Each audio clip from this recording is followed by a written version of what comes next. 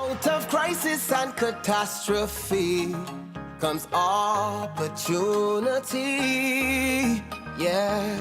For real change in the world economy, to reduce vulnerability and inequality. So we coming together virtually to expand opportunities for developing countries. At UNCTAD 15, we're solving trade issues, youth issues and gender issues too. Civil society and creative industries are part of the call to bring prosperity for all. Small island, big ideas, much more than the beach.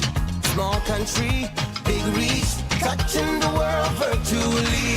We might be small, but proud people standing tall.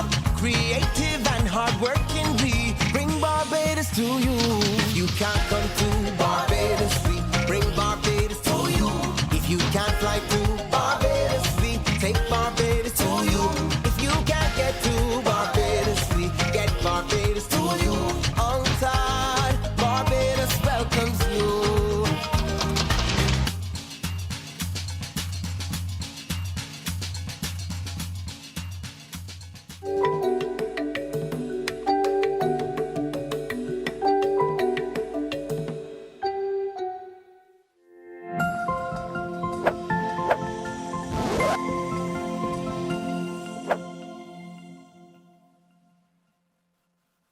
Welcome to City Hall on the first day of UNCTAD 15's Creative Industries Trade Digitization Forum. My name is Annalie Babb, co-lead organizer of the forum. I'm a former journalist, diplomat, founding CEO of Invest Barbados, and most recently, special envoy to the Prime Minister of Barbados and a special advisor on innovation, science, and smart technology. In my consulting practice, I focus on development issues affecting the sustainability of small island developing states and less advanced economies, particularly in the context of digital transformation, the new digital media, technology, and innovation. Today, I am deeply honored to lead you into a conversation between Professor Sir Hilary Beckles and Professor Dr. Maria Kundura on the subject inequality at the root. I'll give you a brief introduction to these very accomplished scholars in a moment. You can find out more about all of our speakers by visiting the Eastern Chattel House in the Anamekon Newbridge City, an exciting part of our forum's virtual platform. By way of context, Andy Pratt, Professor of Cultural Economy at City, University of London, has observed that colonial trade networks persist in the world, and they focus on extractive value. That's another way of saying they focused on taking out and not putting in, on reaping rather than sowing, on consuming rather than protecting and preserving. In a word, they focus on exploitation. Today, our two conversationalists are tasked with setting the stage for an understanding of the world's existing creative and technological inequities or imbalances, not as incidental or accidental results of the evolution of a modern global economy, but as embedded historical features of the way in which our international system was deliberately constructed. Professor Sir Hilary Beckles is a distinguished academic, international thought leader, United Nations committee official, and global public activist for social justice and minority empowerment. He is currently Vice Chancellor of the University of the West Indies, where, from 2002 to 2015, he also served as Professor of Economic History, Pro-Vice Chancellor for Undergraduate Studies, and Principal of the Cave Hill campus in Barbados. An accomplished playwright, Sir Hilary has lectured extensively in Europe, the Americas, Africa, and Asia. He has published more than 100 peer-reviewed essays in scholarly journals and 13 books on subjects including Atlantic and Caribbean history, gender relations in the Caribbean, sport development, and popular culture. His seminal 2015 study, Britain's Black Debt, Reparations for Slavery and Native Genocide in the Caribbean, is an economic history of the rise of British capitalism during the 17th to 19th centuries. It provides the evidentiary basis of the claim for reparatory justice for the genocide of the native community, the globalization of African enslavement, and the deceptive indenture of Asians that followed, which are, as Sir Hilary notes, 3 acts of a single play. Sir Hilary's latest book is a pioneering study co-edited with Professor Heather Russell titled Rihanna, Barbados' World Girl in Global Popular Culture, which provides the context for the rise of the Barbadian pop icon as a leading global artist. Professor Dr. Maria Kundura is a global citizen. Born in Greece and raised in Australia, she is currently Professor of Literature and Transnational Culture at Emerson College, Boston, where she is also Special Advisor to the Provost. She is the author of the books The Greek Idea, The Formation of National and Transnational Identities and Transnational Culture, as well as Transnational Identity, The Politics and Ethics of Global Culture Exchange.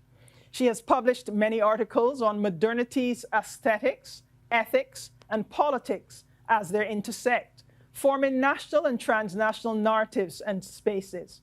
Her current book project is Desire Lines, Metaphors of the Global City. Here is an excerpt.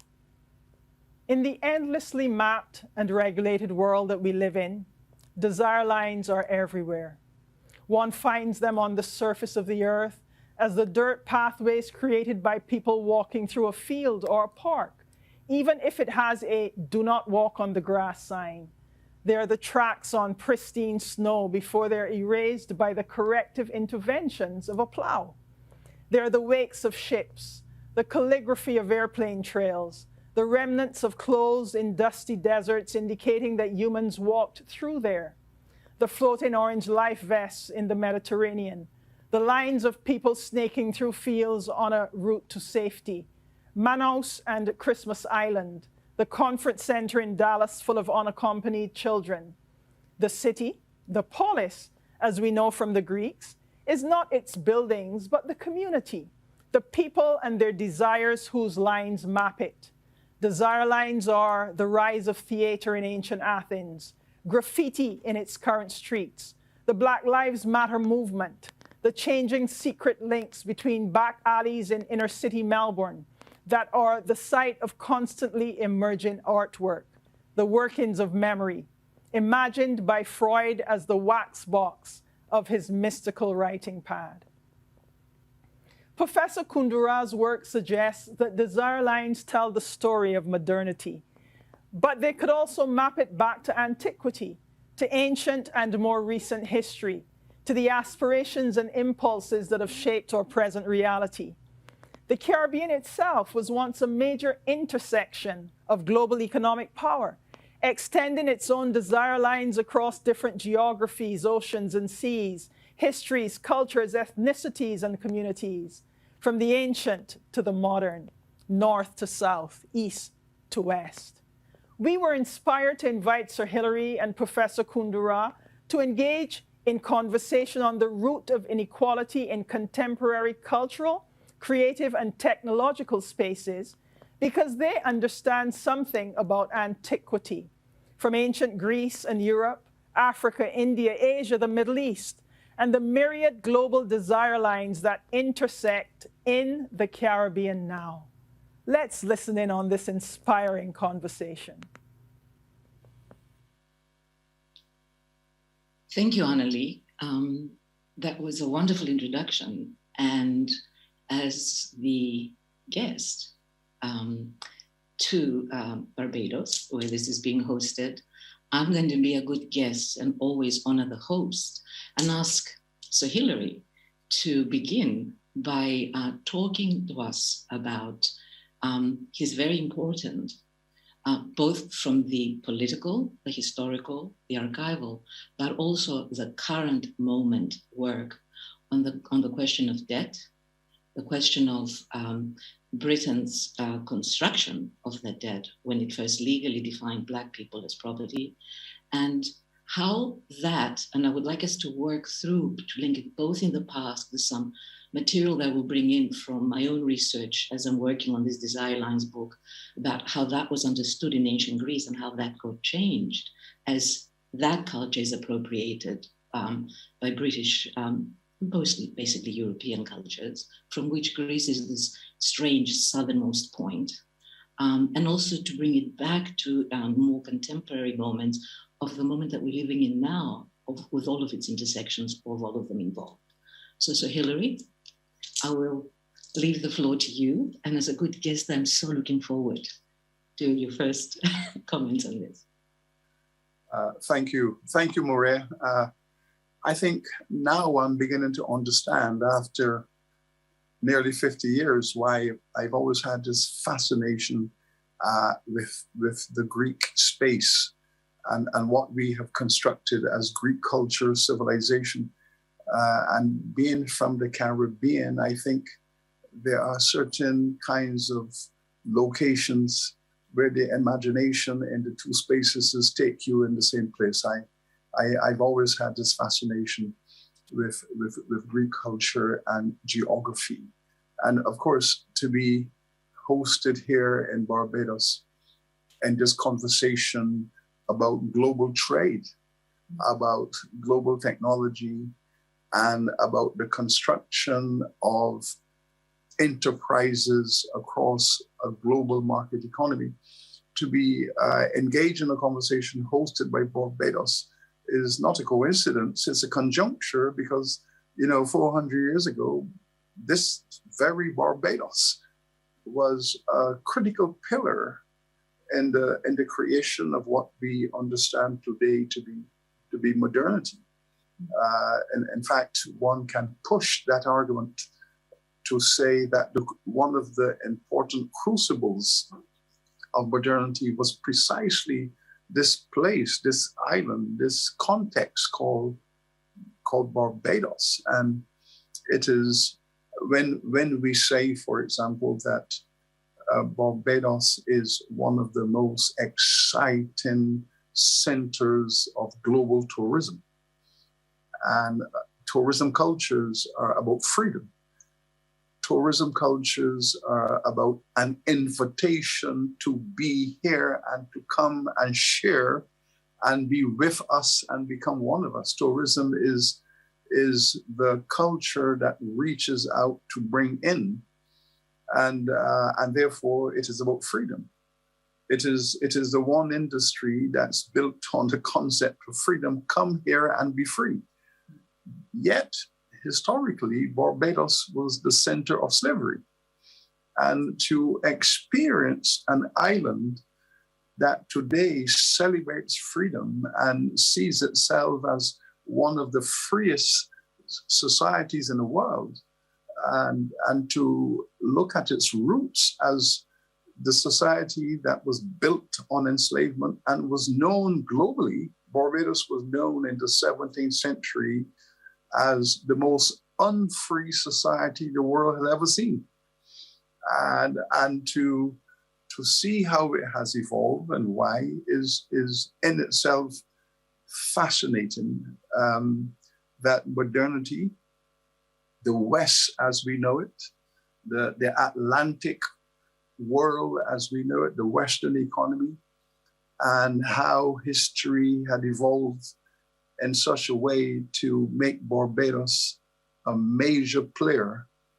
And who could have imagined that if you take a moment in history, let us say the middle of the 17th century, 1650, in all of the Americas, Barbados was considered the richest economy in the Atlantic, a small island generating two products: chattel slavery, sugar exportation. African enslaved persons were the most sought after forms of labor in the world, and sugar was the most lucrative agricultural product in the world. So you bought the product and the labor together, created an industrial revolution, and Barbados was the home of that first industrial revolution we call the slave plantation system. And as a product of that history, because I am a citizen of Barbados, and therefore I'm a citizen of that history. And here we are, Maria, again today, 400 years later, and we are talking about another industrial revolution, digital transformation, and we are in Barbados reflecting upon its role in the making of modernity and projecting what the future is going to look like. These historical continuities are fascinating subjects in and of themselves.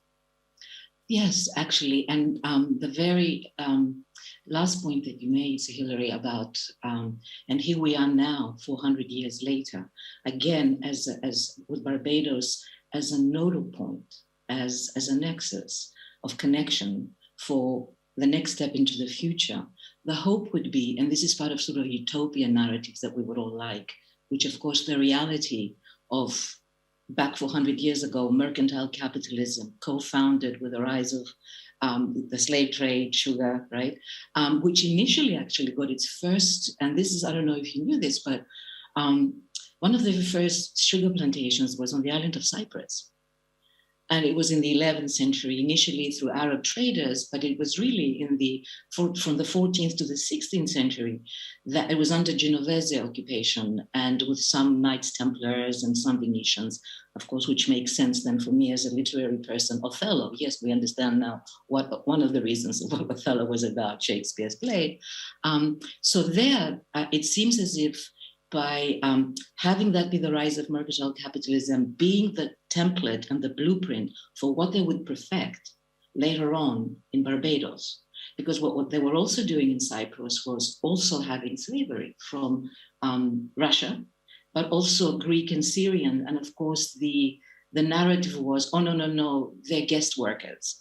So that links us to the present now where, oh no, it's guest workers that are working in Malaysia. No, it's guest workers that are working in various places in the Caribbean with tax-free zones, and how, global capital operates so that it repeats the earlier in the present, and how we now, in this nodal point, and this is why we're so looking forward to our conversation, what examples we might bring through the tool of digitalization, through this very medium that we're using right now for our meeting, how we can think about what desire lines, what path, because a desire line really cartographically is the shortest point of, the shortest distance from a point of origin to a point of destination. So if you're walking in the Boston Common, as I might be, and if you're Greek like me, you will end up cutting through the grass and not following the path that it has you. Enough people do that, a dirt path comes along, and that's a desire line. So I've been using that as a metaphor for this project to see what desire lines we as creative people, we as intellectuals, we as organic intellectuals in that old Gramscian sense, we as activists in the community, we as people who would just make one point to clarify and say, no, this is not right. All of these groups, what desire lines, what shortcuts can we do as we're using the current technology? So I'm sort of excited about a conversation about that. Well, yes, and we ought to be fascinated by it, because in terms of your first point about the historical geography of sugar production, slavery, and we can track the Western journey of that technology. The technology being, of course, the sugar mill, yes. the process through which you manufacture this commodity, yeah. And where you bring agriculture and industry together to create this product. Yes, the journey from the Mediterranean through to the islands of the East Atlantic, the Canary Islands, yes. The Azores, yes. Were the places where it moved from the Mediterranean. Sicily, Cyprus, it moved along the West African coast and the islands off the coast of West Africa and across the Atlantic into Brazil, and then from Brazil to Barbados.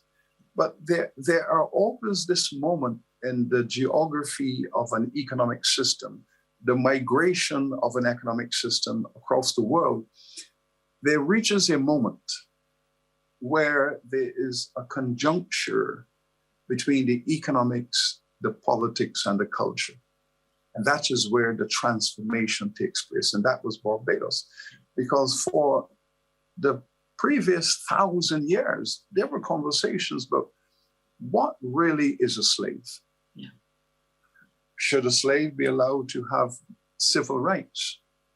Should a slave have human rights? Should a slave be allowed to have family, to have religion?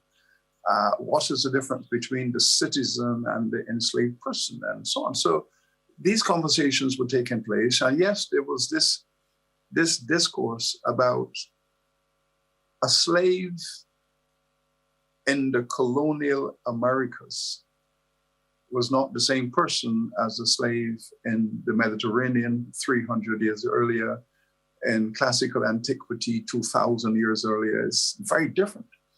Barbados was the moment when the English, who were surrounded by the Portuguese in Brazil, the French and the other islands, the Dutch and the Spanish in Mexico and elsewhere, the English were the ones who said, you know, enough is enough.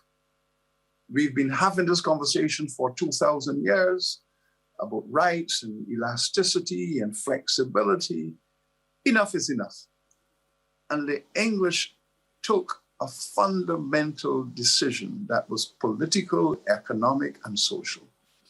From now on, this moment, let there be no doubt, an enslaved person is not a human being. We have been discussing this for 2,000 years, and we have taken the decision, as from this moment, an African person who is defined by law as a slave is not a human being. We have written a constitution that says such a person is property and shall be treated from here on in to the end of time like any other kind of property. And what are the values of property? You can buy it, you can sell it, you can lease it, you can mortgage it, you pay taxes on it, you can transfer it over the generations, you can will it, you can use it as currency. All of the values of property from here on in, an enslaved African is this thing. Not a coin, but a unit of property. That decision taken at that historical moment in that historical place called Barbados, that changed the world. It changed the world because the history of the Western world was never the same. And you can measure the moment where the intellectual discourse came to a moment and the economic rationale was provided for this decision. But before the economic rationale could be presented, it had to be socially acceptable. It had to be philosophically acceptable. It has to be acceptable in the religious framework, in the cultural space. So there was this alignment of economics, ideology, philosophy, theology coming together to say, yes, we can do this. And it was done. And Barbados was the home. Barbados was the home to that. Barbados was the owner to that. So that makes Barbados, in the history of global trade, in the history of international trade, that makes Barbados one of the pillars of the evolution of the Western economy. Now, if you take the enormity of that historical moment in such a small place, the enormity of that decision implemented in such a small space, and that small space is then converted into one of the richest economies in the world. That is how Barbados was described in the 17th century. The richest spot of earth in the world. And the people who were the managers of this economic system, the persons who were the financiers of that system, the persons who created a global network of trade and finance were known to be the richest men in the Western world. Who could have imagined that sugar manufacturers on the small island would be the richest men in the West? And that is what they became, because it was a moment where technology, economics, and science came together to produce value. And the value that was generated in a world economy was enormous, given the fact that that commodity seemed to have had no end in terms of consumer appetite. The consumer appetite for this product, this grew on a global basis, and it was phenomenal. But Maria, and here we are today, talking about Barbados, global trade, global finance, digital technology, and the culture of inequality, because what that chattel slavery thing was all about was creating the most unequal society the world had ever seen. The world had never before seen a society built upon such fundamental inequality. And the inequality was crafted within constitutions, that here we are, and 90% of the people in a society were classified as non-human. Only 10% were human, 90% were non-human. And the economy was built not just on social inequality, but the deepest form of inequality. Who is human and who is not? That is the deepest form of inequality you can imagine. And a structure was built upon that paradigm. That structure was then regionalized. That structure was globalized. And so if 2,000 years ago, the Greeks were talking about freedom, well, the Caribbean folks were talking about slavery. And the discourse of slavery and freedom, the conversation about what is desirable, what is not desirable, who's entitled to what, on what conditions should one be free and what conditions should one suffer enslavement. That conversation that was a critical part of your Greek culture became through history the fundamental feature of my civilization in the Caribbean. Because in a slave society, the most desired state of existence is freedom. In a slave society, the most prestigious value is freedom.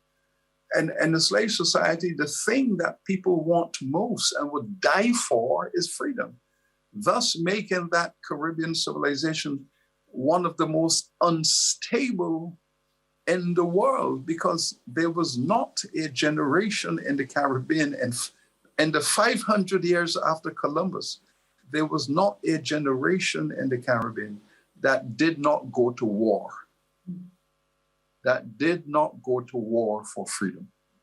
Every generation, from the 16th to 17th to 18th to 19th century, every generation of African people went to war against their oppressors for the thing called freedom, which we now have achieved and which we celebrate, and which Barbados is now trying to flip that history to say, we started as the most unfree society in the world. Now our vision is to become the freest society in the world. Mm-hmm. And that is the dialectic of history through time. Yeah. And the thing is that how this history echoes with me, coming from a culture of another archipelago, as we said earlier, but also one in which I think I'm the only generation in Greece, although 67 to 1973 there was a dictatorship. But every other generation before me, there was some war for freedom because there was some occupation, whether it was Ottoman before that, Byzantine, but in a different way. But that's a little bit on the side, because that really resonated with me, that point of like, what generation is there? And I thought, oh, well, I think I'm the only one. I'm the first one, at least in the memory, right? Along another first of being, okay, from immigrants in Australia to But what's interesting is the way, and this is coming from my own work on the way the Greek idea was used to be the alibi, to be the cultural alibi, and we're talking about culture as well in our conversation today. It was the cultural crisis management and alibi for the very actions and the very laws, the very economics, and the very cruelty, and the very, dominance that you were describing that Barbados was the strongest example of. So ancient Greek culture historically, let's say in England, because that was my focus in that Greek idea book, but it was really looking at also with post-colonial critique of the whole discourse of modernity and how we have decolonization.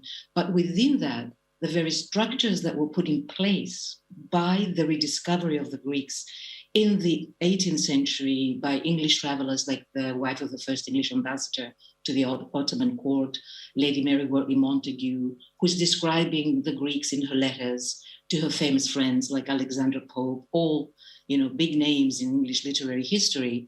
And amongst the description is talking about how she would love to have like this beautiful Greek boy that she met as a slave, right? And you're sort of saying, okay, how is she using this? And what is the discourse at that moment in the 18th century where they're rethinking and coming up with the alibi to justify the actions of what was happening and what was being enacted in Barbados, but also in all the other places in the world where slavery was in place. And what was enacted was an appropriation and a rereading of concepts, whether it was from Aristotle, which, by the way, he is problematic in his definitions. And he was just having a fight with Plato, his teacher. Yes. And that's where he was really specific, was if you look at sort of other work or literary descriptions in the remnant of text, you see that the word doulos is what is used to sort of, and it's translated as slave today in English, but it's not the same word. But it became fashioned in the terms as all good, in real essence, bad translations, but they're called good, are of the concepts of one to another. It's always an appropriation. So it gets fitted into the mold of this economic model and a legal system that again says it's based on these lofty ideals from an ancient time, when in those ideals, there wasn't that particular description. Not to say there wasn't slavery, there was. So the word doulos was the abstract noun that was used to describe all of the different other multiple names that there were, which were really assigned to function. Again, this is not, Greeks were not as bad, because it reminds me of one of my favorite books that I like teaching, J.M. Coetzee's, the South African writer's wonderful novel called Foe, which is a rewrite and a rethinking of Robinson Crusoe. And in Foe, there is this argument by the Crusoe figure, well, I'm not as bad as those slavers in Brazil. I'm not cutting Friday's tongue off, although he did in the novel. So that's sort of an alibi. I'm not as bad as that. That's not a moral position to take anyway. But what I'm interested in is to pick up on what you're saying is that if doulos is the only word that is the root of the abstract noun, doulia, which means, again, translated as slavery, and which characterizes all the other words and forms of it, it is also the root of the word doulia. It's the same word, you just change the accent from doulia to doulia. And doulia means labor, work. So we use the word doulia now, and that's like the remnant from the roots. So I'm going, pienos de doulia, it means I'm going to work. This is important as we are discussing then labor relations. What does work look like with the new technologies that we're talking about and the digitization of everything? And how does culture change? What is the equitable distribution of the division of labor? Is it the same? Is access the same in all parts of the world? In the United States, everybody loves saying, well, we have the internet and we just have access to the whole world. Well, not really. It's getting better now, but there was a long time when that was not the case.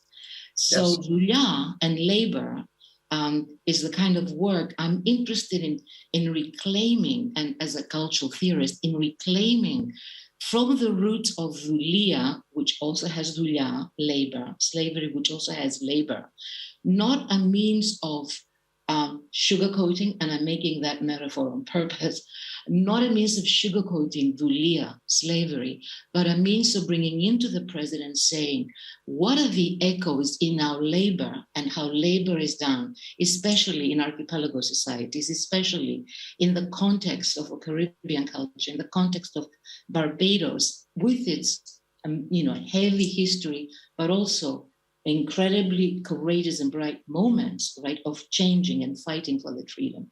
What does that history and, what remnant of it, and they're everywhere because I have visited Barbados in terms of, sites, but what are there in the culture, in the way, the mind, in the psychological responses to things that can be linked to the way labor, Zulia, is done now, and what lessons from that to Zulia now to work for that future, to work for that image that you were giving that is basically an opening, I think, for everybody, every young person, especially in Barbados, but everyone in the world hearing this, to use Barbados once again as an example, but an example of the opposite, the dialectic opposite of what it was forced to be. Well, I think the Greek philosophers would have understood Barbados perfectly well. I think they would have recognized Barbados, what the English had created in Barbados. I believe that Aristotle would have understood how Barbados came to be what it became. In much the same way that the Western intellectual traditions are seen as having their roots in Greek philosophy. And the argument could be therefore made that whatever the Western Europeans did across the Atlantic, they brought with them their Romanic Greek traditions, values, and ideas, notions of liberty, justice, equality, all of those concepts. They would have brought those along with them across the Atlantic from their Greek intellectual roots. And maybe we need to go back to Greece to understand what happened in the Caribbean. It was not frivolous when Derek Walcott referred to St. Lucia as the Helen of the West, where he actually saw the post-Columbus connections in the Caribbean to what Greek philosophers were talking about.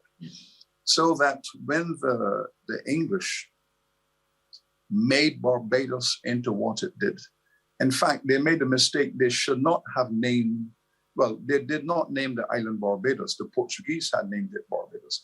But if the English had to give it a name, what they had created on this island, if they had given it a name, that name should have been New England. Mm. Because Barbados was the New England. This was the England that England wanted to be.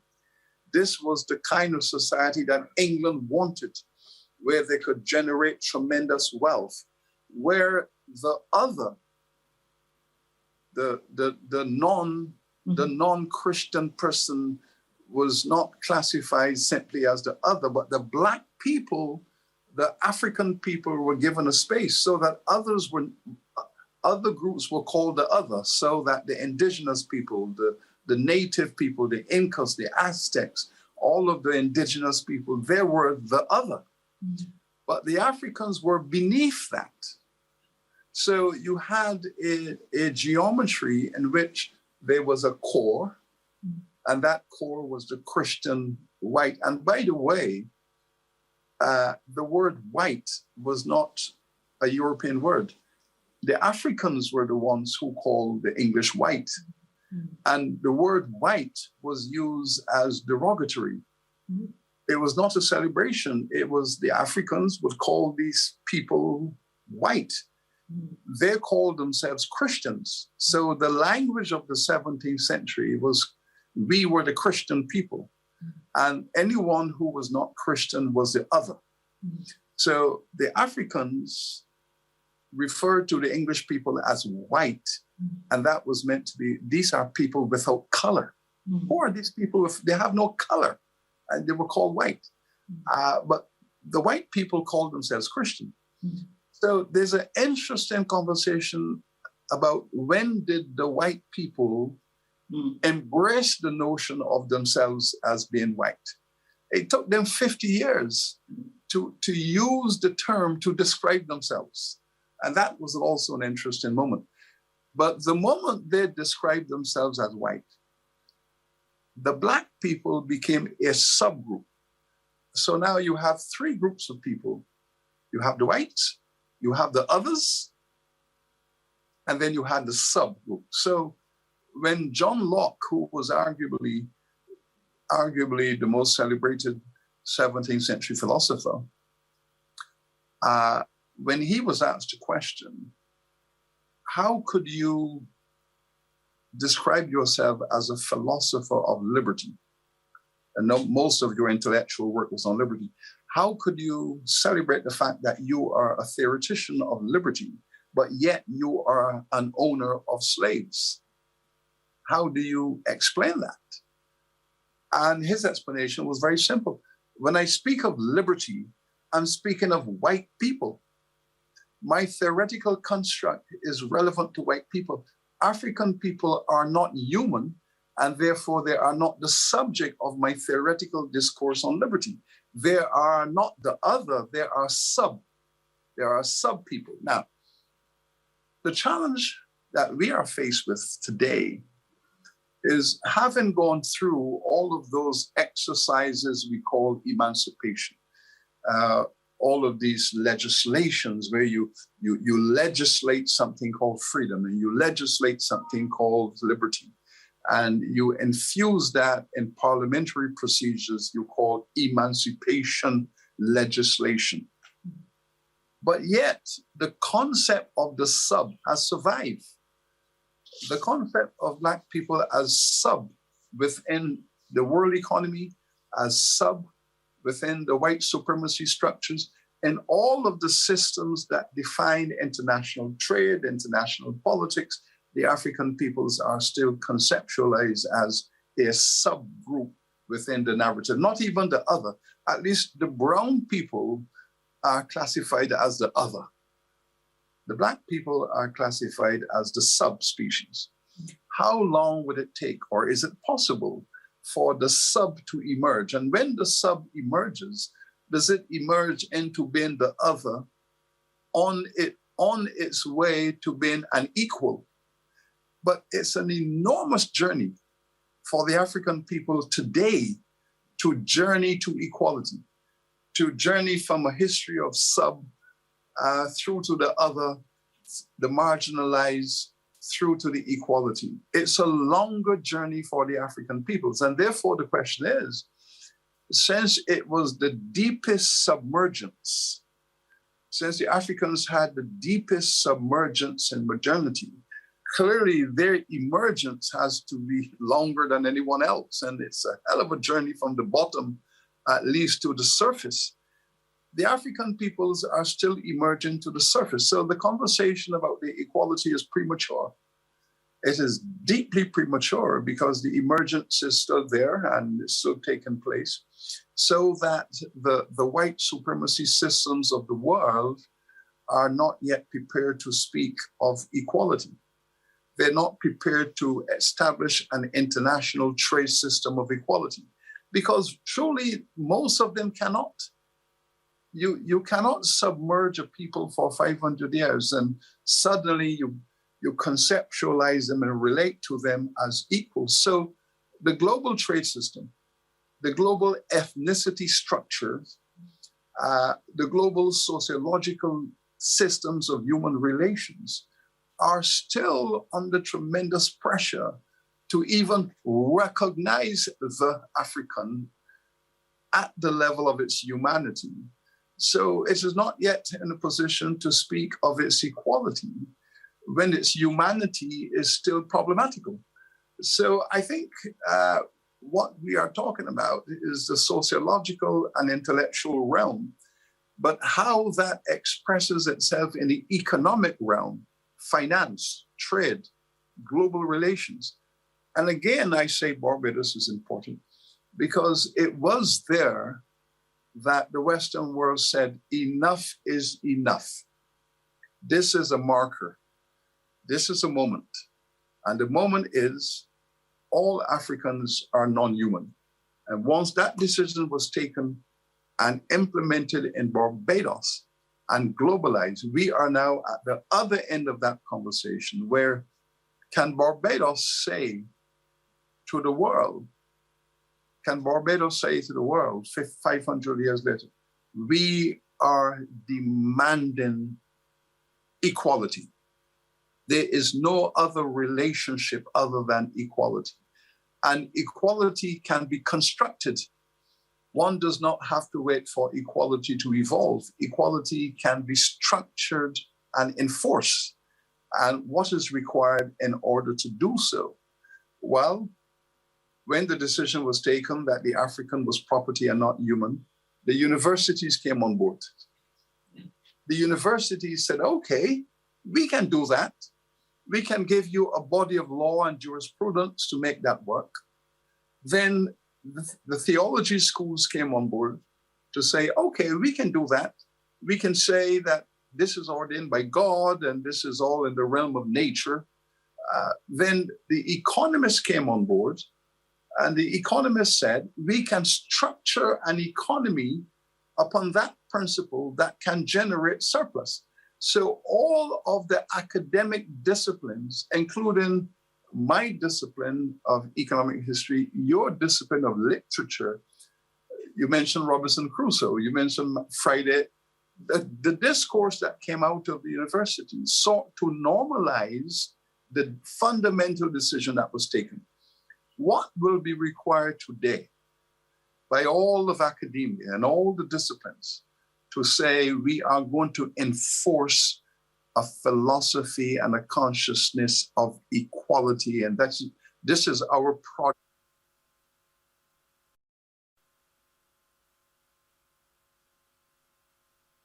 Consciousness of equality, and this is our project for the future. That is the moment I think we have to arrive at. Yeah, and I think the way we go to it, there are a couple of moments. I love the fact that whiteness as a category, which is now used, white supremacy, past and present, as the bar from which Africans have been excluded both historically, but continuing the history in the present, is actually a name and a category that Africans made. That is taking the colonial encounter and taking the argument that even well-meaning post-colonial critics in my area, and I'm sure and in many other of these university areas that you've listed, Sir Hilary, they unconsciously assume that there is no voice, there is no representation, there is no narrative to be found from slaves. There is no narrative to be found. It's all gone, and if it is, it's an oral history, and that doesn't exist. And yet, if that very category is what has been given, and that category was turned on its head from Christian to white, has been turned on its head, and it became the measure through which the one who, like Adam, named, is excluded from that very paradise, to use biblical metaphor now, like the Crusoes and the Christians. If they are excluded, then I think it's at that very moment of that encounter and that naming that we as historians, as literary historians, as cultural critics, go back to and see how do we reconnect, how do we put together that archive and all those other moments of agency, and they're everywhere, so that's how we start having that narrative about equality with terms that are not from the top down and appropriated terms from the Plato, the Aristotle, that then the English philosophers would be using themselves, as I said, translating in the terms of the English and not the way they were used before. So we need to go, that's the archival work of historians. That's the archival work of literary folks like me who need to go in and that's part of my practice, and that's what I'm trying to do with this book, the Desire Lines book. I want to give it as a critical and theoretical lever through which to work and do this kind of work in order to start building that academic context of equality that you so, rightfully and, sort of argued. I believe academia holds the key to how the future world is structured and legitimized. Because those who are pursuing profit by all means necessary, those who are pursuing global competitiveness by all means necessary, those who are prepared to say the world is a competitive place, we have to have a competitive advantage, we have to make more profits than our neighbors. If we don't make more profits than our neighbors are going to convert their profits into military, and their military are going to overrun our nation, and therefore your sovereignty and your freedom is dependent upon your ability to compete and to generate revenue to protect yourself from the aggression of your neighbor. Now, that is where the issue of the national interest came in. So that for hundreds of years in Western Europe,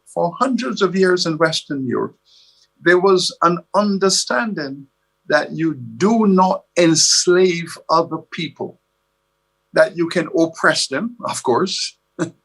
You can take away their labor. You can create various concepts. You can call them indentured workers. You can call them migrant workers. You can do things to constrain them in your space. You don't give them the equality of your own citizens. They are treated differently. But each time the controllers of that labor sought to convert that person into property and non-human, strip them away of their humanity, there were always large numbers of people in the society who stood their ground and said, nope, we cannot cross that border. Academia was one of those areas. Academia would consistently said, yes, but you cannot push it that far. Humanity has to be protected. Human existence has to be protected. You can take labor, you can oppress it with giving cheap returns for it. You can have 15 hours of it, but you cannot convert it into a non-human status. So there was pushback. Academia always pushed back.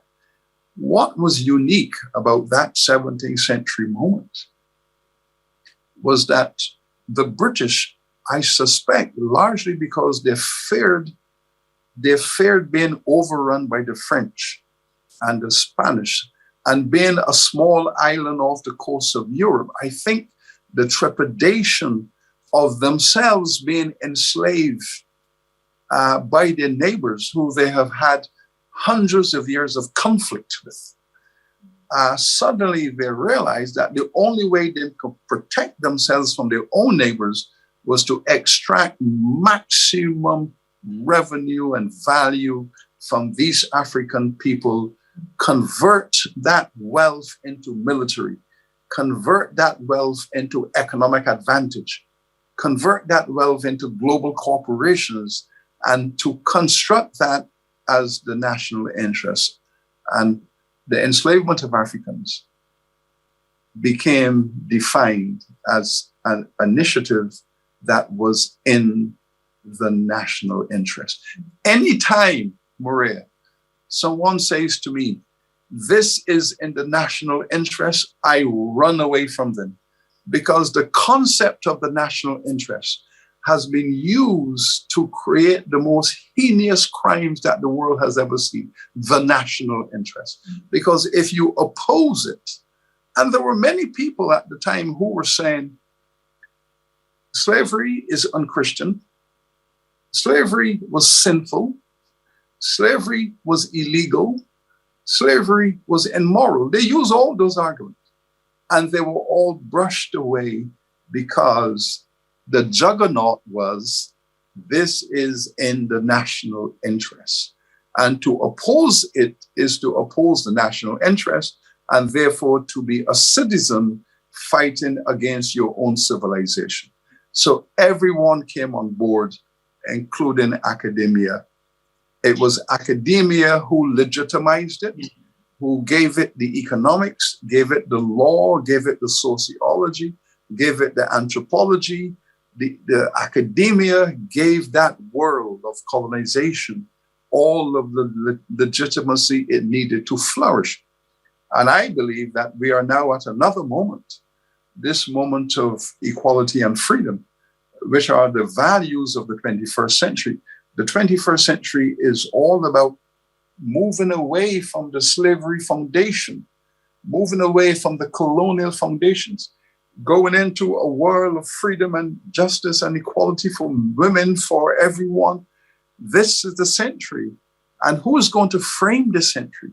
Who are going to say we need an economic system that works for all? We need social structures that work for all. We need political systems that recognize the equality of all. This is really the century for academia to put up its hand and to fight for this new world. And in fact, to undo the things it did, to undo those structures and those relationships which it did over the previous 400 years.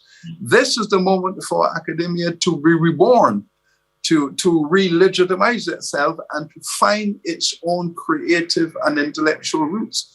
I have said, for example, on many occasions, that any university that claims to be excellent has to illustrate to me the extent to which it is ethical. And if your university was built on the profits of slavery, and you have not recognized that and paid reparatory justice by way of atonement, you cannot convince me you're an excellent university, because you cannot be excellent unless you're ethical. Ethics is a key criterion to excellence. So you cannot have excellence without ethics. And therefore, this is the moment for all of the institutions, including the Catholic Church, all of them, to come to this 21st century table and undo all of those crimes that were committed back there, so that this 21st century is really going to be a century of inclusion for all.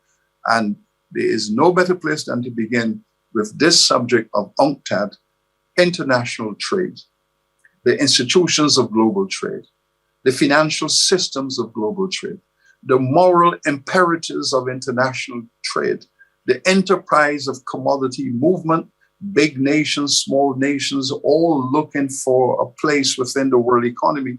This is the place to begin. And I think academia has a vital role to play in the next 50 years. Absolutely. And together with academia, I also think the creative economy, writers, artists, yes. And not in any very specific high cultural definition. I mean, ground up, every possible expression, because we've been trained by the very academia that you've just painted that very clear picture of, to imagine art, to imagine culture as being only the high cultural mode, always already defined by the colonial perspective and never about representation across the board. So absolutely culture as well with academia. What was interesting also is that that definition of so the ethics at a moment that we're in stasis right now, and stasis is at a dead end because that's how it's represented. It's like whether it's in the United States, but in multiple places of the world, that fight between those old structures that you so eloquently described and the new that you're giving us in that very utopian vision, right, in a very long tradition of what the possibilities are and our role in it. They are represented at this moment in time as being in stasis, as being in that, unable to undo each other, unable to come to actually stasis, which is also, it also means a resolution. It also means a reparation. And this is why people think stasis in Greek means, oh, well, dead end. It's like, yeah, but it also means reparation. What do I do when I find myself in a dead end? And the key, of course, is ethics. And it's the ethics of the politics of each one of our practices, of whatever it is that we're doing, whether it's the economics, whether it's the cultural, whether it's the technological. Just because we can do something with technology, should we? Ought we? Just because we can do something with economics, based on the structures that we've put in place that have the history that we've just talked about, should we? Just because I can, right? Should I? So that Kantian sort of like division between ought And, you know, do you make a judgment that is political, or do you see it as a moral sort of absolute? Political judgments historically have been presented as moral absolute and have been conflated with each other. We've unpacked them, you've unpacked them in the narrative you've just given us. What I also think is interesting is in that narrative and the utopian image, to link it back to the historical. So in all representations, you know, if you look at ancient Greek texts, and I was curious, so I did as big a study as I could, where, you know, how are these utopian visions, whether it's Plato's Republic, but any other representation, where is slavery? Because slavery is in every representation of the text, but where is slavery not so visible? And it's in utopian representations, and in utopian representations where slavery is absent, in which there is not enough resources. Because there's not enough resources, there isn't the possibility for the power dynamic that, again, you've so eloquently described. And two, when everybody needs to work together to be able to survive together. And the third possibility is when all those representations of the golden age where you live beautifully with no work. Like that's kind of like the myth of the golden age, you know, no need to work. Here's, you know, you can just, you know, it's Eden in the Christian tradition. So that scarcity that you were talking about that led back 400 years ago to the development of Barbados in the context and with the conditions that it did, that scarcity in those ancient Greek texts is actually where they see and they represent the possibility of no slavery. Because everybody has to work together. And that, I think, is the beginning of where we begin working with what you're saying. What do we do then? Yes. And politics, it does require a symbolism around which you could rally. When the Europeans thought that they had made enough money out of slavery, doubt began to emerge. You can abandon ethics, you can abandon morality, you can abandon all of those foundations of humanity as you experience them in your own civilization. And you can then say the time has come for another enlightenment. And then you create this concept of this enlightenment as discovery. Now, and it's simply because it's all binary, because the slavery was a period of darkness. It was a moment in which the civilization plunged into darkness because in that dark space, there's no God. There's no God there. And since there's no God in that place over there, then you can do all of these things like enslave people, you can do all of that because it is behind the back of God in the place of darkness. And now there is this tendency to reflect upon our history and say, well, it was a moment of darkness, and what we need in the 21st century is another enlightenment. We need to rediscover. But, you know, again, that's a form of hegemony, because in your area of darkness, that was when we were discovering our enlightenment. That was also when we too were saying, we're going to fight this, we're going to resist this, we'll never accept this, and we are enlightened, we are conscious, we are humane. And we have come out of that so-called darkness with our own magnificent enlightenment, which is that we have reclaimed all the things you took from us, and we are moving to a high level of consciousness. So for you, the Star Wars thing, the Star Trek thing, space, the final frontier. So yes, space might be for you the final frontier, but for us, this here and now is our frontier. And we want this 21st century to be the final frontier where we have put all of that stuff behind us and we are moving on. The level playing field, I don't describe it too much as utopia. Everything that questions domination is utopia. Yeah. The moment you take away from the hegemonic power, you extract from them just a little, that reform is always called utopia. it's not even a reconstruction. It's just a modest reform is then classified as utopic. But I believe that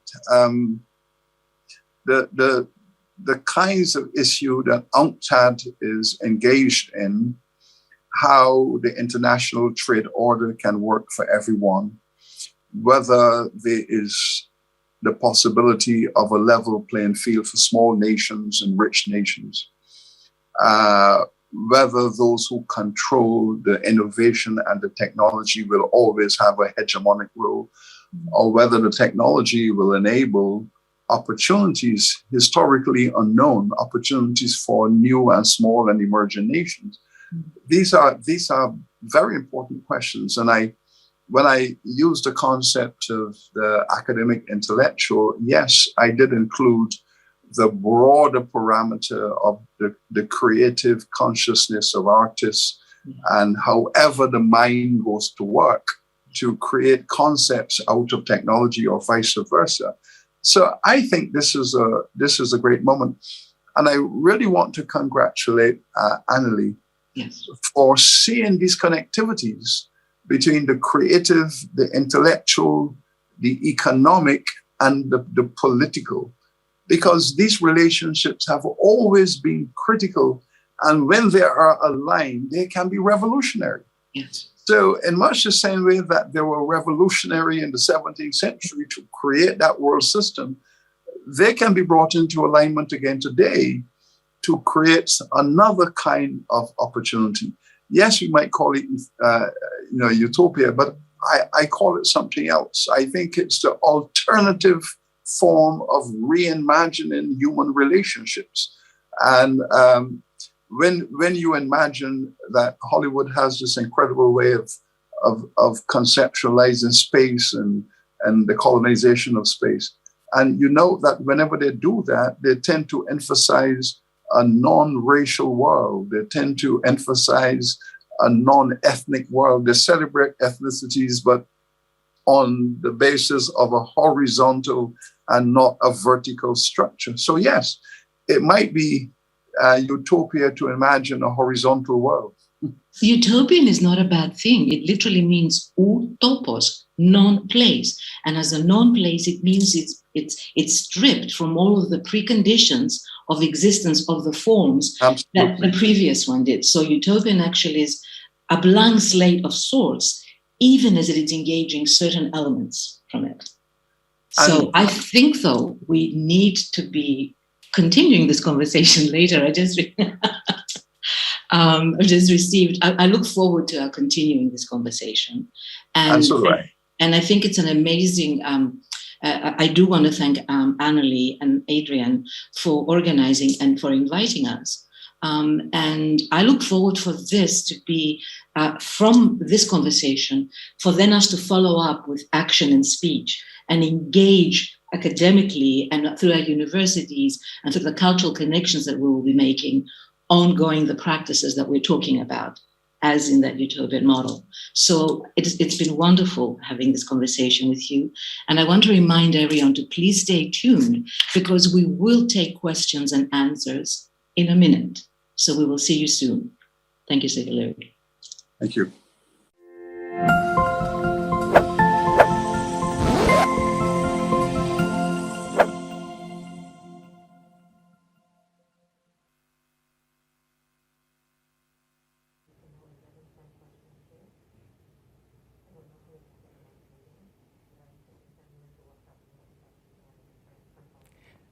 Thank you so much, Professor Sir Hilary Beckles, Professor Maria Kundura. That was a wonderful pre-recorded session.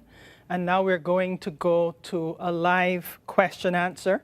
I'm joined on set by Mr. Adrian Green. He's the co-lead organizer of the UNCTAD Creative Industries Trade Digitization Forum. He's a poet, a performer, a student of cultural studies, and the one I've come to think of as the angel over my shoulder. We've had some fun working together on this project. I've learned so much from you, Adrian. I give the floor to you, sir, to ask the first question to Professor Sir Hilary Beckles and Professor Maria Kundura. Thank you very much, Annalie, and Thank you for that compliment. For you to say that you've learned from me is, yeah, well, okay. But the first question goes to Sir Hilary Beckles. And Sir Hilary, early on in the conversation, you spoke about reframing tourism in terms of freedom. And we know that for many of those involved from areas which are tourism centers or centers of tourism, particularly in the developing world, tourism has a different connotation. Oftentimes, we equate tourism with an extension of slavery and oppression. So this reframing of tourism was very interesting to me. The same can go for the creative industries. The creative, in that term, comes out of a first world context. Do you see any room for reframing the idea of the creative industries in a developing world context?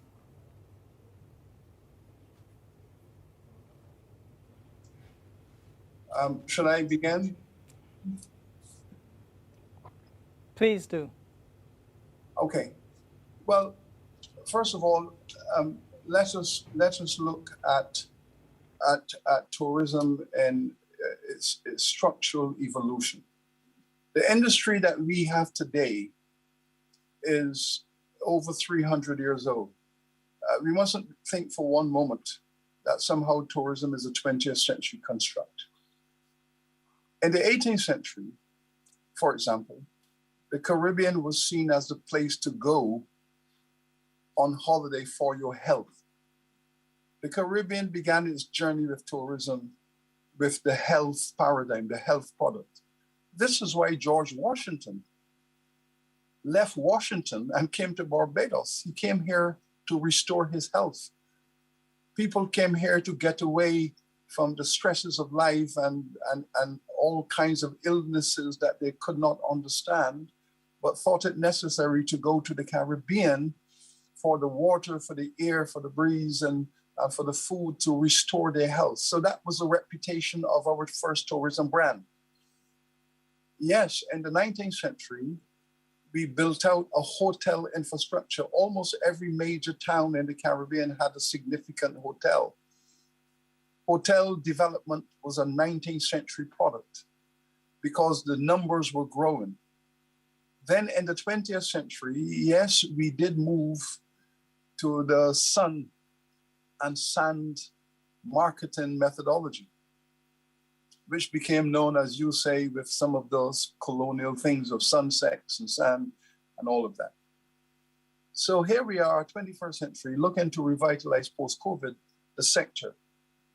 And one of the biggest uses now, should we not return to the 18th century when we promoted our tourism for health, but not health completely in the physical sense of health, but the mental health aspect.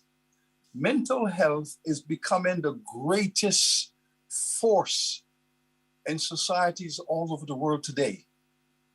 We are seeing athletes are declining to play tournaments because of mental health.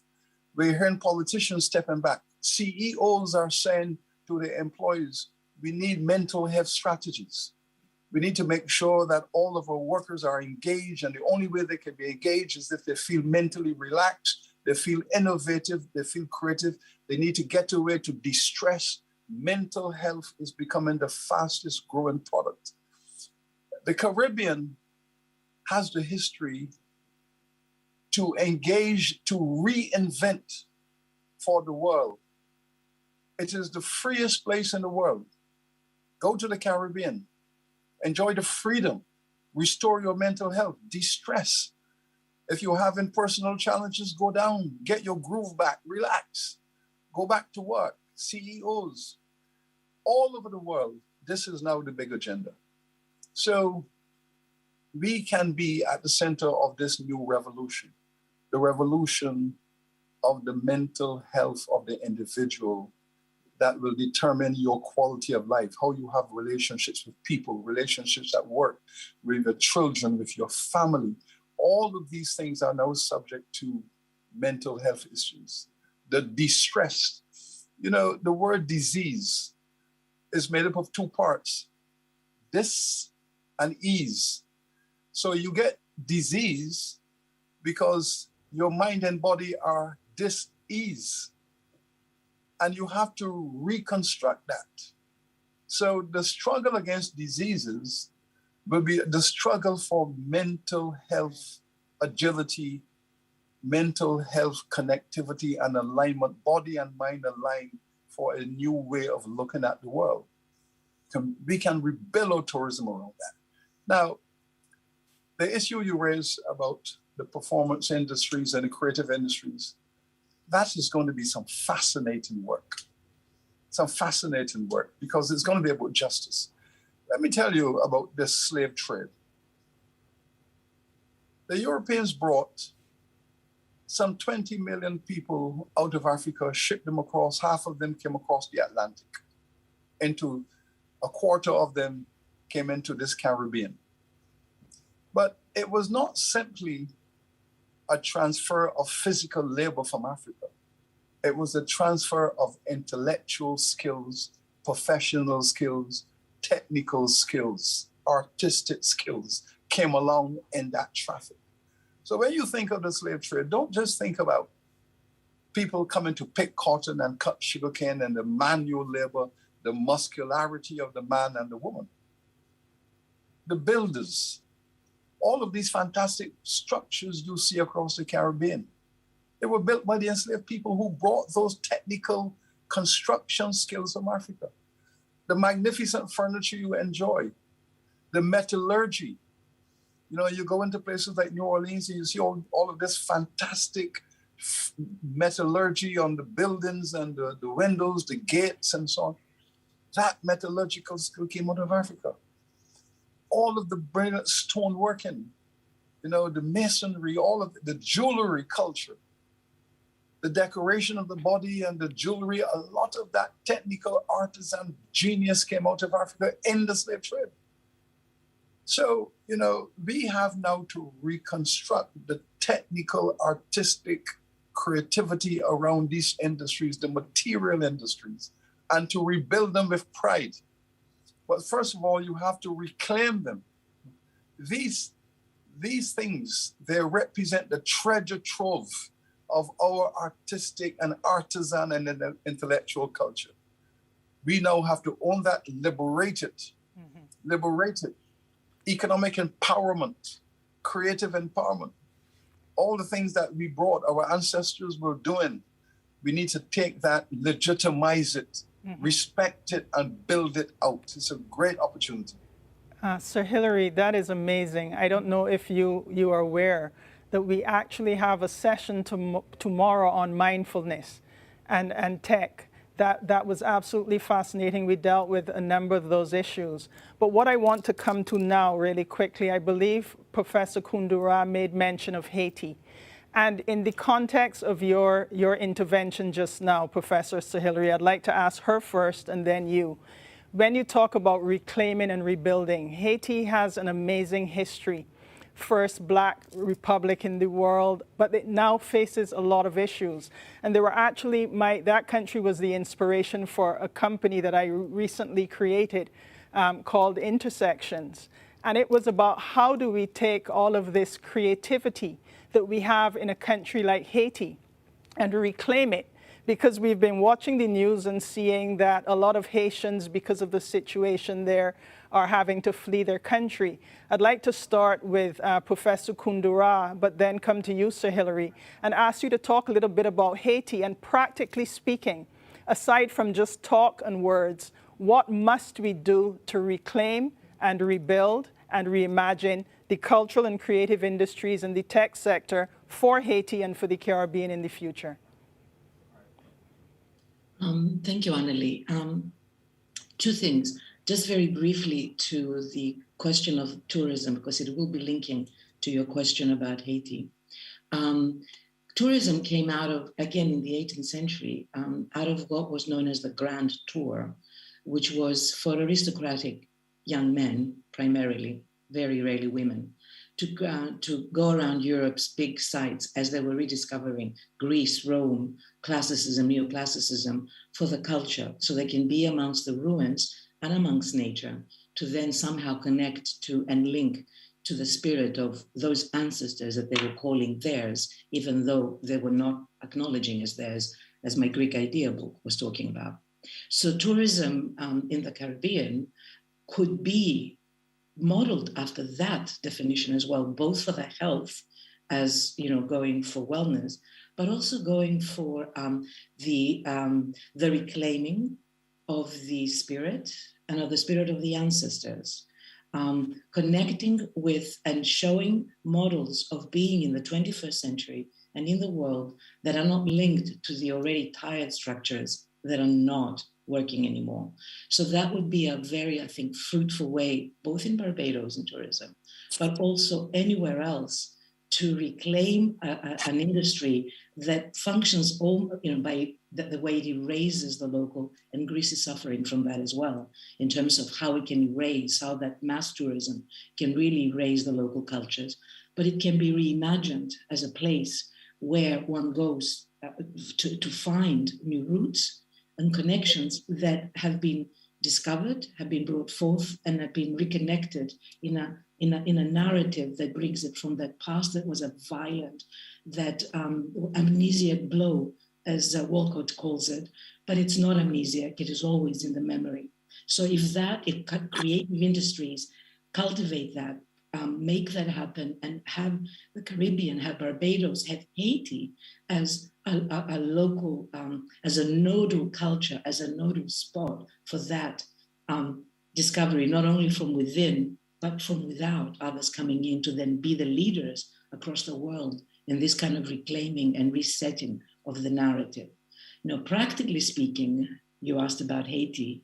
I would say what it did as the first place that claimed independence, it sent, I mentioned this, it sent men and sugarcane to be sold and helped the Greeks as they were doing their revolution against the Ottoman colonial rule, the Ottoman Empire's colonial rule. So apart from the already existing within the UN and within other NGOs, organization, I think it really is people on the ground, people going and sharing the skills that they have and working with and in Haiti, the way Haiti did, for example, for my country, one of my countries, at least Greece. So that, I think that is very basic. Those of us who can, to be there and work with and share the skills that we have in a ground that has a really fertile history and a present and a history of always being, of always renewal, regeneration, phoenix regeneration. That's the very first step that I would recommend. Professor Kundura. Sir Hilary, do you have some thoughts on the question with respect to Haiti and reimagining and how do we rebuild and so on? Absolutely. 2 points I would wish to make right now is that first, we recognize that Haiti remains the battleground. It remains the battleground for Blackness. It remains the battleground against white supremacy and the celebration of Blackness. And Blackness is not just physical. Blackness is philosophical. The white world tried to reconstruct something called the Enlightenment, and the Enlightenment was about whiteness. It goes deep into what our friend, my colleague, is talking about. The Roman Greek culture of white enlightenment. But Blackness is something very different. Blackness is about the celebration of the beauty of ancestors, of spirits, all of the things that were demonized by whiteness. Respect for the spirits, love of ancestors, the connection also to the beauty of the night, where we say in the night, that is when the mind feels, and you feel in the night. And the night is a beautiful place. It's not just the glaring of the midday sun. It's the beauty of the night. It's the power of the moon. It's turn the light down low. And all of those magnificent aesthetics about Blackness. It's the black skin against white fabric, where the black woman, the black man puts on white, and the white contrasts with the black and the beauty of the blackness of the skin. Miles Davis is a master at telling us about the power of Blackness, spirit, ancestry, the physicality of it, the night, the love of the night, and what happens when the night elements come alive and you feel different. You feel so magnificent because it is cool and it's beautiful. And in the night, the mind works at a different way. That is all about the blackness, and the white enlightenment try to suppress that. Haiti is the heartland of the respect for and the celebration of blackness in all of its full manifestations. Now, in a practical sense, what we have to do in Haiti is this, and this is where my sector, Maria's sector, the university sector, Haiti is the intellectual artistic center of the Caribbean. There is no doubt. Haiti is the intellectual homeland. It's where the literature, the art, the poetics, the philosophy has been rooted for 300 years. It is the intellectual center. No other place in the Caribbean produced that quality intellectualism out of the blackness of Africa. So therefore, we have to begin with that. Now, if you take, for example, the fine arts, the visual arts, the performing arts, the magnificence of it is not certified. One of the biggest projects that we in the university must do is to engage the Haitian state with how to certify and accredit that enormous intellectual creative output of the Haitian people. In every street corner, you see remarkable artists. Were they living in New York or London, they would have had their certificate, they would have had their accreditation from the national accreditation body. They could charge money because they are accredited. They could go all over the world and say, I am an accredited certified painter and so on. But they don't have that. There are millions of people with fine skills, professional skills, magnificent artistic ability. They are not certified, they are not accredited. Their market values are suppressed, they have no mobility. One of the biggest things we can do now is to take those 2 million African artistic professional people and certify their skills so that they could land in Barbados with a certificate says from the national accrediting body, I'm an artist, I'm an iron worker, I'm a stone worker, I'm a photographer, I can do all of these things, and here I am certified. Haiti has a huge problem in that regard. How can we liberate 2 to 3 million Africans right now in Haiti? Is to accredit and certify the phenomenal intergeneration skills that they have. You only have to walk through the communities of Haiti and see the brilliance of their creativity in the cultural industries. But they're not certified. They're literally giving away their work. They're giving away high quality. My house is filled with Haitian art. And every time I go there and they say, well, this is going to cost $300 US, I say, no. I give you $1,000 because this is not a $300 piece of work. This is not a $300 piece of work. And that is what's going on. The value is degraded within the creativity of the Black Haitian people. That is something that we can fix practically within CARICOM.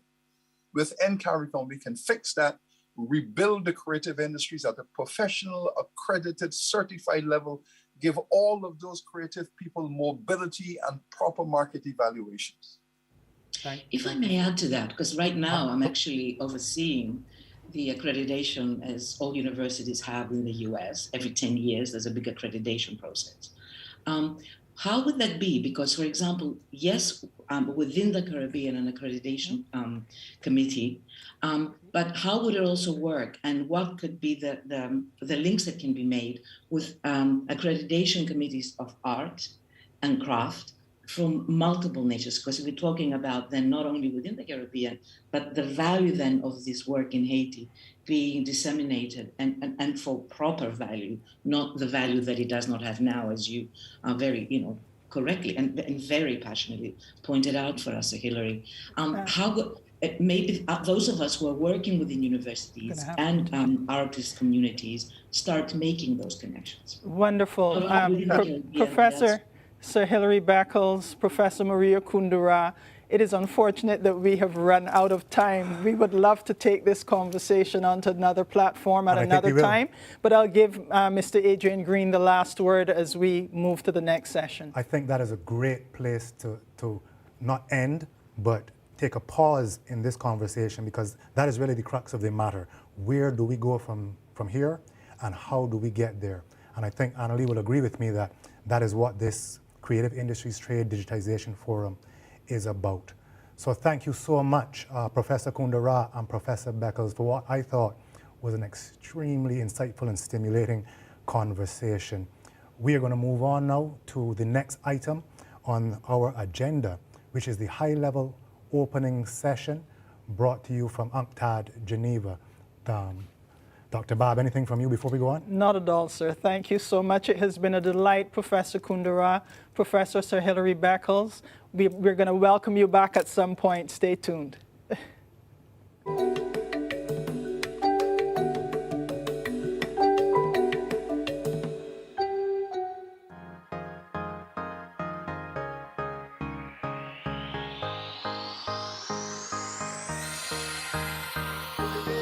Out of crisis and catastrophe comes opportunity, yeah, for real change in the world economy, to reduce vulnerability and inequality.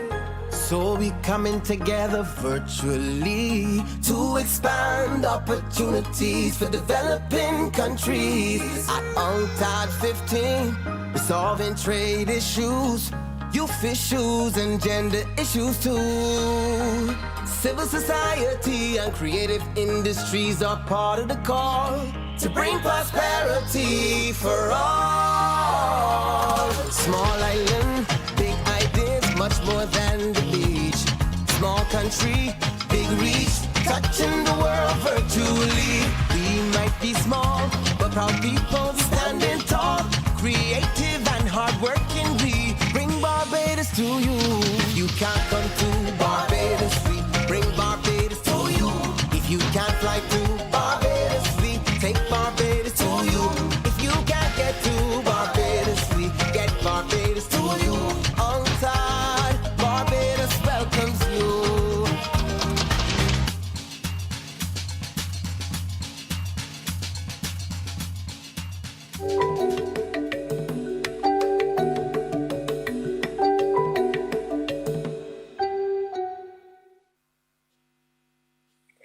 Good morning, good afternoon, good evening, distinguished excellencies, ladies and gentlemen. It is a great pleasure to welcome you all to this Creative Economy Forum under the theme of Creative Industries and Trade Digitization. It takes place in the lead-up to the 15th Ministerial Conference of UNCTAD. The forum is jointly organized by UNCTAD and the Government of Barbados. It will tackle the big questions facing the creative sector as digital transformation continues to shape its future. Indeed, the creative industries are changing shape, driven by digital disruption. Digitization offers both opportunities and new challenges for the creative sector. So this forum is an opportunity to examine how to leverage the gains for sustainable development. This opening session will set the stage for the UNCTAD 15 Creative Industries and Digitization Forum. As trade moves from goods to services and increasingly online, how can the creative economy grow and change alongside digital transformation? What are the upsides and how do we manage the downsides? To address these questions, we have very distinguished panelists. It is now my honor to invite Her Excellency, Ms. Rebecca Grispan, Secretary General of UNCTAD, to make her opening remarks. Secretary General, you have the floor.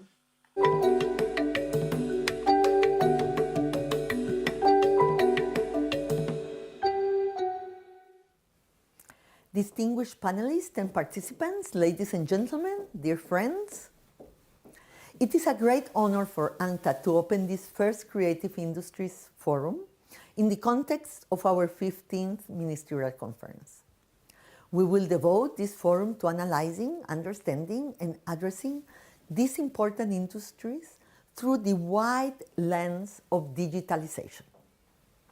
I want to share a word of thanks with the government of Barbados for bringing this meeting to fruition, as well as our Creative Economy Program team at UNCTAD. Thank you all very much. The issues that I will address these days, that we will address these days, are of fundamental importance. We are living in a critical period in the history of multilateralism and development. This pandemic, as you will know, has produced immense setbacks in the developing world, especially at a time when efforts towards achieving the 2030 Agenda should be coming into full gear. This is why we need to kickstart an inclusive and sustainable recovery as fast as possible. So far, that is not happening. Despite the 5.3% global GDP growth expected this year, this figure is simply the average of an increasingly divergent economic trajectory. Advanced countries are growing and vaccinating at a rate that are multiples of those in developing regions. If we don't kickstart and change that soon, this recovery will leave many people behind, and this will not be prosperity for all. And this is precisely where digitalization and creative industries come in, as they can greatly help us light switch a more dynamic and inclusive recovery. Creative and cultural industries, also known as CCIs, amount to around 5% of current GDP, and this percentage is in the rising. CCIs generate trillions of dollars in annual global revenues. Its annual exports are over 250 billion, and they employ about 30 million people worldwide. Importantly, 20% of people employed in the creative industries are aged 15 to 29, more than in any other sectors. And women hold 45% of the creative occupations worldwide. The subject, however, is complex, and policy recommendations are not always clear-cut. It is increasingly evident that fast-paced global technological and social changes are rapidly expanding the scope, potential, and uptake of the creative industries. This symbiosis between the creative and digital worlds should come as no surprise, as is also the nexus with the advances in big data and analytics, augmented reality and artificial intelligence, blockchain, digital marketing, online advertising, to mention just a few. So creative content interlaces with and gives visual life to the digital world. And as a result of these changes, the lines are blurring between industries and sectors, between tools and channels, and between markets and demand. The interaction of ideas, products, services, media, and the internet is becoming increasingly complex and difficult to manage. But the potential of doing it successfully is immense. And for doing it well, we need to invest in digital infrastructures, but we also need to do it in an inclusive way. So we have to prepare, because as connectivity increases, the level and demand for quality content is also increasing. The COVID-19 crisis has shown us that too. We've seen how artists have tried to adjust and have turned to both well-known and emerging platforms to connect with audiences and consumers. And while digital solutions cannot always replace the value and beauty of a live show, We need to understand how digital technologies and tools have transformed not only an artistic and cultural practices, but the entire cultural value chain, from creation to production, distribution, access, and participation. Dear delegates, given the important role of the digital creative services for creative industries, it's crucial that countries ready themselves for the new normal and adopt digital strategies in line with their development needs. Since the creation of the Creative Economy Program in 2004, UNCTAD has played a leading role in supporting developing countries to enhance understanding of the economic contribution of the creative industries from a trade and development perspective, supplying data and shedding light in an industry often ignored and misunderstood. In this regard, I ask you to read UNCTAD's research on Creative Industries 4.0, which is going to be published shortly, and which will focus precisely on creative industries in developing countries through the lens of digitalization. Let me finish by wishing you all a very successful forum.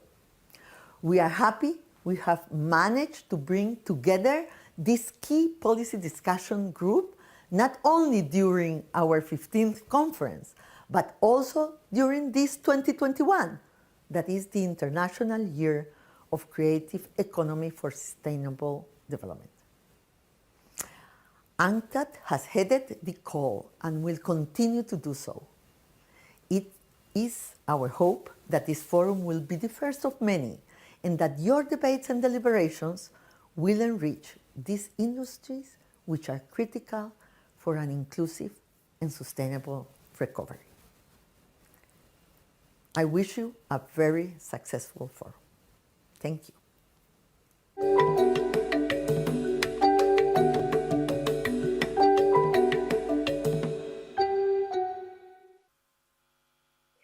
Thank you very much, Secretary General. It is now my great pleasure to invite Her Excellency, the Honorable Mia Moore-Modley, MP, Prime Minister of Barbados, to make her opening remarks. Prime Minister, you have the floor.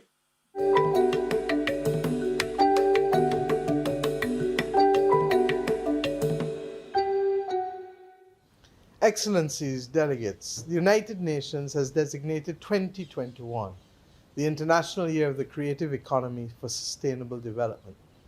This move highlights two areas, culture and creativity, which I believe have not yet received the type of targeted global financial and developmental support that needs to be enforced if we are to see positive change that the world needs right now.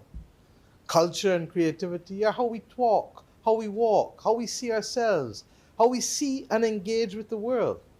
They go beyond the economics of art and artistic expressions to embrace every aspect of our everyday lives. Indeed, I would go so far as to say culture and creativity are the essence of what makes human beings human. And this is very personal for me. More than 25 years ago, I began my career in Cabinet as a Minister of Education, Youth Affairs and Culture, one of the youngest people to serve at that level in our country. I believed then, as I believe now, that recognizing and harnessing the social and developmental value of art, creativity, and culture are the very things that will unleash the inherent economic potential and development opportunities in our nation. I believe then, as I believe now, that a nation is shaped by its culture and its values and by culture's approach to creativity. But you know, at that time, I was dismissed as being young and giddy-headed and therefore attractive to culture. Well, I have a lot of gray hair now and I'm not giddy-headed as I was not then. And I say to you that culture and creativity today, just as I said then, will continue to influence how we teach, how we learn, what we learn, how we apply what we learn, how open we are to begin to learn new things in new ways, and even how well we develop solutions for ourselves, or how productive we are as a people, or whether we are prepared to take risks and how and when. Culture and creativity will influence our approach to what we call failure, Or is it really experience? Our willingness to learn from what does not work rather than keep repeating the past mistakes and missteps. See them as a platform that has allowed us to get experience. If we want, my friends, to transform nations, we have to begin and end with culture, creativity, and education. And that's why I say it's so personal for me. And at this time of unprecedented global disruption, technology is radically impacting the way we understand and consume our culture, whether we engage in creative work, trade within and across borders, and even how we interact in rapidly multiplying our virtual spaces. Indeed, technology itself is formed out of culture, for technology is that tool that allows us to tell our story or show our story in whatever way we choose to. Technology and trade digitization are therefore critical to the sustainability of culture and the creative economy.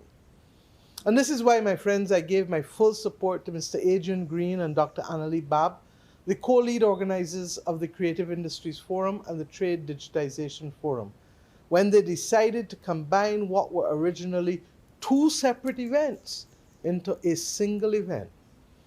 A special thank you to the Chief of UNCTAD's Creative Industries Program, Dr. Marissa Henderson, for her unwavering support in working with them to make this forum a reality. Like me, they understand that technological innovation is central to the development of the creative economy in the 21st century, but that the digital aspects that we choose to pursue must still be rooted and anchored by the values that determine us and who we are, which is part of our culture. Like me, they understand that the inequalities embedded within existing global systems make it difficult for developing countries, especially small island developing states like my own, to benefit from the opportunities of culture and the creative economy that are becoming open in this technological age. Culture, creativity, and rapidly evolving frontier technologies have the potential to improve citizen, government, and private sector efficiencies, to help address the existential crises of our time that we are facing, particularly with climate and the pandemic, and to enable people to tell their own stories and profit from their value. I never tired of repeating over and over that the Caribbean has a story to tell, and it is a story that really the rest of the world needs to hear, particularly given the fact that we have become a microcosm of global civilization and that we have seen development ensue in our region in less than a century without the levels of bloodshed that we have seen elsewhere. Does that mean that we have gotten where we want to get? No, it doesn't. But it does mean that we have chosen a different way to be able to resolve our issues and our problems and to be able to build opportunities for our people on a platform of development while still being culturally authentic and real to who we are.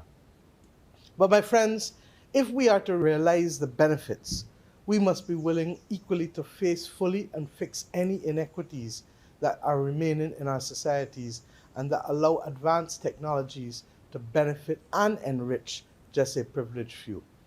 My government is committed to being a voice for change in the very necessary rebalancing of global systems and structures that do not reflect the level of equality needed to ensure greater peace and security in our time. This forum is designed to explore these issues, showcase the tremendous talent and capability that exists in our region, and to develop pathways to stronger cross-border collaborations that lift us all. So my friends, welcome to Barbados and the Caribbean, and welcome to UNCTAD 15's Creative Industries Trade Digitization Forum. A lot of words, but what is it about? How can we better tell our stories and share our experiences? Enjoy the show, and let us be able to tell everyone that we have determined that we are going to use who we are to continue to build the platforms for the development of our people. Thank you.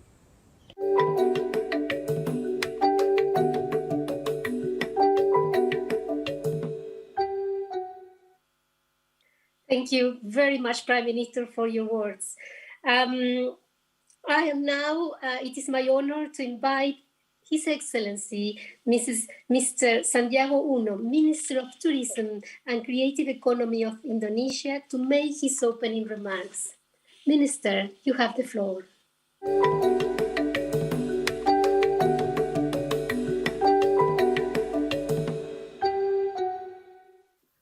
Bismillahirrahmanirrahim. Assalamualaikum warahmatullahi wabarakatuh. Greetings from Jakarta, Indonesia to all of you. Distinguished Secretary General of UNCTAD, Her Excellency Rebecca Greenspan. Prime Minister of Barbados, Her Excellency Mia Mottley. Excellencies, dignitaries, speakers, ladies and gentlemen.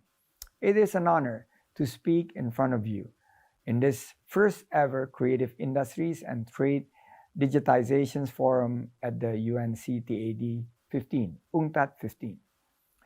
This forum is being held that coincides the International Years of Creative Economy for Sustainable Development 2021, where Indonesia, UNCTAD, and other 81 co-sponsors maintain a close collaborations and were successful to bring these resolutions into adoptions at the 74th sessions of the UN General Assembly.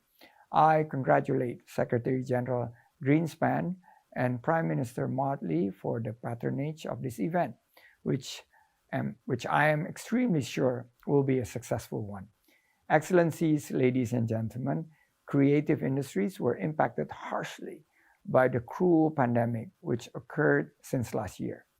UNESCO estimated $750 billion losses in gross added value of creative industries in 2020, and more than 10 million creative workers lost their job.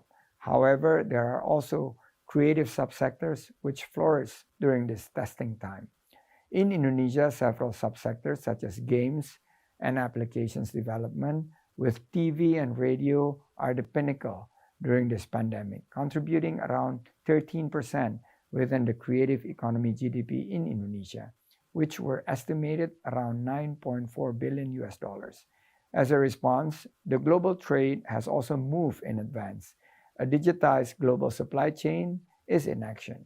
Digital trade has also present opportunities for creatives and government, where artists could showcase their works and protect the authenticity with non-fungible tokens or NFT, and government could embark with blockchain for a just, fair, and transparent practices of good governance and accountability.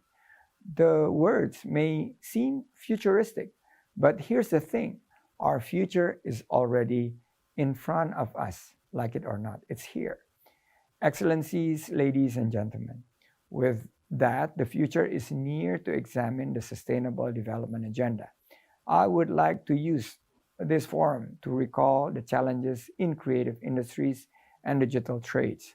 First, when we talk about digital penetrations, not all nations are in the same pedestal.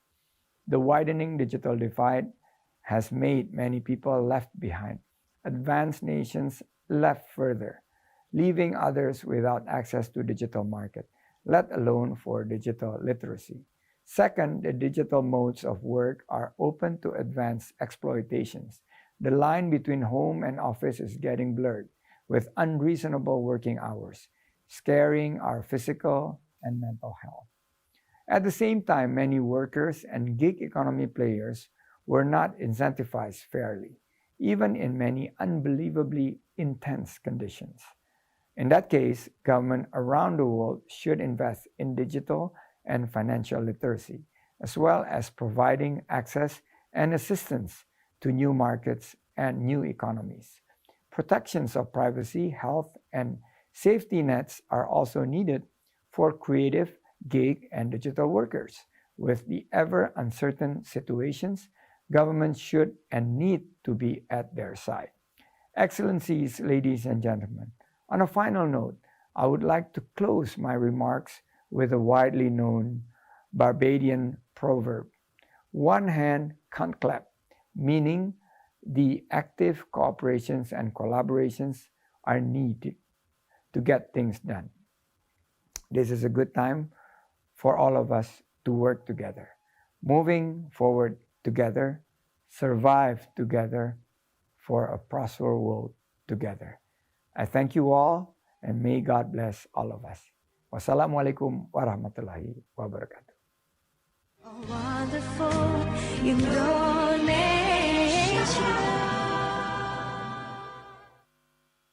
Thank you very much, Minister Uno. After these insightful opening remarks, we would like to now move swiftly to the interactive panel. So for my part, I pass the baton to Ms. Josanne Leonard, an expert on media and communications, who is going to moderate the interactive debate. So Mrs. Leonard, the floor is yours. Thank you.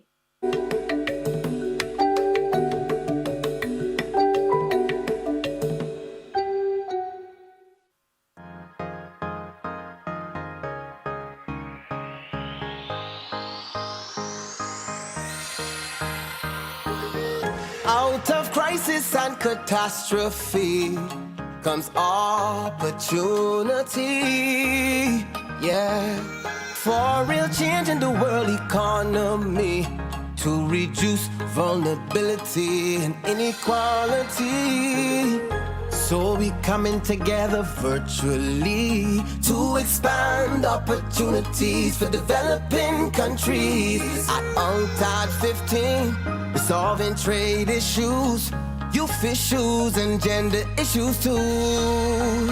Civil society and creative industries are part of the call to bring prosperity for all. Small island, big ideas, much more than the beach.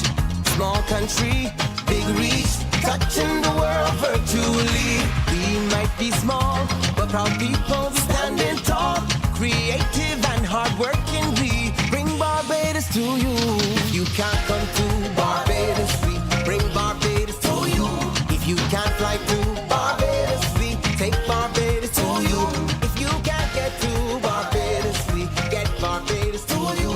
UNCTAD, Barbados welcomes you.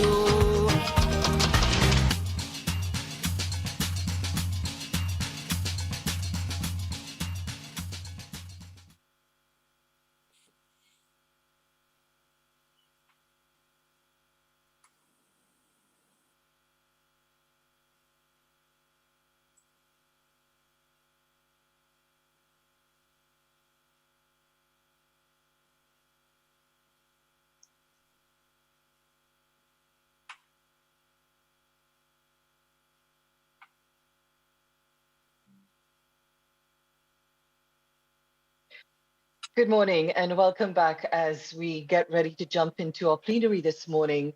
The theme of the session being creative industries through the lens of digitization trends and policy challenges. And I'd like to set it up a little bit.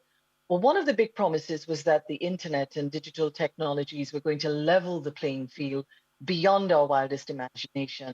And while there have been tremendous advancements and benefits, as been articulated by previous speakers, many would argue that digital platforms, which are owned and operated by a few of the big tech operators and their subsidiaries, literally earn in the millions and trillions of dollars and rarely generate fair remuneration for many content creators. That's one. And two, despite the many laudable expectations for the creative industries over decades to level the economic playing field internationally, many of our developing nations continue to be net importers cultural services. And thirdly, there came COVID. And as we begin to crank back up, we have some questions about how we should use this moment to rebuild the creative sector, which quite frankly were already under duress in many developed countries. Live events, music, museums, theater, even the book publishing sector, which was shut down for the past 18 months, are slowly coming back to life. Some of these big questions, which our panel will tackle, can digitization truly replace the social linkages, that interaction and social cohesion between creatives and their fans or consumers?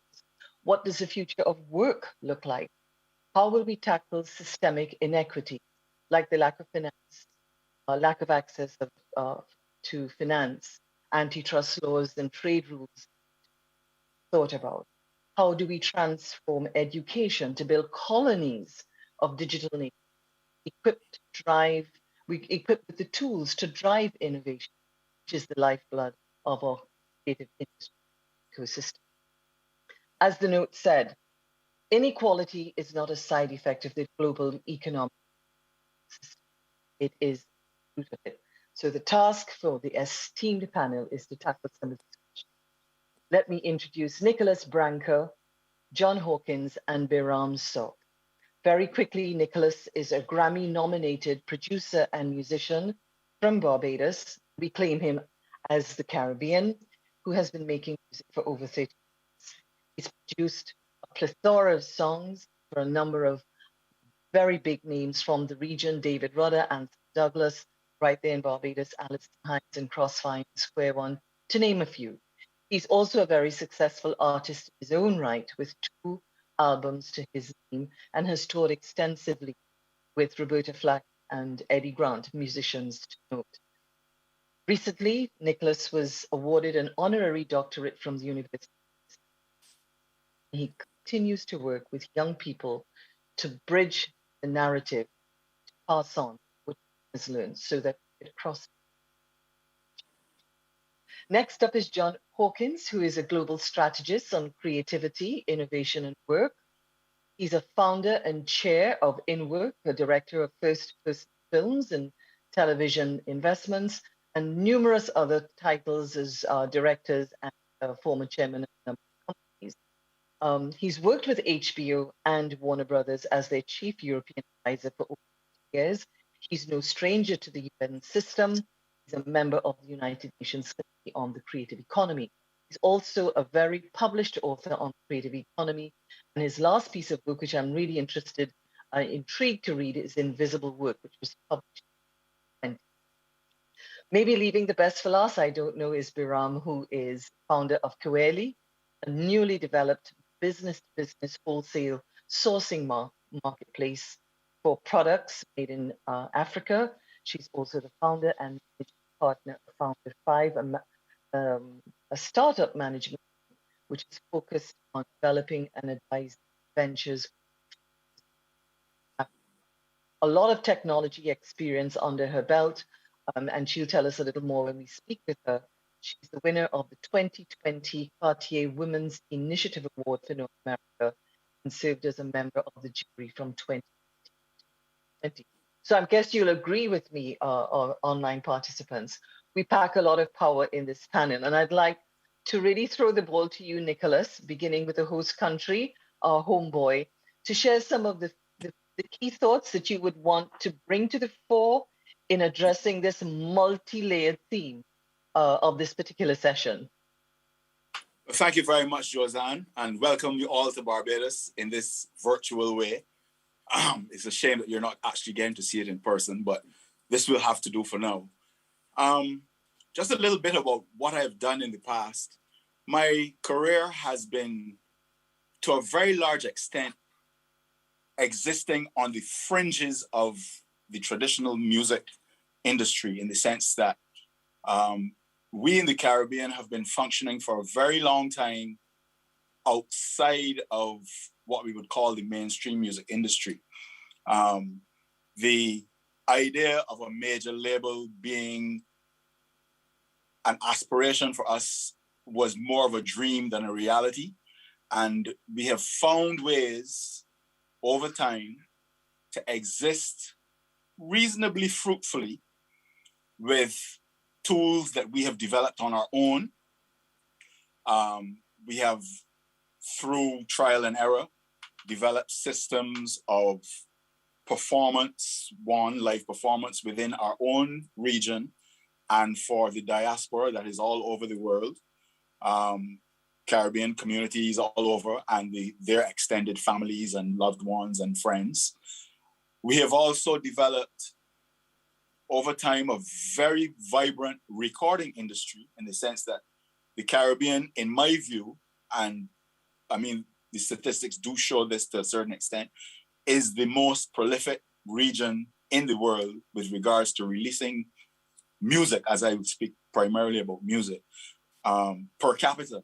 There's not a lot of us in the Caribbean, but the amount of music that we create, and not only the amount of music, but the number of styles and approaches that we are responsible for worldwide, makes us a significant contributor to what we would call the content, the materials that people are selling internationally from a musical point of view are almost all related in some way to what has come out of the Caribbean from a creative perspective.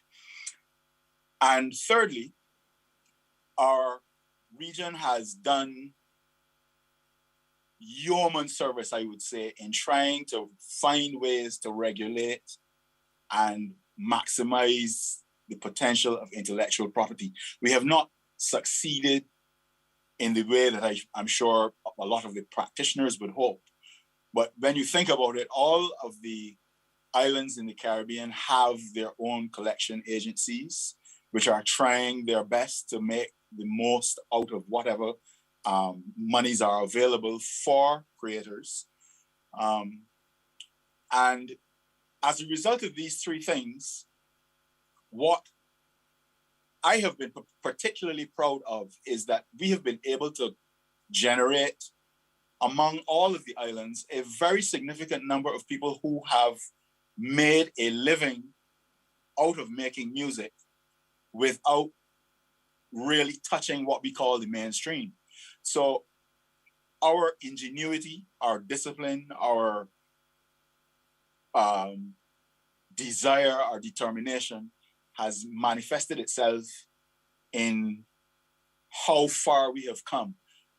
For example, I mean, Barbados is a small place. We have 300,000 people, but there are artists that have, in the days when CDs were a thing, were able to sustain their recording business purely out of selling CDs during performances and touring and whatnot.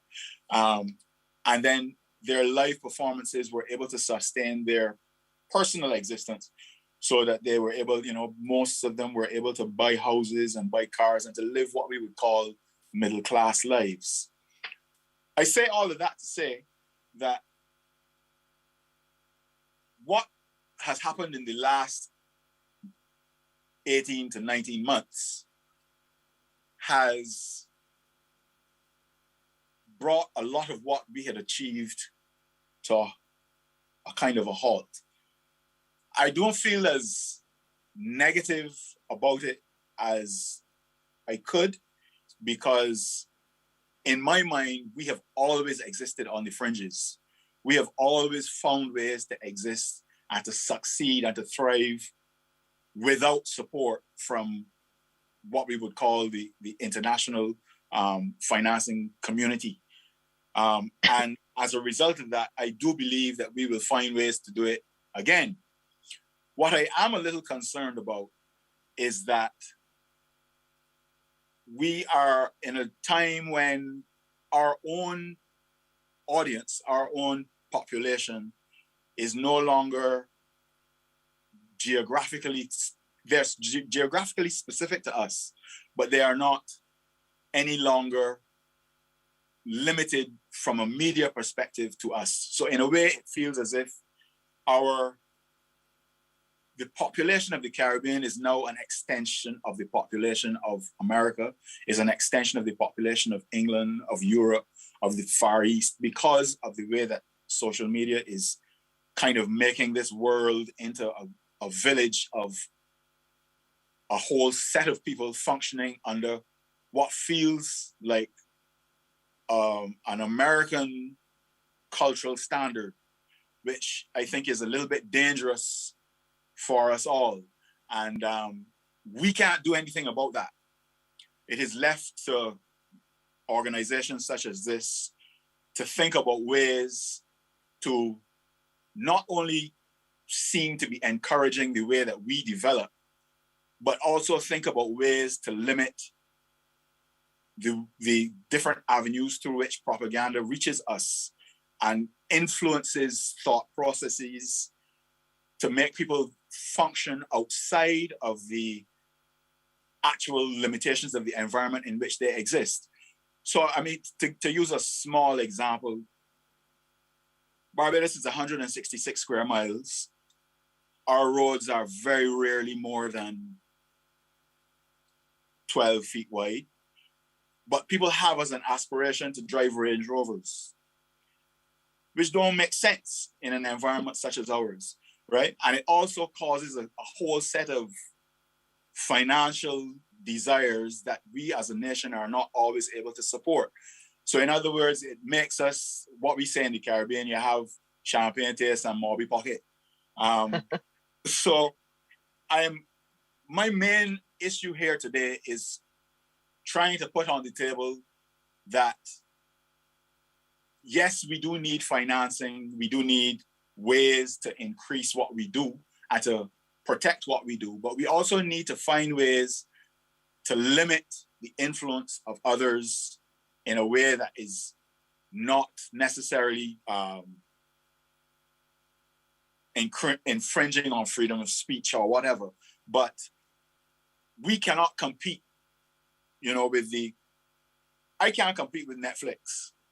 There's nothing I can do that can compete with Netflix. And really and truly now, the way that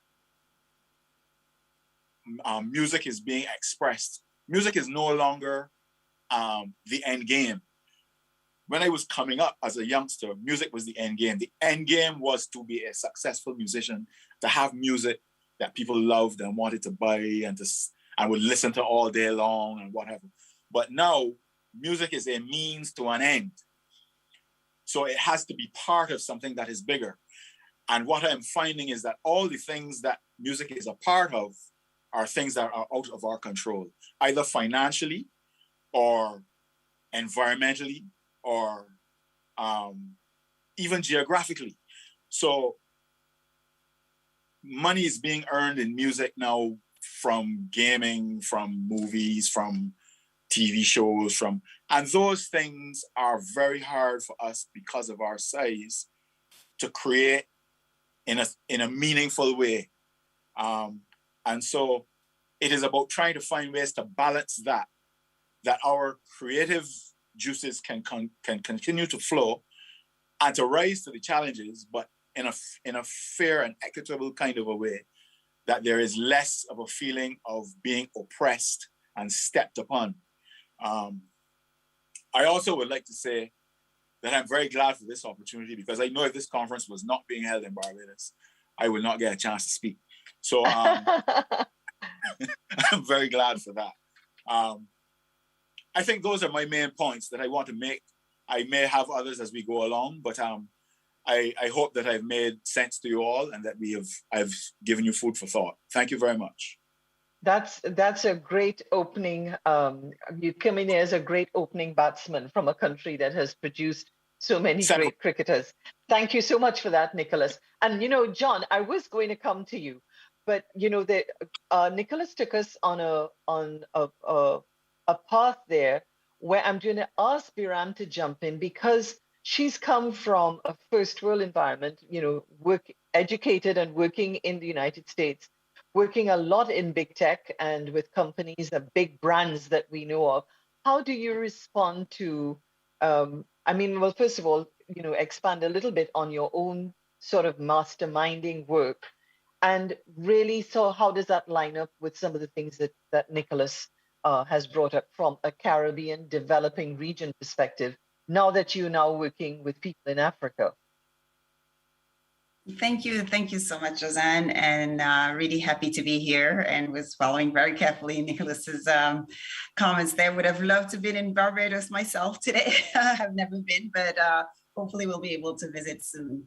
As you said, Josanna, for me, my background, it is tech. Though at the time it was, I studied broadcasting and computer science.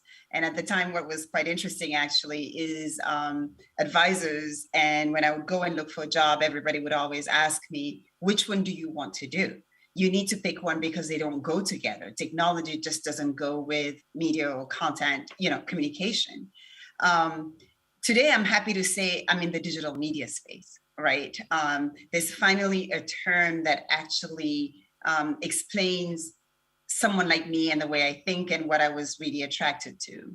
I had the luxury and opportunity as someone that had grown up in Africa, went to study in the US, to be able to start my first company and start that company as a mobile application in the music space, where we were just starting to distribute content via mobile phones, where operators were just starting to look at their revenue models and realizing that they were going to reach some sort of peak when it came to using your phone just to be able to make or receive a phone call.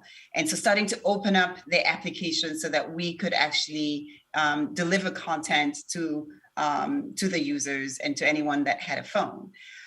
So my first application was actually a music dedication application, had a number of deals with large record labels, Universal Music Group and others, and then launched the very first music recognition application.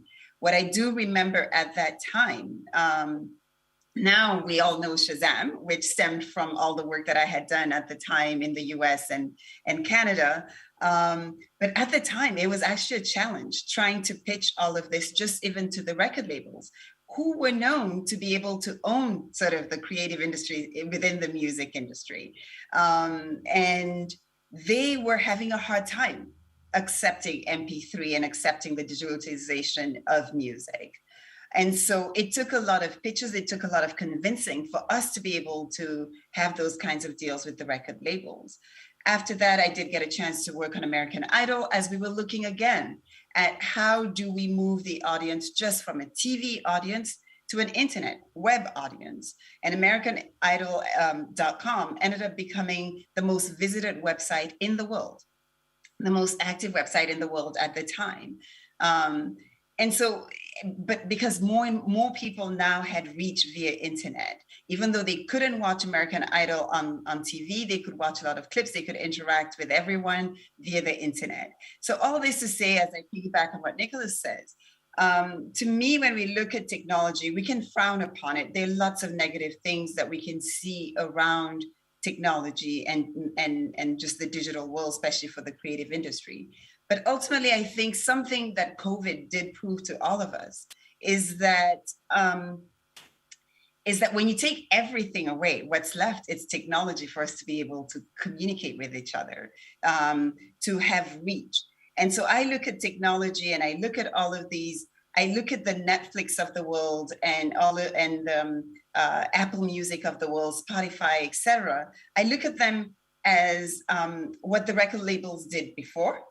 To a very, very limited audience, record labels could choose where the CDs would be available, in what neighborhoods, what zip codes their CDs would be available. They could choose who would listen to what kind of music. It was very structured.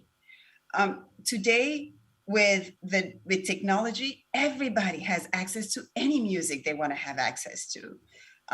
The challenge now is to figure out how to monetize it for the creator, for the artist who's behind it.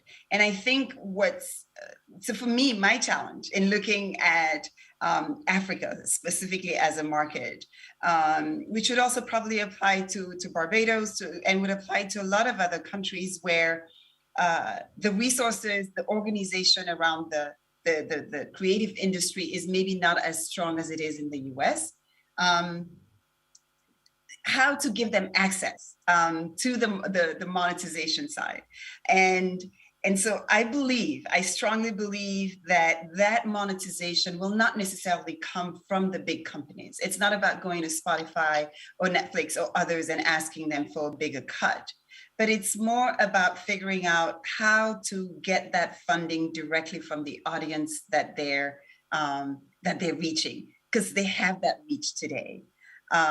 Do I get $1 million check from this record label or from Spotify, or do I get $1 from every single fan that I'm able to get via all the social media followers that I have? That to me is where the question lies. And I think if we are able to look at technology as an enabler, I've always said I don't believe technology is just something that we look at on its own. It's an enabler to get somewhere. And when we talk about monetization as a big issue for the creative industry, especially in Africa, I do strongly believe that technology can help in figuring out how to resolve that issue. Okay, so Biram, that was a really nice segue from Nicholas. And And it's setting it up for me to bring John into maybe a broader conversation. Nicholas is a musician and a philosopher in his own right. Biram as a digital media strategist and specialist and working, coming from, as we would say, the market.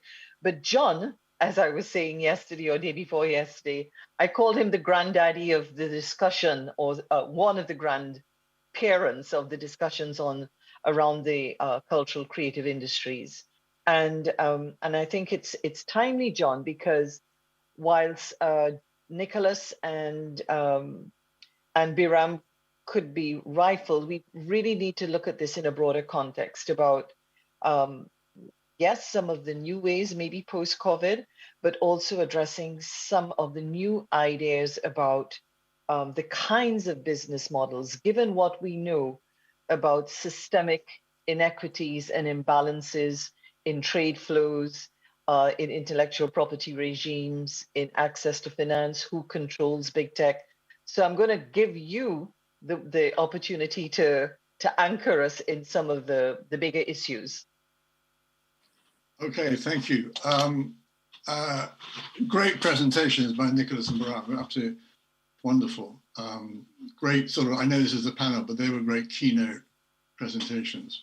I was going to start with a few remarks about the pandemic, but I don't think I will, except to say that I think it has, there's a sentence in the meeting note that says that we're not so much coming to the end of the world, but we're starting a new world.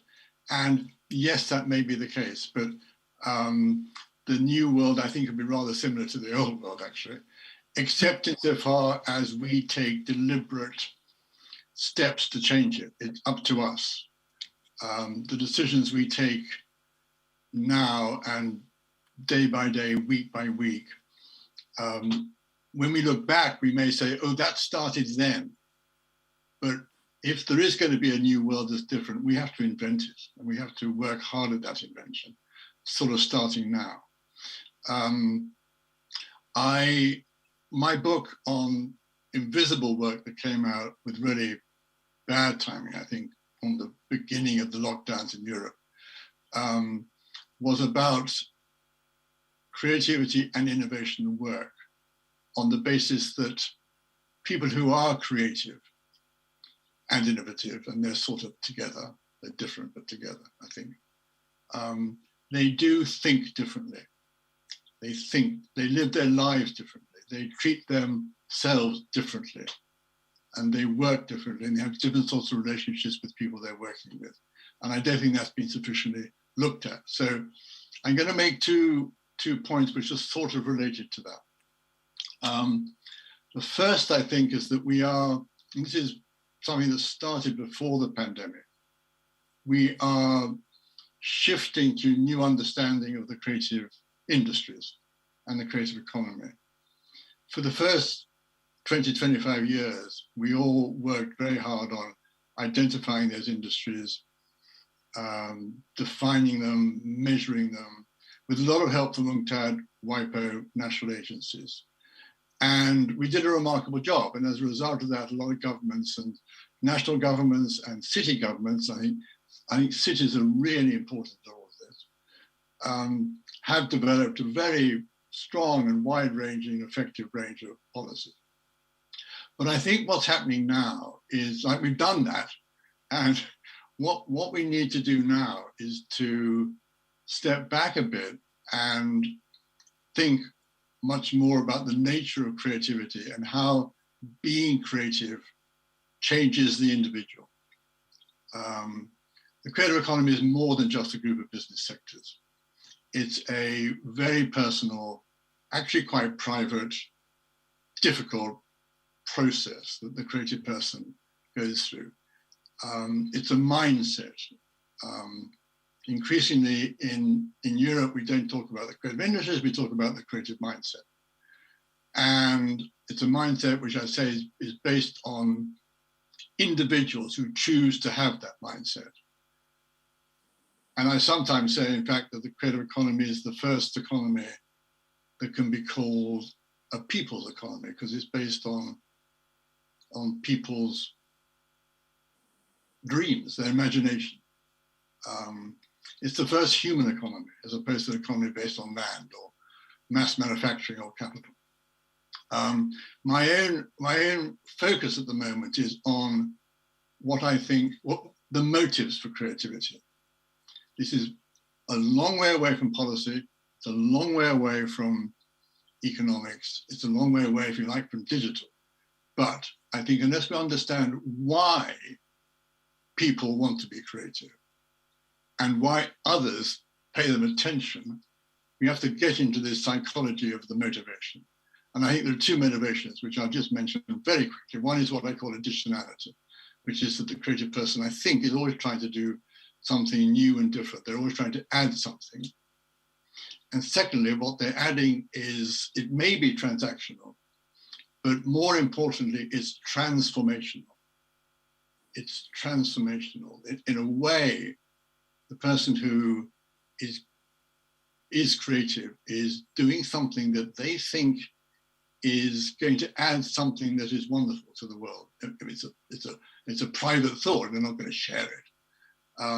And transforming the lives of other people. That is absent from any other economic system. And yet, to my mind, it's absolutely critical. I mean, unless we understand that, then the policies and the elements in the new world that we are moving into will just be slightly off kilter and off shape. The second thing I want to talk about is the emergence of new business models, which are primarily happened as a result of digital coding, transmission, distribution, and online. And in every business, it doesn't apply to all businesses, all sectors, but it applies to most of them, particularly the mass media, like music and theatre and art, and publishing. There's a moment when the online takes the lead, when instead of being a subset of the physical, the energy of the companies is focused on the online. And this affects, obviously, jobs, it affects trade, it affects wages. And I think as part of this, we have to acknowledge that there's a inbuilt tendency in the creative economy to be free. Again, unlike any other kind of economy, there's an inbuilt tendency of the creative economy to distribute its stuff, its output, its ideas for free.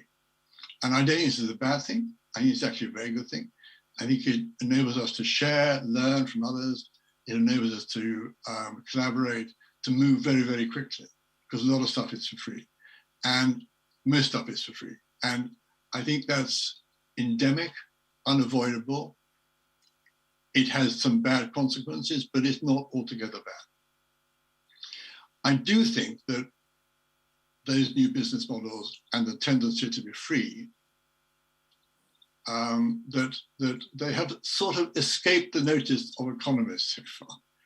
One of my sadness, one of my regrets, if you like, is that economists as a profession have been very slow to really try to understand what is happening in the creative economy. They've tried to apply the old definitions and conventions and ideas about output and productivity, and they don't fit. But they haven't really come up with a new set of definitions and terms and theories.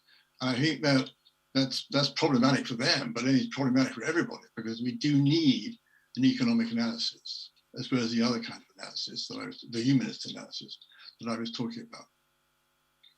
It seems to me that, and this was a thought that came really listening to the previous speakers, that there are two big issues facing us, facing any creative person, any maker, producer, is how to scale, how to reach out, how to scale your business and your user group, your audience, and how to get paid. How to scale and how to get paid. And those come up again and again and again. In my book on invisible work, I spend a lot of time thinking about management. I don't like talking about management. I think there's a lot of rubbish talked about management. If you go into a bookshop and look at the books on management, most of them are complete rubbish. And probably my book, when I talk about management, is rubbish. I try to escape your cynical laughter and correct cynicism by saying that in order to be an effective creative person, you've got to manage yourself. You can't manage anybody else or anything unless you manage yourself. So I talk about self-management, about stepping up and managing yourself. And I think that some of the discussions that we have about how to promote creative industries in a country or region or a city, I sometimes think they don't talk enough about management, about awareness of management, about helping people to manage themselves, about helping people to manage their thought processes, the way they express themselves, the way they embed that in a genre or format, the way they try and shape that and sort of massage it and push it out into the marketplace where somebody else has a chance to look at it and say, yes, that's great, or no, sorry, I don't get it. To manage that process is a critical skill, and the successful creative people that I've come across have got that to their fingertips. And many people who are just starting out, they haven't, understandably, and that's okay. But what is not okay is the fact that sometimes they're not able to learn from anybody else who has got it. So I think in some way, as well as doing all the other stuff that governments and cities are doing, to provide some way of helping people to learn how to manage their work, their creative work, and how to fix that and embody that in a contract, which is where we get into intellectual property. Those are the two things that I think we should pay more attention to. So I'll just leave with those two words, management and contracts. And yeah, I'd love to know what you think about all that. Thank you. Great. So now we're going to have a little more interaction between you all. I'm going to be throwing from time to time some pigeons among the cats, not the cat among the pigeons. Dr. Annalie Babb, who is one of the co-lead organizers of this forum, did a remarkable presentation last week in another forum, which was a lot of the telecoms operators of the Caribbean and some from Latin America coming together. And I'll tell you, every single one of them, every one of the big names, some of which you may not, Biram, you may not know, but they all were clamoring for governments to rein in big tech. Now, John, you've made the point about this, the real feel-good dimensions of creative people and creative expression, and the fact that it's shared and it's free. But in this world in which we're operating, with the YouTubes, we had the experience of the MySpace, for example, which was free, and then Rupert Murdoch sold it and it became monetized. We're seeing where a lot of these free big developers, platforms, actually monetizing in different ways, which speaks to something that Nicholas talked about.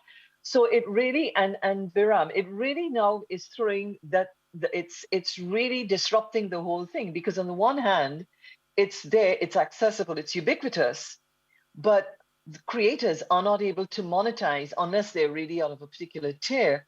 They're really not able to really monetize, but these companies are able to monetize with little or no benefit coming to the creators. So I want to ask all three of you to respond to that, because I would be remiss from my creative friends if I didn't ask that question. Who wants to go first? Biram, as much as you were, yeah.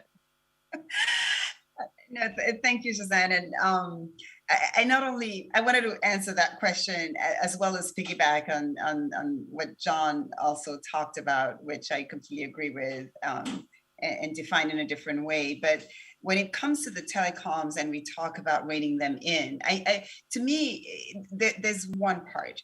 As I mentioned in the past, if we take an example as the music industry, we had record labels that managed everything, and everybody wanted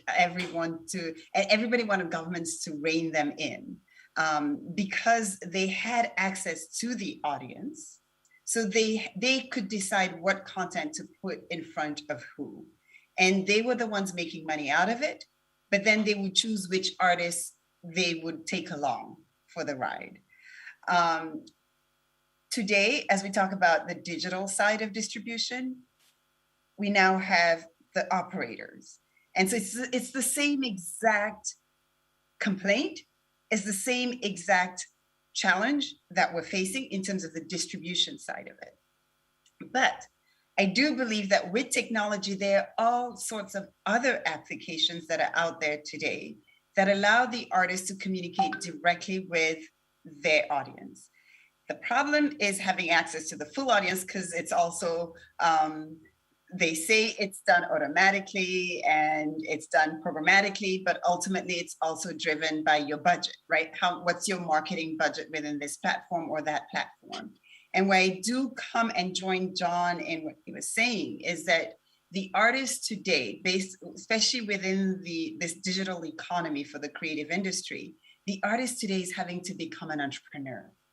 And therefore, it's no longer just creating your craft. It's now about learning figuring out who your audience is and doing all the work that record labels used to do, but that wireless operators will not do, that Netflix will not do, that Spotify will not do. And therefore there's a void there on the management side that makes it very difficult for the artists to change their mindset and know now that they not only have to create, but they also have to distribute, they have to market, and they have to fund. And that's where I think there are opportunities for technology to help that. But the issue around wireless operators and reining them in my mind, has not changed from what we said before about movie studios or record labels. Right, and I certainly just don't want to make it a conversation just about music, for example. But I take it that we have like Nick, who's going to respond from a musician standpoint. Yes, I will. I agree with you both. In fact, I agree with the three of you. The thing is that, as I said in my opening statement, what I am proud to bring to this discussion is that I've been a professional musician for 40 years. I never thought the day would come when I would actually say those words, but I have been a professional musician for 40 years. And I have never had to do any extensive interaction with a major label. I have never had to think about all of those major label issues that, people get signed and get exploited and may or may not make money. And then at the end of it, their product is owned by somebody else and all of that. I've never had to deal with that. So what I am trying to think about in this conversation is, how do we build a template that allows us to continue that type of thing? I don't really want to be beholden to Google and Apple, and I don't really want that. I recognize that I have to use the technology that is available to me now to exploit myself. But I am trying to find ways that allow me to use those platforms in a way that is more beneficial to me and less beneficial to them. Why I don't like having so much the conversation about major labels is because that is one aspect of the music business. And really and truly in the Caribbean, and this is true for all what we call cultural practitioners, we have always been our managers. We have always been our business development officers. We have always, in truth, and we have been our lawyers. We have been our bankers. We've had to do everything simply because we are not big enough to generate international interest in the same way that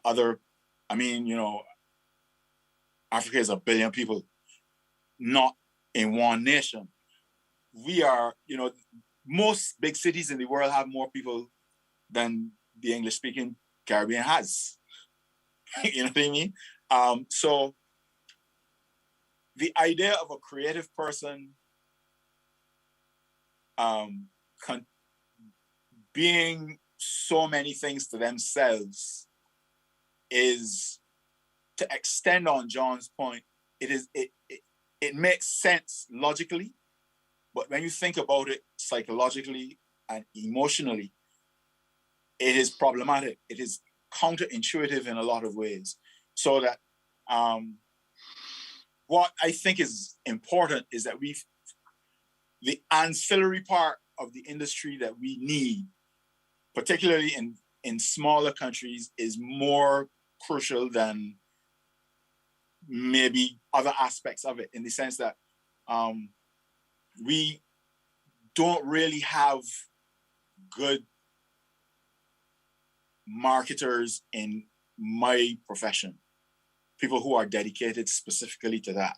We don't have people who can access finance in the way that you're speaking of, because of the size of the market that we are in.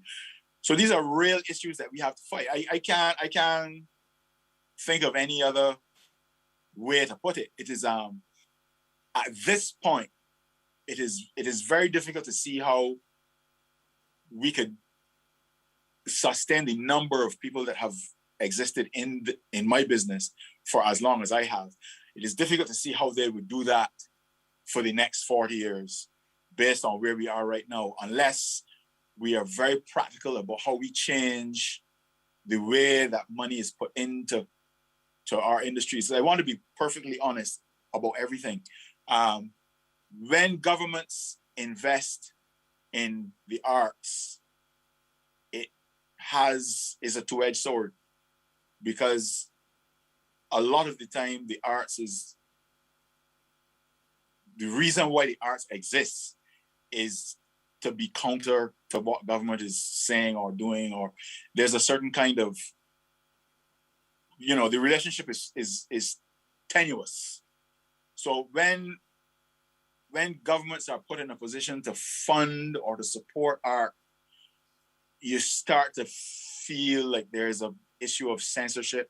There are issues of freedom of expression. There certain aspects of the expression are not allowed to be said, or they don't want them to be said because of the discomfort that it may create, unless you're dealing with a very mature government, which we are fortunate to have to a large extent in Barbados now.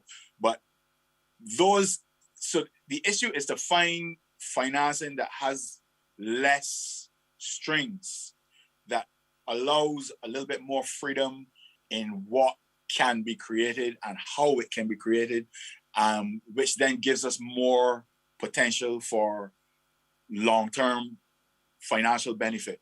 I don't know if I'm making any sense to you there. I want to put a question to you, because Nick has brought up something here about, he says, I'm not really interested in being the next best thing on YouTube or Spotify or whatever it is. It comes to this issue of the indigenization of our intellectual capital, not just from the people who might be the creatives in terms of making music, theater, whatever it is, but in terms of people like yourself, Biram, people who have developed technological solutions. Is this not the time for us to be looking at raising a class of innovators to create the kinds of solutions and platforms that are more relevant, that come from our own imagination, that obviously nothing is entirely unique that we'll borrow, but actually is part of that ecosystem of us creating an environment that is more sustainable and for us and more relevant to us as developing regions.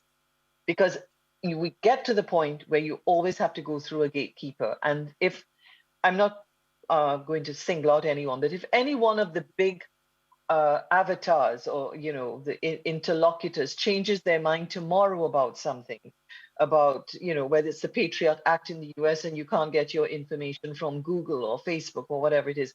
We're going to be at the effect of those things. So is that not a question that our education system and our universities and we should have incubators of creating solutions that will work for us, that will help us to become a lot more in charge, if you will?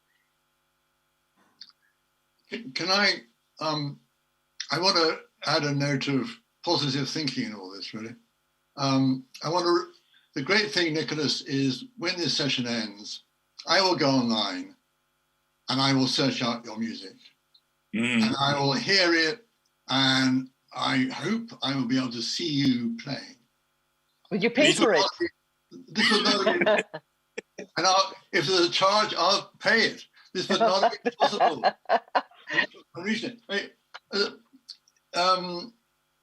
For centuries, churches, religions, kings, monarchs, rulers, dictators stopped us doing what we wanted to do in print, on stage. I mean, the King of England stopped the plays for 20 years, 3 times. It is better now. It is better. We're going through a transitional stage, and it's not going to come to an end. We're going to be going through a transitional stage for a very, very long time. But the ability now to access stuff from anywhere in the world at a moment's notice is mind-boggling. And during the lockdown in the UK for the last 18 months, more or less, I have been accessing, and all my friends have been accessing, more music from around the world than I have ever had before. And yes, I am paying for it. There are mechanisms to pay for it. And I think on some platforms, I'm paying a reasonable price. On other platforms, I'm not. There's a bit of advertising around. The platforms are subject to intense criticism for the way they operate. I don't deny that, and I think that's probably endemic in how they grew and their reach and the people running them. I don't expect those platforms to be around forever. Other platforms will come up. So by transitional phase, I mean the platform we have at the moment will be challenged, and probably not in America, possibly in America, I don't know. So I want to put this in some sort of historical context. I want to say there is some good news. I want to say that I'm aware now of a bigger range of music than I ever had before. And I also want to say finally that this is not, as you said, this is not just about music. Vision artists find it incredibly hard to get a gallery to show their work for the first time. Playwrights find it incredibly hard to get a theatre to put on their play for the first time. It's really hard. Poets find it really hard to get an audience. And I think that it's, as more people want to work this way, and the supply just increases daily, minute by minute. And yes, the demand increases slightly, but not by that much. So we have a mismatch between supply and demand. And I think we should acknowledge the joy that we can all have by using these online platforms, which are an amazing, efficient way of distributing creative works around the world. So yes, there are problems, but let's not, as we say, throw the baby out with the bathwater. Right. Great point. Biram? Yeah. I love the positive note there around it, and difficult to add anything after that, to be quite honest. But yeah, I mean, when we talk about the creative industry, to me, I think it's an industry that's always been a bit complicated for anyone to talk about, just because we're dealing with creatives. And sometimes I'll think of myself as a creative, but when I do talk about creatives, I say all they want to talk about is just the creative side, and just and they don't really want to see or look at anything around that. It's just about my music or my movie or my art, and that's all they care about. I think we are definitely in a transition phase where we're getting to a place where we do have a lot more supply, or supply is growing a lot faster than the demand, which means that the revenue that's being generated is actually going to be split across more and more and more. So that pie may even become smaller as we go. But the type of creative content that's also coming through these digital platforms is also changing. And people that would have never even thought about themselves as a creative have become creatives on platforms such as even like a TikTok or Instagram or others. And so what's maybe something to watch at very, very closely is the fact that maybe there are two types of content now. There's the one that's just for the entertainment effect, and then there's Nicholas's type of content, which is there for true appreciation, that comes from a true professional mindset, and where it's not just for entertainment value, but it's to pass a message along. And to me, maybe what the digital world is doing is that it's almost covering a little bit of that second group. And if there are ways for us to be able to dissociate the two in some sort of way, and create models that is specific to the type of content that's out there, then maybe we'll be also in a better place. So that's. I'm looking at the clock and managing different screens. We're going to hand over in about 5 or 6. So what I'd like to do is to ask each one of you. You've touched on some things during your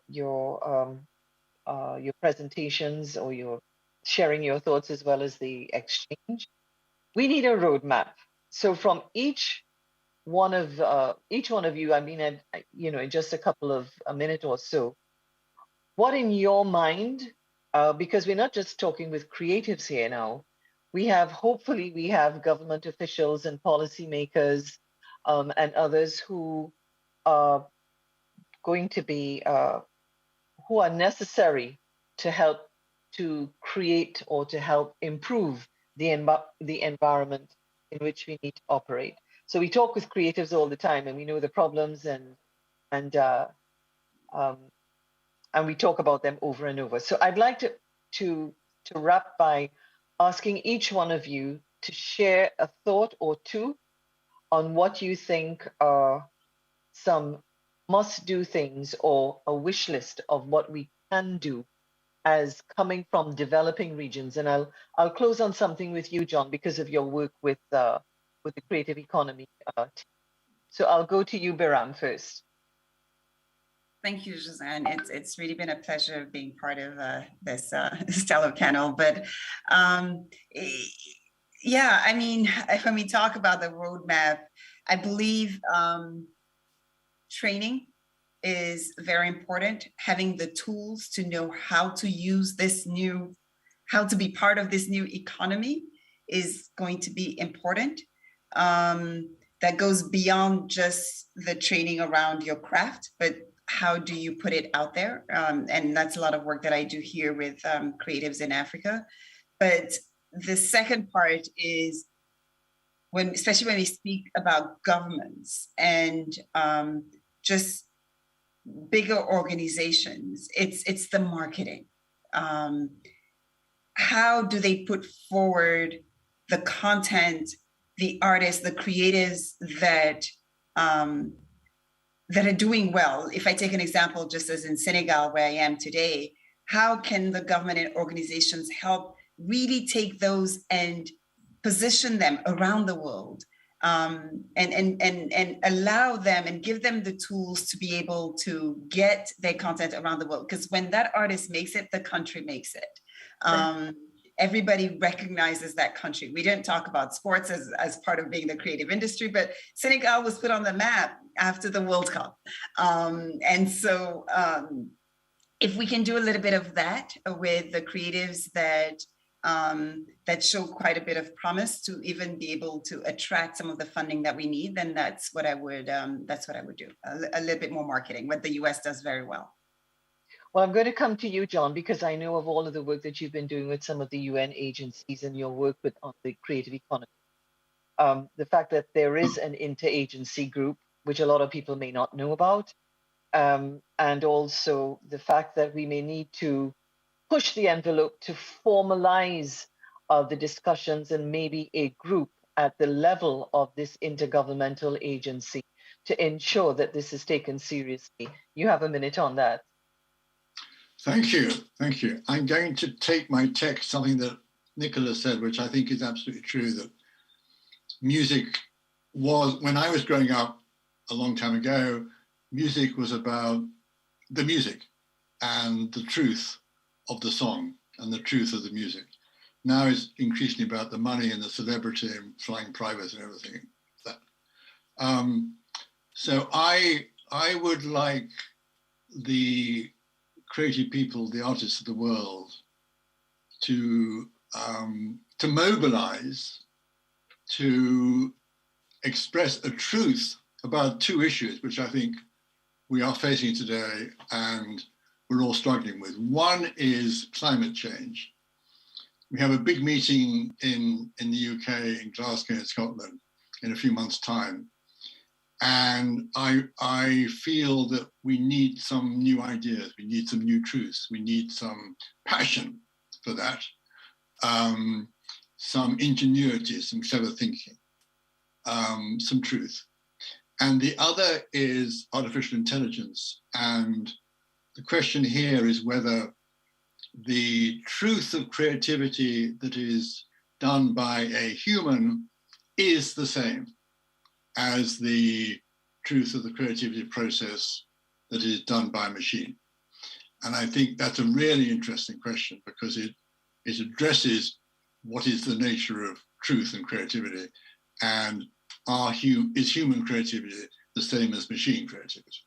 So two quite big topics, but they flipped into my mind when Nicholas was talking about how he likes musicians who tell the truth about something and do it for the sake of the music.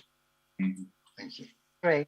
Nicholas, you have the last minute because we hand over at 11:55 to Miho Shiratori. And as we started with you, we'll end with you on this panel. My hope is that those that are listening that are not creatives can recognize that what creatives do has two very distinct, separate, but equally important roles. One is to make money, but two is to speak from a place for a particular set of people. And I think that we have to be prepared to fail if we are willing to win.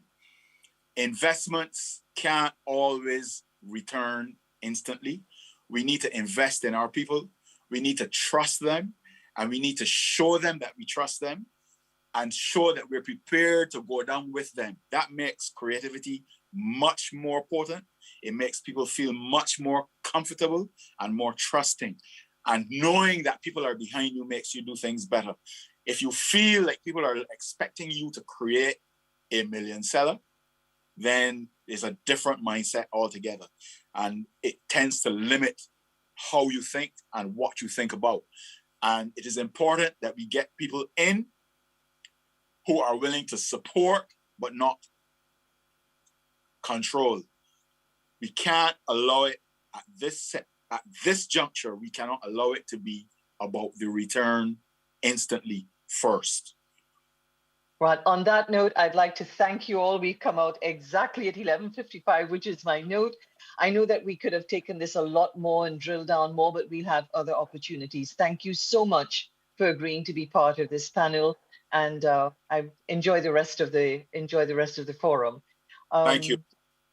Thank you, Nick, John, and Thank Biram. you. And now, Thank you, Joanne. Very much. Thank you Pleasure. very much. great. Good to Right, meet and now you we all. hand over now to Ms. Miho Shiratori to take us through the close of this session. Thank you, Josanne, and thank you very much, Nicholas, John, and Birame for this exciting session. Culture and creativity makes human being a human, Prime Minister said. And also that the EU distinguished speakers confirmed that the culture and the creativity are really indeed both fuel and engine of economic activities in this increasingly digitalized world. So you really set this, set the stage for the upcoming discussions and other events. At this stage, I'd like to inform everyone who are participating in this session that the Barbados-based team put together a really exciting program of discussion, performance, and exhibition under the theme of creative industries and trade digitalization. And for this, I really would like to thank the Barbados team, which is led by Annabi Bab and Adrian Green, and also my Geneva team, which was led by Marissa Henderson, the Chief of Creative Economy Program. Now, I just want to say that this year is International Year of Creative Economy, and this year goes on. At the end, in December, there will be an event commemorating a successful year of International Year of Creative Economy in United Arab Emirates in partnership with Indonesia and also UNCTAD. And as Josan said, I hope that at that meeting, there will be a very clear roadmap of how we can move not only the government, but the private sector and civil society, education segment, everyone, to make sure that, as John said, this creativity works as a positive transformation power to have, for us to have a more resilient and inclusive economy. So I don't want to close this session. I just want to wish everyone bon continuation, good continuation of this forum. And final word from me to Barbados team, thank you very much. We could not come to Barbados, but you indeed brought Barbados to us. Thank you.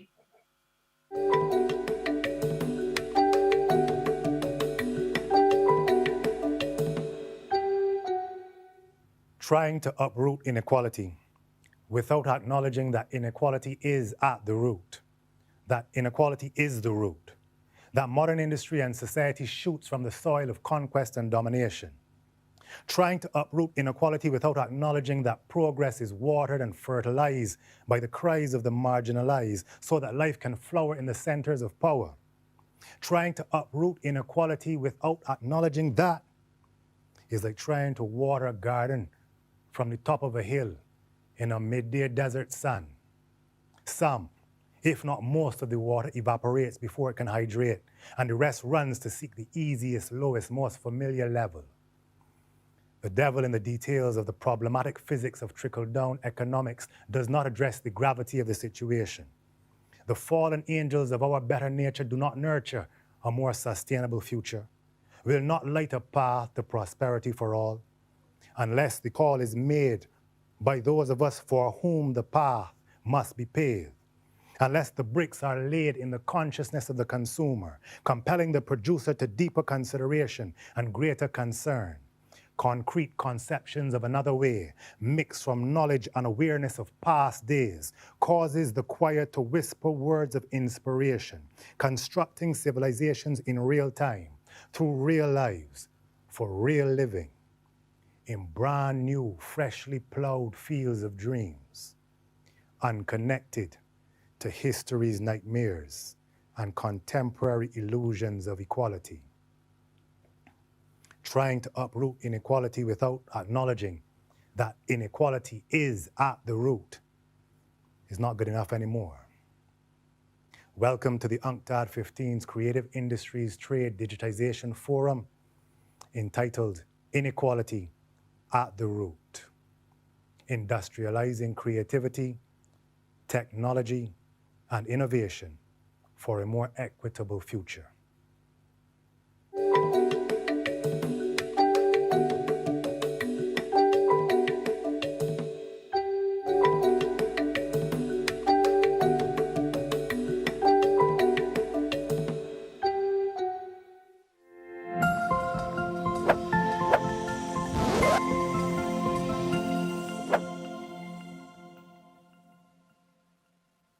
Hello, my name is Adrian Green, and I am the co-lead organizer of UNCTAD 15's Creative Industries Trade Digitization Forum.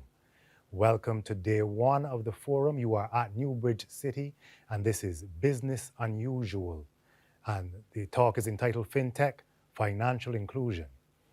And we can't talk about the inequality at the root of the creative and tech frameworks of the world without having a conversation about financial inclusion. As digital currencies begin to proliferate and blockchain technologies open new opportunities in almost every sector, there are, as with any new technology, opportunities and threats. No technology is a magic bullet, but there are genuine possibilities to achieve greater financial inclusion in the world if these new frameworks are properly designed and harnessed with people in mind. We are thrilled to have a globally recognized panel of experts in the fields of technology and finance to speak to the key issues. Mr. Peter Stout-King is our moderator today. He will introduce himself and the members of his panel and then lead us off on this exciting and potentially empowering subject. Mr. Peter Stout-King. My name is Peter Stout-King, and I'm the FinTech Practice Lead at Techstars, where my responsibilities include developing and managing the industry solutions practice, including driving innovation partnerships, thought leadership, service delivery, and business development with leading global financial services firms. Prior to Techstars, I served as managing director and head of the investment network at Convergence, where I was responsible for building out a matchmaking platform that connected public, private, and philanthropic investors to scale up blended finance investments in the emerging and frontier markets. I've also held other financial services roles, including stints with the World Economic Forum, the Inter-American Development Bank, and I served previously as a vice president in the emerging markets M&A team with the London office of Citi, and as an investment banker and business unit manager with Goldman Sachs in New York. I'll be serving as moderator for today's panel discussion on FinTech and financial inclusion. I'm joined by three esteemed panelists who have spent the bulk of their careers working in the financial services sector in the Caribbean, and will be discussing how financial technology, or FinTech, can drive inclusion across the wider Caribbean. As many of you may know, FinTech has emerged as one of the hottest sectors in the tech ecosystem.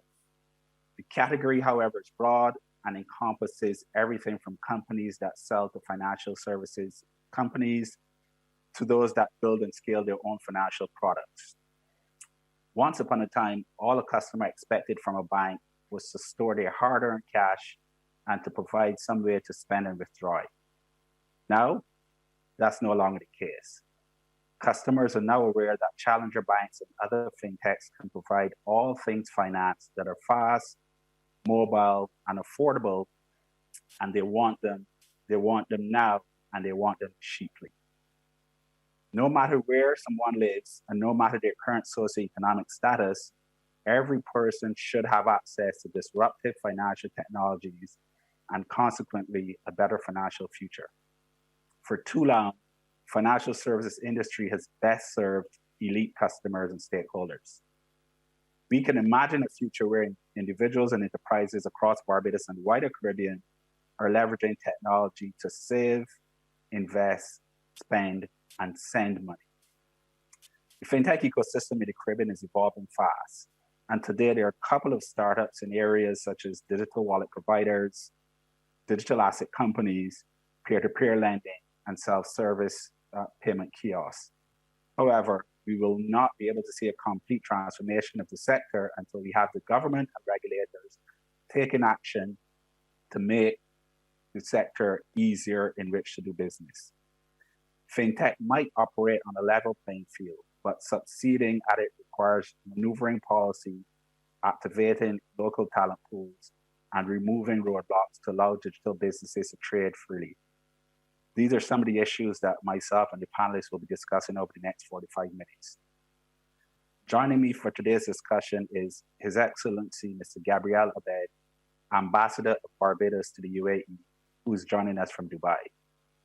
Mr. Alan Cooley, Head of Products and Innovation for the Central America and the Caribbean at Visa, and he's joining us from Miami. And last but not least, Dr. Gillian Marcel, founder and managing member of Resilience Capital Ventures, who's joining us from New York City. His Excellency Gabriel Abed is a Barbadian who was recently appointed ambassador to the UAE and is widely recognized as an authority on central bank digital currencies, math-based protocols, and blockchain technology. And he's actually the first entrepreneur to establish blockchain technology companies in the Caribbean from as early as 2010. He's internationally acknowledged as a pioneer in the digital currency evolution, having conceptualized and initiated the first global movement to encourage the use of CBDCs. In 2013, he founded Bit Inc. in Barbados, whose current flagship project is the Eastern Caribbean Central Bank National Digital Currency. During his tenure as CEO of Bit, Gabriel raised over $60 million in investment from international investors. Gabriel has led presentations and engaged in discussions with the International Monetary Fund, World Bank, the United Nations, Commonwealth Secretariat, and the Caribbean Development Bank. In 2018, he was appointed as a special technology advisor to the Honorable David Burt, Premier of Bermuda, and has advised the Premier and his government on establishing their policies and best practices related to blockchain and cryptocurrencies, as well as assisting to create a vision for Bermuda's future growth and economic prosperity. Alan Cooley is responsible for Visa's product suite in Central America and the Caribbean. In this role, Alan works closely with fintechs and partners in bringing Visa's consumer products and API-based capabilities into the markets, as well as the development of new payment flows.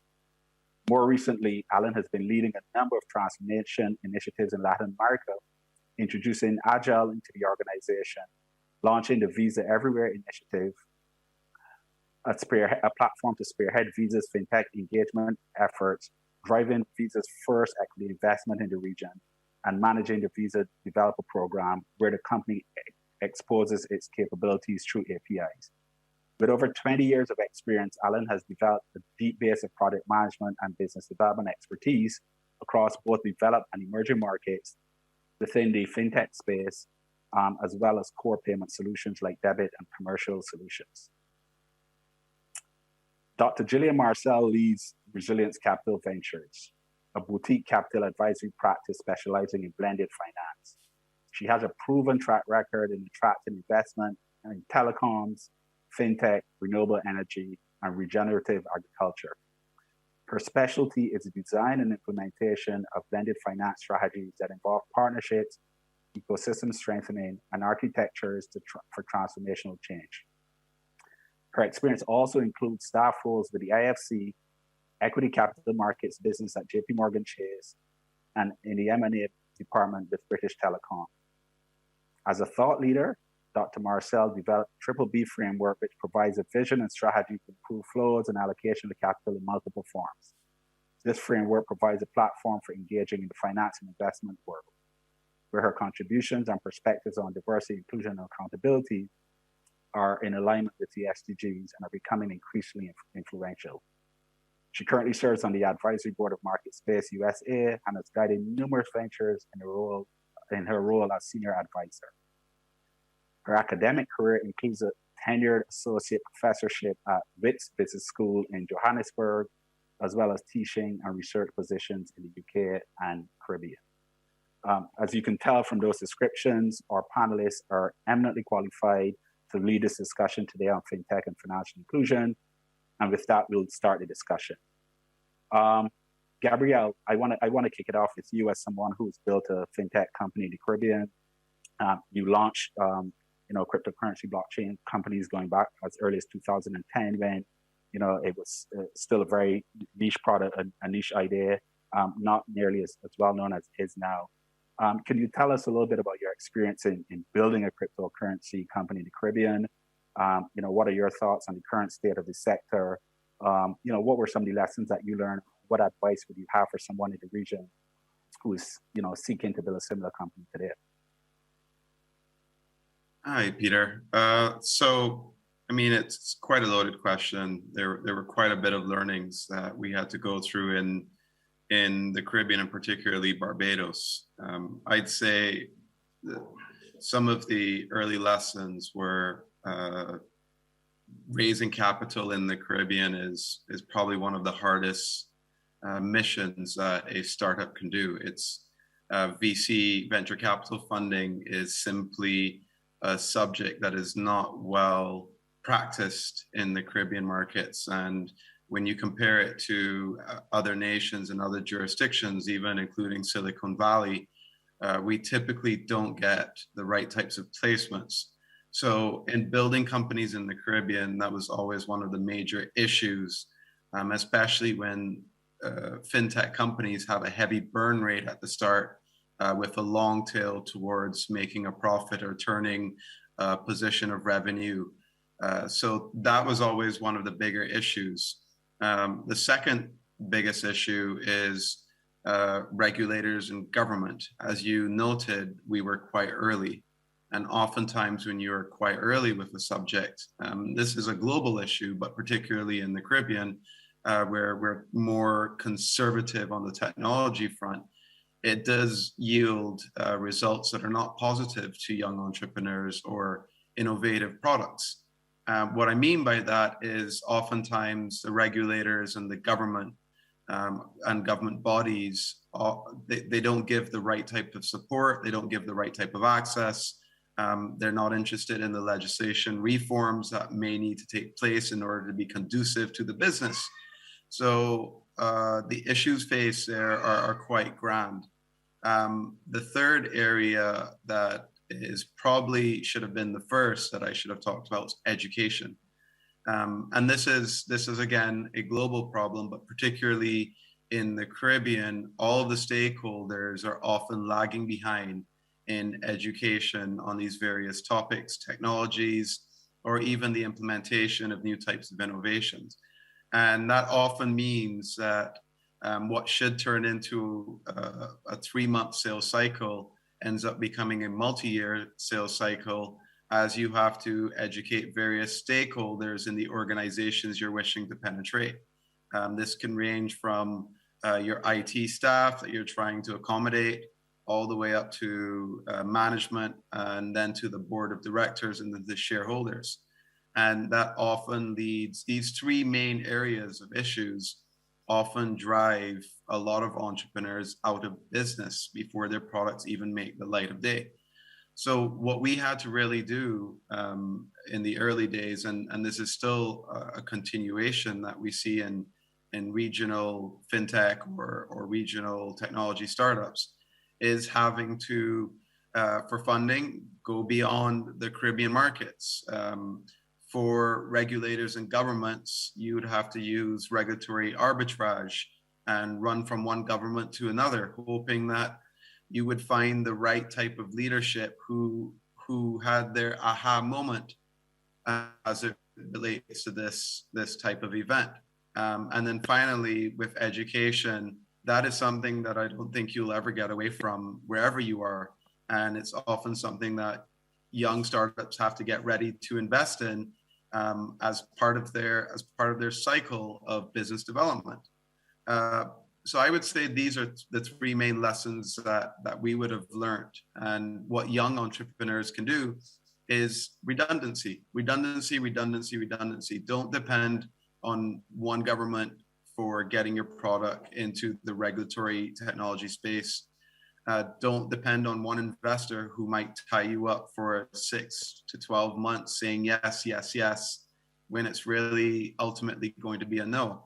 And don't expect people to, or stakeholders, to be au fait with the subjects that you're speaking of. Expect that to be a long tail cycle. So coming from that avenue of understanding, it should bode for quite a successful organization should you break through those main categories. Thanks for that, Gabriel. Gillian, I saw you shaking your head quite a few times here, so I'm assuming that you are somewhat in agreement with some of what Gabriel just mentioned. You're considered a thought leader in this space, not only Caribbean but globally as well. would love to hear your views on what are some of the obstacles to, further or rapid development of the fintech ecosystem. Why has the pace of development been so slow? What do stakeholders need to do? Tell us a little bit about, what are some of the key issues that you think, we need to focus on in the region if we're going to reach escape velocity in the fintech space. Excellent, and thanks again for the invitation to join this panel and have the conversation. What I want to do actually, before I get specifically to the Caribbean, is to sort of spend at least 3 minutes talking at a 40,000 foot view of what we mean by fintech, because I think it's actually important to, particularly for someone who's been at this for 3 decades, to identify that this is not the first go round with attempting to introduce ICTs or technology into the development process. And it's certainly not the first go around in terms of trying to improve access to financial services and to improve productivity. And I say that because the opportunities for the Caribbean within fintech may actually have as much to do with the old school stuff that we were speaking about 20 and 30 years ago, and maybe even 60 to 70 years ago, as it does with any specific technology. Because whether or not it's fintech defined as the ways of introducing technologies, new technologies into financial services, or TechFin, which is the ways in which technology companies can actually introduce financial services. What we're actually speaking about is the ways in which we can use digital technologies to do things better and or to actually introduce completely new services and new ways of providing those services. And this is what the architects of Caribbean integration had in mind. They didn't have a view of using technologies to do it. But 30 years ago, I, had my first startup that went bankrupt. So I've had the scars as any good Caribbean entrepreneur to show for that.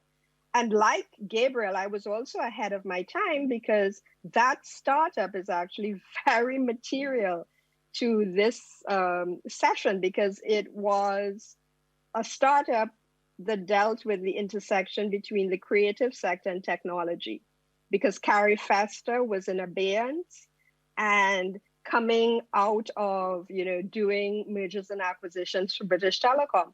I thought it was a slam dunk to present to decision makers in the Caribbean a technology solution for how we would integrate creative digital technologies and the need to revive our foremost regional creative festival. It didn't work. And it didn't work for the same reason that BIT struggled with getting digital currencies in operation and embraced. And that's typically because ecosystems have to be built. And even when ecosystems are built, you have to get lucky. You have to have serendipity. You have to have a champion who is willing to go outside of his or her known environment to embrace something that is unusual and outside of the routine. And why it is actually important to speak about fintech within those sort of first principles is that our hope is that Caribbean governments coming out of COVID realize that the things that we were speaking about 20 years ago, 30 years ago, 60 years ago, which is Caribbean integration, is an imperative.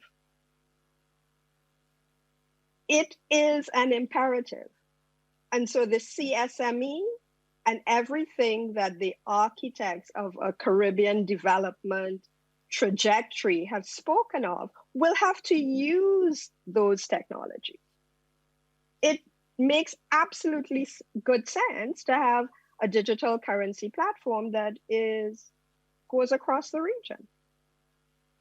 We have to solve the transaction cost issues for small businesses, for large businesses, and so on. And so these technologies, without even getting into the jargon about what constitutes fintechs and the different variations of fintech solutions and so on, which I hope we will actually have some time to go back to, I wanted to make the case and to make the point that this is not a nice to have.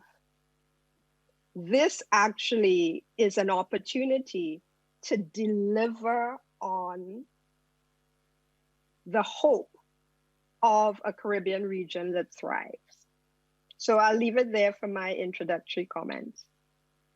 Thank you, Gillian. A lot to unpack there, and like you said, I hope that we can peel back the layers and get a little bit deeper as the session moves ahead. Alan, unfortunately, you have to follow that.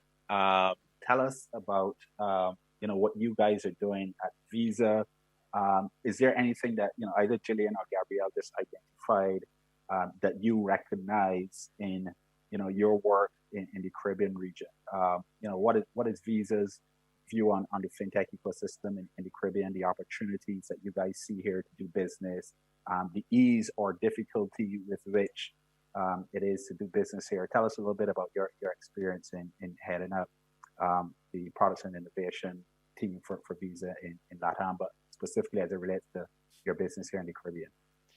No, absolutely. I mean, I think we've spent the last number of years trying to build that open collaboration ecosystem, right? With fintechs being a big part of that, because we see it kind of almost like a jigsaw puzzle, right? And people bring complementary pieces, and the fintechs can complement the capabilities that we as Visa, as a network, have, that our clients have, that our merchants have. And it's putting that together to deliver those new experiences. When we look at fintechs, the role they play, basically, where they've had success, they've targeted, markets that are either unserved or underserved. A lot of times we talk about the underbanked. So then they try to identify those pain points. What can they do better? They deliver that superior user experience.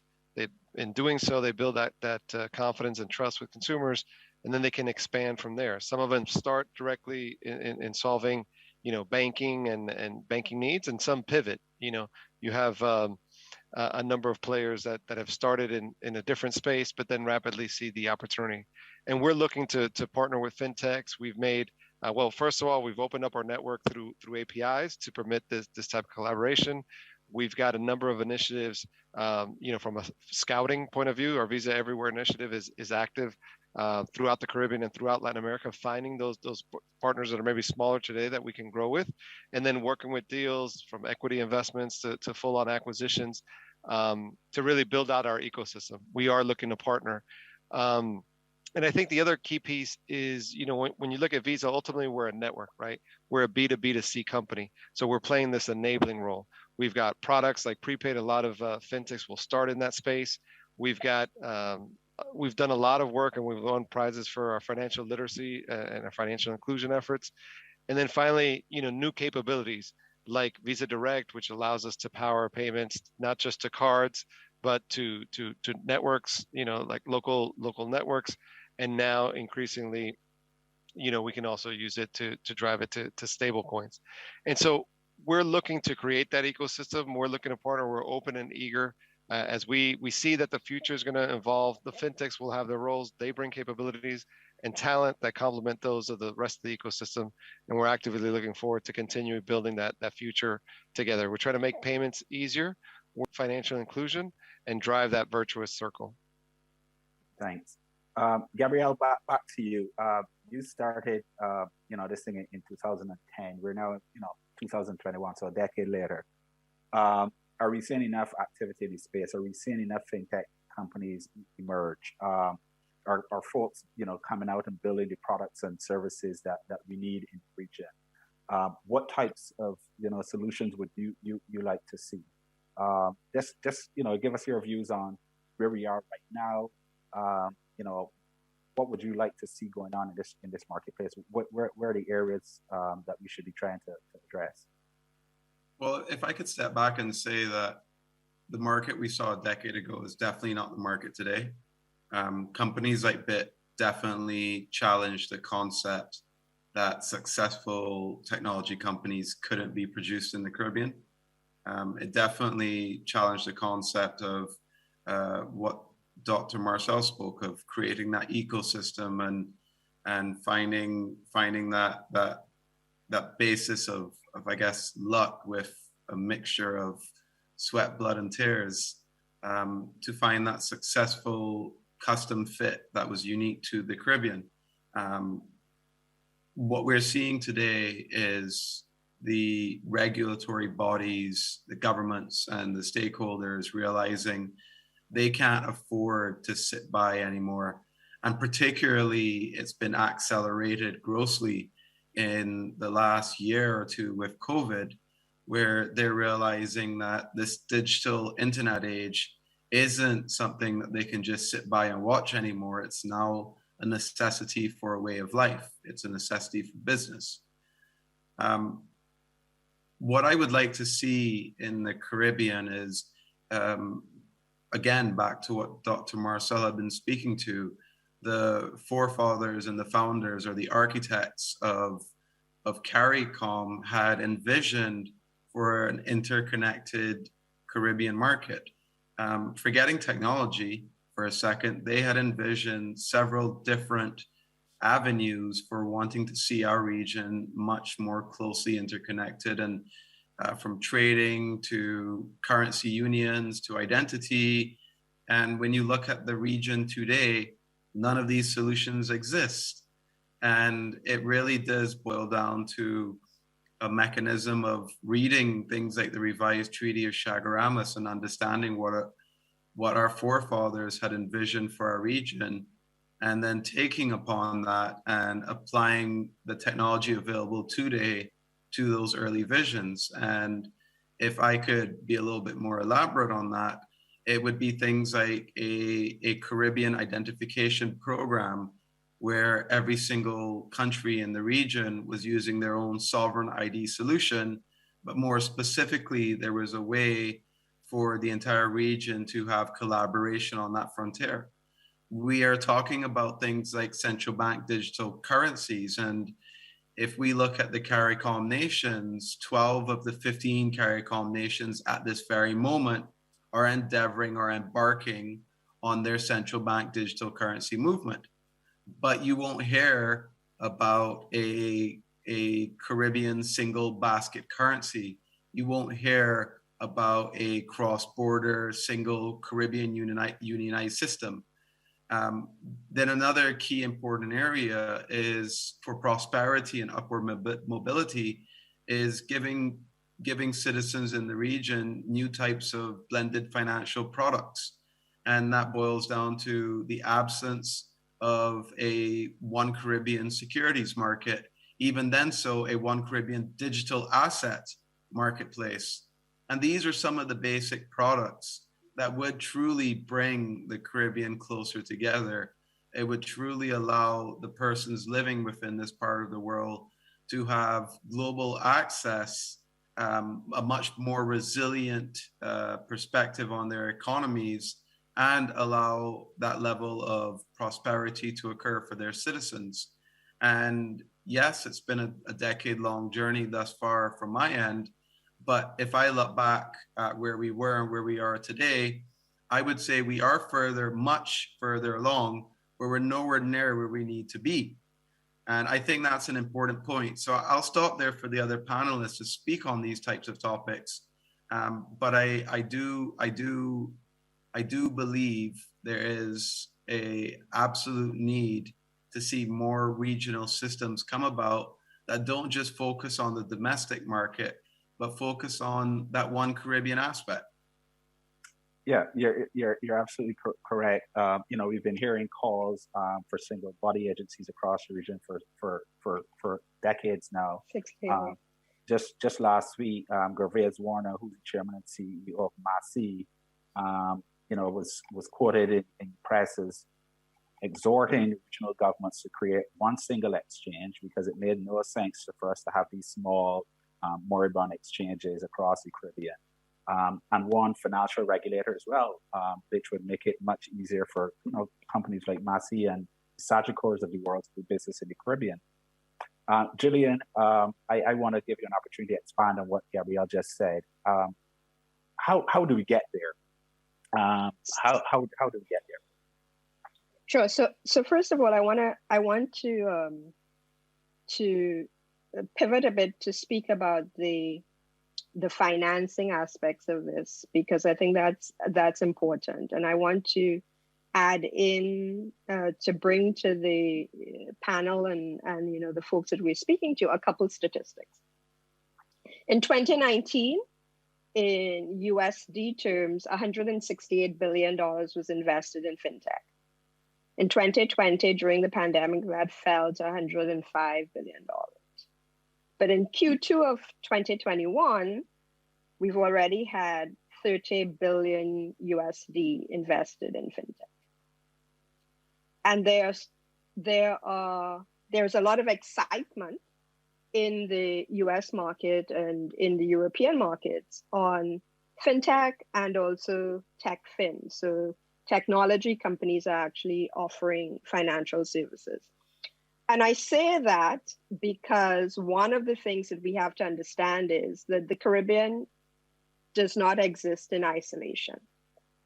And so at the same time, where we are needing to recognize the opportunities provided by fintech and to get not only startups, but other kinds of activities invested, there is all of this investment activity taking place in the rest of the world, which means that we actually have to work even harder to get the attention of potential investors. And so that's another reason why having aggregation, reducing fragmentation, having a single approach, a CARICOM approach to the fintech opportunity makes sense, because otherwise international investors and even our large indigenous players simply will not do small ticket items. It's the difference between having to do a fintech play in St. Vincent, in Dominica, in Barbados, in Trinidad and Jamaica and Bahamas, as opposed to doing a $150 million fintech platform across the Caribbean. It should be obvious, and it is to anyone who has tried to raise capital for Caribbean projects, as I have been doing now for the last 3 years. But that is not an academic interest in Caribbean integration. It is a transactional financial interest in having projects that are large enough so that you can actually generate the interest not only from international investors, but from the large domestic players like Massey and elsewhere. And I want to also go back to the issue of the role that Caribbean governments will need to play. The Caribbean is still very much state-led. Even today, one of the most exciting digital transformation projects was actually funding provided by the World Bank, but I think that it went to state actors, about $69 million that went to state actors.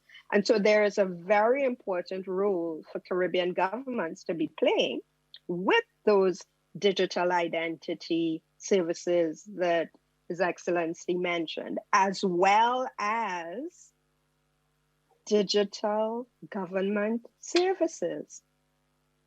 That should, again, be a slam dunk, We were having people lining up in long lines, whether it's for vaccinations, whether it's for COVID relief grants and so on. This should be the time where Caribbean governments also understand that if they're going to be doing those things, then there is a digital solution that enables them to do them more effectively. So let me stop here and join the discussion again with some other points that I would also want to make later on. Thanks, Gillian. Alan, how does Visa play a role in this? Gillian just mentioned some of the products and services and solutions that she thinks should be currently available in the market but are not. How does a big B2B2C customer like Visa play a role in helping governments or other stakeholder groups in the Caribbean introduce these types of products in the marketplace? Well, we're doing a couple of different dimensions. I wanted to complement some of the comments folks were mentioning. If we look at Caribbean and put it within the context of Latin American Caribbean, when I started working in fintechs, we would measure a good year in funding in the hundreds of millions, right? 2020 is 3.2 billion, which was a record at that point. It went up by 60%. Just the first half of 2021, that's now 4.2 billion, right? So there's been successful exits. There's been, there's a number of unicorns. So I think the money has kind of found its way. Obviously, investors want to go to where there's bigger scale. So the Brazils of the world, the Mexicos of the world get that first attention. But to the point of the panelists, anything that can drive scale is a win. I think where we've tried to partner along a couple of different dimensions. One is scouting that new talent, right? Because every unicorn starts off small. So through our Visa Everywhere initiative, which we conduct throughout the region, including the Caribbean, we invite startups to participate, early stage startups, to get to know them, to see what kind of capabilities they have that can complement ours. As they grow, we look for partnerships, either to help us drive issuance of credentials, help us to drive long tail acceptance of merchants, and we make investments and acquisitions as well. And again, they bring complementary capabilities. We're trying to build this ecosystem where we can have fintechs that can play this enabling role to drive these new use cases that we'd like with our clients, with our merchants. And we're looking to build that ecosystem where we find, opportunities or maybe kind of low hanging fruit. Obviously, banking, lending, small business enablement are big areas of focus. And when I look at something, let's say lending, which folks might say, okay, that's a more complicated place to start. There's a lot of existing relationship with a lot of existing data. You look on the merchant side, they have a number of relationships already. If I know that, Peter's store is selling, $5,000 a month, well, maybe that's data with which I can extend a line of credit. If I'm a consumer and I'm maybe, I've got a payroll set up, I've got a data that shows me how much money is coming into that debit, or maybe there's millions of consumers receiving government subsidies. That's data against which you can provide additional financial services. So I think the opportunity is huge. There's the entrepreneurial energy. Money, the cost of starting up a business is lower than ever. So you've got money that can find its way to these entrepreneurs with the idea. And then the other piece is really the talent, the coding talent that can work to develop this. Gabriel mentioned the need to kind of educate, but it's as that scales and reaches critical mass, that's where it's going to have that exponential effect. Peter, if I may just touch on something that you had mentioned. Absolutely. What I find interesting, and this is a really good example, you brought up the example of Ricky Gervais from Massey speaking towards the need for regional bodies to form a single regulator and the need for a regional stock exchange. But here you have one of the Caribbean's largest organizations speaking about these needs without taking activities. And we're talking, this is well over a decade that these technologies have been very active in the region. And what I find interesting about that is that the call for government to go and form these regulatory bodies to jump over the hurdle. And where I really wanted to go with that is the impetus needs to come from private. Yes, there's a need for government to move in this direction, but had companies like BIT and the other organizations, which I've had a hand in, waited on government, we wouldn't have central bank digital currencies today kicking off in the Caribbean region the way we do. If we had waited on the formation of a single body to guide this event, we wouldn't have been where we are today. And I would go back to the revised Treaty of Chaguaramas again. I believe it's Article 14 that speaks to a monetary union within the region. This is 40, 50 years in to the formation of this treaty, and we still don't have one. So where I'm really going with this is the opportunities are there, and it really requires the private sector to tighten the belt, get serious about this, and make the capital available to build these products. Because the reality is these products can be built, these products can be launched for the region. And at some point, we're going to see entrepreneurs delivering them. But the question is, what level of support will those entrepreneurs get? Now, as it relates to a One Caribbean regulatory body, I think if we look at what Barbados did with its regulatory sandbox between central bank and the FSC, that becomes a very adequate angle for the rest of the Caribbean to benefit from. And what I mean by that is that could become the avenue where if every financial regulator and central bank or monetary authority across the region were to implement a similar function, an entrepreneur or a company entering into one regulatory sandbox in one Caribbean jurisdiction and is approved should technically be automatically approved across the others. And this is a simple fix to not just a One Caribbean stock exchange. It can apply to commodities, it can apply to decentralized finance, it can apply to identification, it can apply to currency and foreign exchange, it can apply to basket currencies and other types of initiatives around the fintech arena. And I think I just wanted to draw on that point because again, here you have one of the two Caribbean's largest organizations speaking about this as if it's something in the sky that's unattainable and it's the responsibility of regional governments. Yes, it's their responsibility, but if we wait on government, if we wait on some organization to do this, we're going to be waiting another 50 years. And I think that is the key important differentiator that we need to look at as it relates to moving our region forward. And it does bode to one of the bigger problems. If you have the Caribbean's largest organizations talking this way and thinking this way, what does it leave for younger entrepreneurs who don't have that capacity, don't have that level of connectivity, don't have that level of network, and don't have that fallback? And I think that is one of the key problems in our region. And it's not like other entrepreneurs did not propose these types of solutions before. This is not the first time a One Caribbean stock exchange is being proposed. It has been proposed, to my knowledge, as early as 2013 and probably way before that. So I'll leave the floor there. Definitely before 2013. I can attest to that. Gillian, I want to pose a question to you as you respond to some of what Gabrielle just mentioned. We've been hearing a lot about central bank digital currencies and how the Caribbean has been a leader in the development of such, right? 12 of the 15 countries now are making advances with regards to developing their currencies. ECCB and Bahamian currencies were some of the first introduced to the market. So we're a global leader in development of CBDCs.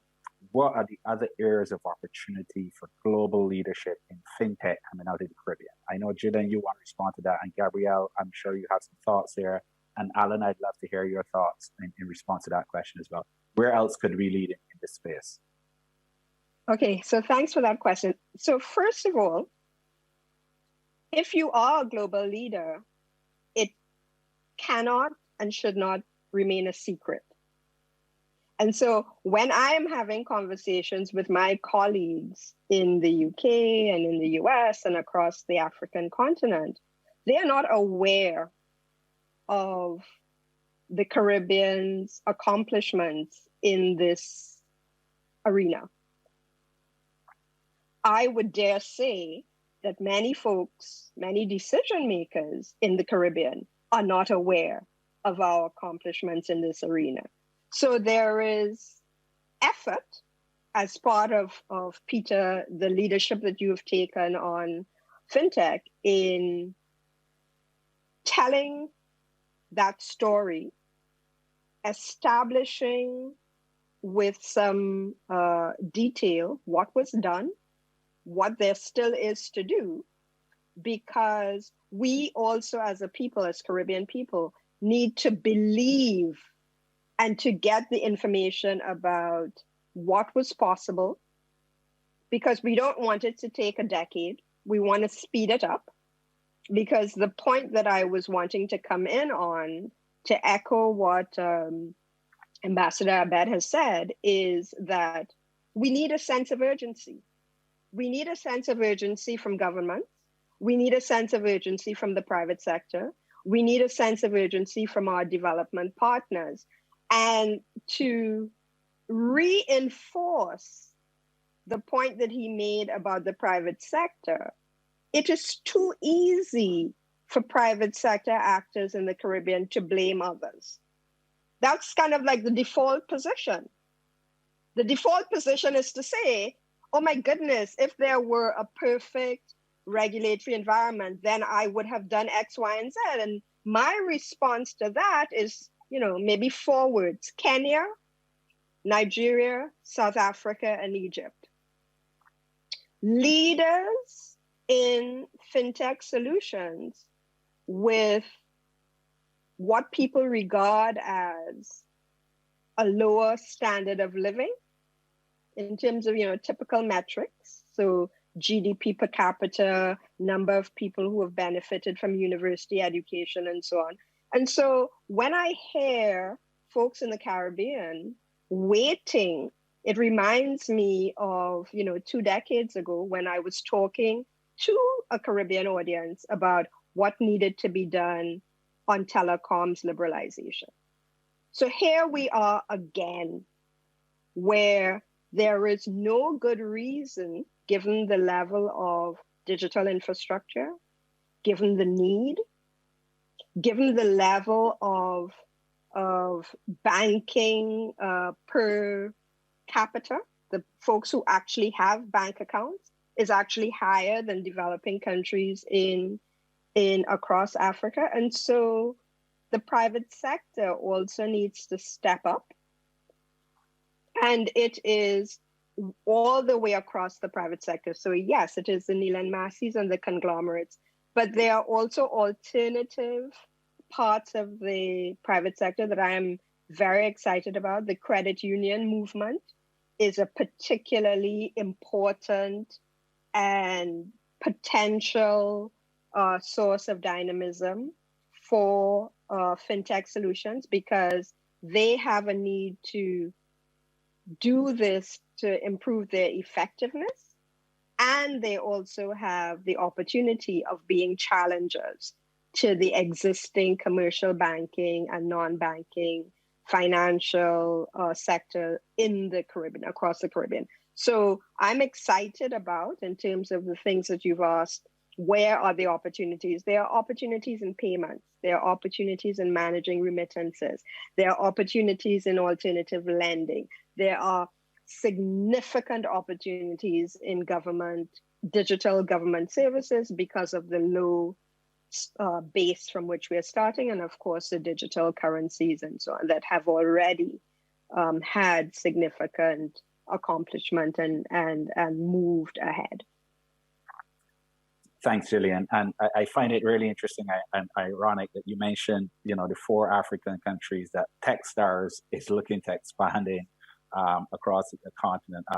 Countries with GDP per capita is lower than most of our Caribbean countries, with banking systems that are probably less robust and developed, but somehow they've managed to, establish themselves as, FinTech leaders across the continent. And we're seeing some really interesting opportunities, in those 4 countries that you mentioned in particular. Gabrielle, I'll throw that question to you. What are some of the other leadership opportunities that you see for the Caribbean? I think Dr. Marsfeld touched on one of the more important ones, which is digital governance that we can expect to see. That's a really big area, especially since governments themselves can't really afford to build solutions needed across their entire body. And we're talking about digital land titling and conveyancing, e-voting. We've talked about digital ID quite a bit, but it's the way that governments need to start thinking is every time you look at a problem within government, that really is an opportunity for a local entrepreneur to rise up and build a company that has global application against that domestic problem. So you're switching gears from a situation of where what was otherwise seen as a sunken cost to now an opportunity to rise up a young entrepreneur, to rise up new innovation, to support it within government, and then watch that product get regional and global application, which then inherently becomes a source of revenue for the country, a source of job creation, a generator for opportunity. So that's one of the first areas I'd like to touch on. But then the Caribbean is so ripe for new types of innovations and technology. I was once told by a pretty successful entrepreneur that the Caribbean's advantage is that small boats can turn fast. And that basically means that because we are so small, we have access to all stakeholders. You have access as a local person to your government more so than someone in America or Mexico or Germany would.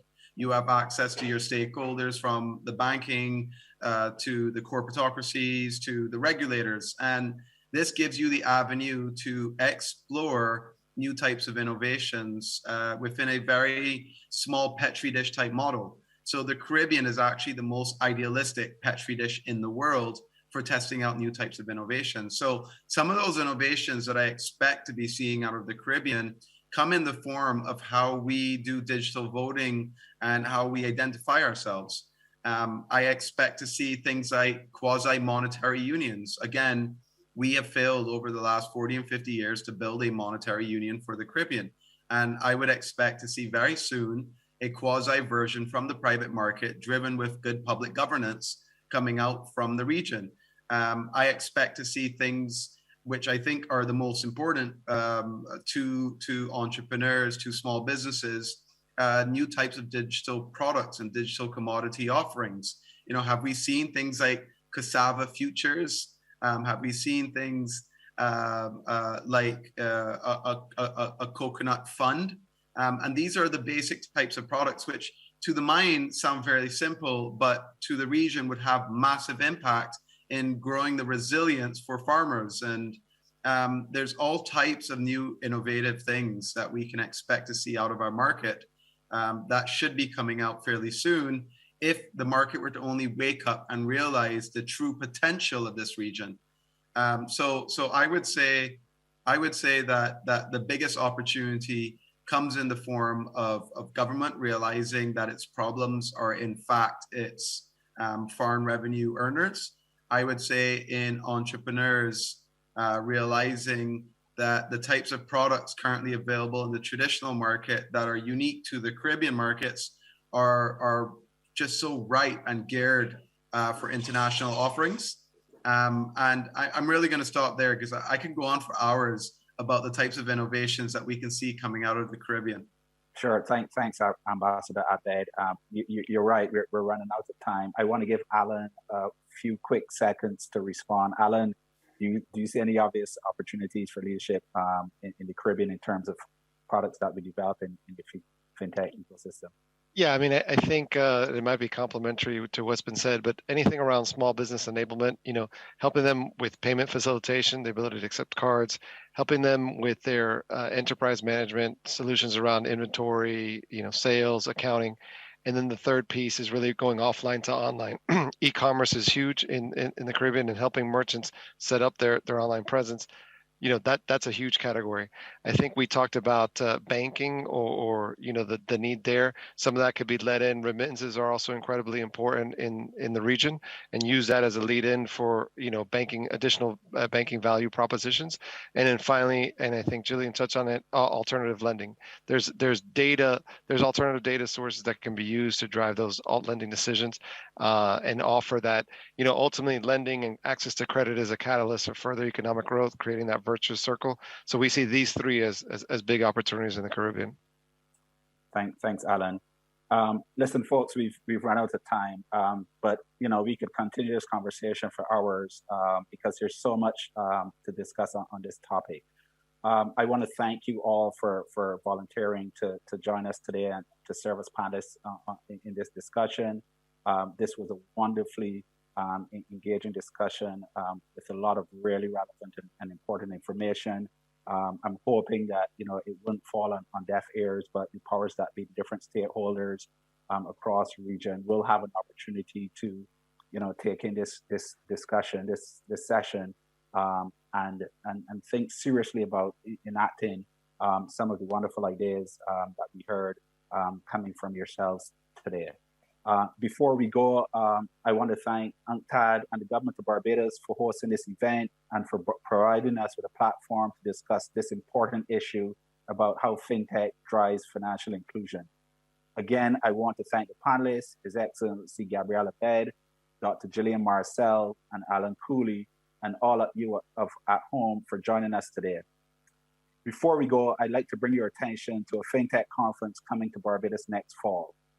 FinTech Islands is a global community event that will bring together business and tech leaders from banks, financial institutions, FinTechs, startups, and investors. You can expect 2.5 days of world-class content delivered by some of the biggest names in finance and technology. FinTech founders, C-level executives from banks, technologists, entrepreneurs, investors, regulators, politicians, and academics and the media from all over the world will come together to learn, discuss, debate, and network everything FinTech. We're going to have about 100 speakers from around the world, multiple track panels, roundtables, sessions of workshops, and one will witness the opportunities that Barbados and the larger Caribbean offers to start and grow a FinTech company. The FinTech Islands Conference will be a must-attend international gathering. The goal is to showcase new global trends in FinTech, new applications of technology for the financial industry, and growing FinTech startups right here in the region. The world needs FinTech now more than ever before. Here's a sneak peek of the event. I invite you to go to fintechislands.com to sign up for more information. Thank you and goodbye.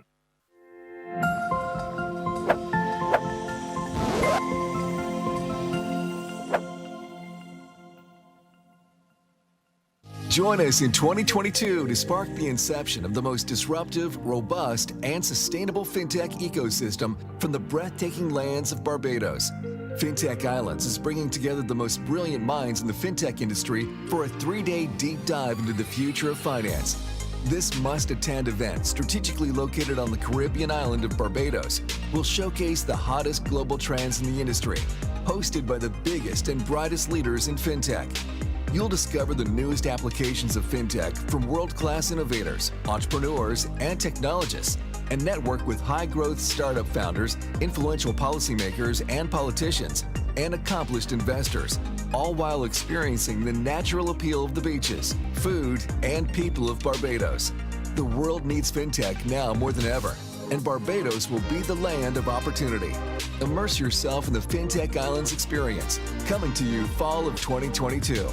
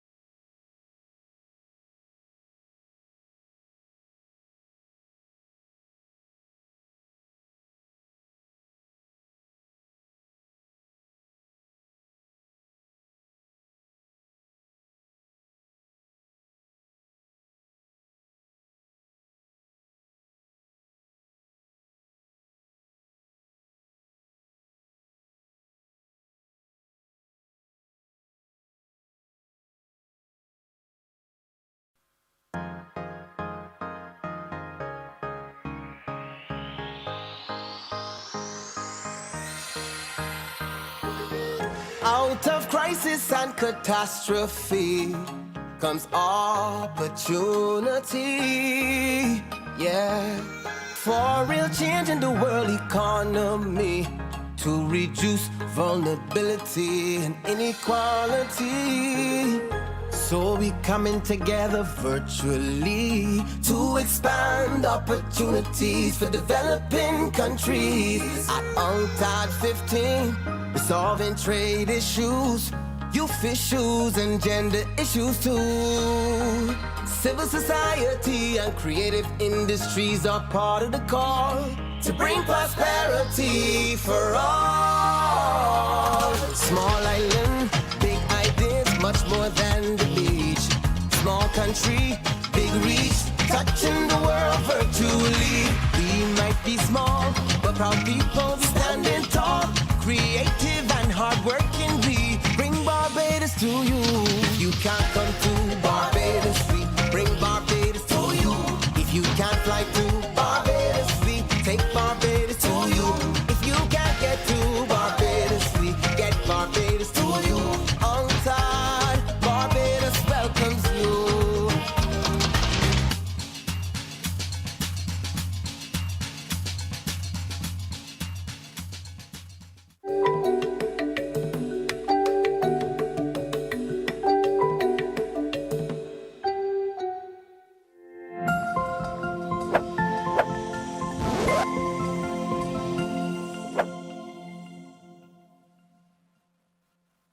Welcome to the Future Academy on this day one of UNCTAD 15's Creative Industries Trade Digitization Forum. I'm excited to introduce the Future Academy Panel 2, AI and Educators, the Path Forward. Developments in artificial intelligence and machine learning have significant implications for all facets of education, from altering the way teaching and learning occur to reconfiguring the relationship between education and employability, to personalized learning, pathways at scale. Leveraging the best attributes of machines and teachers allows them to work together for the best student outcomes. This session explores best practice for incorporating AI machine learning into curricular or institutional practices. We've brought together a wonderful group of experts to discuss the key issues.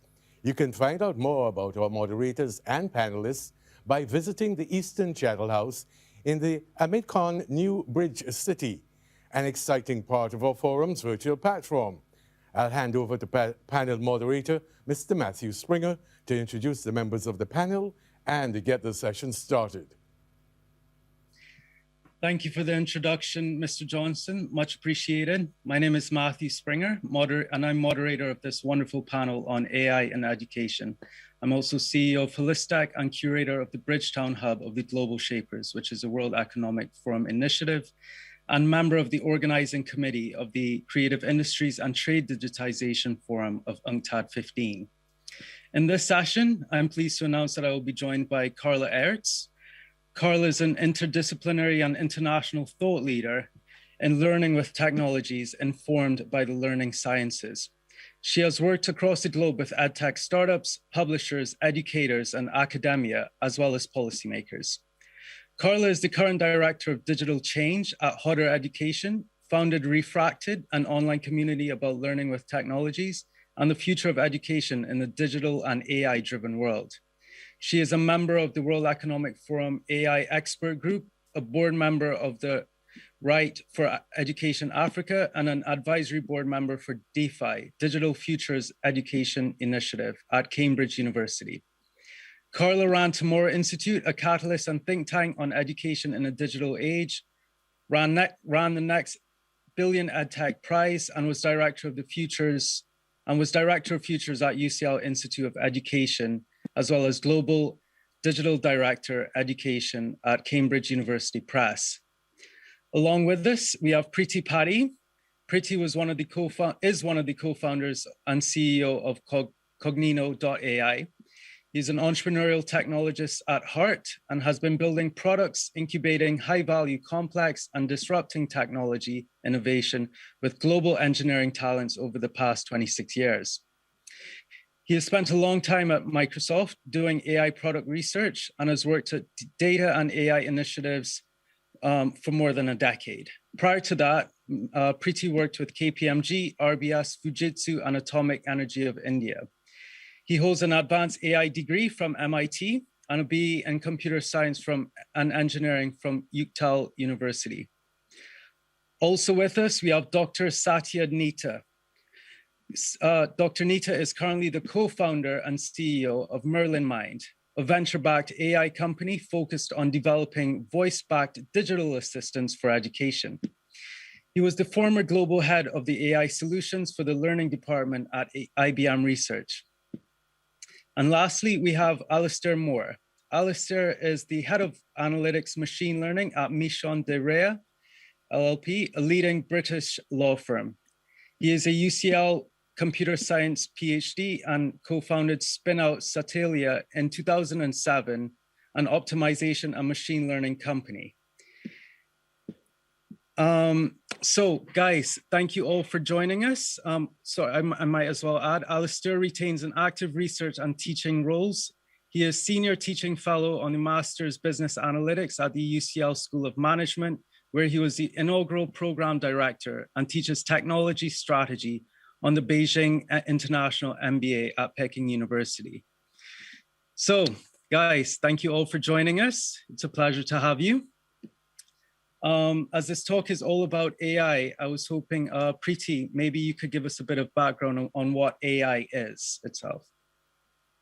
Artificial intelligence is all about scanning your environment, ability to comprehend and take action on what the machine can understand.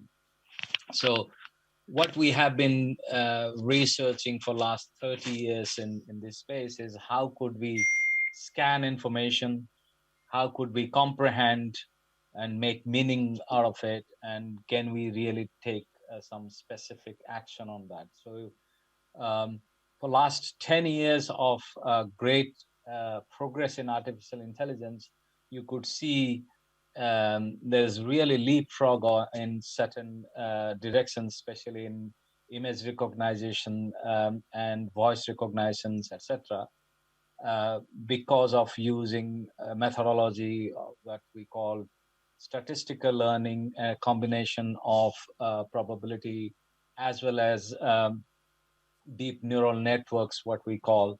So those are the kind of technology building blocks to create that scan and comprehend and act on information. What we don't have, though, is the intelligent, so-called intelligent word that we use to describe artificial intelligence. We don't have real intelligence, I would say. While that has been the quest for majority of the academia and scientists, the next decade is going to be a defining moment for artificial intelligence, where we will have the ability to comprehend, create context around information. That's how humans learn, and that's how we comprehend information. We learn, we comprehend because we understand the context. We don't need lots of information to comprehend whether it's a dog or a cat. If we learn once, we can really understand why it is the case. So that comes with some new innovations that is happening in the AI space. Over next decade, it will be a defining moment where we will have the ability to learn, really understand the world the way the humans understand, the machine can understand. And then ultimately it can also explain what it is learning, because that is what we have been missing till now. What we don't have is clear understanding of why the machine came to a decision the way it came. And that's, I don't think, is a very useful AI to me.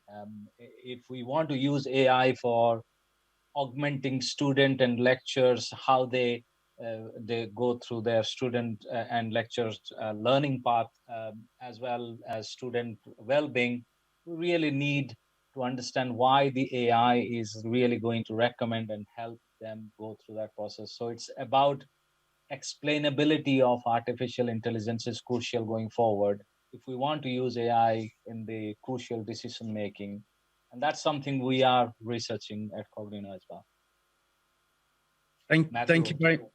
Thank you very much, Preeti. Is there anyone else who would like to add to as to what AI means in a broader context? Carla? I think in terms of the broader context, I may not be the best placed person to do that, but I can certainly bring it to an education and learning context. And the context that I sort of wanted to kind of bring it to is probably initially the classroom and the school. And how AI can kind of take a role in there, which on one hand is worrying a lot of people. On the other hand, other people are getting quite excited about it. But as Preeti was saying, you know, we aren't far enough advanced yet to really understand why the AI is deciding what it's, you know, the decision making it's making and how it's coming to that. And I think when you start extrapolating that to an education context, that would be a vital ingredient to have. So I think if you're looking at AI in the classroom or an education context now, you probably have applications where maybe it's less to do with actually the learning and the teaching processes or the kind of engagement in those processes, rather than supporting teachers and learners in kind of workflow related areas. And that would probably be much more to do and much more applicable to teachers in terms of doing kind of the dumb tasks that the teacher often has to spend time on, like a lot of administrative tasks. If a teacher can sort of be more focused on engaging with students rather than doing all the admin, and if the AI can help automate this, that would be a wonderful time-saving and actually support to teachers that would be, you know, fantastic for them, because currently in many education systems, teachers are spending a huge amount of their time on sort of admin and, you know, what are the less teaching related tasks that they should be engaged with. When it comes to learners, though, there are some things that the AI can possibly already assist with. And that is potentially looking at, you know, how to kind of look at learning pathways more effectively. The question begs whether pathways is really the best way forward, and whether AI in that context may be a bit deterministic still at this point in time, as is sort of often quite applied. You know, a kid does an assessment, and based on that assessment, they may get the next level of difficulty of assessment. It doesn't necessarily mean that the kid has really understood a learning concept, but, you know, it might be taken through that learning path, and the pathway might be carved based on what the kid has decided in her or his response. And those applications, I think, will disappear quite quickly, because I do think we will not recognize their value for very much longer. But, you know, they are around. A lot of edtech is based still on that premise, but is getting more clever, and is, you know, people are understanding that this is not necessarily the best outcome for learning and teaching. And then another application where I can see AI kind of play a fantastic role, and that's in fairly short term, and in some cases there are, you know, people doing this already. That is, for instance, when you have mixed ability classes, you know, the research points very much at putting mixed abilities together and benefits for all abilities, rather than streamlining kids according to their abilities. Now, AI can help teachers identify where kids struggle, where a kid that isn't necessarily struggle can help the kids that are struggling.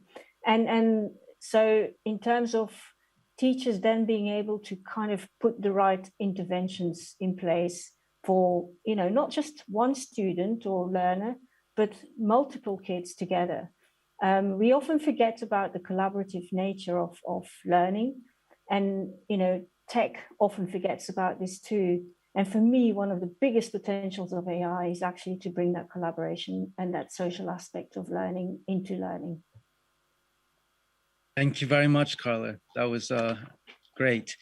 Dr. Nita, I saw you nodding in agreement. Would you like to add to that? Yeah, no, I loved what Carla said. I completely agree. I think there's been so for me, AI is very simply systems that can learn.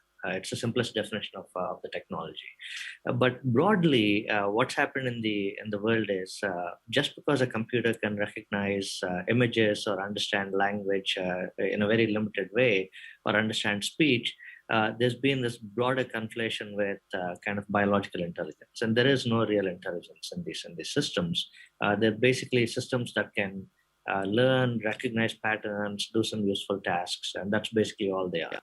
But it's within the limitations of AI that where all the possibilities lie. How we can imagine it to use them to do something productive.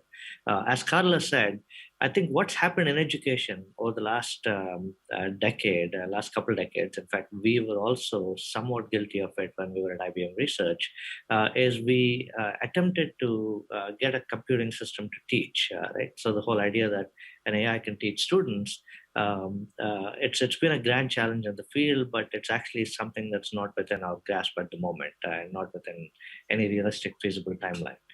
So the idea that an AI can assess a student's state and impart the next level of learning outcome, I think its time has come and gone. Carla was absolutely spot on there, and I do believe they have very limited efficacy. I think it's where we can be more productive and more grounded with AI. That's kind of where the applications are. And so at Merlin Mind, as an example, we are building the first digital assistant to assist teachers in the classroom. And what we're doing is we're taking all the mundane tasks that teachers deal with, managing all the technology, the apps, switching between them, taking all of that away and giving it to the AI so that teachers can essentially spend more time doing the deeply human process of teaching.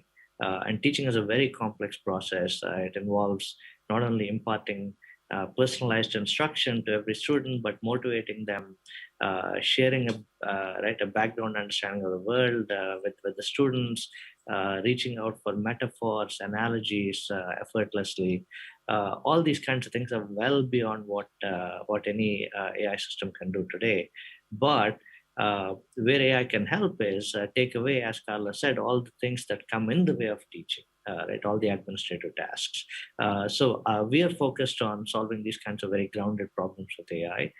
There are other uses of AI in education that I found compelling. The idea that you can use AI to score an essay and to grade it.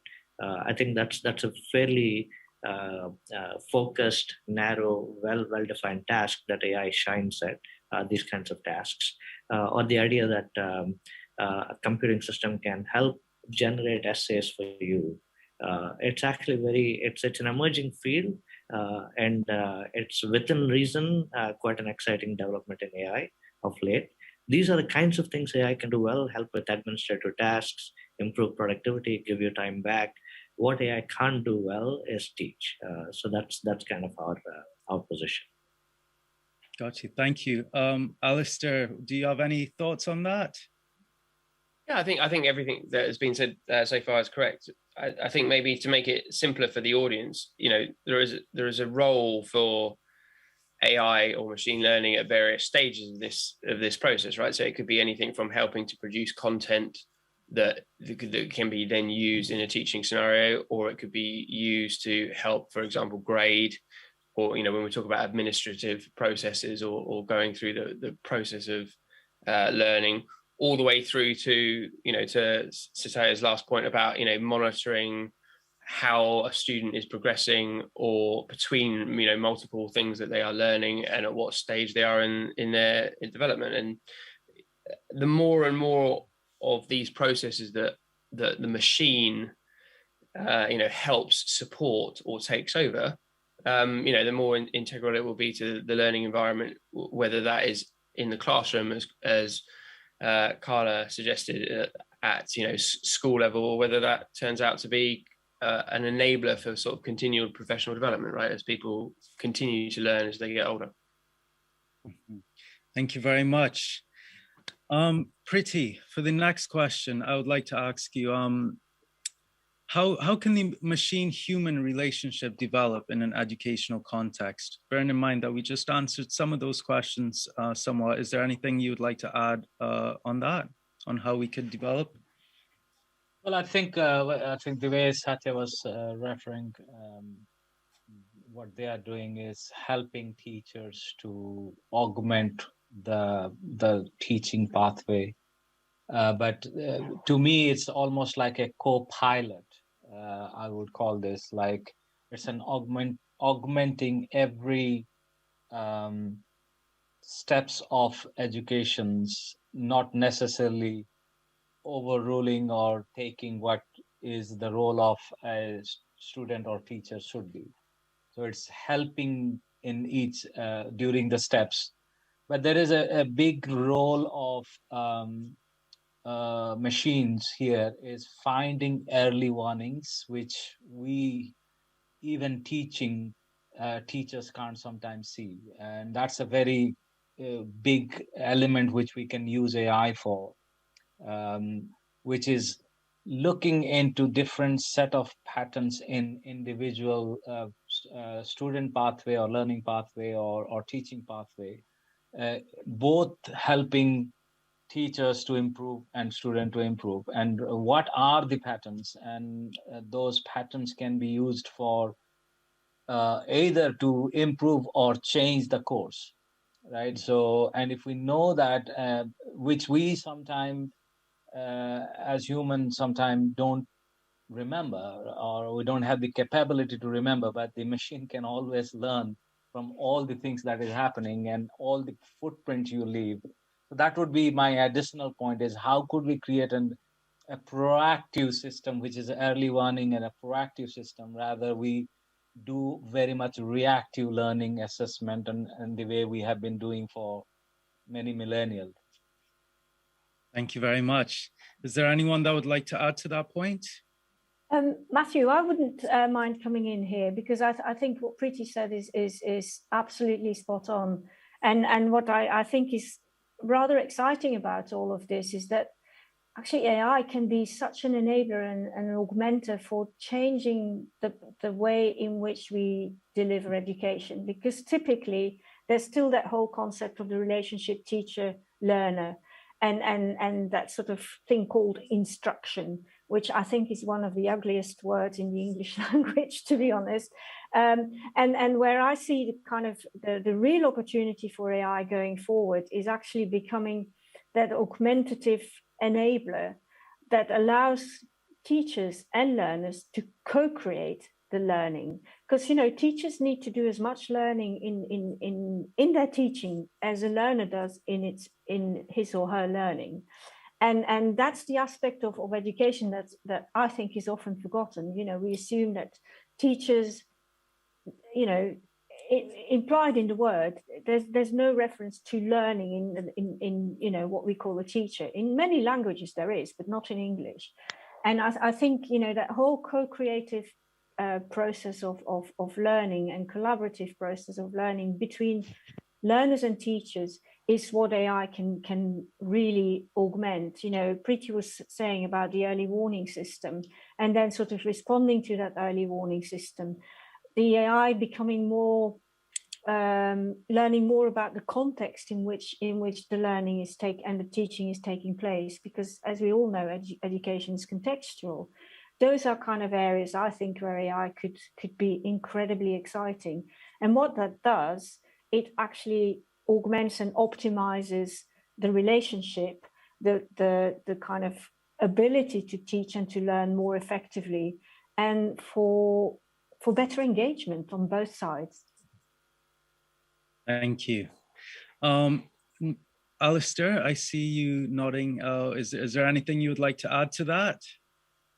I mean, I think the only thing I'd add to that, is that it's not just a question of sort of a machine helping support or replace an incumbent model, right? As the marginal, the margin structure of being able to deliver education alters, then as much as it's about helping a student learner on their current journey in the way we envisage it at the moment, whether that's through different content or through different assessment, you also start to get a different ability to give access to education, right? So, you can have education when you as the learner are interested, whether that is sort of continuous or whether that is, online and asynchronous or online and synchronous, et cetera, et cetera. And so, ultimately the ways we are capable of delivering, education as a product and as a service and as a variety of different ways in which a learner can engage with their environment, the new things are going to become possible. Thank you very much, guys. Moving on to my next question. So in your opinion, do you think AI should become part of the curriculum where learners are basically able to understand how AI works and get insights on developing algorithms? Similarly, for teachers, do you think now is the time that they should be educating themselves on AI? Dr. Nita, I'll start with you. Thank you, Matthew. Yes, absolutely. I think we are entering a world where AI will be a part of our lives for the foreseeable future. So the kids growing up today are effortlessly playing with Alexa and Siri and Google. So it's actually kind of important for them to understand, what is this technology. But more importantly, what I believe is over the next 2 or 3 decades, AI will transform every facet of our lives. Right? Just like, it's basically what's happened in the long march of technology. Right? As new and more advanced technologies come in, we purpose them for doing more useful things and better things. And what's a little bit different about AI is that ever since the internet revolution happened, it really became the story of the availability of data to finally digitize processes. And once you start digitizing processes and once there is data, you can actually start building some clever algorithms to make things more efficient, make things more useful, bring more productivity, right? Relieve humans from very mundane tasks. That's the march that we're on. And so I think it's essential for the children growing up today to have some kind of an understanding. You don't necessarily have to be a data scientist or a computer engineer to participate. You can participate in any number of ways. You can participate as a lawyer, as an instructor. You can participate in this revolution by learning how to use it, by learning how to design it, by learning how to draw frameworks around it. But this will transform every aspect of society. In terms of teaching, what we do believe is that AI will transform the teaching profession. Like I alluded to earlier in my remarks, I think what teachers do is one of the very last things on the planet that will ever be automated, well beyond the reach of any technology that we can imagine at this point in time. But what they are drowning with is a huge amount of administrative tasks, a flood of technology that they're struggling to manage, and that's in the developed world. In the developing world, what they are struggling with is access to high quality resources, on time at the appropriate time. So AI has a very big role in helping them level up and be the best teacher they can be for their students. So I think it's very important for them to learn what this is all about, get a working understanding of it, where you don't necessarily have to learn how the algorithms work, but what can it do for you? What can't it do for you? How can it help me? How can it help me find the right resources, do the more administrative tasks? These are the kinds of roles that AI has to play. Matthew, can I just add something to this? Because I so agree with what Dr. Nita said, and I really, the fact that he highlighted the difference between the kind of developing world and the developed world is really critical, because it's often forgotten in the AI debate. And often, the kind of Northern Hemisphere tends to run away with it. And we forget that actually we're not all in the same boat and on the same level playing field. But the other thing I wanted to add here is that, and the COVID pandemic has probably been a case in point, is that so often, and if you look at teacher education, it's very rare that as part of their teacher education, and when people go on to taking teaching degrees or programs, they actually get very little exposure or even sort of insight into digital pedagogies. So nobody really talks very much about digital pedagogies, and people sort of think, oh, we've got the technology, we can just kind of retrofit it into what we currently doing in the kind of old education model. We know that that doesn't work. COVID has highlighted that it doesn't work. And actually, if you want to see how education can regress, is actually look at how in some cases, schools were desperate to get the kids online and give them instruction, and the whole model turned back into the kind of front of class type instruction through Zoom or Teams or any of those tools, because that's the kind of the quickest way teachers and schools found that they could do something about it, where the kids had access to it, of course. Now, that's not an effective means of delivering education. And if we continue in hybrid models, we really need to assess that. But what lies at the origin of this is also the fact that people and that teachers need that digital pedagogy acumen, and that needs to be integrated in their teacher education and their professional development. And if we don't kind of start thinking about, teacher education that way, I think, we can talk about AI in schools or education for a very long time, but it still be something that's kind of sitting outside of their normal kind of teaching practice, or even their teaching mindset. And that, I think, is a really important area to address.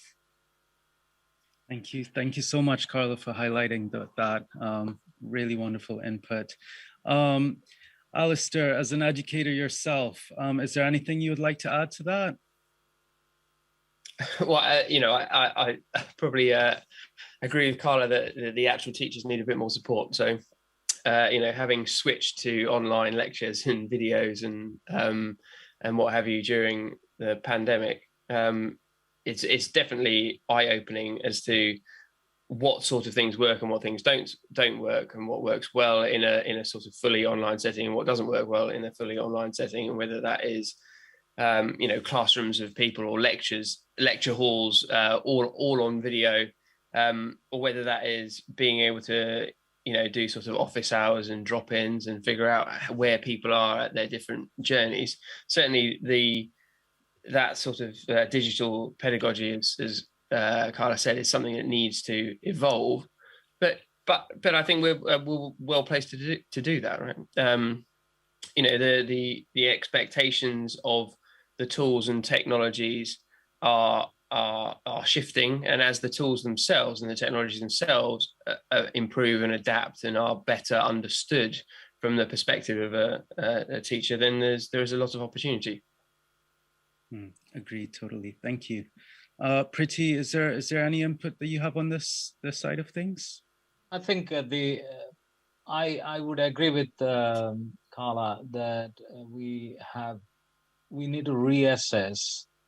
I have a personal challenge with the aspect of education the way we have been going about for last, I don't know, not just 50, 100, it's almost like education systems from Victorian age.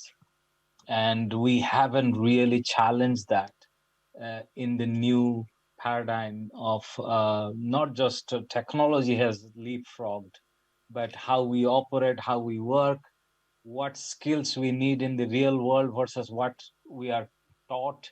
If you think of for the first time in our human society, we really don't know what kind of work we will be doing in next 15 years.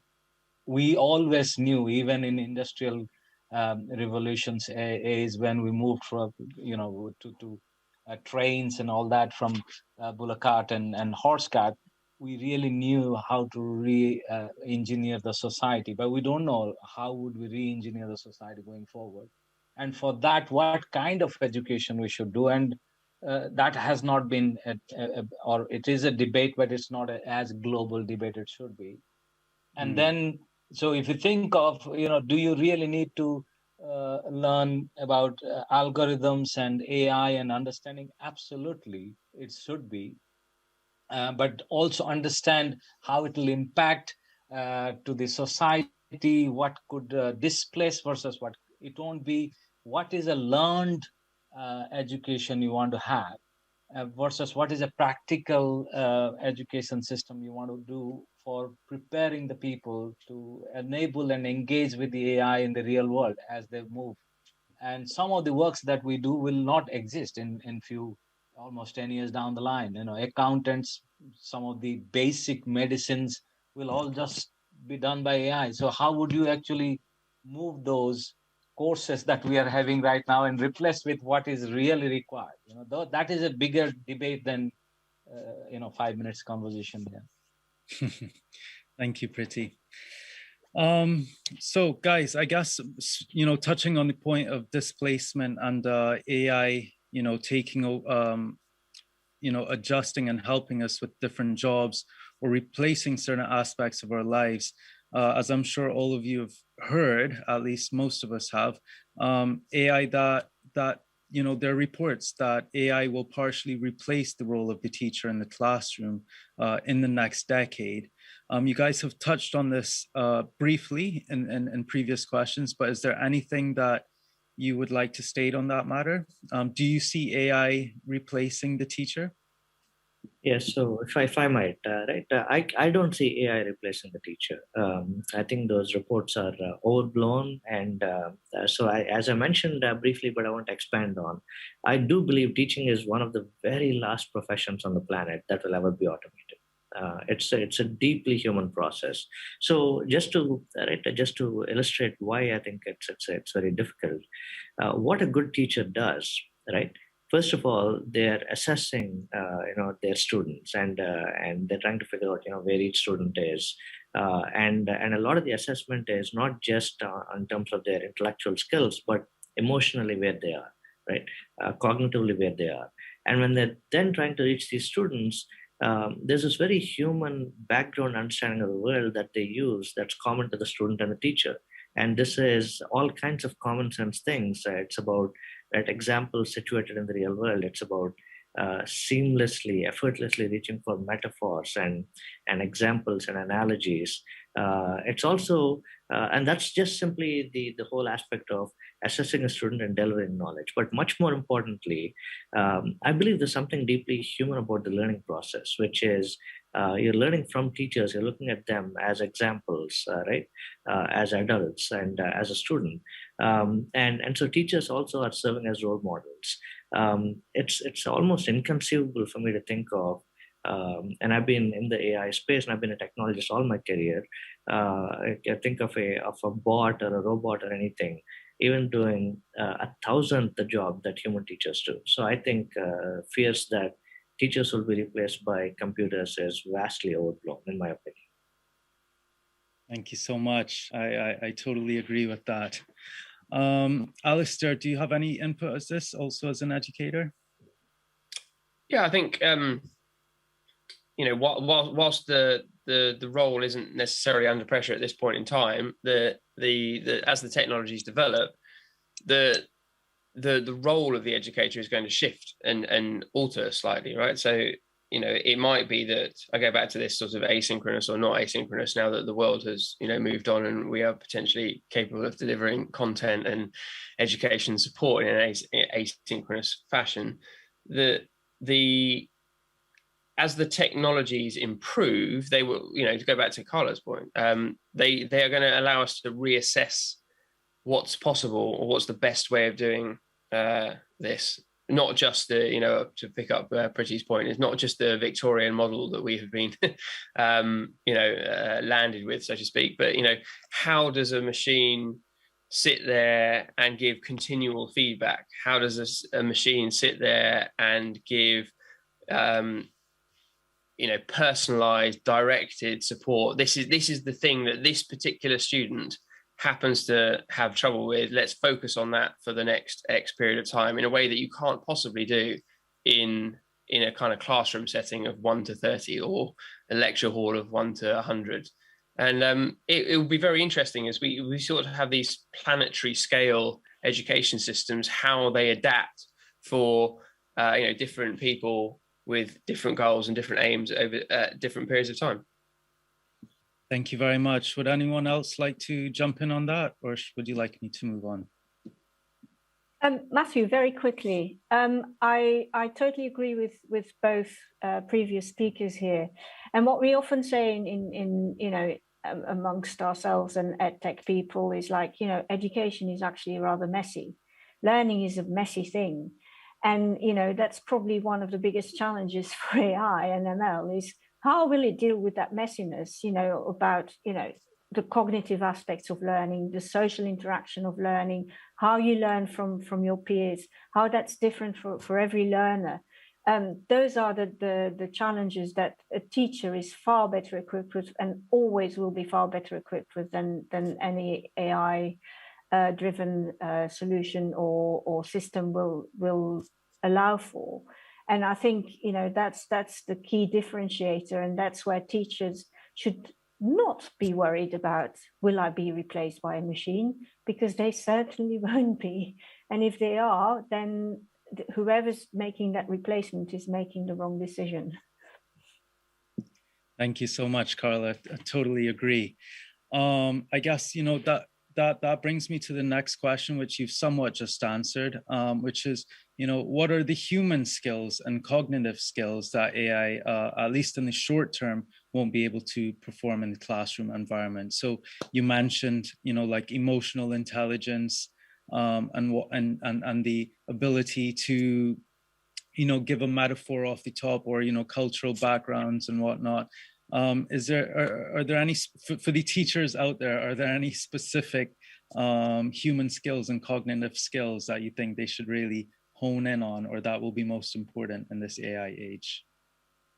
I can jump in with here. So I think the emotional intelligence is one thing. The other thing I believe what teachers do is the ability to think of a deeper set. They provide a deeper sense of purpose to the students from very early on.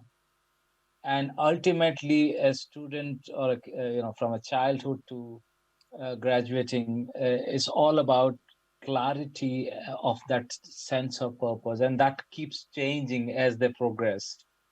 That sense of purpose is a very you can't code it anywhere, so it comes from human ingenuity. And that human ingenuity is the core differentiator, which will continue to thrive, like Satya and Carla said. So the teachers will continue to thrive because they will give that clarity of purpose to the students, or at least help. They won't give the clarity of it's up to the student to get the clarity, but they provide the tools and emanations to get how you keep digging into the clarity of your purpose. And that ultimately defines a human to students to come out of the learning environment to go back to the workforce and define what they want to do. So the teacher's role of providing that clarity of purpose will continue, and in fact thrive that more, because that's the role of teacher will move into far more. Mm-hmm. Thank you very much, Preeti. So moving on to the topic of AI ethics, which is very important in the educational standpoint, and I guess in the entire development of AI. These are a set of values, principles, and techniques that employ widely accepted standards of right and wrong to guide moral conduct in the development and use of AI technologies. So in the context of educational organizations and schools, how do you think we can safeguard this AI? How do you believe that we can approach it ethically, and how can they, ensure that the necessary protocols are in place to make sure this flows smoothly? Would anyone like to volunteer for this one? If I say so, Matthew, I'll just point that we are predominantly doing research on how to have an ethic or ethical governance around AI. So if you look into what we do in our research at Cognino for 15 years, I have been spending my own time bringing explainability to AI decision making. What that means that I don't want to trust on any recommendation or augmentation that AI gives, whether the student is good or bad, whether the student can learn better, or the teacher needs to do some different course, or the teacher is not doing XYZ. To trust that decision in a larger scheme of thing, we need to have the explainability of the decision making. You will not touch anybody's guiding you, whether it's a doctor or an accountant or anybody who wants to say, do this, don't do this, without really saying why you think that is the case. Can you explain why you are saying? So trust, if you want, you will not trust as human if you can't explain. Hence, we are, it is absolutely crucial, fundamental for having AI in education or in any field for that instance. But education is more than anything, that any AI we use, we need to have an ability to explain it. But not only that, we should be able to introduce and induce the code of conduct of education or society. So you should have almost like multidisciplinary AI, one which takes decision, the other one is explains why it takes the decision. And ethics comes into play almost as one step, together to combat this. So my focus has been all about explainability so that we can have ethics in AI. Thank you so much. Dr. Nita, did you have something to add to that? Yeah, I mean, I think another aspect of ethical AI, right, is very much in terms of right, how we use the data, right, what happens to the data, right, especially in an education context. The whole idea of data privacy is something that's very important, right?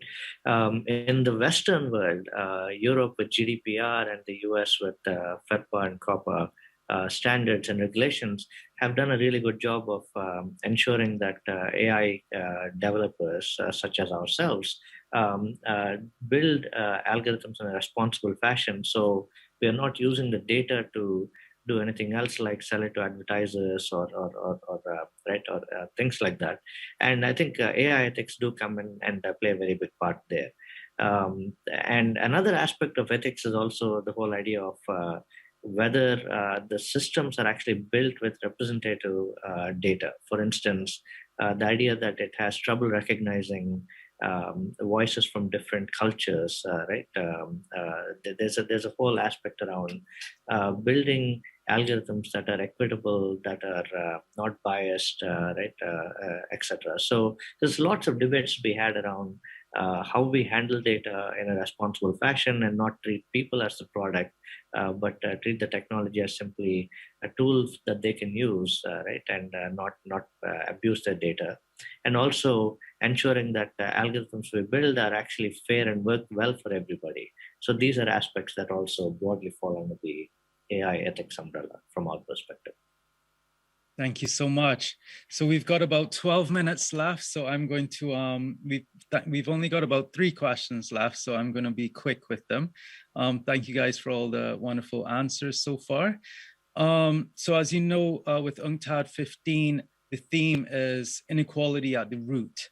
And Barbados is is the host country for this. It's a small island developing state, which I'll leave to you to do your own research, but SIDS, as they're known, face a lot of extreme threats, more than the normal developing country. You know, their size, their location, their susceptibility to climate change, natural disasters. There are a lot of problems stacked against them. In your opinion, you know, given that AI provides so much opportunity and will continue to do so moving forward, in your opinion, what are the major roadblocks to ensure that AI tools are adopted in developing countries like Barbados and around the world? Carla, I'll lead with you. Well, I think that's also where, I mean, that's a very complex question, actually, but I think one of the facets of that question actually starts with education. Because if, say, for instance, we educate kids in England in sort of the use of AI, they start understanding what it's for, how we need to have it be able to explain what it's doing, the ethics around it, how an algorithm is actually kind of defined and how it could work, all those principles of AI. We teach kids in England that, and we do that potentially quite well if that's what we decide to put in the curriculum, or if educators want to focus on this. And we actually don't kind of focus on that in the developing world. Why shouldn't we be focusing on that in the developing world? Why shouldn't that become as important in the kind of educational curriculum or journey that learners go on? And I think what could really help in there, given that you are in the situation you're in terms of the kind of climate change susceptibility, the kind of location where you are, there's a lot of opportunity to immediately start applying that to your context, and to teach kids and to work and co-learn with kids on how to solve some of these problems, potentially using AI. So from that perspective, I think you've got an amazing opportunity in Barbados to really start sort of applying, that AI use to your own context. And it will make it much clearer for everyone, and people will become much more of the learners will become more of a stakeholder in it. And that, I think, for me, would be the first kind of rung on the ladder that this question begs. Mm-hmm. Thank you very much. Preeti, do you have an opinion on some of the major roadblocks that could be facing development? Yeah, I think this is a tricky question, like Clara said, but I think I think there needs to be innovation in commercial and social models. Unless you do that, what internet has brought us is almost like flatten the world, right? So I was interviewing a kid from Nigeria the other day who is doing deep research in AI, which is fantastic, right? So it's not just that only there are 5 centers like US, UK, Germany, China, and Japan who are really thriving in AI, but the rest of it are not. It is the case right now. There is a race happening in these centers, and the developing world will be almost never will be able to catch up. And to bring some parity, we really need to think of some innovation in commercial model, like what happened in the environment right now. The environment is a big debate, but it's not just whether if UK stops or US stops having carbon emission or going down, so suddenly world will be all green, right? Everybody needs to contribute.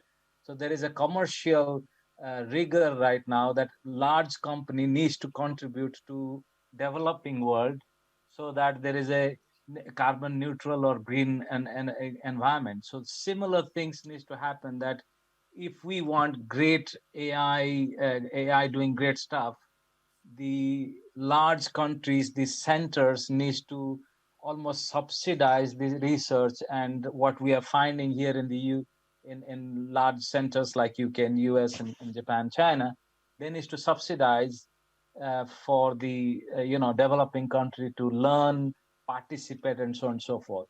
So there needs to be some commercial model innovations in this space where we see, okay, it's in our interest if Barbados really enables itself to learn. It's in our interest for the large centers. That's where I kind of see there's to be more social and commercial innovation. Totally. There's, I guess, the aspect of the infrastructural standpoint. Dr. Nita, would you like to comment on that? Sure. Yeah. Thank you, Matthew. Just to build on top of Preeti's remarks, I think obviously the fundamental need in the developing world is to have internet available for all children across the planet. Right. You can't really talk about AI or any online learning resources till we have high quality, high bandwidth internet available. So, I mean, that's one of the most important and essential things that governments should do. And it's not just, low quality, but really high quality internet, because education is fundamental to the economy's development. But along with that, there's also the need to localize learning, right? A lot of learning resources developed elsewhere might not be appropriate for the situation that children are situated in. So AI tools, algorithms, technologies, right? The ability to speak in local languages and understand all kinds of languages, accents, and to pull up resources that are appropriate to learning there remains a challenge. And so what Preeti said, which I really liked, is right. It's important for all kinds of countries in the world to level up their own AI skills, because it's a whole bunch of local developers, kids today, who will basically be building the tools, the pedagogy, the curriculum, and the infrastructure to enable their countries to benefit from the AI revolution. Mm-hmm. Thank you very much. Alistair, is there anything you would like to add to that point? Yeah, I just think as these, AI or machine learning or thing is not a single, technology, right? It's a basket of technologies that are capable of doing all sorts of different things. And I think the risk is to think of it as a single thing, and there is a right way to do something and there's a wrong way to do something, right? There are a series or a spectrum of different technologies, and we don't know quite how to use them or best make use of them at this point in time, right? So I think that if you're thinking about how these technologies might affect Barbados, right? I think we need to experiment. We need to be open-minded about where things might work or might work better than the incumbent system. I think we need to figure out how that we can best test and trial and experiment where the outcomes are benefited from that sort of process, right? And I think we should go into it, into the next decade, eyes open, which is not like we don't know the right way to do this, right? We don't have the answer. What we have is a possibility or an opportunity to figure out where things might work. Absolutely, the best version might be what's already in place, right? Or it might be that actually here we can do something slightly better if we think about it differently. And I think the risk is replicating the sort of the incumbent models for education as much as anything, right? Rather than going in open-minded, which is actually this might be an opportunity to do this differently or that differently, and let's just figure out what works and what doesn't. Superb, thank you. I guess that takes us to our last question. For those educators in developing countries and developed countries who want to get familiar with AI and AI tools, what would be your suggestion? What should their first step be outside of getting internet, of course? Yeah, I think, one of the great things that's happened over the last decade is the rise of massive open online courses, right? And these platforms like Coursera, edX, Andrew Ng, one of the world's leading practitioners of AI, also developed deeplearning.ai as a resource. There's a number of places you can go to on the internet, even YouTube, simply actually just Google for introductions to AI type videos. There's tons of resources available for both the informal learning as well as formal structured certifications in the space. I'm a huge fan of these learning platforms, and I highly recommend people check these out. Likewise. Would anyone else like to add to that? Carla? Yes, I would like to add to that. I think we need to nurture a really vital ingredient because, quite a lot of kids have it, and most kids have it innate, and education quite often kills it. And that's called curiosity. Because if you're curious, you're going to go, and if you've got access to the internet, you're going to go and find out because you're being curious. and you're being curious about AI and what is all this about. And then what, Satya was saying about all these wonderful free resources and courses that are available. That's how a lot of young kids, for instance, in Africa now sort of start engaging with AI. And actually, if you look at African startup scene, a lot of them are, experimenting in machine learning to kind of drive their mobile learning solutions. So that's not because they've learned it at school. That's because they were curious and they found out.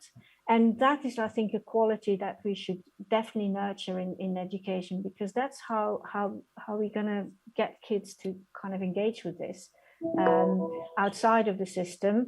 And obviously, if the system can support it, even better. But the curiosity is as important, I think, as the MOOC platforms that help kids and young learners and older learners find out. Thank you so much. Anyone else want to have a quick 10-second go at that? Well, I'll just add one thing to this is other than just all what Satya talked about, the learning platform, even the best of the best deep science is out in the internet right now, right? So anything new innovation happening in the space of AI, it is more or less open. The companies and organizations don't put everything together where they are going to make massive commercial inroad, but predominantly the rest of the thing is all available for learning. So, the main part of AI, which we call machine learning, but deep learning, and how to do that is all out in white paper, in software, in solutions. Everything is open source. So anybody from anywhere in the world can really pick it up. And I fully agree with Carla. That is curiosity what will enable people to learn. Is not necessarily these things are widely available and increasingly available with lots of program done by large organizations, including Microsoft, Google, and Amazon of the world. So you can tap into those courses as well. Superb. Well, I think we can all agree that AI is here to stay, and we're only scratching the surface as to what's next. So we're indeed in interesting times, and I really appreciate all of your guys' insights and suggestions and recommendations. I want to thank you all. Really appreciate you coming. Special thanks to Carla Ertz, Dr. Alistair Moore, Dr. Satya Nita, and Priti Padi for this enlightening conversation. We hope our audience enjoyed this panel and that we've provided enough insights on AI and education. We'll now take a little break and then reconvene in the City Hall for the plenary sessions, Inequality at the Root. Thank you again for attending this talk. Thank you. Thank you. Thank you.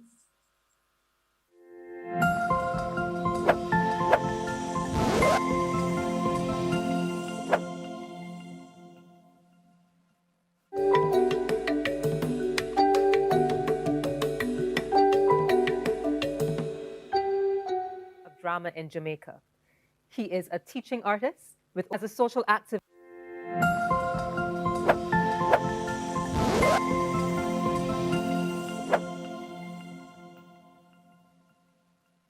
Greetings, everyone. Welcome to Validating Our Own Stories, a conversation on the practice of Caribbean theatre and theatre in the Caribbean. My name is Michelle Hinkson-Cox, and I'm the Theatre Arts Coordinator at the Barbados Community College. I'm also a theatre playwright, director, and actress, and today I will be joined by a few of my colleagues from the region. First up, Zara Erol is a passionate theatre practitioner and writer in Antigua and Barbuda. She holds a master's in theatre from the University of Houston and is the founder of Z's Youth Theatre, AGHS Honeybee Theatre, and the adult group Sugar Apple Theatre Ensemble. As a social activist, Zara has used theatre as an advocacy vehicle and has been commissioned by both local and international bodies to shed light on social ills through theatre. Kentelia Louie has been a director and theatre arts educator for about 25 years. She served as the curriculum officer for theater arts at the Ministry of Education in St. Lucia for 10 years. She was a member of the Nobel Laureate Festival Management Committee and the creator and manager of the Walcott Schools Festival for over 5 years. Kentelia is currently the coordinator of the Creative and Performing Arts, as well as the Creative Industries and Events Management Associate Degree programs at the Sir Arthur Lewis Community College in St. Lucia. She is the artistic director of USPAC, a youth performing arts company, and the producer and director for local television series Fellas. And lastly, Marvin George, who is a Commonwealth scholar who currently serves as the Dean of the School of Drama in Jamaica. He is a teaching artist with over 2 decades of experience in applied theater, interested in traditional Caribbean performance and popular development. Although based in Jamaica, he continues to serve as the director at Juve Haiti, Caribbean Yard Campus, and Arts in Action in his native Trinidad and Tobago, and as a member of CaribNet, the Caribbean Network of Art Presenters.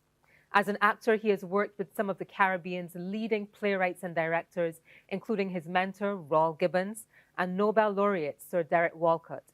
Through his directorial work and teaching at the School of Drama, particularly on Caribbean culture in performance, Marvin continues to interrogate his research interests.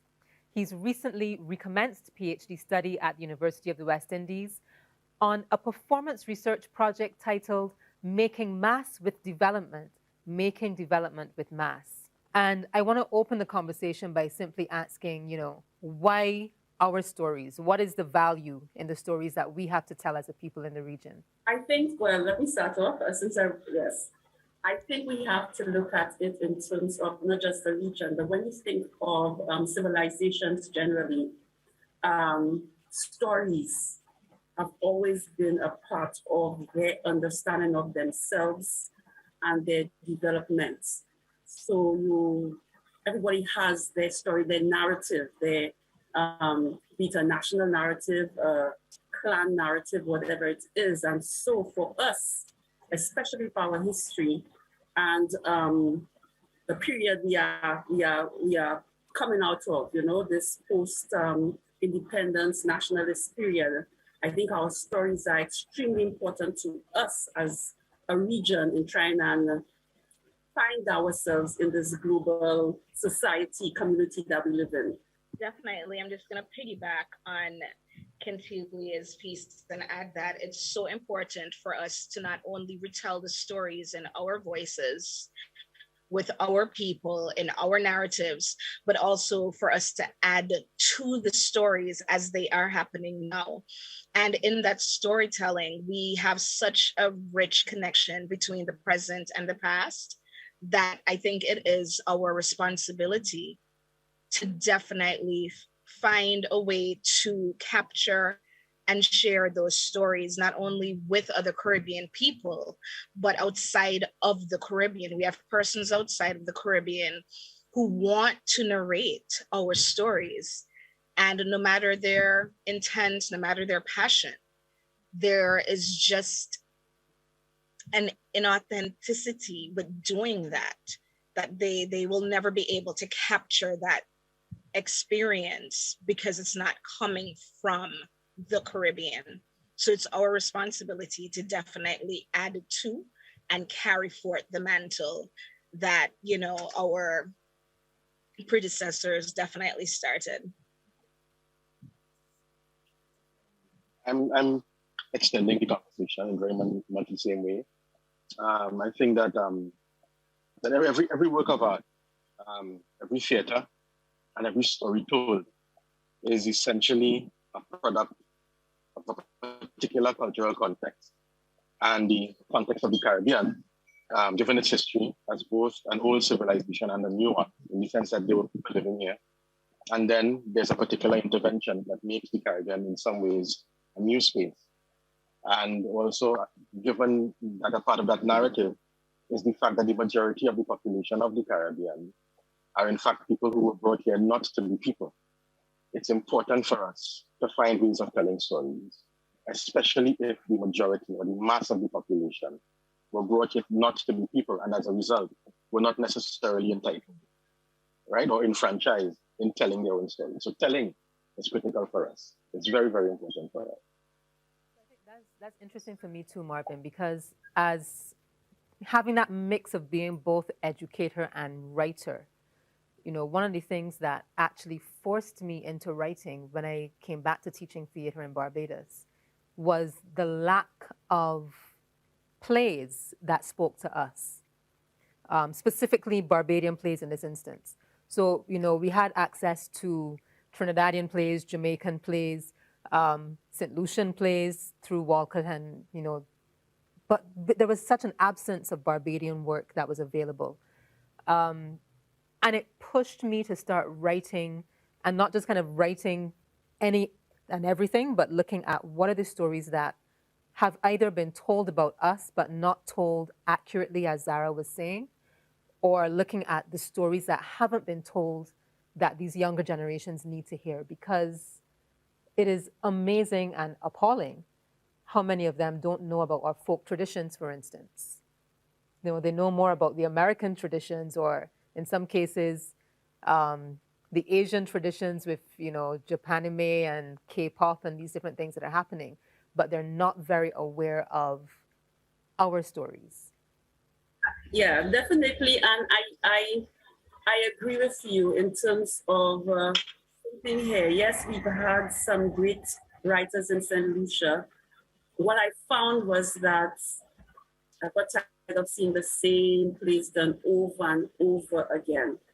And there are a lot of young persons coming up, because I think something we forget sometimes, and because of, again, our history, and we're trying to preserve certain ideas of our stories, that there are different ways of telling the same story.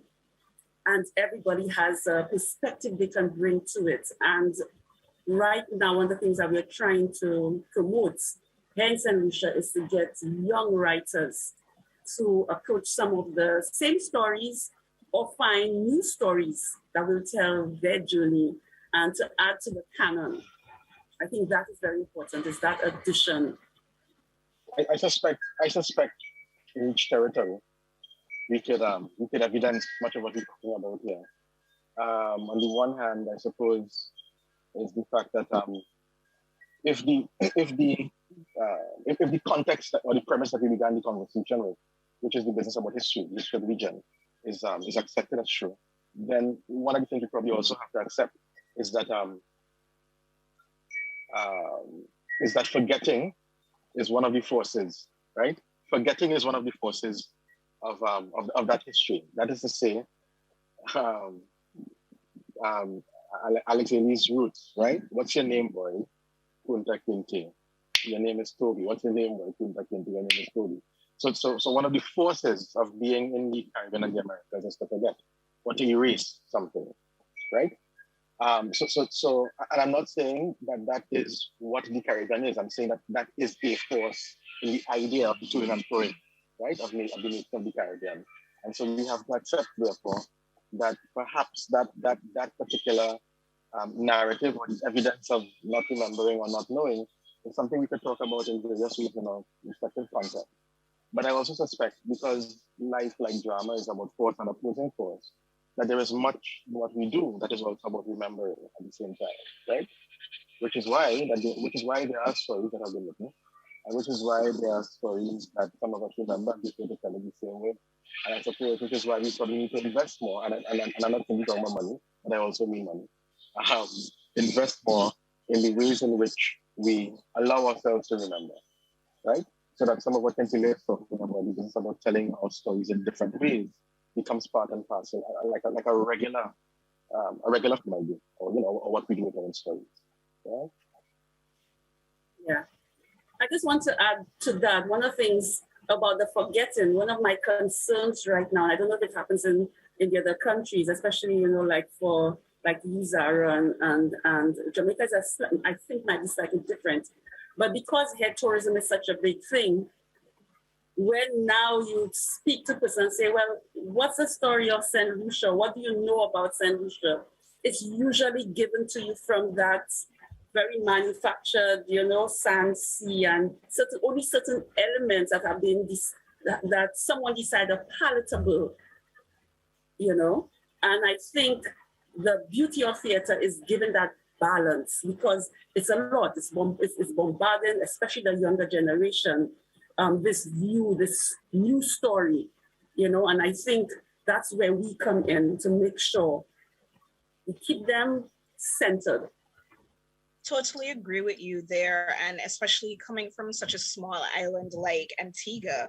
I hope nobody from Antigua listens and feels offended when I say this, but looking at the cultural and entertainment history of Antigua, I feel sometimes we start out striking while the iron is hot, and then for some reason it's cooled off to the point where it's totally gone into freezer, and other places, other territories are like, oh, Antigua's doing that, I can do that, and we'll run with it. And Antigua's just there like, okay, well, we're still not there yet, even though we may have in some way inspired other territories, you know. If we go back to the attempted revolt of King Court, that was one of the earliest revolts in the Caribbean. It failed, but it was so significant, and so significant to Antigua's history as well. And in terms of plays, that's how I feel as a playwright too, that we are a small territory, but we have some amazing stories in our history, in our Caribbean mythology. Why can't we have more of our plays out there too, across the region and on the international market as well? So then the question is, how do we get to that point? Because it's like Kentili was saying, here in Barbados, we have a similar situation with tourism. And we're kind of in a position in terms of theater where you find there are certain types of shows that will get the larger audiences, that will get the bigger investment financially in terms of sponsorship. And then those of us who might be doing more heritage-based work, historical work, folk material, you know, we tend to be, as we would say, more grassroots, because we have to be. We're not getting the kind of support that some of the other companies might be getting. So how do we get to that point where we're saying, our stories have value as well, and our stories can be sold internationally? Marvin, I know you can speak of, for instance, the work that was being done by the Errols in Trinidad, Errol Hill and Errol John. You know, their work was exported. How do we get to a point in contemporary theater where we are able to export, like Errol, like Walcott, like Trevor Rohn, you know, like all of the elders in theater? How do we get there? Well, I'm not sure. I'm not sold yet on the idea of exporting at all, just for the record. I'm not necessarily interested in that. And I'll tell you exactly what I mean by that. I think that I think the work is internal. And by internal, what I mean is the extent to which we could focus on ourselves, the stories that we have to tell, to engage ourselves in creative processes as a result of these narratives and these ways of making, and then make art as a result. I don't know that any of the great artists ever were making art because they felt the need or the urgency to export. I felt, you know, in reading what they do, it seems to me that what they were doing is simply trying to have an honest conversation with their context. And as a result, and the extent to which they can have that conversation honestly, the extent to which they can create integrity, the extent to which that creation can manifest beauty, is the extent to which the work matters beyond the immediate audiences for which it was intended, right? Walcott writing Tija might be written away from home, but Walcott with Tija is not necessarily written so that some British or American audience will immediately have access to the text. It's the same for Moon and a Rainbow Shawl by now a West Indian classic, produced over and over again in England. That story is about some people who live behind the bridge in Port of Spain, and that story does not necessarily have to matter to anybody anywhere else in the world, except some people close to the bridge or close to behind the bridge in Port of Spain. The reason why it probably has resonance is because the power of the story of the ordinary people who live behind the bridge or people who live in the country somewhere in St. Lucia from a story that is older than Walcott's telling, right, is why it has value.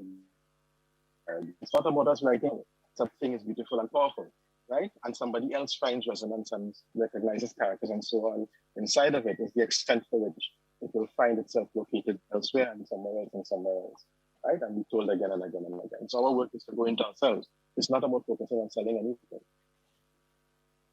I just want to add something to that. Marvin is very right about what he says. I think, again, one of the things we have to remember, because when you mention all those persons, Michelle, I got to know all those greats essentially from two sources. One was someone, because artists generally don't, as I've said, think about those things, have the foresight to document their work and make it available to everyone. So at the time it was extramural department. I think all of us have these little pink and, red and white and the different color books. That's how we were able to get access to it, and start to see and visualize and read and see similarities and so forth. And again, the importance of the actual performances, be it through companies, local or visiting companies, and seeing what is out there. And I think that is something that we have to recognize, the importance of that level of documentation. One of the things I get asked a lot when I direct a play after the fact is, so you have a copy, can I have a copy to look at? Now, when you're doing it at the moment, you're not thinking of all of that. That's sadly not the first thing on your mind. But really and truly, I think that is something that we have to start to do if we want to be able to have those records. Because, right now, this generation is more about audiovisual. And I don't know about you all, but I'm a teacher. It's hard to get them to sit down and read, but they will watch.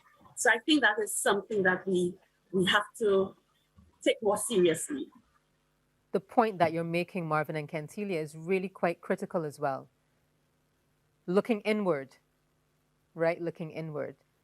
And even in looking inward, how do we get our stories among ourselves, among our people, among our region, to have recognition as being valuable?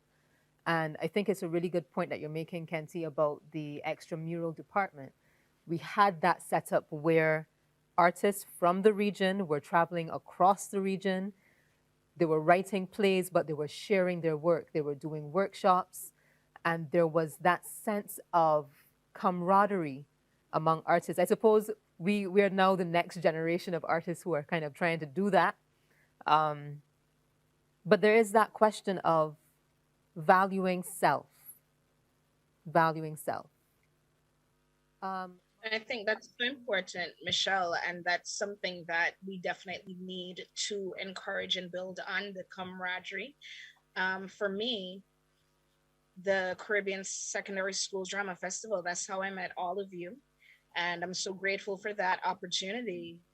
And I can't begin to tell you what an oasis that was for me, interacting with other creatives, meeting people who are studying the arts, who are actually practicing and doing things. And I wish that Liat would get its act together, or Caribbean Airlines get some better fares, because maybe that's one of the places that we need to start, getting our governments to work out an agreement with these airlines so that travel for creative exchange would be far more affordable. Shameless plug. I just want to add to what Sarah is saying and what you said, Michelle, about looking inward. One of the things we have to also recognize is that the way theater as an art form is very communal. You can't put on a play by yourself, you know?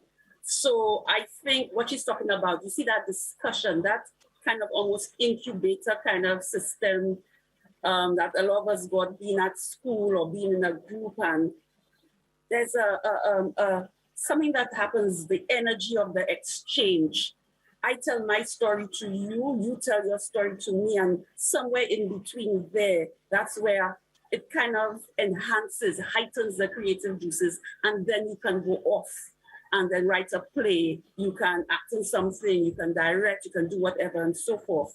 That is extremely important because that's when, and you know, as we always have an angst. We have this angst within us, always trying to find that perfection or that sense of us. But to find it, you need that reflection from others to say, okay, where am I? What's happening? Okay, this. I see you. I see myself. You know, this is what I'm feeling. Yes, no, and so forth. So I think that is also an important element in finding your own story and finding your own path and yourself and how you want to approach, you know, this whole process. Coming out of working with people like Raul, right? Coming out of working with people like Raul Gibbons and Louis, process of the work. And I know, Zara, even watching your girls, you know, and seeing the kind of work that you've done with them, I know that the process is very important. And it's not just about, let's perform a story, let's learn some lines, let's put on a character.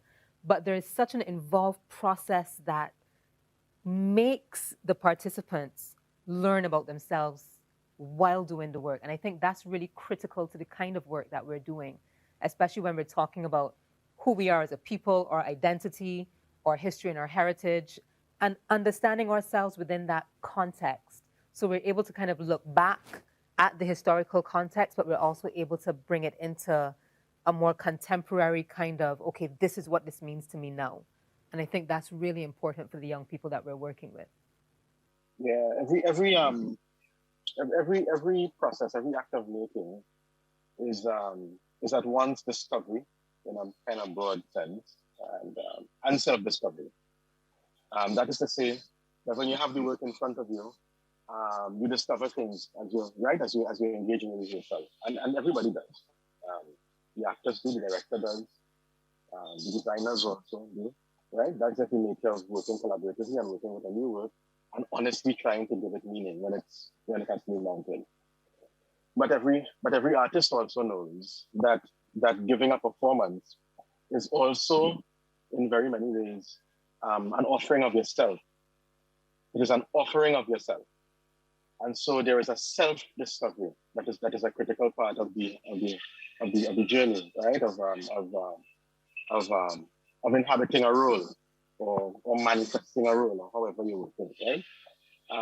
So this is about discovery and finding out. It's part and parcel of what we do on a day-to-day basis. Anyway, if you're honest about making your art. I just want to go back a little bit to that question about that business about the inward, right? About going inside. And just want to be clear that none of what I'm saying, because I know people listening and so on, is to suggest that you're not interested in audience or market or what have you. That's not the point, right? That is not the point. The point is, as Cynthia is suggesting, because the theater is a community art, right? Because the theater is about communication, like all art, it requires an audience so that it can actually, right? So that an act of theater can occur. An act of theater can only really occur if there is an audience, right? To engage the performer, to interface with the performer. But having said all of that, I'm saying that the honesty and integrity of making, right, might not necessarily be about the market, right, or the right or the economy for people. It is really first and foremost about dealing with people, right? Shakespeare talks about art as holding a mirror up to nature, as it were, and so on. And, you know, the market comes after. The market comes after. And the other part the other point I think I want to make about the self and the journey towards the market and the journey towards the audience is that writing a play in its first draft, again going back to that point that you make about the theater being a communal art, a community art, or a composite art, is not the end of the play. If I write something, right? If I WRITE something and I submit the draft, that is not the end. The theater, as dramatic literature, requires performance. But even before it gets to performance, processes before that to determine if the play would hold, if the play could hold, right? Which is why, for example, and again, I'm referencing Shakespeare because he is the easiest subject to try to draw some of these examples from and so on. And also because there's a comparison we probably also have to make at perhaps sometime in the conversation. Shakespeare's text has X amount of folios and so on for any one play, right? Which suggests that he's been writing. Because playwriting is not necessarily about R-I-T-E, right? But W-R-I-G-H-T, right? Which is making. It has to go referring all the time with the playwright and the community, right? And that's what I mean by internal. That work is really internal. It's about us. It's about us working things out. That's what writing is about. W-R-I-G-H-T. You know? So that's the thing. No, I'm agreeing with everyone there. In terms of the process, and I'm not gonna lie, I love the process. Thank you for mentioning my girls. As an educator as well, for me, one of the greatest experiences is seeing the students take hold of the process and move it beyond what you even expected them to do, because it shows how invested they are in what they're doing. And I have found that creating pieces that they can relate to, creating pieces that are Caribbean, that are Antiguan, to me, that brings out the best work from the students that I've worked with so far, because they feel a sense of pride in doing the performance. They can connect to the history, they can connect to the experience of the character. So the process definitely takes on a whole life of its own.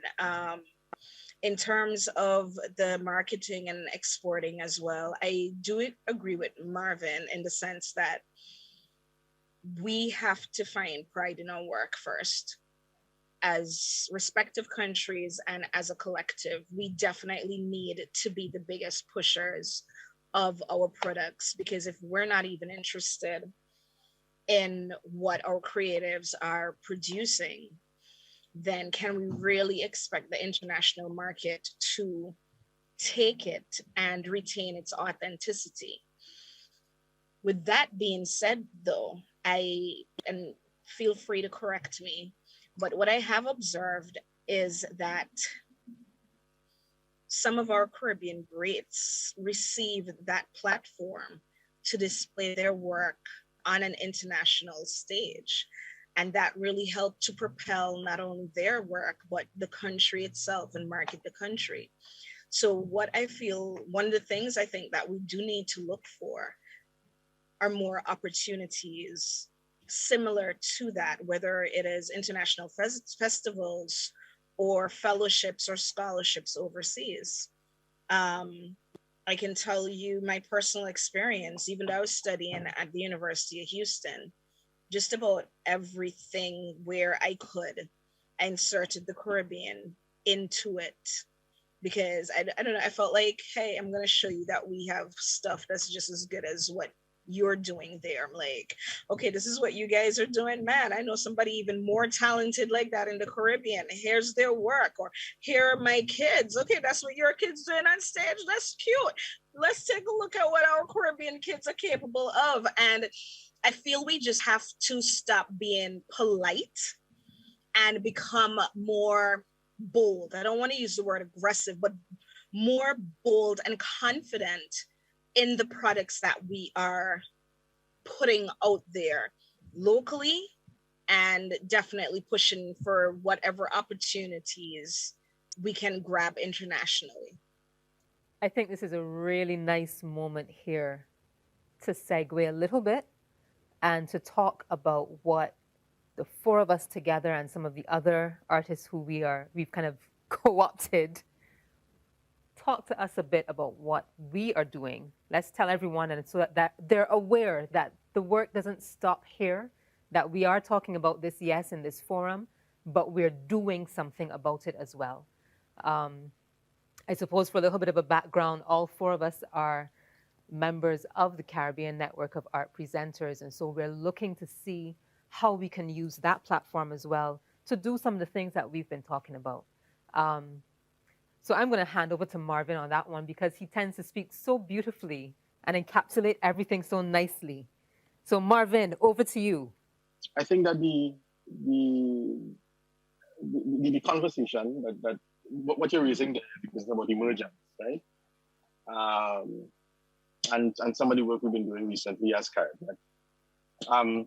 All right, I'm trying to work on where to start, Lord. This year, Errol Hill is 100 years old. Errol Hill is a theater maker, a playwright, a director, an actor, a theater researcher, an academic, and a work activist in some ways, like a theater activist, if there's such a thing, who has transitioned now a couple of years, but his work remains critical to any conversation on the idea of a Caribbean theater. And it has to do, I think, largely with some of his scholarship and some of the work that he did while he was faculty at the extramural department at the University of the West Indies. All right. In his tenure, what Hill was able to do was to find plays from different parts of the Caribbean, plays that probably would not have seen the light of day in his time, 50s and 60s, and get them published. Right? Kentia made reference to the little yellow books, the little red books, the little blue books, or whatever color they are. These are these little booklets, all these little plays from all over the region, the English-speaking Caribbean, and he got them published. They probably would not have otherwise been. Errol Hill is also the academic who wrote The Jamaica Stage, a history of theatre in Jamaica from the 17th century, I think it is straight through to the 19th century. Errol Hill is also the academic who wrote about Shakespeare Sable on Black actors in Shakespeare, which extends the reach of his work in the academy beyond the Caribbean and into the Americas because of the extent to which he's able to speak about Black actors, right? Black actors working on Shakespeare's plays. And Errol Hill is also the academic who wrote a critical essay called The Emergence of a National Drama in the West Indies that surveys what he thinks is the emergence of the theatre in the Caribbean, right? And since that essay, I think it's 1972, I don't know that there has been another essay about theatre in the Caribbean that challenges or offers the kind of articulation that he does in speaking to what he means by emergence. Essentially, what he sets up is where we started, a conversation on a place called the Caribbean that finds itself in a historical context of being colonized, right? In the mass of the population being brought from somewhere else, just like the people who are colonizing this space. And as a result, the theatre is to be honest about itself, and the theatre has to have the mass of the population writing plays about itself and presenting with decency and integrity these people who belong to the mass as protagonists who are not ridiculed or presented as buffoons, let's say, right? So emergence for Hill is really when our theatre begins to perform exactly that. And in the essay, he locates, I think, C.L.R. James's work as an early manifestation of that. And interestingly, James's Black Jacobin, which is a epic story about the Haitian Revolution, he locates work like Una Marston's Pocomania as part of that conversation. Pocomania, as you know, is black religion. It's an African religion here in Jamaica. Kind of like what people in Trinidad, somewhere in between the spectrum of the spiritual Baptist and Orisha in Trinidad, and perhaps Kalian in St. Lucia and so on, right? Spiritual Baptist in Barbados too, right? And he's bringing that into the in Jamaica. And then at the end of the essay, after he does that beautiful survey from the 1930s coming forward, he gets to the end and he says, that maybe the beginning of the Caribbean, the emergence of national drama in this thing might be Marcus Garvey, because Marcus Garvey used to write plays to perform at the River Spark, right? Writing like plays in Jamaica, right? Down the road from where I am right now, just down the road from Edmund Andrew College. The point therefore is that if that kind of energy was put into organizing how we see ourselves as the theater that we make in what we might call Caribbean, then it seems to us that there is something that we ought to be doing that picks up from where Hill might have left off. I'm not saying that nobody has been doing it. I'm saying that it is about us now in an enterprise. And so emergence really is about giving us a chance to connect with the people who are now our elders, who would have been the children of Hill, as it were. Us having conversations with them for the sake of us now filling the gap between Hill and them and us, and then organizing for ourselves what we will share with our children so that they can move forward and grow from the foundation that we have. And so that's what is next. It started with a reading of Harold Hill's Man, Better Man on His Way, and we will see where it goes from there. The rest is what we invested. It's what we invest in the project. Yeah? Really important parts of the Emergence project for me is that we are speaking to the elders, because I think sometimes we kind of operate in our silos and we know what's happening in our country and we're not as aware of what is happening or has happened in other territories. And I think it's really important for us as a region to share those stories as well. So when we're talking about validating our stories, we're not only talking about putting it on stage, but understanding the things that went before that caused us to now be where we are today. And I'm particularly excited about the opportunities that are there for us to be able to speak with the elders from the different territories, and perhaps even for some of those elders to also have conversations, because I can tell you, certainly, every time I speak with Raul, he will ask me for my father, and my father and Raul, being contemporaries in theater, somehow never speak to each other except by sending messages through the third party. And I think this is really a good opportunity for them to be able to dialogue again, to have those conversations that used to happen before in the 70s and the 80s, and to really stir those conversations, not only among the elders now, but also to allow the elder conversations to influence those of us who are still here, still practicing. And there's a lot of work to be done as far as that goes. There is a lot of work to be done. So definitely, like Zara said earlier, shameless plug, look out for what we're doing with Emergence. We are going to be having several interviews coming out soon. I know, Marvin, you would have started with some already. Looking at those interviews and really having conversations around them. Because quite rightly, as Marvin said, a lot of those elders were interested in telling stories for their people, documenting histories of things that were happening at the time. And so it wasn't necessarily about just let me write something to make money off of it. I can tell you that for a fact because my father's a Barbadian playwright. And certainly the money hasn't filtered down to me. So clearly it wasn't about making the money back in those days. And it still isn't so much about making the money now, because there's a group of people across the region that I think are doing this because we have a passion for the work. We have a passion for the work, So go ahead, Marvin. I was going to say that but it is also about making money.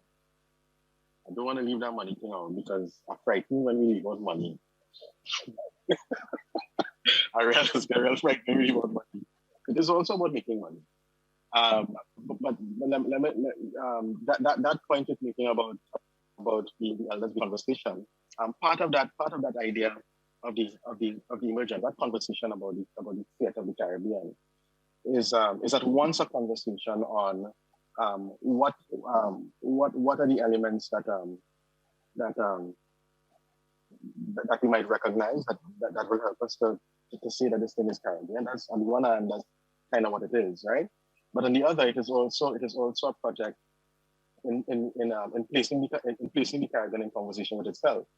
Like in the interviews coming in preparation for that reading of Hill's Man Better Man, Gibbons and Wilkinson, too, a couple of them were very short to remind us in those interviews that Hill and those journalists, Walcott wrote Drums and Colors to Celebrate the Federation in 1958, I think, right? It is a play, a big epic musical that tells the whole story of the Caribbean straight up to Federation as a carnival band. Now, and Walcott, Kenty invited me actually to audition for the work I did with Walcott.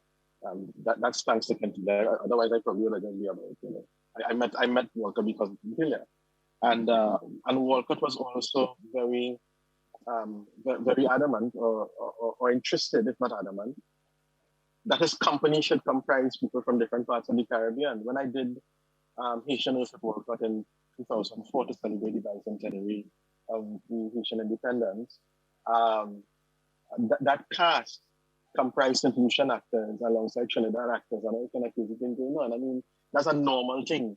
That was part of the dream of perhaps that entire generation.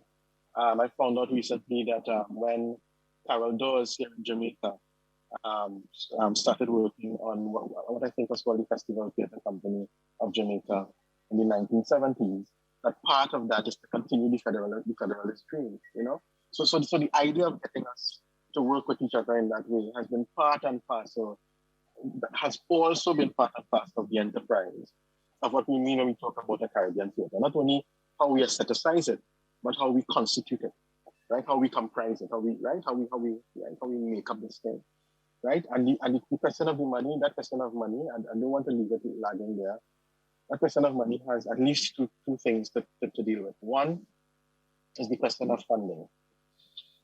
One of the things I talk to students about, because I deal with theatre history as well, sometimes in my teaching, right, is that we have to remember that the artist who is regarded as the greatest playwright in English literature, who is William Shakespeare, was supported by the crown.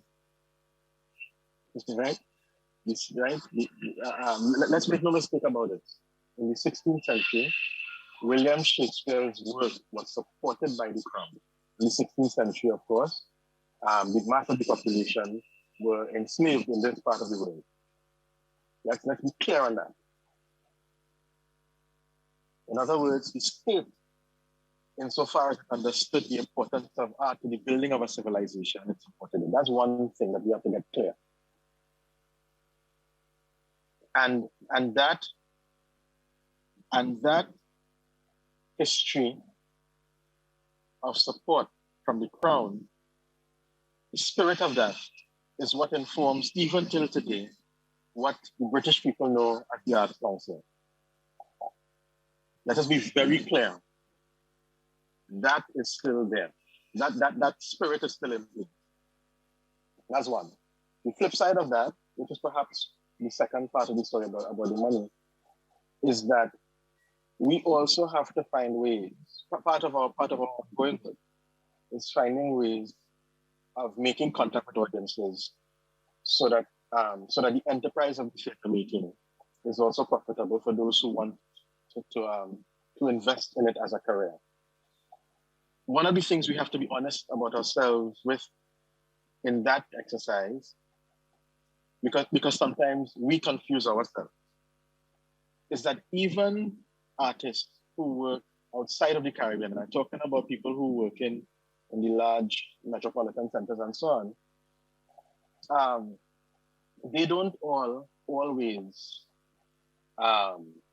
find themselves on stage. You know, like, I am an actor, therefore I am 365 days of the year on stage. That's not entirely true, even for the people looking at the poll.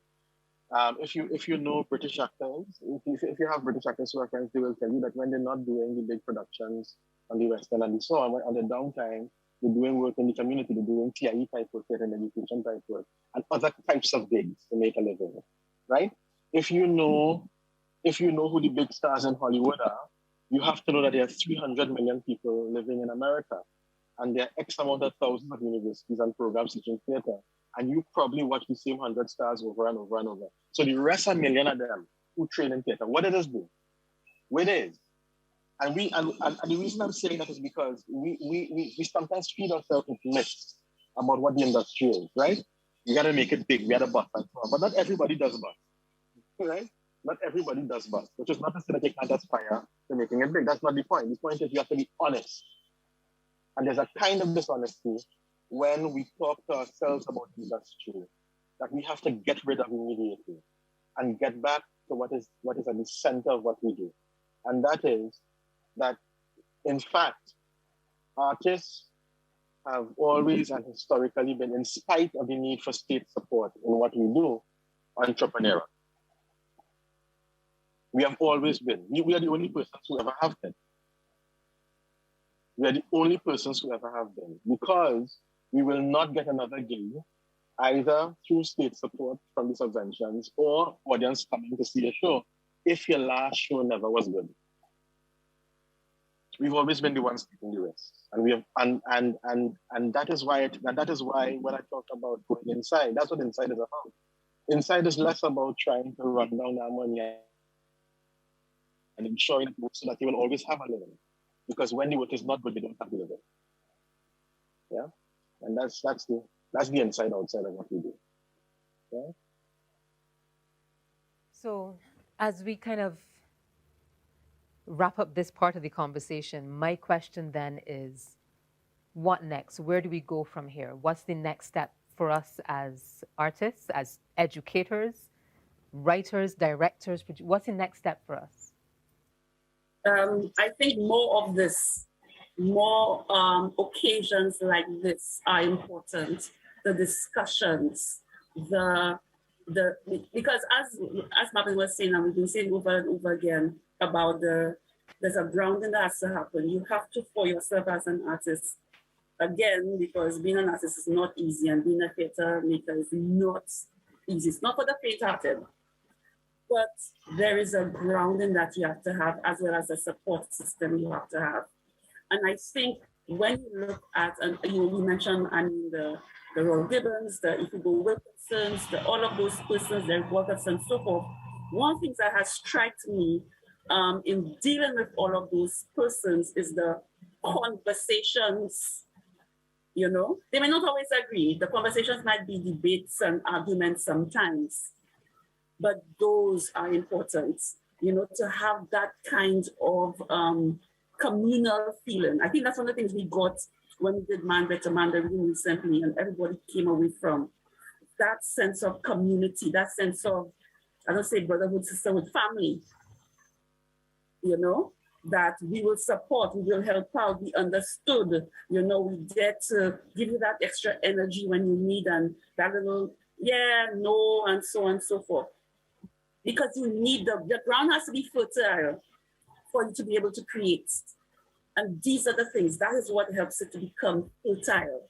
And out of that, I think we will see a strong, you know, branch or on this tree, which is our Caribbean theater growing, you know?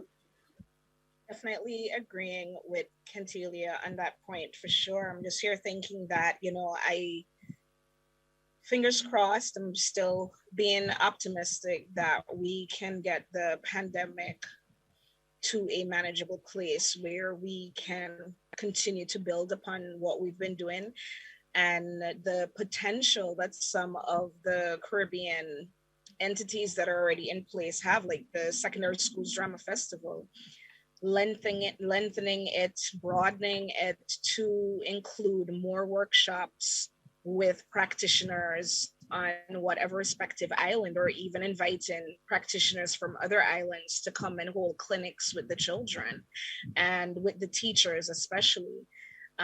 Consistency for sure. And that's something I tell people all the time, because I mean, the struggle is definitely real, especially in Antigua. And for me, it's consistency that I guess has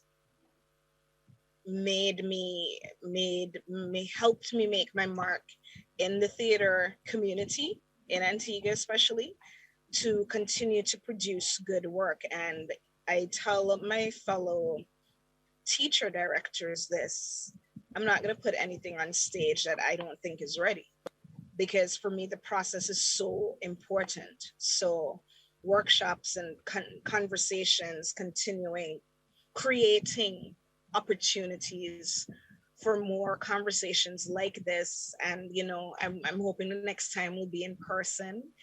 Kentilly are missing the Friday night lime, so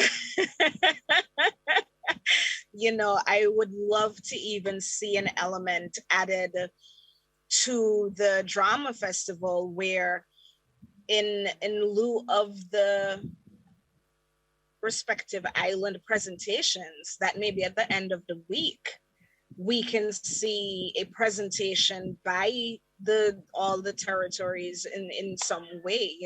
Some of those friendships, I know some of my kids, they're still talking to some of the girls from St. Lucia and the boys from the Trinidad school with Janelle Archer and stuff. I know they're still really good friends, and I hope they can remain lifelong friends. And maybe in 15, 20 years, they'll be the ones on this panel. And again, maybe this can come under emergence, but I would love to see us offering a workshop that teachers and students can travel to, similar to what Broadway offers persons from around the world as well. And we just have to we just have to remain steadfast. It's hard, can be discouraging sometimes, but we have to remain steadfast. I feel that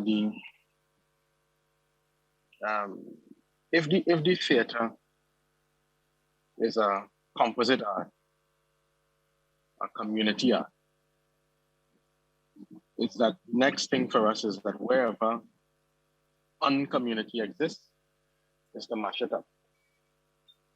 And by uncommunity, I mean wherever barriers exist for us. Our parents, meaning our parents in theater, like the Hills and the rest of them, they have already said what one of those barriers are. And what one of the barriers might be, right? And that is the business about that barrier is the distance between us as islands and so on, right? Which is why the dream is about this, us knowing and working with each other and engaging each other as we go. That's one way. The other distance is the distance to ourselves, which is the extent to which we are willing to tell our own stories. And telling our own stories is not about history. It's not about history lessons, right? History is also a way to tell your story, because there's so much about us as a people historically that we are yet to know, right? That's a fact. But dealing with us is also, the distance to dealing with us is also about dealing with our own fantasies and imagination and the way in which we dream, or the ways in which we dream, so that there's beautiful fiction to be told still for us.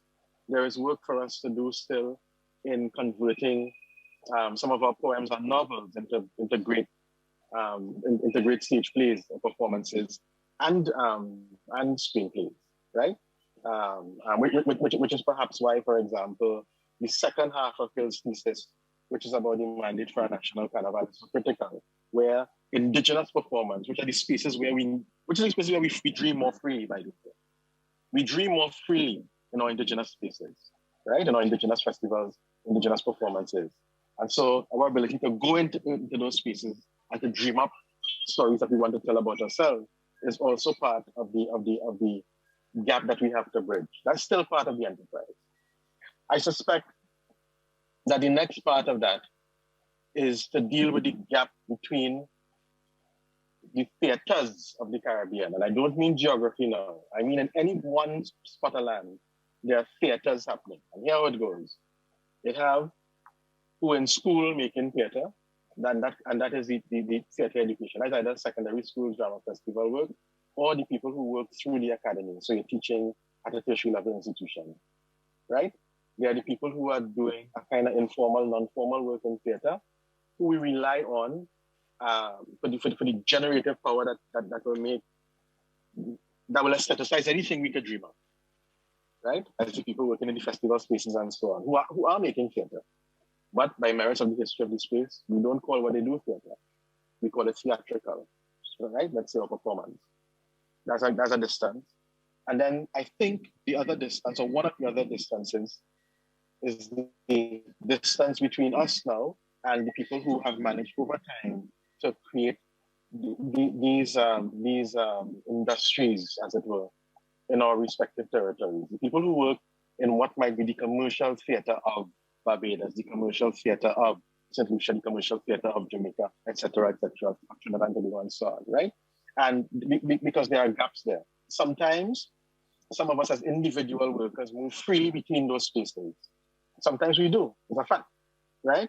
But not enough times do we find ourselves in conversation with each other and collaborating with each other with a kind of openness, right? And that is the next distance and the next barrier that we have to mash up if we're serious about theater being a community. And that is not something for us to fuss and fight over and cuss over either, because again, if where we began in this conversation is true, which is that this is a place that is constructed, right, in the colonial exercise, which is also an exercise in forgetting and dividing. It's about forgetting. One of that force about forgetting is a divisive force. So we have to accept that division is part and parcel of our own existence. If we accept it, then we know that the next thing for us to do is to mash up that distance. The fourth is about COVID, which is for me only a conversation on reparations. It's about being healthy and so on, but it's a conversation on reparations. It's about the ways in which this moment of distancing has exposed for us a whole heap of systemic inequalities, right? So that's the next distance to bring down. And then the last one, I think, is the business about technology. That I actually think COVID is an opportunity. I think it is an opportunity to find out what is the next thing that we can do with performance. Now, and when I say that, I mean that it might not be theater in the sense that we understood it up until March 2020, right? That we gather in a theater, performing on a stage with a live audience and so on, right? And I'm also saying that it is not necessarily film, which is the idea of us performing before a camera in some kind of screenplay written by somebody, blah, blah, blah. I'm saying that there's something yet to emerge that we have to be patient with ourselves about, that will happen as a result of us playing around with the technology that is available to us. And when we find it, we could be very excited by it, right? Some of that we've done already. I've seen some work coming out of Barbados by that. That's an action in Trinidad and Tobago at the outreach arm of the Creative Arts Department of JE. To me, has been at the forefront of it, in English-speaking Caribbean, that is. The School of Drama here in Jamaica, we've done some work. I think there's work like that in St. Lucia. People have been doing work using technology. And I'm saying that the extent to which we are willing to engage more and more and more, doing things over and over and over, because that's really how we get better in the work that we do too. Yeah. More and more and more and more and more is the extent to which we're going to explore into the next meeting. And those are the distances for me. Those are the next steps in my mind. Yeah. Well, that is wonderful. I think we have a lot to kind of, chew on. There's a lot of work to be done as well. And at this point, I just want to invite those of you who've joined us virtually to share your questions, and let's continue the conversation with you involved this time, not just the four of us together, but let's hear some of your questions and continue the conversation.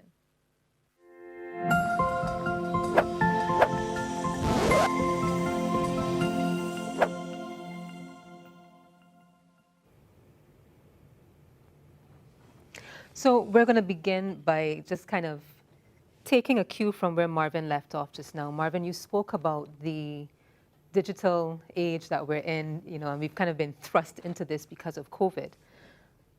Where do we draw the line now? Or is there a line to be drawn? Do we think about drawing anything at all when we're now considering the idea of immersing theater or just perhaps bringing theater into this technological space that we're in because of COVID? Where do we go with that? Regarding the question about theatre and technology, notwithstanding the proposals about the distance to be covered as a result of COVID and what COVID done and the lessons that are becoming from it, I think the first thing to accept is that whatever the technology of the time is, it is the technology of the time. In other words, theatre has always been evolving as a result of whatever technology it confronts, right? Mm-hmm. The act of theatre is essentially the act of a live performance, right? The act of a live performance. I'm saying, therefore, that where we go from here is, I maintain, is perhaps, even till today, unknown, notwithstanding the signs that we might be seeing. Some of which I think I've offered before, right? But just to recap, the experiment really that to date we've seen so far has been with making performance, each performer making performance in his or her respective place, right? Trying to create a sense of place using the technology and still directed by the director and still trying to find ways to interact, right? Between two or three persons at the same time, right? That's the nature of the kind of performance making work that we are attempting to call theatre, locatus theatre, since COVID. We've been doing that, right? So that's on the side of the opportunity. Just one other thing I wanted to add, which is more of a challenge rather than opportunity, and that is on the teaching side of it. One of the things that we've also been finding is that in some ways the absence from space, from one place, or space designed for bodies to work specifically as a space for making meaning. In other words, our studios, right? Has also had an impact on bodies, all of our bodies, right? Yeah. And so while there's opportunity on the one hand for how we might do what might be a kind of environmental performance because we're working with our own spaces, and then something dealing with the technology of the time, there is also still for us to work out what is happening with us as a result of being absent from those spaces that are designated for bodies to interact, to find relationships and to make meaning, right? And that's the space, the problem space we find ourselves in, right? Yeah, absolutely. Now, we have a question coming in here from our online audience. Kentili, I don't know if you want to take a stab at this one. For those who want to make a living from theater, how do we start the conversation about monetizing our craft without bastardizing our culture? Monetizing our craft without bastardizing our culture. I think first and foremost, and I'm drawing from my experience and those of others, is to decide for or understand for yourself that there's a process in all of this. First and foremost, I need to understand my craft before I can monetize it. Yeah. I need to understand this thing I am part of, my unique cultural elements or, perspective, and then manipulate that with the professional elements that I know or I have gained. And then now I can create a product, which is myself or my art form, be it through acting or be it through whatever means it may be, that is of value or considered to be of value because I have taken time to, pull this together. And once it has value, then now I can go out there and say, hey, no, this is the result of this process that I have gone through. I have gone through this And now you acknowledge my process, you acknowledge the value that I bring, and you give me my due. What do you think, Zara? Because you work quite a bit in terms of the culture and heritage-based topics. How do we monetize without losing the authenticity, if we can talk about authenticity? Definitely. I want to first say that sometimes it's a difficult line, because on one hand, you're seeing the money and you are thinking about what that money can do, not just for you as the artist, but artists coming up behind of you. Then the other conflict, of course, is not bastardizing your authenticity, not compromising your art form, which will include your personal style, as well as your culture. And for us as Caribbean people, we need to be unapologetic with our products, with our worth, and let persons, including our peers and local regional investors, we need to unapologetically let them know that, hey, you approached me, you said you wanted to invest. These are the parameters, these are the boundaries. Maybe I can meet you halfway on some things, but it can't be all things according to what you wanted, because let us recall first that you wanted to invest in this. You already seen my work. And I think for us, and this is my personal opinion too, I think for us as Caribbean people, and I see it here so much in Antigua, when we do not get that international validation, for some reason, we begin to doubt and question our own products. Personally, in Antigua, I see it all the time, and I love the Caribbean pepper pot that we're all a part of. It's amazing. But I see it all the time that we might be doing a play that is staged in Antigua. The context of the play, location of the play is Antigua, but you're hearing a stronger accent, and there was no time taken to do character development and vocal work with accents, so that if the character is supposed to be Antiguan, the actor, irrespective of where he is from, sounds close to that. So I am very aware, because I see it all the time here, of how easy it is to lose what makes us us, the pride that we should have for our own work and our culture. It's easy to lose in a larger culture because it's mainstream. So we have to be completely unapologetic, or we might as well just forget about the work that so many persons have put in and only fair. So we have to be unapologetic in our terms and conditions. Absolutely. And I think the next question we have coming in kind of leads on quite nicely from that. Beyond engaging with our stories for ourselves, can and should we look to be entering these international markets? Marvin? Well, of course, there's no question about that. We're part of the world. I mean, We Are the World is not an American song. We are the world, right? All of us are. So the business about entering markets is, that's a given. Everybody wants to. Everybody should want to, right? It's about, in addition to whatever the profits are or the economistic gains might be in that regard. Every artist is in search of, on the one hand, telling a story, and that story is about, and at its most profound, it's about finding balance between what's happening in your head and what's happening in your belly. But you're also looking for audience, right? And the extent to which it finds resonance in audiences, sometimes beyond your own shores, is the extent to which you get to have this conversation with the world, right? So every artist wants to be part of a conversation with a wide audience.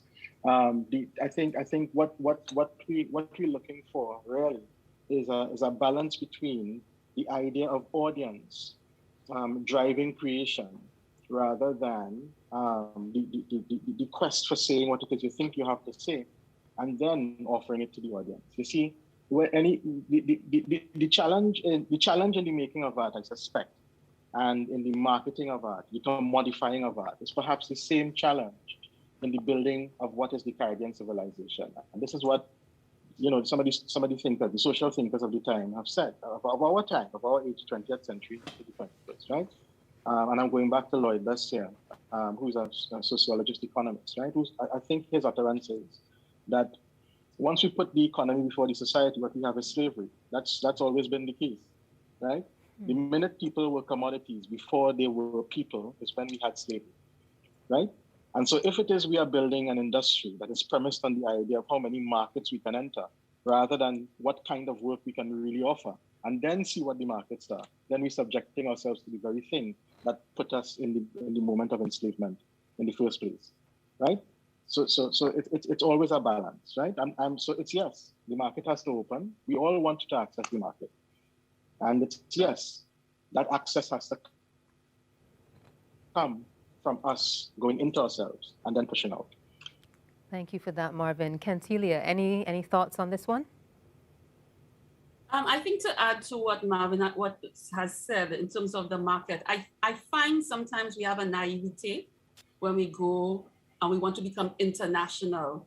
And what do I mean by that? You have decided you want to put your art out there as a product, you want to be out on that scale, then you have to learn the rules out there. Yeah. This idea that because I created it, somebody must what? They must not, there's no must in that they must like it. It's, as you said, about the marketing. It's how I go about understanding that now I am taking the role as artist entrepreneur. Yeah. And these elements are important when we go out there. So I find a lot of times it's not that our product is less than, but the way we approach international agencies or the way we interact with our international counterparts, we come with this idea and they, that, okay, we're not aware, we don't know how this is being done, or we take deals that don't necessarily give us, the best or what our worth is. We need to educate ourselves because it's a global world right now and we have a part to play. If you look all over, there are Caribbean elements everywhere. We all tired of seeing it, stories, accents, people, all kinds of things they add in our music, everything. So we have value. So we need to realize that and then stop waiting for them to engage us in that game. And we now prepare ourselves and go and start the game. Well, unfortunately, we are just about out of time for our Q&A this evening. However, we know this conversation is going to continue well beyond today. I really want to say thank you to our panelists, Marvin George, Zara Aral, and Cantilia Louis. This has been a regional conversation for real, and we are definitely going to be taking it beyond this point. Thank you very much, our audience, for joining us for validating our own stories. Watch this space, as they say. Tomorrow, we're going to have a theater production being streamed at 6 p.m. right here in the Flamboyant Room. So you can join us here again tomorrow, and certainly look out for more information coming based on what we're going to be doing with our project with CaribNet. Thank you all and have a wonderful evening, and stand by for some more content from the Creative Industries Trade Digitization Forum.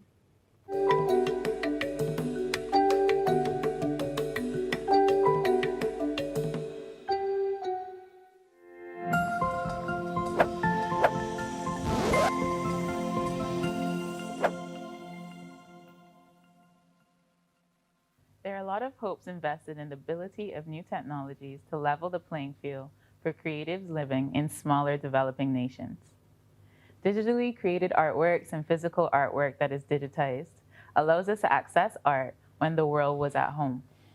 Digitally curated work allows for new forms of art to be viewed and new ways of these works to be experienced. Being able to create digitally and have a digital worldwide platform frees the artist from limitations that may exist in the physical art world. Some artists face censorship in the countries that they create their work, or they do not have an audience for their subject matter, or they just do not have the space to showcase their work to the scale that they would if they were elsewhere. The removal of these barriers should allow for an equal playing field in each artist's journey to digital prosperity. Digitization of the art sector can increase the international reach that artists have when showcasing their work, allowing for a cross-pollination of experiences and collaborations.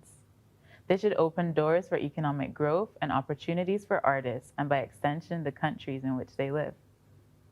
However lagging, policy frameworks, the unequal access to technology, education and funding, the unequal development of infrastructure, and a largely one-way flow of technological, cultural, and creative products and services are factors that keep the hopes of those who believe in the promise of digital tech from being fully realized. In line with the theme Inequality at the Root, this panel discussion of the Creative Industries or Trade Digitization Forum is entitled NFTs and the Promise of Digital Equality. My name is Zoe Osborne. I'm a virtual and physical interior designer from Barbados. My work has a focus on Caribbean symbolism and narratives with an exploration in homesickness in the Caribbean diaspora. I founded Mahogany Culture, a collective focus on Caribbean culture retention. I am your discussion facilitator today. With me are Russell Watson. He is currently a lecturer in film in the Faculty of Culture, Creative and Performing Arts at UEK-Phil. I also have here today Chantal Lane. Chantal is a Barbadian-born recording artist and a songwriter. One of the first songs Chantal wrote was Roll It Gal by Alison Hinds, which became a global hit. She also went on to co-write Man Down, the sixth single lifted from Rihanna's fifth studio album, Loud. Chantal's role on Man Down gave her claim to the title of Grammy-nominated songwriter. She has joined Jason Derulo, NKOTB, Akon, and T-Pain on tour. But it was after joining Beyoncé on her I Am tour that Chantal went on to release Impossible, her biggest single to date and one of the world's most covered songs to this day.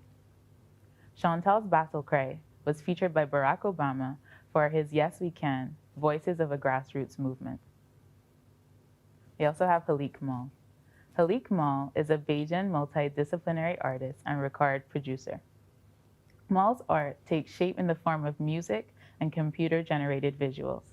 He's the founder of Holders Land, an arts and tech institution in Barbados geared towards the development of Caribbean identity in the digital context.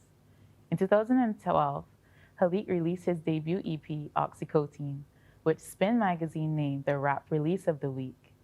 The music website, Fact, placed Oxycodone at number 48 on the 50 best albums of 2012. In that year, he also released a collaborative mixtape with Chicago production duo Supreme. Clash magazine included this mixtape on the top 10 mixtapes of the year. Halik released his solo studio album, Errol, in 2020. Welcome to you all. So I'm going to start with you, Halik.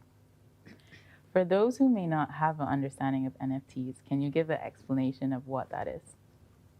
Essentially, NFTs are uniquely identifiable digital assets. These digital assets in the ideology of cryptocurrency are essentially assets that cannot be divided up. They're indivisible.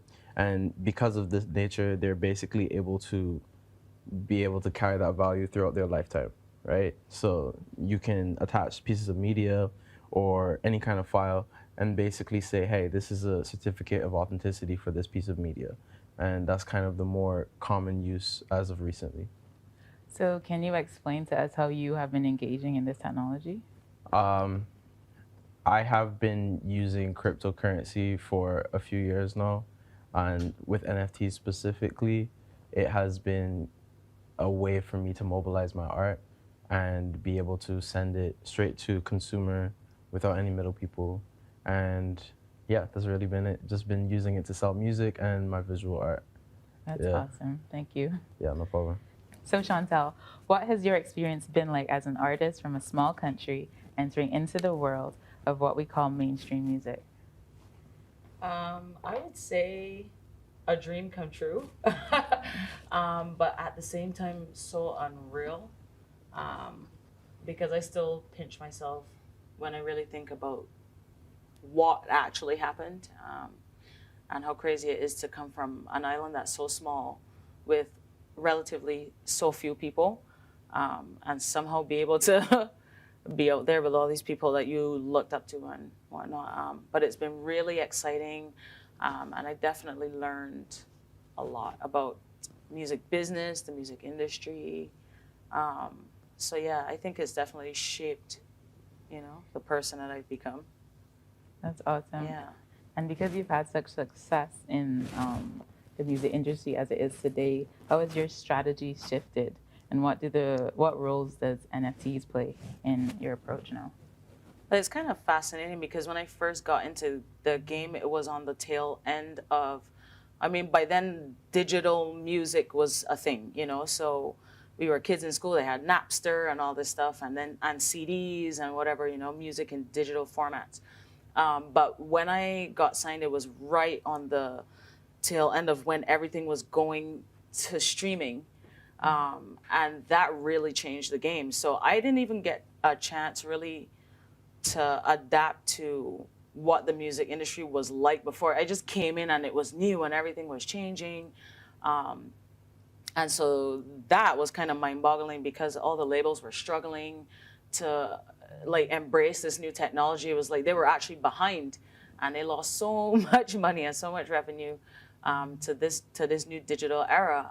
Of course, they've caught up now, but since then, we have the birth of like Holly mentioned, like NFTs, which I guess you could say is the new wave, and it couldn't have come at a better time because, I could get kind of deep and political with it, but for me, NFTs have created a space where it's sort of level the playing field. It doesn't matter where you're from, as long as you have access to a smart device and an internet connection, you're pretty much in the game.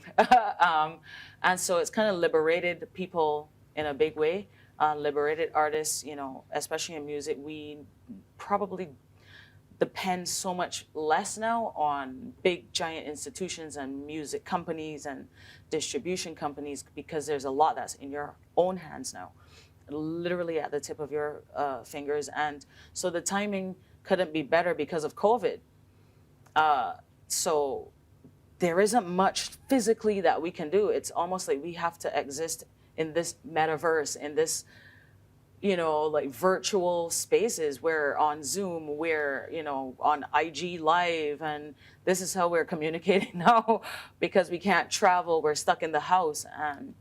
And so I feel like it's made it possible for us artists to still be active, and still be connected globally without all these limitations. So what, you can't travel, it's fine. Just go on Discord, Clubhouse, Twitter, Instagram. So I think that's kind of how NFTs changed the game for me. And of course, I took advantage of it as well during the pandemic. Thank you for that. So Russell, now that you've heard about the creatives in the music industry, as an artist, as a visual artist, do you have any hesitations or what are your thoughts about the approach of NFTs? Okay. Well, I guess I'm a little older than you all, so, as you were talking, Chantal, about coming into your kind of creative moment when things were becoming digitized, I'm like one technological generation behind you, right? I started shooting when things were leaving the chemical world and going into, video, like magnetic tape. And we very quickly transitioned out of that to this digital environment.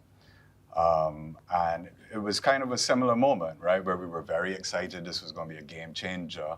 And certainly for the first few years it was, and then we kind of went back to the same structure. It's different technology, but same structure. Yeah.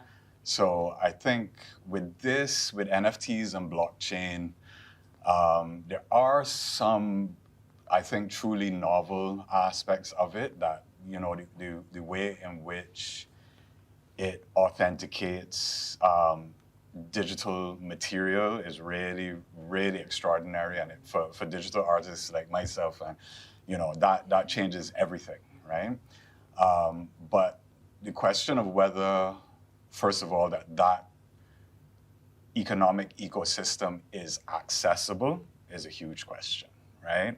Whether it's claimed to be that it can function without an intermediary, big question. That's the thing that I think will be the thing that will be most aggressed, and will bring it back to just what we are familiar with in terms of like the inequities of global economics, right? Once the intermediary banks and whatever new kind of intermediary entities pop up in response to blockchain, that we will kind of go back to the same thing. So I'm excited by it, but at the same time I'm like, right, let's take opportunity of this crazy moment that we're in, but also let's prepare ourselves to be ready for what seems to be the pattern for new technologies in general, that we eventually roll back. Yeah, it's already started happening in the music industry, because I remember when I first launched my first NFT, I was like telling everyone that I knew, like, do this early and do this now, because right now, yes, it's sort of like the Wild Wild West, and it's this kind of free state that we're in. But I'm like, the powers that be are not just gonna let you run with this. You know what I mean? Like, so I said, if you're an artist, just at least get one or two out now, especially if you're signed or trying to sign and do the typical label deals, because the labels are going to start including that in the deals, and you will be dropping NFTs, but they will still not be owned by you. They've already started packaging deals where they include everything. A 360 deal will now not just only take your merch and your touring, but also any digital format that anything. They'll say, dude, if you want to put an NFT, you got to put in the smart contract that a part, 50% or 80% goes to the label or whatever. So I don't know. They started doing it already, and I'm just really happy that I was able to sort of get out the gates before the claws come. But yeah, you're right. It's not going to be much longer before entities come in and start kind of taking control. Yeah. And I think this is why this conversation happening under the umbrella of UNCTAD is really interesting, because NFTs is it's a novelty in a sense, and it really is subject to our kind of global trade policy. Yeah. And so unless that stuff is addressed, this idea of global equity, if the policy doesn't drive it, no matter how many outliers and savants of this Wild West moment we have, the structure will bring itself to bear. So the adjustment really needs to be not just in the singular technologies, but in the policy. Well, both Halik and Zoe can probably speak to what you just said, because it is complicated right now to even be involved in the space based on, like you said, the laws and policies of your country, because now we're talking cryptocurrency and there's a lot of restrictions and blocking it, but it's the one thing that's giving us artists liberation and the freedom to be able to access, like Zoe, you said earlier, like to access all these global markets. But now it's like, oh, if you're in Barbados, well, a lot of the exchanges and whatnot, if the law in Barbados says the banks don't deal with crypto, then you can't bank like a normal person. You can't be in the system. You can't, if you don't have a US or a UK or Australian bank account, how do you even go on Binance and just buy cryptocurrency? There's all these things that get in the way. So if the policies in your country don't change so that they allow you to do it, then it's like artists still don't have that freedom of movement, even though this thing exists that can liberate them, So I don't know. I'm lucky because being signed to a US label and all that, I have US bank accounts. So I can do it even if I'm on Mars, You know, well, as long as I have my phone and it's connected to my accounts, you know, I can do what I need to do. But if you don't have that, like, you have to go through back doors and it gets expensive and complicated.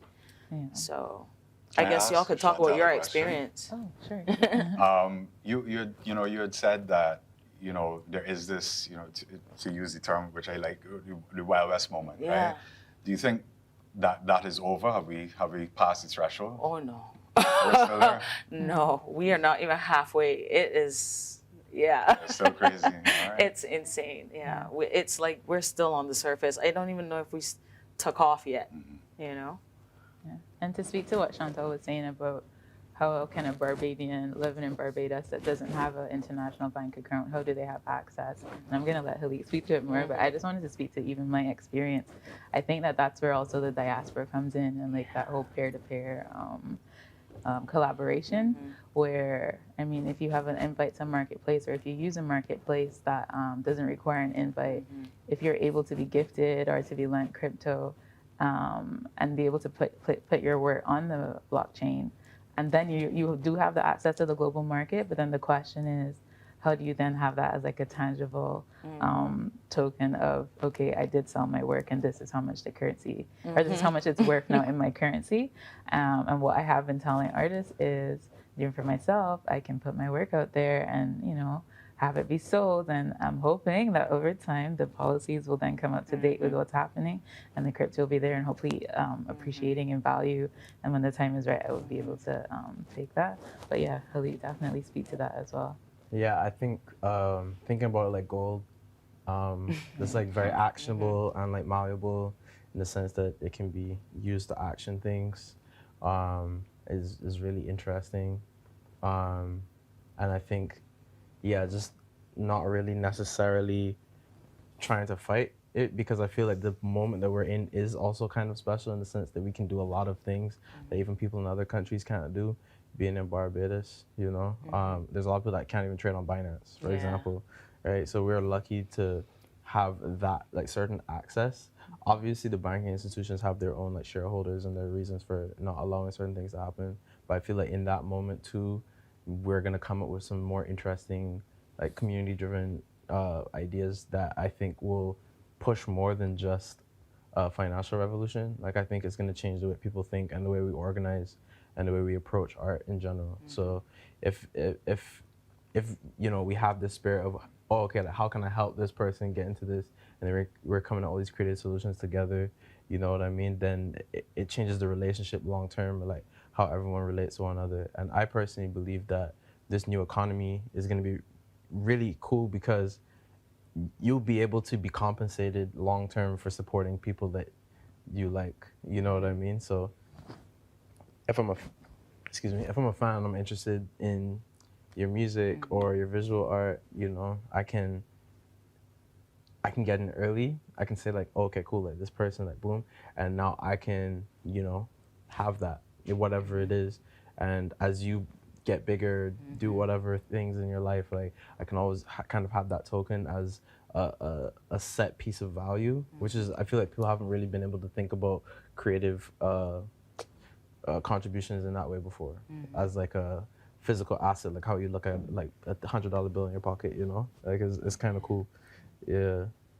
One thing I also wanted to speak to, Chantal, you had mentioned the fact that it will start, or it has started to move away from you having your own individual ownership. But I also still wanted to speak to the fact of that you still can have that, because I think it's important for people to understand that it kind of, especially to the music industry, it makes that difference because you have that freedom. And even for me, maybe there's no curatorial fees, or it's not under a gallery, and you can just put your work out there and get the direct payments, and also the royalties. I think is something important. So that's the cool part for me, because as a songwriter, you know, that was what got me excited about NFTs, because obviously with publishing, that's how it works. Literally, you create something, you have intellectual property, and every time it gets used, every time it is distributed, or whatever the case may be, you get a percentage of whatever revenue is generated. So I'm like, this is my world. Doing things like planting seeds and they just keep growing over time. You know what I mean? And I really enjoy passive income.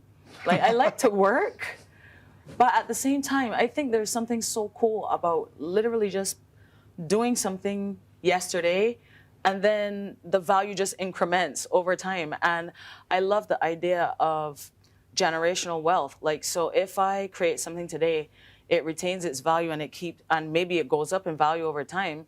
Then when I die, I pass it on to a relative or a loved one, and they literally, in perpetuity, can benefit from this thing that I created so long ago. Just like, for example, Bob Marley.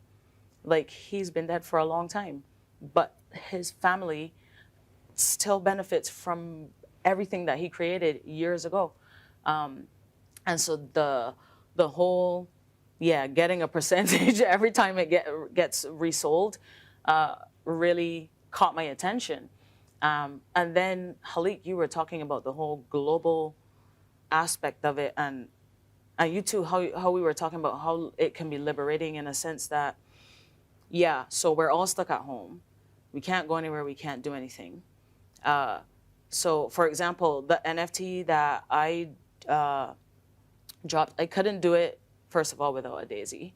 It was actually her brainchild. Like, she was the one who brought the whole concept to me and was like, dude, no one did this yet. You should do it. And so how it came together was that Daisy and I are from Barbados. We created a song with a producer who's from Lagos, Nigeria. And then we found a visual artist online in the NFT community from Texas, sorry. And then we all came together from different places. And I mean, like, we're seas apart. And we created this thing. And then without needing like an intermediary or anyone like that, we just were able to put it out, like Halik said, direct to consumer, direct to your peer-to-peer, right, direct to your fan base. No label is taking 80% of it. And the value of it is the value that the general consensus of what your fans think that you're worth, or what they feel you deserve to have, so you can keep going. So I think the coolest thing is the reward that goes both ways. So traditionally, if I go and buy Halik's song, sure, I got the song and I can listen to it as many times as I want, but Halik gets my money and he goes ahead and keeps it moving. I don't really get anything back except this song that's on my phone or whatever, but it's also on the radio and it's also everywhere. And it doesn't uniquely belong to me. Like 50 million other people can have the same song that I have. So I think it's so cool that you can create an NFT that the contract says, I'm offering utility. Like, you support me and my career on my journey, put some money in my pocket so I can do this thing.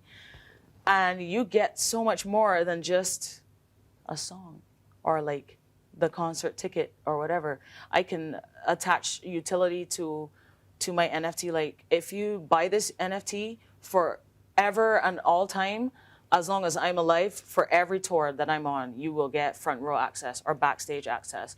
Or buying this NFT will guarantee you something. You know what I mean? I'll go to dinner with you. You know what I mean? Like one lunch a year. You can say whatever you want, but you're actually giving something back to your supporters in return. And over time, as they make it possible for you to build yourself because they're funding you essentially, then as your value goes up, the thing that they collected from you also goes up in value. So now your fans or supporters actually have something tangible in their hands that has value.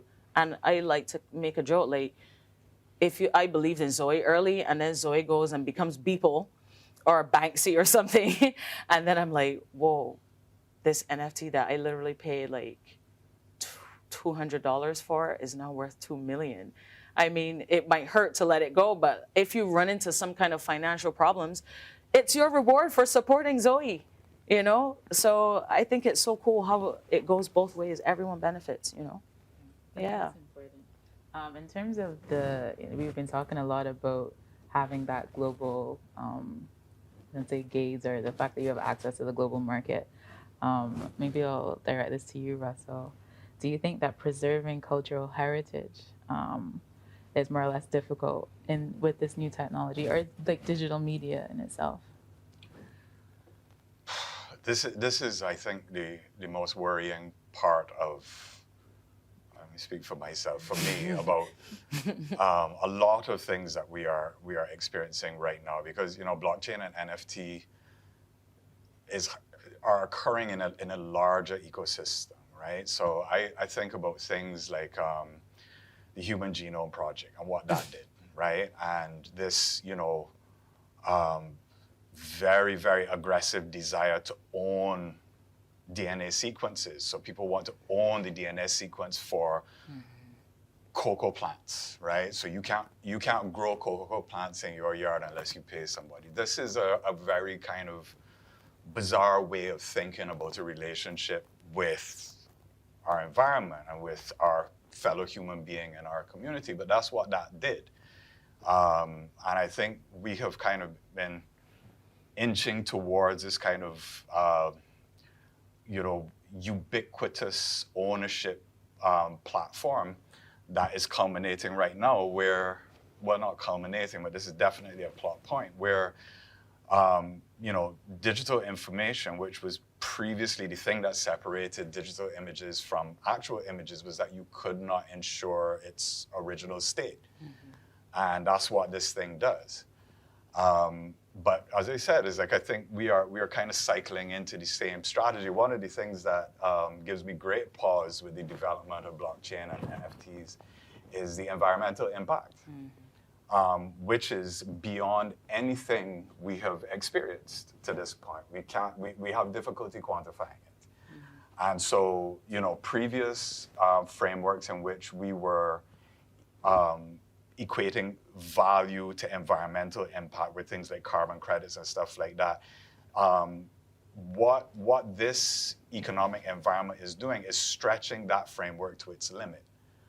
And so I'm like, all right, so is this, all of the benefits that we're seeing with this thing, are we in our kind of, global environmental awareness moment going to just simply ignore it? I don't think we can, and it's so huge, right? So that gets to your question of cultural ownership. When I was a young artist and I got involved in ritual forms, right? One of the things that occurred to me at that moment is that it was neither moral or ethical for me to, at any moment, claim ownership of a cultural form. I can't say I own Landship or I own Kumina or I own reggae. It seemed reductive to the culture, we call it exploitative, all of that, right? I perhaps was young enough to still have a certain kind of altruism, right? But I still find that stuff a little off-putting when there's a suggestion that a cultural phenomenon can be owned by a single entity. And by extension, a person can be owned by a single entity. And when I look at, your environment, the music industry, that issue of ownership of a person, and it's similar in the sports industry as well. Like when you hear about, players getting traded, now, to be fair, is for incredible amounts of money, but the fact that you don't have ownership of your body and your skill or talent in that way is like, I'm like, yeah, there's something, a little absurd and odd about this economic environment and the way it's structured. So I do have some concerns about it, yes. So, but like, sorry, but how do you feel about if you're a part of that ownership? In the sense of like, okay, like for example, Amazon's probably not a good example, but I'm gonna try to, all right, this is how I look at it, right? I feel like for years, artists have been kind of pushed away from thinking about finance. It's been like very much a thing of like, oh, you're the artist, don't think about that, don't worry about that, we'll handle that, right? But I think with this, it kind of takes value and, financial reward, and it packages it with the active. So, for example, like before, like I've been signed twice, right? A lot of that money is spent for me. You know, so if it's like $100,000 on the table, a lot of that money is being spent for me. And there's all these costs, like, oh, we have production costs, like if you want to make the vinyl or the CD or whatever, and that's, you're being, you know, you're being billed for every single thing, and things like actions that you had no real participation in, right? I think this model is really interesting because it can take, you know, these ideas and this intellectual property that's coming out of your brain, and then you are kind of the master of your domain, right? So you're creating an environment whereby you kind of set the financial principles by how that operates. And I think that that's really special. What I do understand what you're saying though about proof of work and like how that is really harmful for the environment, well, all the GPU mining and stuff. Yeah, exactly. Like, but I do also feel like this is an economic exchange unlike any other. And I do feel like ultimately we can't deny that there are other industries that have such huge carbon footprints in like military, all these things. And it kind of makes me wonder. Yeah, airlines, whatever. Car manufacturing. Yeah, and so then that kind of, I wonder to what point do we say like, is it all on us really? It does. That's not what I'm saying at all. Quite the contrary. I'm saying that, you know, if what we are thinking about, if when we look at these other industries and we're saying, right, your carbon footprint is too big, and we are going to operate as a global community to focus on the reduction of that. When we see this new environment that is now generating a carbon footprint beyond anything we've ever seen, but we are not applying the same responsibility. But check this. I think that the community is, if you think about it, the rate at which, because crypto technology and blockchain tech, it's pretty new. Is it even like really genuinely a decade old? It's so new, and in the short space of time that it was born, they already quickly realized, like, wait a minute, this is not cool. Like, we're hurting Earth. So they're already fixing it, and they're like adding new layers to different blockchains to make them, you know, less dirty, so to speak. Like they recognize it quickly, and they're like, no, and they're already responding. And like Halit said, okay, like let's talk numbers. In the music industry, billions are generated every year. Do you know what percentage goes to the artists? Between 3 and 13%. That is disgusting, and it is slavery, because slavery is when you don't have control over your name, your likeness, your anything, your existence, whatever. Like Halit said, they control everything, they pay for everything. And then the work, and then the work that you put in, someone else benefits from it, the majority of it, and you get the scraps. Literally, it's the same thing. And so it's so liberating for an artist to be able to say, no more. Like, I'm not doing that. Like, I'm taking my power back. If I'm responsible for myself, also I can't be censored. I can say what I want. I can express what I need to say. There's no governing body that's going to say, hey, you can't express this. You can't say that. You can't paint that. You can't show us that. You can do whatever you want, whatever you feel needs to be done. And whatever you make is 100% yours. So I feel like that's so necessary in sport. It's the same in sports as well. And athletes are taking advantage of NFTs in the same way. And instead of only releasing physical collectibles, now they have these digital assets. And it's really helping them a lot, because you can sign a basketball contract for $10 million, $20 million a year, and you're like feeling rich. You're like, I'm the guy. Look at me, dude. Like, I got a mansion or whatever. Dude, like, the people that own you, do you understand what they made? So you start you start realizing, like, no, I'm not satisfied. Don't tell me to be happy with $20 million when I generated 20 billion. You know, I deserve to have all of that, and for my family. Like, I worked hard. You know, why do you get it all? That isn't, you know, it's not cool. So I feel like the way how rapidly the community is responding to recognizing, like, oh no, this was this cool thing we came up with, but, you know, it's, the carbon footprint isn't great, so let's clean that up. And I feel like they're just gonna keep improving that, because when you're free, you don't want nobody put chains on you anyway. So you're gonna be like, oh, all right, so we dirty, well, we can clean up. What now? Well, I You know? don't know that that's the trend. I mean, I think about like, social media, for example, right? As in the early days of social media, none of us could have predicted how broad it was going to become, and none of us could have predicted the level of intervention and control that was going to be exerted by corporate entities, right?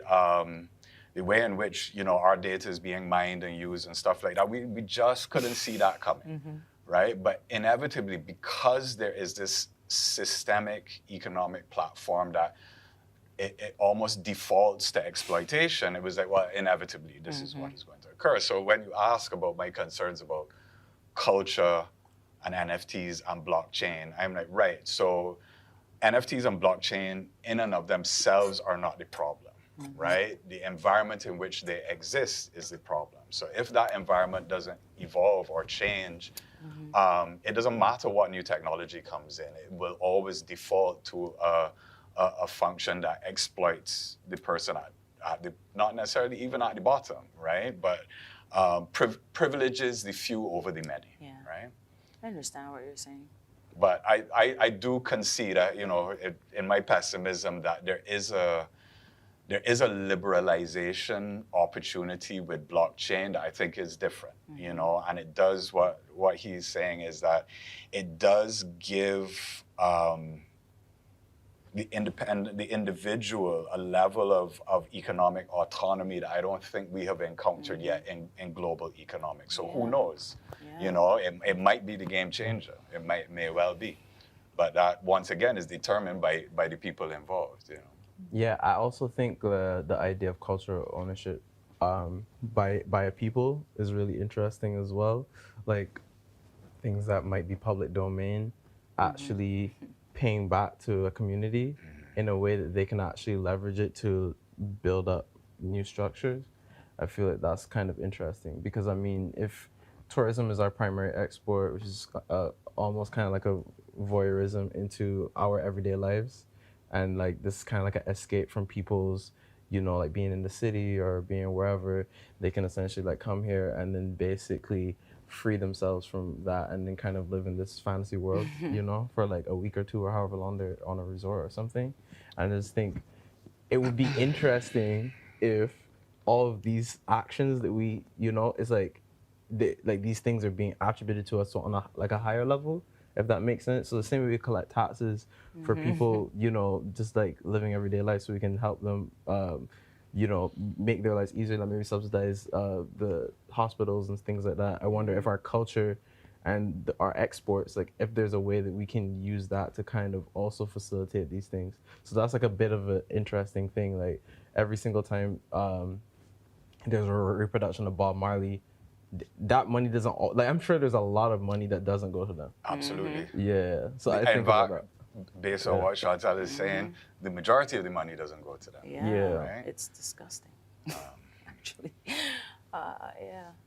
So what would you say would be the role of an artist in the digital age? I mean, aside from the platform that we don't necessarily have control over, like how should we then navigate? Because I mean, I personally, when you talked about the culture, I felt so proud. I'm like, okay, I'm making pieces that kind of represent Barbados's architecture digitally, and a lot of people have not seen stuff like that, whether it has been that they've never traveled to the Caribbean or Barbados specifically, and because in all the descriptions I speak to that experience, I'm thinking, okay, that's a great way to invite people to Barbados or to have it represented, to have that representation.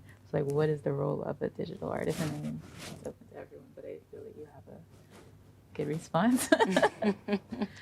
Well, my life as an artist, didn't lead me towards kind of, I guess, popular work in a way in which we understand popular though,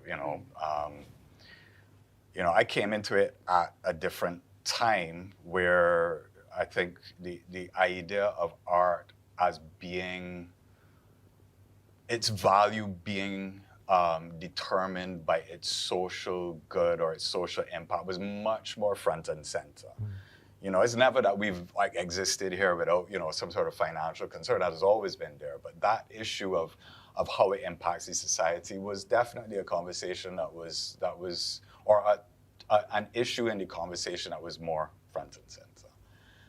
And so I came out of that, and I went to school in a space that was really focused on a kind of almost socialist approach to art, right? Is that art was supposed to serve the society in a way that benefited the society. And so, I mean, to be fair, in some very kind of altruistic ways, right? So I always kind of think of whenever I create, that's the point of departure that I create from. So with tourism, one of the things that I experienced as a young artist is that my work just had no applicability to that environment whatsoever. Right? Not because of its form, but because of its subject matter, because the things that I wanted to talk about or to present. You felt they were jarring? Oh, yeah. You know, by no means are you going to see that on a floor show at the Hilton. You know what I mean? Is that just wasn't the kind of work I was doing. And there were a few of us around, very few. And, you know, some of them either, you know, maintain course and, you know, confront all the difficulties of trying to raise that kind of material and environment where art is considered as decorative and entertainment, right? That's its role, to either entertain within a, you know, very limited emotional spectrum that does not encourage self-analysis or social critique, or to decorate in a way that does not encourage observation or recognition of the origin of those decorative elements. So, for example,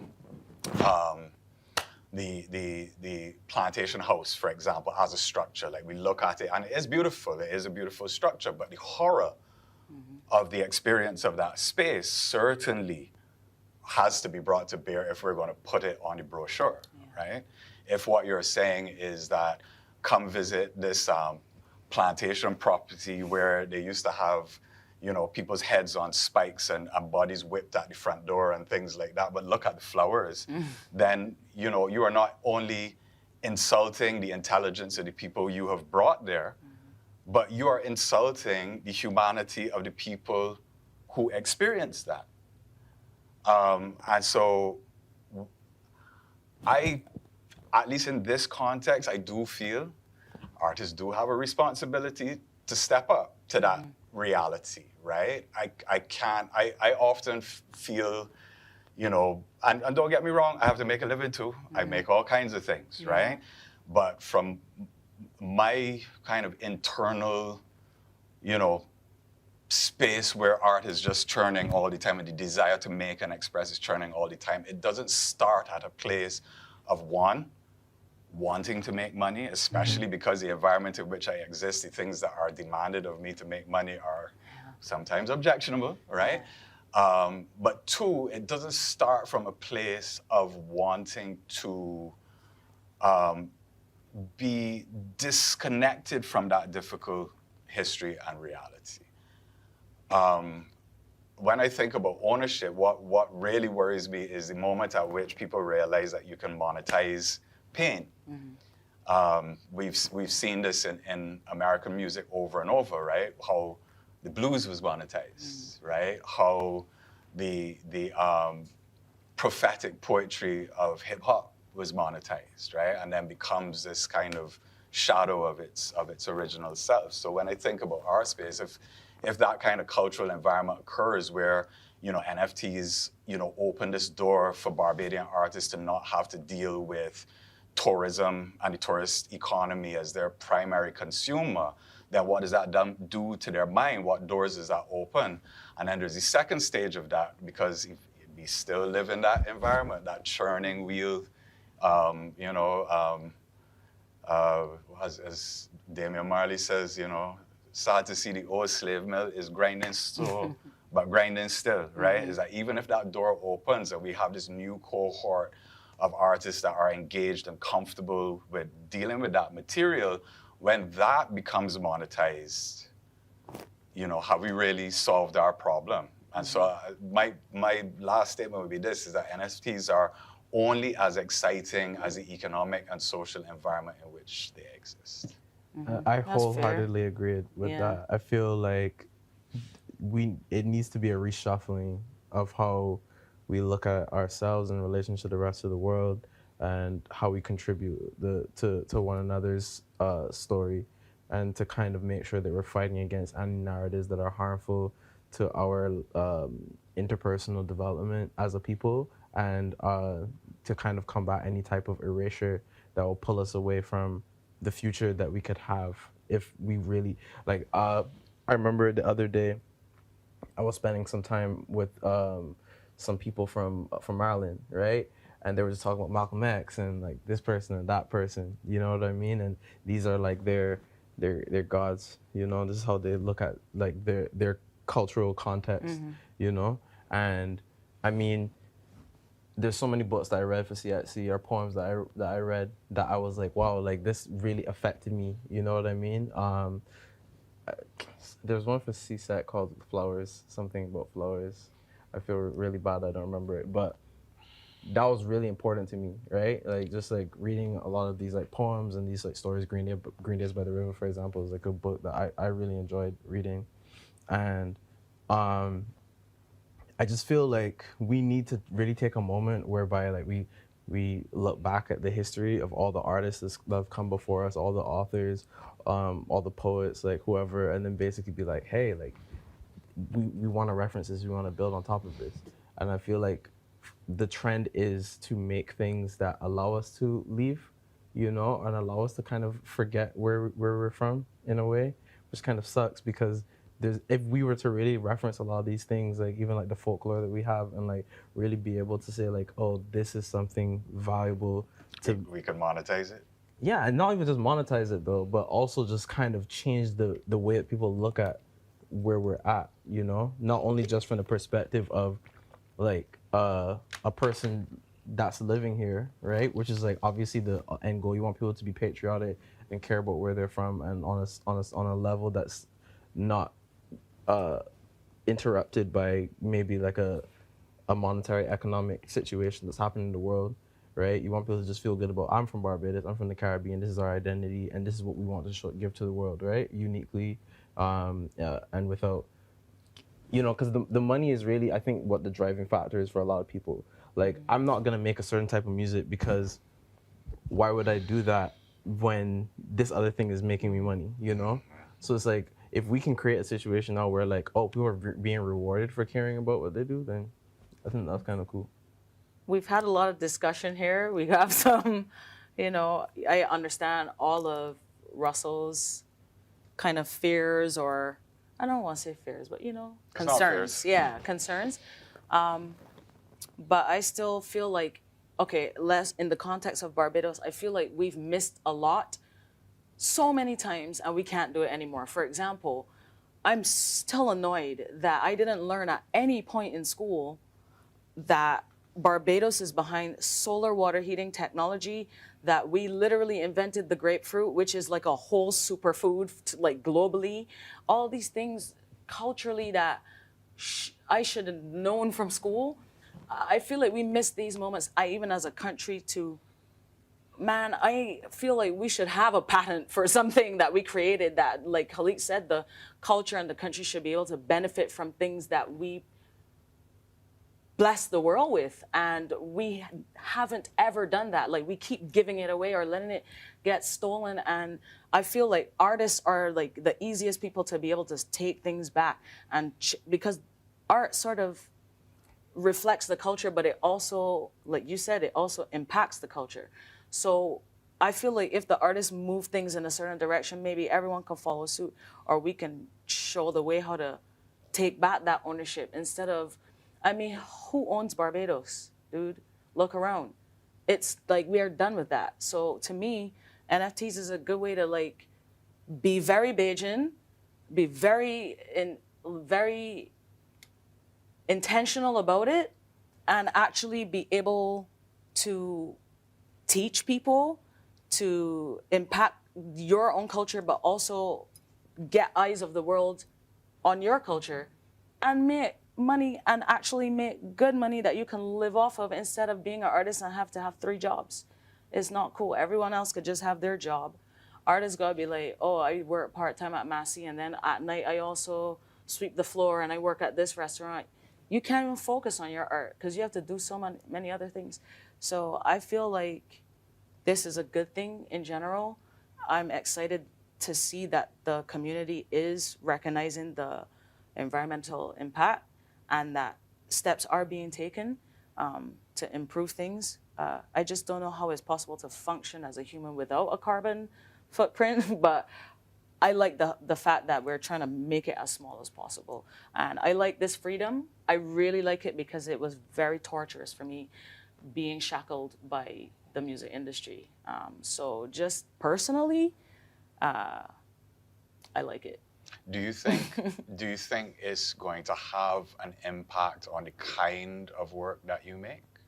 Or the content or the subject matter that you approach? Luckily, because I'm in music, I just as a musician and a songwriter, I'm kind of like Halik, where I won't, like, I don't feel like I've been, like you had a concern about artists saying, well, this is what makes money, so I'm gonna do this contractual work instead of, doing what my vision is or whatever. But I feel like I've been pretty steadfast as an artist where that's concerned, because I do recognize that there's so many things that I could have done, so many types of songs I could have made that probably would put me in a very different position than where I am at right now. But it's not in me to do this. So I didn't bend.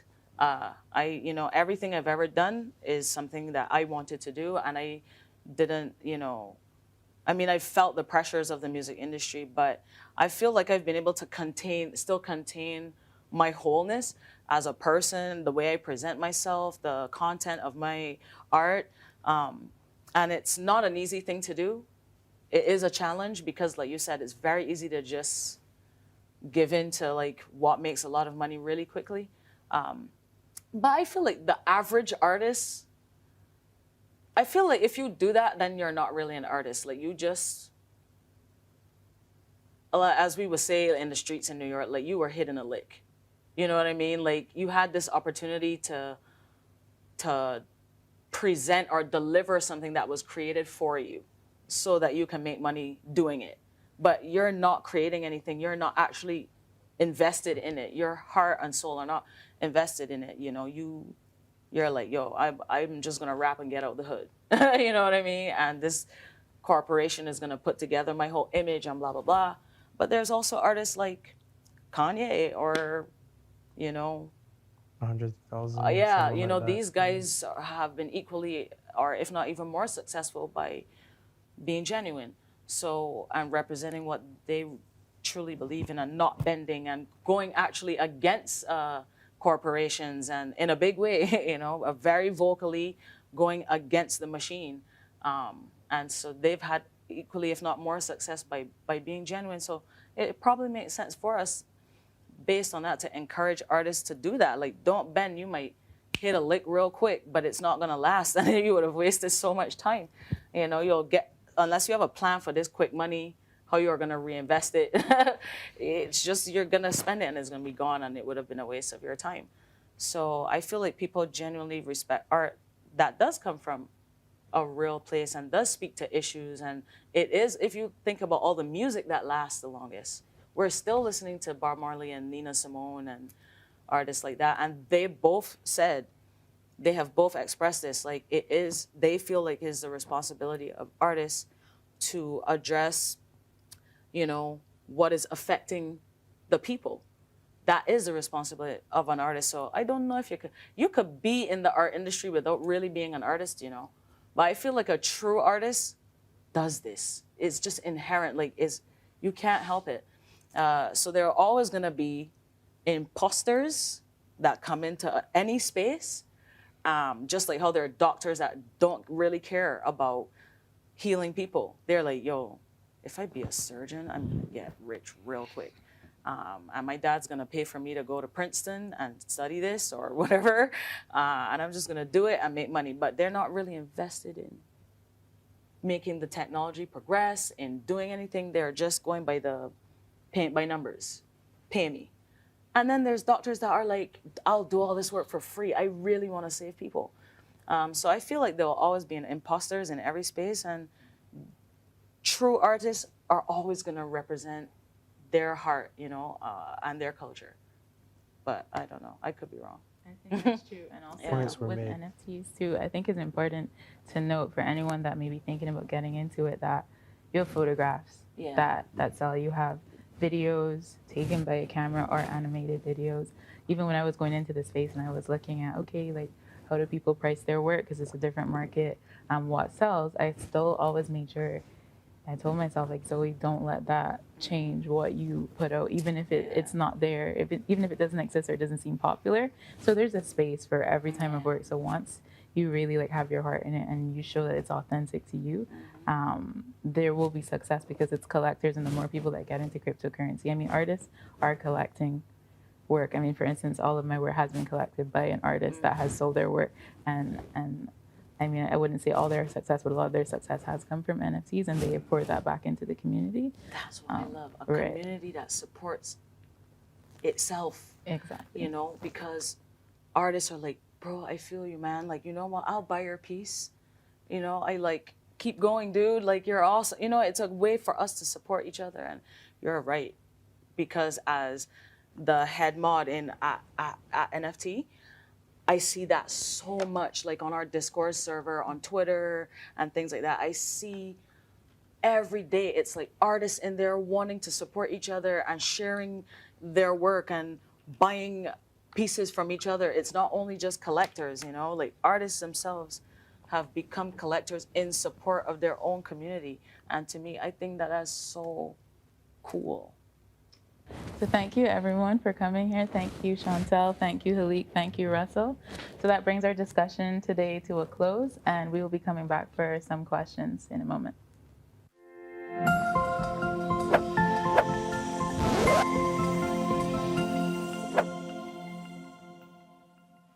So our first question is, popular culture is celebrity-oriented and individualistic. Does this arena have the potential to help bring prosperity for all, which is the focus of this conference? And if so, how? So Halik, I'm gonna let you tackle this question initially, and then but I think it's something good for everyone to answer. I think that free markets and something like NFTs can definitely help raise the median salary of artists, especially in industries like music. I think there was a recent study where about only 0.4% of all artists make enough money to actually survive off of streaming. And I think something like NFT will create a greater opportunity for people to value the artworks and their support of an artist at whatever they think that the value is. And I think kind of removing intermediaries like record labels that eat up a large portion of that money will definitely help a lot. So I definitely think that there will be a future where a lot more artists will be able to have livable wages just making art and distributing it directly to the people that consume it. That's true. And Chantal, I know you had touched on this a little bit already, but maybe you can like further reiterate from your perspective how NFTs can allow for prosperity for all. I think, to be honest, Halik pretty much like covered everything that I would have said. But yeah, I can certainly say from experience that what he said is true. Because I can tell you that for my first NFT launch, in a very short space of time, direct to consumer, I was able to generate a lot more, let's call it money, a lot more money in a shorter space of time, and 100% of it coming to me than yeah, than having to split up everything that, all my hard work, you know, everything that I could earn, when the majority of the profits are going to, like Halik said, a label or something, you know. So in personally experiencing it, it's something that I would recommend to all artists. If you're in a position to do it, I would strongly recommend it, because I can definitely say, speaking from experience, it's a thing. Yeah. Yeah, definitely. That's been my experience as well. Yeah. Russell, do you have anything that you want to add to that from your perspective as someone that hasn't been part of the NFT marketplaces but still has digital works? Well, I'll say that, you know, I mean, since that discussion, you know, I did a bit of research before we went into that moment that we just watched. And I've, you know, looked into it a little bit more, more deeply, and I'm going to dip my toe in the water. So yeah, I guess I'll be part of it shortly. So another question we have is, what advice do you have for creatives who are not digital natives and may be struggling to wrap their minds around this new technology? And maybe Russell, I redirect that to you as well. Yeah, that's the only thing I can say is you have to get with the program, you know. For artists who are working in traditional mediums like painting and sculpture and so on, I still have a great deal of love for those art forms, as does the public.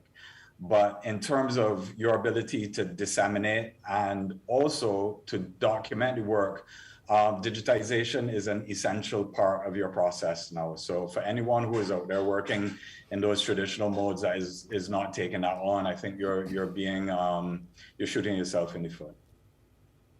And to add to that, I have curated an exhibition that is part of the UNCTAD 15 conference as well. And with that, there's an example with one artist, Onika Small, who traditionally is a painter. And the idea is that maybe you don't have to be the person that digitizes your work, but you can collaborate with someone. So you don't have to feel so hesitant. So you either, you know, put a fielder out in your community, or if you see someone that's doing something that you think your work could easily adapt to, the whole idea is to work together and have that collaboration, and then allow for your work to exist digitally as well. So our other question is, Russell, you had talked about stretching economic frameworks. Creatives are not necessarily business people. Do you all feel the need and drive to challenge and reform economic environments? And do you feel empowered to? And Chantal, I'll direct that to you first to respond. That's a true thing. A lot of artists they don't even want to look at numbers or deal with anything business related. But I feel like jumping into the NFT, which is a decentralized space, you learn very quickly, and it's a community that shares information very easily. And I feel like, even me personally, I would have never said, oh, I would be into trading, or I would be into, you know, any of this type of thing that's connected to crypto, but I am. And I feel like you learn so quickly. I don't know how much it matters, to be honest with you. Just the fact that you can put something out and some sort of income is going to come directly to you. Literally, the more you do it, you start seeing different patterns, and you start figuring things out, and you kind of start calculating in your mind, and then you're like, okay, the last time I did it this way, this is what I was able to generate. And then you'll start kind of seeing other people's projects, learning how they do it, kind of applying things that you realize worked to your own process. And eventually, just by being in the space, you'll learn so much that you'll find yourself, you're like, I didn't know I could be my own accountant. I never knew that I could do this, you know? It just happens so naturally. I don't even know how to explain it, because again, from personal experience, I never thought that I'd be sitting looking at candlesticks and wicks and graphs and charts, but now I am. And I'm so not this person, but it's actually so fun that I just do it. And so I feel like the thing is, just jump in. You know, jump in and be bold enough to take control of your own destiny, to not put your gains in the hands of someone else. You know what I mean? Just try it. You might be better at it than you realize. That's like the best advice I could give is just dive in. Ask questions. You know, you're gonna make mistakes or do things that you see later you could have done better, but that's the beauty of it. It's a learning thing, you know? And I think that's good inspiration to speak to the second question, or well, not second, but this next question that we have, which is, can you expand on the importance of building an artistic community in a digital world? So Halik, do you want to speak to that as you're someone that is in the community and building one yourself? Yes. I think that building community is super important because it helps you to create an identity and a tangibility, tactile kind of energy around the work. And the work has a purpose that is not egoistic in its nature, and it becomes something that everyone can participate in, and the energy spreads throughout that community. So then you can find a way to like have these things serve one another, you know? And I feel like those building blocks long term is what allows a lot of art that has persisted throughout history to exist in the way that it does. I don't know if that's the best answer, but yeah, I think that is very important. So with Holder's Land, for example, the whole point is to make sure that we bring everyone together in a way that allows them to see themselves in the work and feel pride in knowing that has like long-term implications for the community that they're part of and the people that are around them. Yeah, I really agree. And especially in terms of the value of work, it really can increase because of the community, as you're saying, with fractionalized ownership, which is something that you have put together with a piece that speaks or is very near and dear to our Barbados culture. But also in terms of the community, I wanted to add as well the importance of, and maybe I spoke to this or maybe Chantal mentioned this, but going into the NFT space, a lot of times you're so unsure about how to navigate on the marketplaces, how to get access to crypto. So the importance is you just have to build a community and just ask questions. And if you and someone else are both new to a platform, you can watch the videos together, learn together, and then you will create your own network and you can share your work, and it just builds a bigger and bigger community, which is really what NFTs are. NFT is a community. But I'll go to the next question.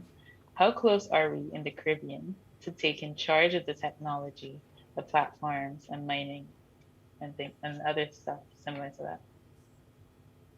So Halik, I'll go back to you on this one.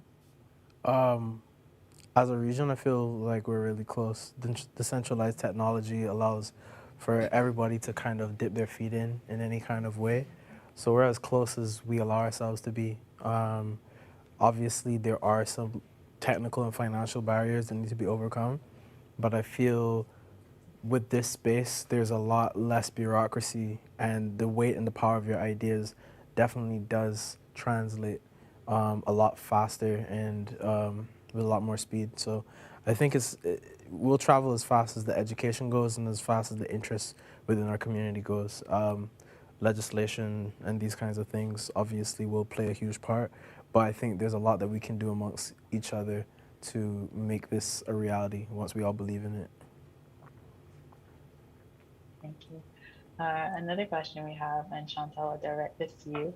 Have you found that the policymakers, the politicians, the institutions have an understanding of what the NFT community is all about, or the digital community? Personally, I don't really think so. And because NFTs are obviously born out of the world of crypto, I feel like people still look at crypto and anything connected to it as this like dark underworld of all these rebels that don't want to follow rules, and whatever the case may be. And so where that is true to some extent, that does exist, in the NFT community, it's really just artists and creative people trying to find a way to do things that weren't so accessible before, you know? And that's why the community aspect is so important, because I feel like when artists come together to support each other, then the art itself becomes more visible, and then it becomes more and more visible to the mainstream.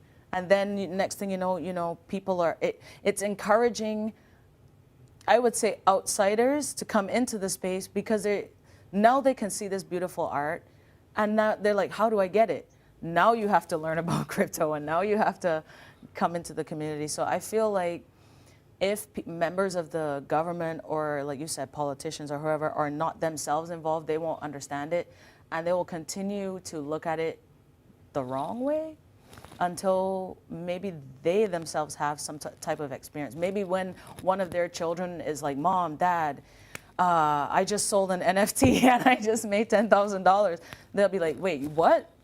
And then they say, Mom, yeah, I'm making money, I'm doing this, I'm doing that, and I have all this support from my community. Then maybe they'll start to realize, like, wow, maybe we're not doing our people or our culture any justice by blocking this movement, or by not implementing policies or laws that actually protect people that want to engage in this type of thing. So from my perspective, it's like really frustrating, because just getting access to crypto is really difficult at least in Barbados, unless you know the back doors. So it would be nice if there would be some policies implemented that would actually make it much more accessible, because Barbados would see something unheard of, like you can't even imagine what will happen if people have easy access to cryptocurrency.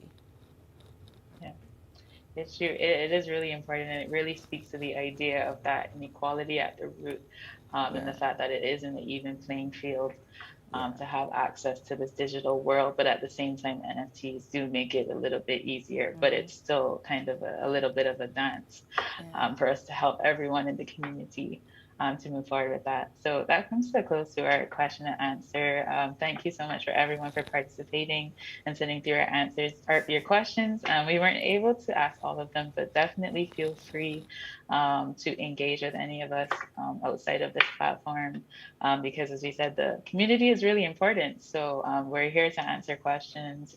We're here to go on this journey together, because we really, as Barbadians, I mean, I can speak for all of us, where we really do want to see everyone prosper or continue to prosper. So yeah, thank you very much, everyone.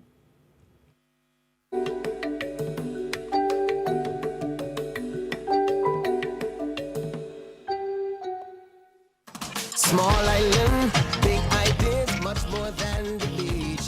Small country, big reach, touching the world virtually. We might be small, but proud people standing tall. Creative and hardworking, we bring Barbados to you. You can't get to Barbados, we get Barbados to you. UNCTAD, Barbados welcomes you. Hello everyone, welcome to Crucial Conversations in the Arts, hosted by the Faculty of Culture, Creative and Performing Arts here at the University of the West Indies, Cave Hill. This discussion is part of UNCTAD 15's Creative Industries and Trade Digitization Forum, themed Inequality at the Root. My name is Stephen Walcott. Welcome. Today, I present to you two of Barbados' super producers, Nicholas Branker, soon to be Dr. Nicholas Branker, and Sija, as we look at the state of the music industry in Barbados and other small island developing states, when we look at the topic, small island, big music. Nicholas Branker is a producer and instrumentalist who has been at the forefront of the Barbadian soca scene of the 1990s and early 2000s. He's said to be the creator of Raga Soca, and along with artists such as Edwin Earwood, RPB, and Alison Hines, has produced some of the most enduring indigenous popular music to ever come from Barbados.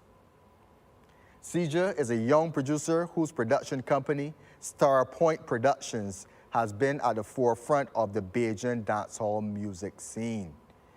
He has also worked extensively with Trinidadian artists and is a leading producer within the Trinidad movement as well, working with major artists such as K-Lion, who produced the massive hit Melandros and Private Zest with Sija.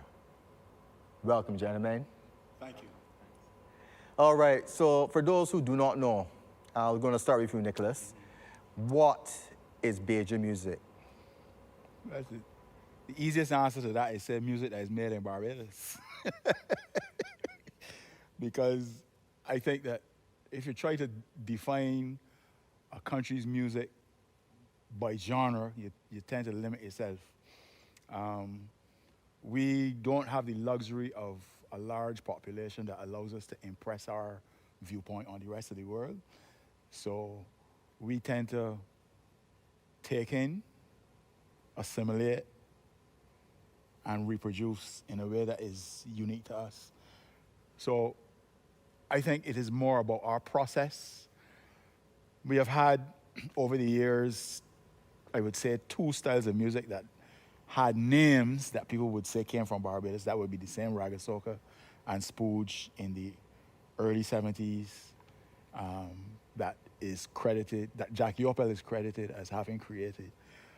But even those styles were interpretations and combinations of influences, which is how music always works. So in my mind, Barbadian music is more of an approach rather than a specific style or genre. All right. So it's an approach, a style. I have a lot to unpack there, but Nicholas, what do you think Bajan music is, CJ? How do you see it in your view? Basically how he start, to be honest. Music that done in Barbados, like, cause to be honest, Bajans can migrate to any genre, in my opinion. I see it, you understand? So it's just to analyze something and mold it into something that more, familiar with the Bajan crowd. Correct. But eventually you're still looking to get across the seas, but in terms of beating horn drums, you're just molding it into a style that, Bajan's familiar with. Yeah, and then you could basically do what you want to do with it from there. All right. So we have a style approach, 2 forms identified by Nicholas. So that's the state of how we see it, the creation, the knowledge that comes out sonically from Barbados and Barbadians that we seem to think is Bajan music and the variety that's found within it. So talk to me about the industry now, guys. We've had the pandemic. We've had years of being a small island developing state, struggling to export. How do you see the current state of the Barbados music industry, CJ? A little don't know, but it ain't something that can't fix, in my opinion. I think the corona playing a big part in it anyways. So, like, mostly artists who got work permits will more see the benefits rather than artists that know coming out. Right, so explain to me, so how was it before the pandemic then? How was it going for you personally and the artists around you in that Bajan dancehall scene before the pandemic hit? What was happening? Explain the scene, how were they making money? Before the pandemic, we actually started the wave months before the pandemic. And the wave being the exporting the Bajan dancehall sound? When we collab with Trinidad, well, to be specific, Chargy, when Chargy came out, that was only like a couple months before Corona. The pandemic started? Yeah. Right, and Chargy is a Trinidadian dancehall artist? No, Chargy is LR. LR, oh, right. So for those who don't know, he's a Bajan dancehall artist and he brought out that song. Yeah. Right. So that came in 2019, like September, October. And what was the response like to that and how was he operating in the industry at the time? What was happening for him? Was he touring? He actually flew to Trinidad to do a couple shows on boat rides, and it was that and basically a lot of dub plates. So the dub plate work was coming. It was coming. How was it picking up? Was it getting a lot of traction in Trinidad? His in terms of the song? Yeah, the song and his song down there. How did it go for him? The song was a banger in Trinidad, to be honest. That how the other Trinidadians get on the rhythm too, from hearing LR song. You understand? So, like, basically when he went on there to work the song on Trinidad ground, cause we are already kind of like sent it viral in Barbados already with a Grinch Man dancing. We just moved the audio that was there and put Chargy, and it was like we saw 500 Instagram stories between LR, people tagging me, some of my friends tagging LR. So everybody just want the video to put up. So that's how we basically sang viral the song before it was out. That's how we just decided, all right, we can try to push it even before it out. So you hype it up kind of way before right? That was like 2.5 months before Christmas. But we just see the Grinch Man, and we just this will look good. You know, with LRG song on it, just like a meme. Right. To put out there to get the.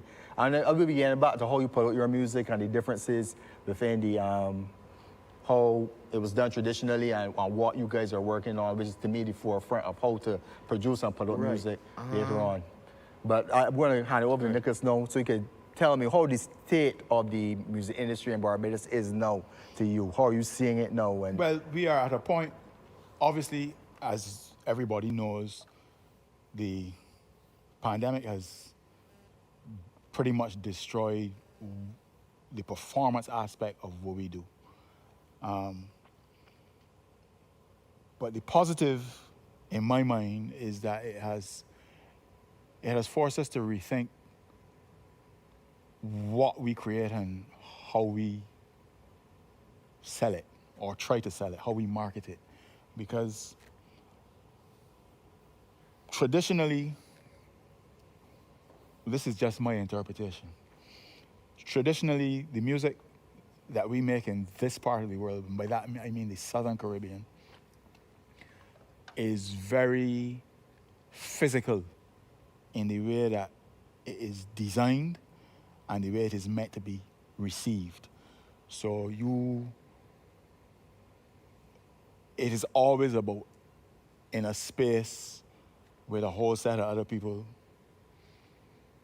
enjoying themselves. For want of a better term, it's just a fact. Basically, that is, our music has always been created with that in mind. And that has worked very well for us, but it has also, in a way, limited how we have thought about how we make music and what it's supposed to mean and when it's supposed to have relevance in our lives, right?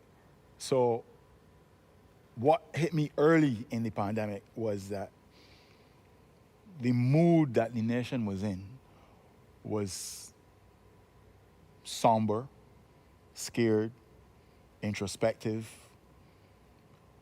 and a lot of the music, the bulk of the music that we had made up until that point was party felt irrelevant. Correct. You know, and so it started to make, but the people that I associate with began to think differently about how you would make music when people cannot celebrate it in the traditional way, when you have a whole set of people staying on home, you know, and they might feel a little down and they want to hear saying that may make them feel better, but also makes them feel like there's somebody else that feels the same way they feel.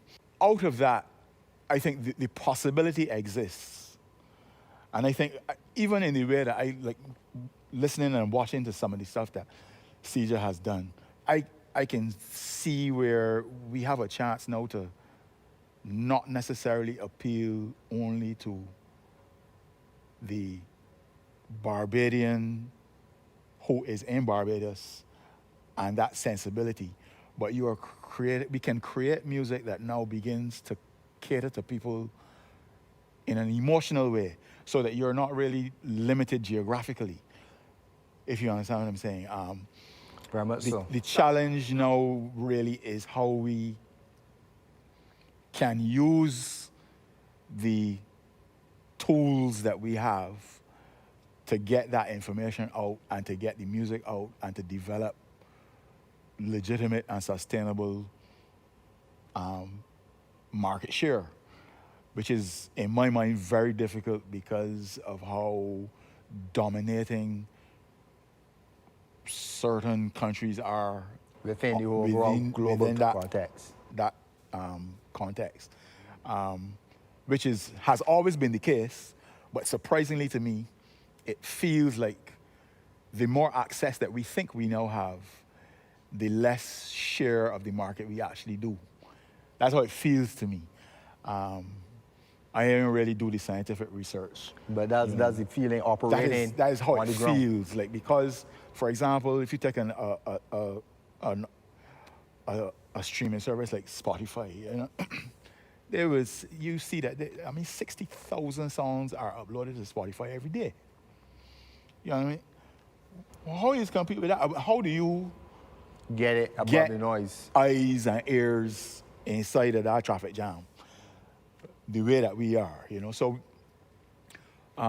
musically, I think it is about us trying to exactly what he's doing, because what he's doing now is what we did 20 years ago. But different tools now. It's different tools, but it's the same concept where you're trying to bring together all of the people in this region to function as a one kind of market and unit, creatively and from a consumption point of view. Right. And which is a good follow-on to what you were saying earlier, CJ, because you said that the music came out, the initial success came out just before the pandemic, but from following the views and your work and the reception of your work, success happened during the pandemic. Exactly. So can you explain and expound how you managed to achieve that level of export success within the context of the pandemic and no live shows and all of that? What were you guys doing? What were you guys working on? And specifically, the second part of this question, what do you think within the music, within the young people, what were they hearing, do you think, coming there that they really attach themselves to? So two questions, really. What were you guys were doing, and then if it was something within the music which you think enabled it to have that level of success during that period? It was basically support between all the artists to start with. Like, if you go have a song you share it, when they put up money, you share it. We on the same instrumental anyway, so. Oh, so it was like a collaborative sharing, cross-sharing to different fan bases so like on social media. Yeah. So like, if I the main producer, you got Chieftain, you got LR. So Chieftain and LR are other dancehall artists. Yeah, correct. yeah, they're doing dancehall. But I would work with the Belgians first, and then the trainees will jump on. So that will make the rhythm actually full. But viewers from here can spot out the artist on the instrumental and say, well, my artist on this side can listen to this. The Trinidadians can do the same thing. So the YouTube algorithm now, if you play a song on my instrumental, if Nicholas Brown got a song on my instrumental, it can pop up, do the algorithm. So correct. That was promotion for everybody. You understand? And then the collabing songs now between the Belgians and the Trinidadians helped too. So it was basically social media is where we were working. So what platforms were you working on? Were you accessing to get this export? Was it YouTube, TikTok? Which ones were you utilizing the most? Now YouTube is standard. I actually use a distributor. So DistroKid would do like Spotify, Apple, Napster, Deezer, Tidal, TikTok, Audiomack now, you name it. And whenever new stores come out, you will get notified, etc. So it's through them that your music can get on them platforms with any big pack of cards, as you would say, you understand? Any big pack of cards. So like, it's just to find that loyal fan base, but that does take time to build too, you understand? So once you get that fan base though, things can happen, to be honest. But you gotta do the groundwork. You gotta make sure you monetize. You gotta get your Vivo. You know, you gotta get your distribution. You gotta send it with your PRO. So there are a number of steps in this digital process that artists from a small, tiny nation like Barbados need to go through in order to get that global platform of success you guys are having. If you don't use a distributor, your song ain't gonna be on Spotify, not Apple Music. So you understand? Yeah. So like you have to do it in this time. Like I actually the person who put most of the artists now on DistroKid because nobody didn't know that. Right.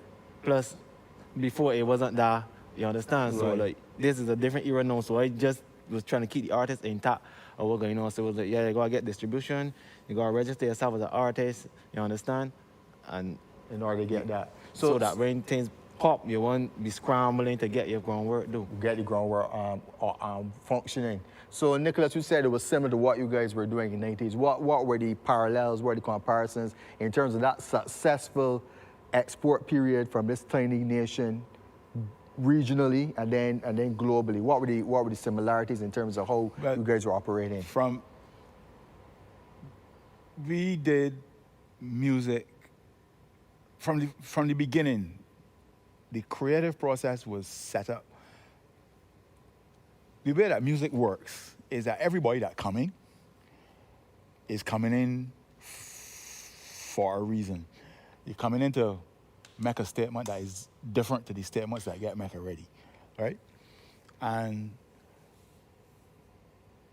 I was very fortunate that, much like how he's talking about a camp, we had a group of people who all had this feeling that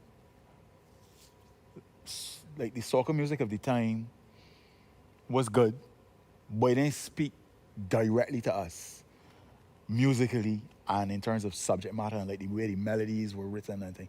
Because it was a lot of older people and it had in a lot of music that you could tell the people that made it grew up listening to the music that our parents grew up listening to.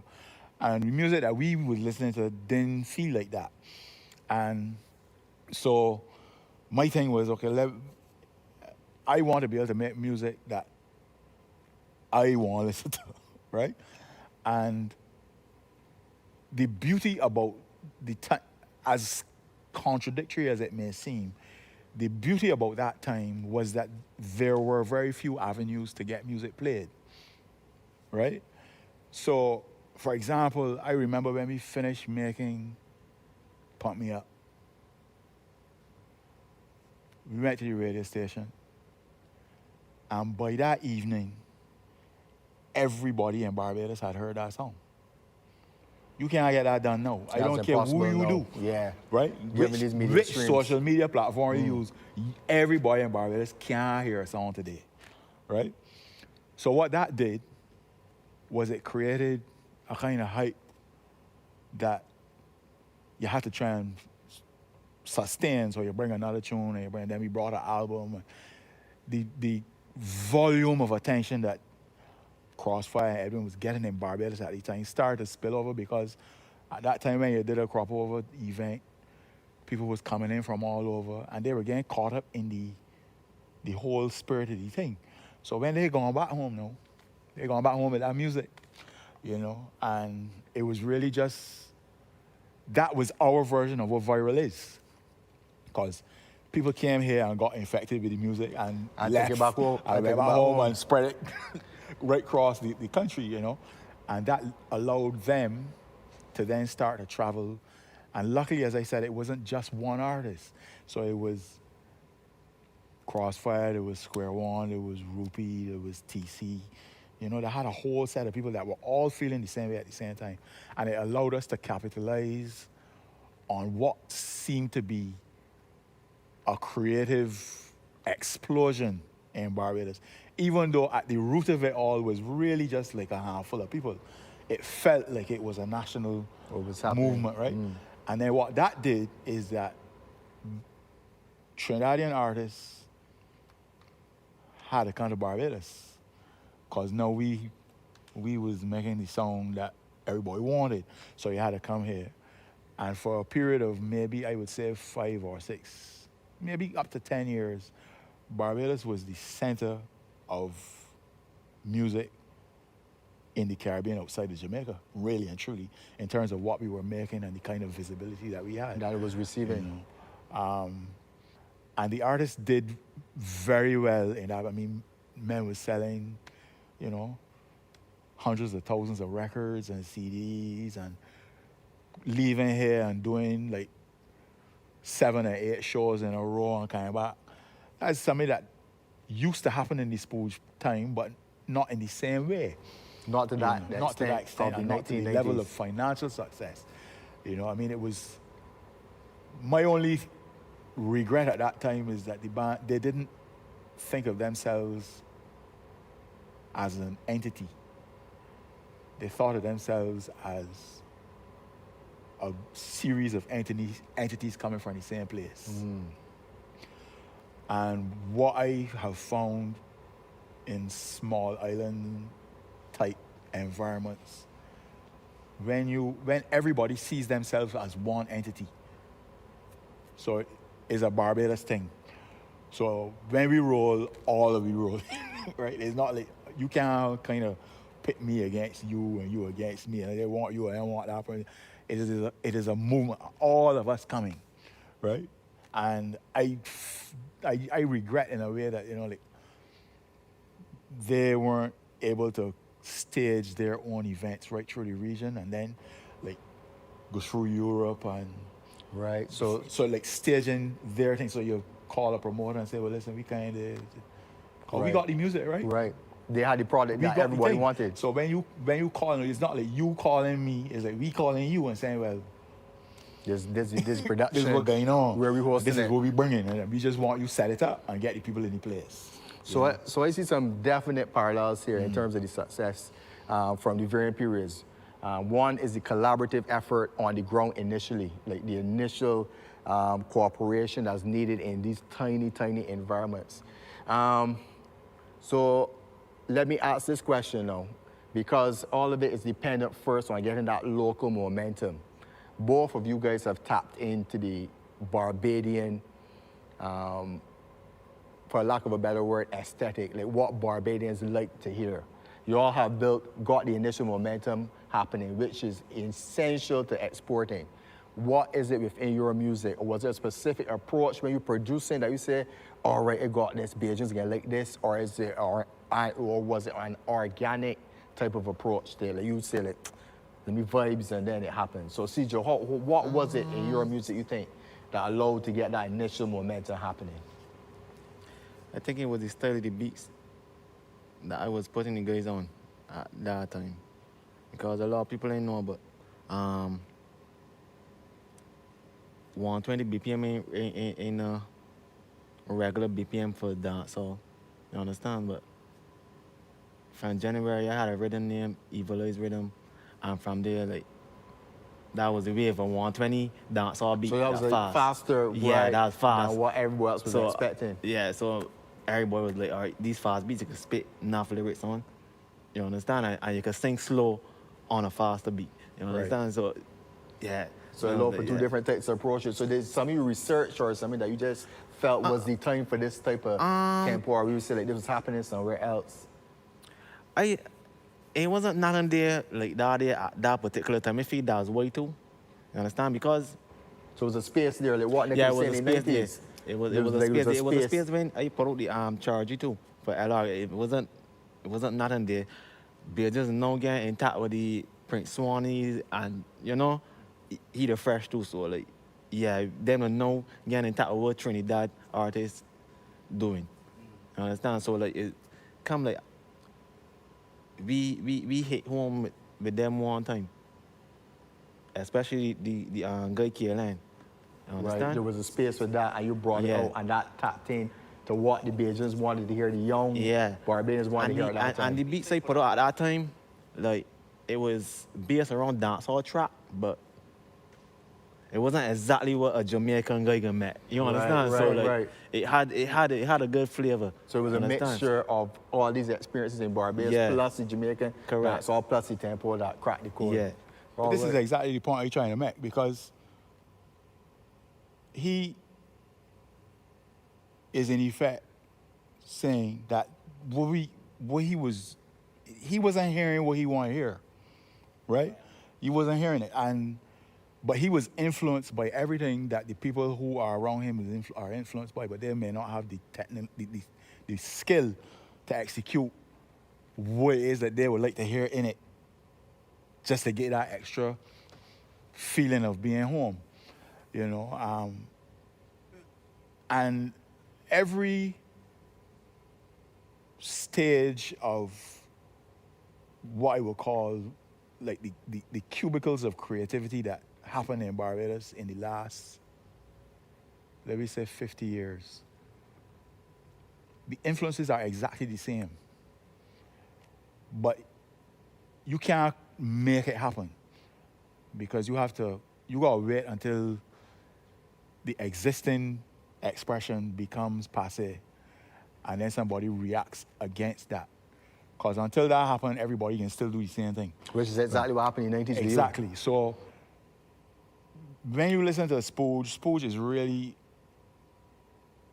a combination of calypso and reggae done by a particular set of people with a particular set of tools. So in the 70s, bands had enough horns, and men could not, if you didn't play it can't happen. They didn't have a computer you could bring, they didn't have a sampler, men had a plate. Everybody had a plate. So the band had to be big, because to hear the 3-horn parts, you had to have 3 horns. To hear 4 keyboard parts, you had to have 4 keyboards so that men could play them. Correct. You know what I mean? And it was a combination of these two styles of music hitting against the thing that makes us us, which is the way that we speak, which is the most definable audible aspect of our culture, right? We speak fast. So our music will always be faster. Or we can slow it down so that our faster, we could almost double time on it. Right. Because that's how we speak. And the laid back nature of what a Jamaican is, you can hear in the music. And you can also hear, the Trinidadian accent in a soca beat. You don't even go to hear the song. You can feel the accent in the rhythm of the beat. And I remember telling you years ago, you know, I always felt that Caribbean music, you listen to it like this, which is interesting to me because of what the ocean means to us historically in so many different ways, right?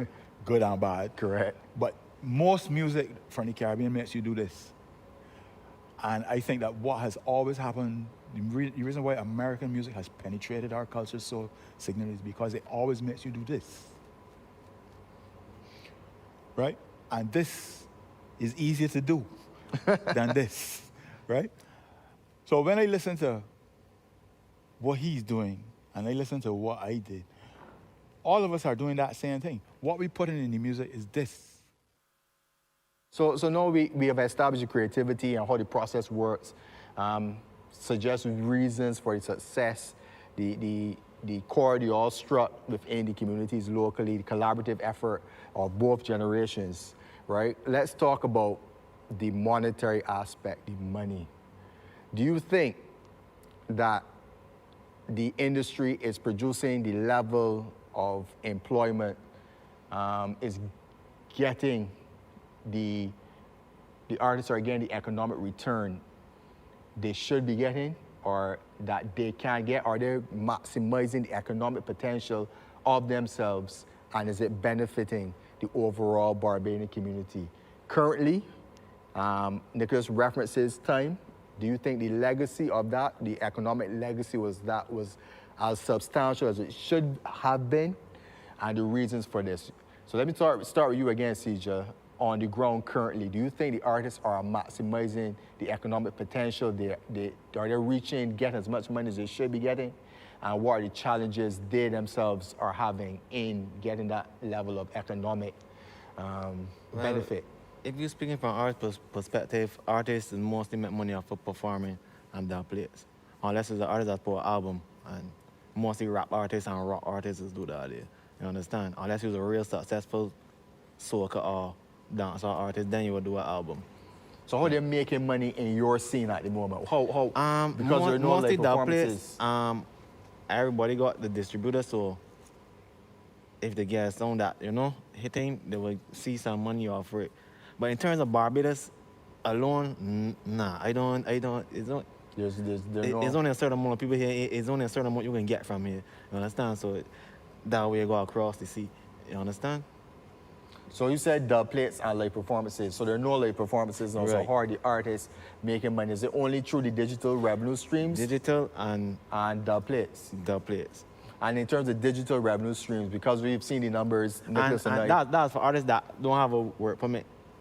All right. So artists who can tour, go to New York still and do their work. And do their work. Yeah. So in terms of the digital streams, I've seen some figures. Some of them per stream are very low. Are they sustaining themselves through the digital, the Spotify's and Well, I can't really tell you if they're sustaining themselves personally, you understand? So, but I have seen money from artists that I collab with, so I know them see money too. You understand? Right. In your view then, is it substantial enough to live off of now? Or do they still need... If you're consistent with it. If you're consistent with it. Meaning producing songs that other people... that gain popularity. I want some, you want some that hot, but what you gonna do after that? So you need, so for you it's a quantity type of thing? Yeah, you need a catalog. All right, okay. You need a catalog. All right, so Nicholas, back to you. In terms of the economic environment, the legacy of the 1990s, did artists manage to maximize their economic potential for I know that themselves? maximize would be the right word, but some people did well. Maximize is a strong word. I know there are very few people that maximize their earning potential, but I would say that there was a period of time when artists in Barbados were doing well enough that they could legitimately call themselves middle class. And that's not where they started, right? So music allowed them to move up the economic ladder. You could buy a house, you could buy a car, you could feed your family, you could do the things that the middle class people do,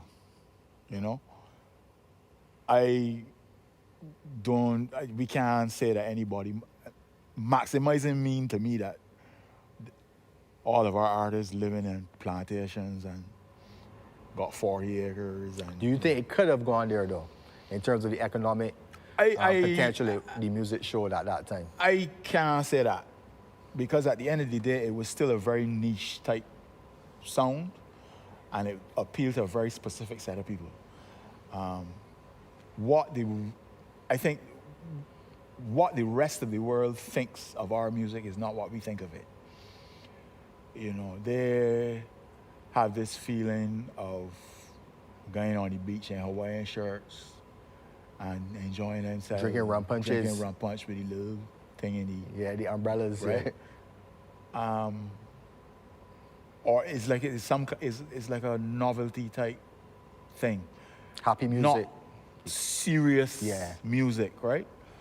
And that is something that we all have to grapple with all the time. Because when you think about the music, or the way that they perceive it, it goes against, in a way, the way that we think of ourselves, right? And the way that we want to be perceived and the things that we want to say in our music,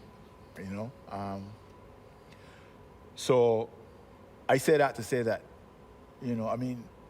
we know the success of, for example, Who Let the Dogs Out, right? But you can't use that as a template to to base an industry on, because you know that there's a certain amount of novelty in that tune, and it's going to do things that other tunes wouldn't do. You know, you can't say, well, look, we can make 10 of them.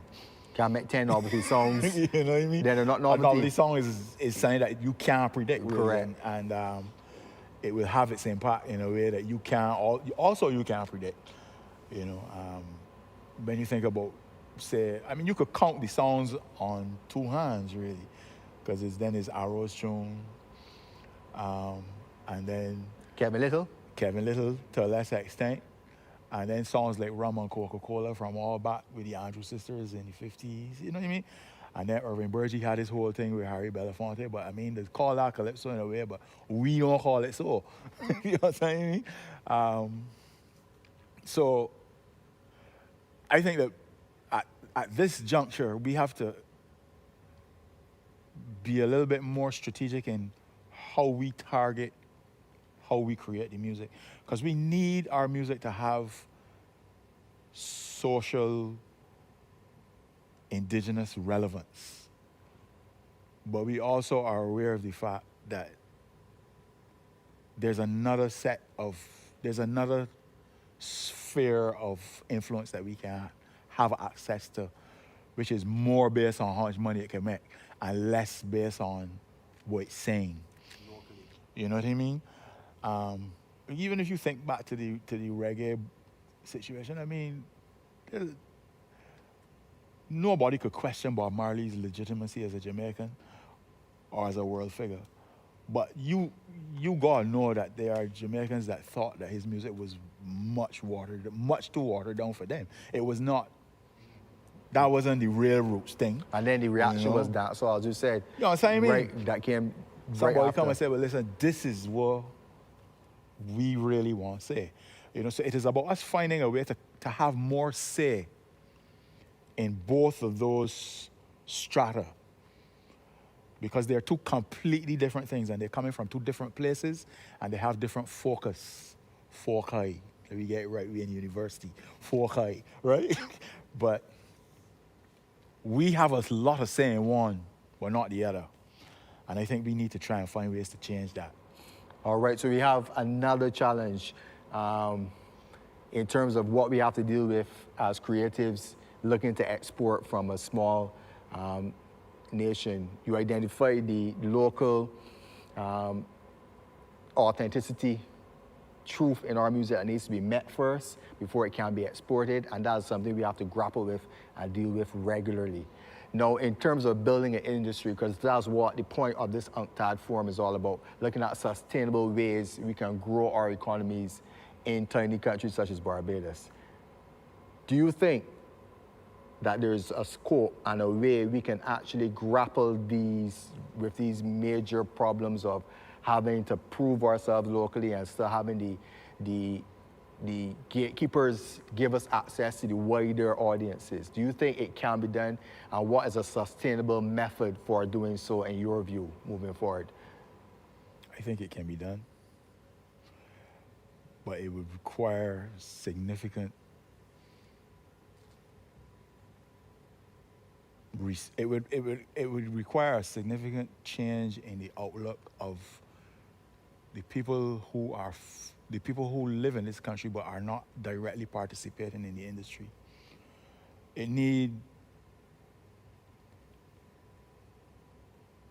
I suppose it needs us to convince corporate Barbados maybe, or corporate Caribbean, let's say, corporate and governmental Barbados and the Caribbean, to see that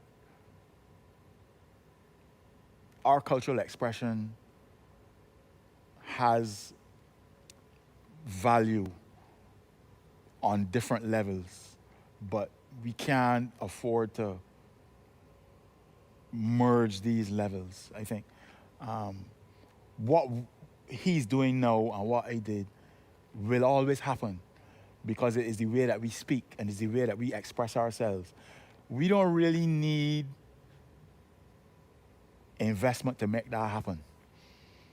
That happens in spite of as a rebellion against investment almost, right? But to sell to the rest of the world, we also have to have a whole, like a concurrent, separate industry that is making something slightly different, which may require us to involve people who are not necessarily from here, but to control the narrative from early, which is something that, for example, like, I know Eddie Grant has been trying to do that for years. He's trying to control the narrative from here, as opposed to somebody coming in and taking it out and going away with it. And then, saying this is what is. You know what I mean? And then kind of giving you the crumbs. We want to, you know, and it is difficult to convince people in the region that that is possible because you don't have a template to show them, right? But I do think it is possible. It is just that we have to find I'm not sure of the way to convince them that requires that mindset, right? That the investment that's needed to obviously to enable a product to go global. So, CJ, I'm going to ask you that question in a different format now, because your music is currently exporting. It is the now, it is the here, it is the present. However, it is a very controversial form, where it has received significant pushback from regional governments in terms of the content. How can you see corporations working within your particular type of music, Bajan, dancehall, Trinidad? How and which corporations do you see investing in the artists and in the music? Well, first of all, when I say Bajan, dancehall and these kind of things, I don't necessarily mean violent music, because I put out good music, I put out good conscious rhythms too, but it's just what the people migrate to. I think a lot of promoters don't really look at the artist if the main singing soca, unless you pop off for them to see and then say, all right, he got the ears right now, he can run out, but he quit. But other than that, I don't feel like no promoters or no managers that genuinely come and, you know, see a talent and they think somebody ain't doing soca, because we know soca, you know, that world there already. So I feel like managers and promoters like, don't see the talent and just like realize it from in the early, the more it go viral. You understand? So I feel that is a big part of it too. Cause like you can see a talent and you could help get in the right direction. You understand? You could tell you, well, you're saying a little too much violent music, we can sing something more universal and we can promote it different. We can shoot a video thing. You understand? Because in these times, I think you just gotta actually make a sound hit. You understand? I don't feel like you would just put out a sound and just float and make it. Right. You got to you gotta be behind it, right. Pushing getting it it out all of the push, right? So how do you keep that audience? Because of the same challenge that Nicholas talked about earlier, because the violent music, that's the one that appeals currently to the youth, the Barbadian youth and Caribbean youth. How then do you tell the artist, okay, to export this now, you need to change your product, and then doesn't he lose that quality that appealed to the youth originally? Because the rap guys, they stay true to their gangster lane. Do you think that the content needs to change for export, or can they still maintain that and export? And what would you advise the artists to do? Well, first of all, I don't like necessarily tell the artists what side of creativity to go, because they still see it as an art form regardless, you understand? So, but what I would do, we would build vibes and we were like, all right, they say more conscious or they say more laid back than what we just usually do, but if you get a good song, they say it can hit for sure. Like, LRG and Saturday, Smelling Night, she only want cash. That ain't got nothing to do with badness, but you understand it, reach. You understand? So it's just like seeking out voice and seeking one or two things that ain't there. So you got a little slot there. But if you check artists like That's the Daps, you know much artists that sing a girl song, like how That's the Daps was singing a girl song. So he little avenue there open for you, understand? What, you know your lane, knowing your lane and knowing what your audience it's to find wants. a niche for every... Correct, and stay true as an artist. Correct. And still like, maintain. Yeah, for sure, we know the badness sounds, mash up the Caribbean and thing, but like the girl sounds and thing, the private jazz and the singing Smelling Night, them there, actually they get played a lot in New York and them kind of places. You understand? So like, apart from that, I don't necessarily tell the artist which side of creativity to go. I will let he observe and see what working. You understand? And if you want to try, then so be it. But as far as creativity, I let artists. Let artists do what you But I want to add something to this here. I wanted to say, the question that you were asking, teacher, talking about the artists and catering for the wider market, and the point I made earlier is that we got two separate tram lines that we should be functioning on. What he's functioning on is not the other one I'm talking about. It ain't about his artists. The music that they're doing and the subjects that they're dealing with, what is called violence and all the gun thing and all that, it's uncomfortable, but it's real, right? You can't ignore the fact that it is real. They're not causing anything. They're talking about saying that happening, right? That is a legitimate form of expression that you can now say, well, it shouldn't happen, and the government coming in and telling you, well, in order to export this, you gotta do it. That is not what we exporting at all. We ain't dealing with that. It's like how you would make putting a sauce on a salad for a Bajan with hot pepper and everything, and we know who want it so. But when you selling it now in America, you gotta make it different. Correct. You understand what I mean? And the second tram line is the one that we miss. I think to a large extent we have the cottage industry part of it, where we are actually just expressing ourselves in a way that matters to us directly. We got that covered because that's easier to do, and that is more. It is in a sense more important for us as a nation, culturally, not necessarily economically, but culturally and socially is crucial. So I would not be going to him and telling him, well, you know, your artist should do this and that. And there's a whole nother set of artists. When you look at what happening in Jamaica, or what happening in Cuba, or what happening in New York, there's a one set of music that's for the people that live there. And all the rest of the people who feel like that. And then there's this other set of music that is for everybody else. Yeah. Right? And the two of them may cross over every once in a while, but they are not designed for the same reason. Yeah. And what we have to do is to kind of work out how we are going to separate that. That has been our perennial problem. Right. That's an excellent point. So we have dealt with the indigenous creativity, the indigenous approaches to export. What now do you think, since it's the UNCTAD forum that's hopefully going to be seen by international members of boards who deal with legislation and copyright legislation and monetization of streaming, what laws do you think can be implemented from the outside that will enable the industry in Barbados to be more sustainable and to grow? Nicholas. I can't speak to laws, but what I can say is, in my mind, the internet, while it appears to be free and for all, is controlled and dominated by a very small number of people, and it affects the kind of access that the rest of the world has. And to me, it is incumbent upon all those in policy-making positions to focus all of their energy on that, because the world is suffering as a result of the way the internet is being allowed to influence how things... The information is going in one direction.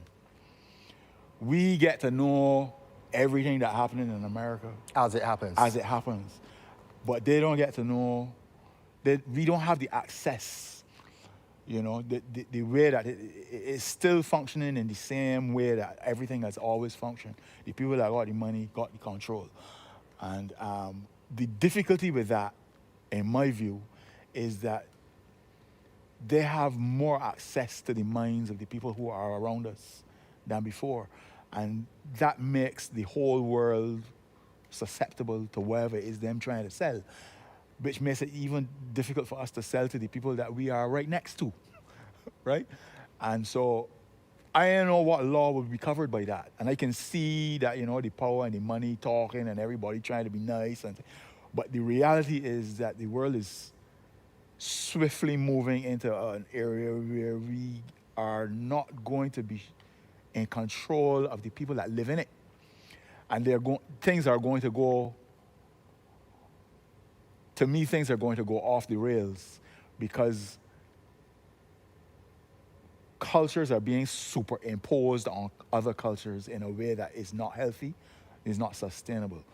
And so as I say, I can't answer, from a specific policy point of view, but I do know that, I wish that I could utilize that road. It feel like a one-way street. I feel like I would like it to be two ways. Right, so we have the discussion of digitization and the opening up of that particular pathway to more contributors in a more meaningful way. So that's one thing that can be done to help us. So CJ, do you see anything, any other laws or any other overseas that would assist other than that, or that's one of the major issues for you as well, having as much access?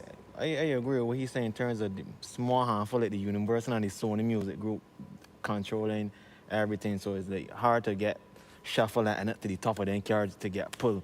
You understand? So like, and plus we doing it independent. So back in the 90s, etc., the ultimate goal was to get a deal. You understand? Now in these times, a lot of artists busting without the deal. You understand? And balling out the record labels and trying to let artists know, well, the contract design to keep you in debt, the advance design to keep you in debt. Cause the labels, they tell you which studio to go in, so like them fully controlling it. So like as independent person or independent entity, group, whatever, like all they can let you know is like when you get the power, don't get away, because that's what enough people just do. You understand? When you get the power, you gotta hold it. And to maximize yeah, it. You gotta hold well it. said. So guys, so wrapping up now, final question. Where do you see the future of the local industry going in terms of export-wise? And another question, who do you see, which artists do you identify or can you identify now that you have worked with, who can take it to that particular place that you are seeing? Which artists you can see taking the industry into that area you think it will be in the next couple of years? Well, I don't really feel it's one artist, to be honest. I feel people more like to see a movement among a group. You understand?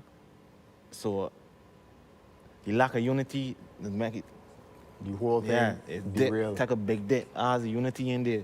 So it gotta be like, they gotta at least look to the people like everybody on this mission. You understand? Otherwise, it ain't gonna work out at all. And which movement do you see leading the way, leading that push that you've seen so far? Which style of music? Well, it can happen with any style of music, to be honest. So I don't put it on a particular style of music. You understand? Because one guy could do a violent tune, let me say a tune of what he just see going on a daily, and then another man is doing somewhat later back about how he ain't got no money, had no money for the last 7 weeks. You understand? And all took a hit. You understand? So like, and if they're moving in the same direction, yeah. Cause eventually, like, for some artists, like some artists just do one song, they will get popular with it and then switch the crowd to what they either originally want to give them. You understand? So like, you just gotta do what you gotta do to go viral. And let me just call it viral, to gain people's face. You understand? And then once you get the people who you could give them what you don't really want to give them. Right. You understand? And if enough people do that with the same mentality, then you could see the industry moving to that place. Yeah. But the unity has to be there. If the unity in there, you can just take a big dip in the ground. You understand? All right. So Nicholas, what about you? How do you see the industry and which artists or movements, as you just suggest, can get us where you see it in the next couple of years? I think the way forward for the region musically is to think as a region more now than ever before, because we are still a very small part of the world, but we are large in terms of what we contribute culturally to the world. But I don't see us having any sustainable impact if we try to go at it island by island, you know. And I think we also have to, as I said, we need to think less about the specifics of our individual countries, and we need to think about what makes us similar and use that as the basis, you know, so that the movement that CJ talking about ain't just a group of fellas from New Orleans or a group of fellas from the Point. Is a whole set of people from 12 countries that just doing this thing, you know. And we need to be prepared to lose it all. That too. You know, it is, you don't have cushions in the arts. You know, you gotta be prepared to say, well, listen, this where we going, and put everything into that. If it don't work and you hit the ground, you try and come again, you know. But you can't hedge bets in culture and in artistic expression. You can't do it. So it's really about our mindset, and then using that to begin to influence the rest of the world in a different way, not just as somebody to come in and take up artists and go away with, but to respect it as a legitimate business entity and a legitimate factory, and negotiate and deal with it on that level. All right, gentlemen, thank you so much for coming. Once again, you've been listening to Nicholas Branker, producer extraordinaire, bass player extraordinaire. And you can be found where, Nicholas? Right now, inside KFL. But on Instagram, Nicholas Branker Band. Nicholas Branker Band.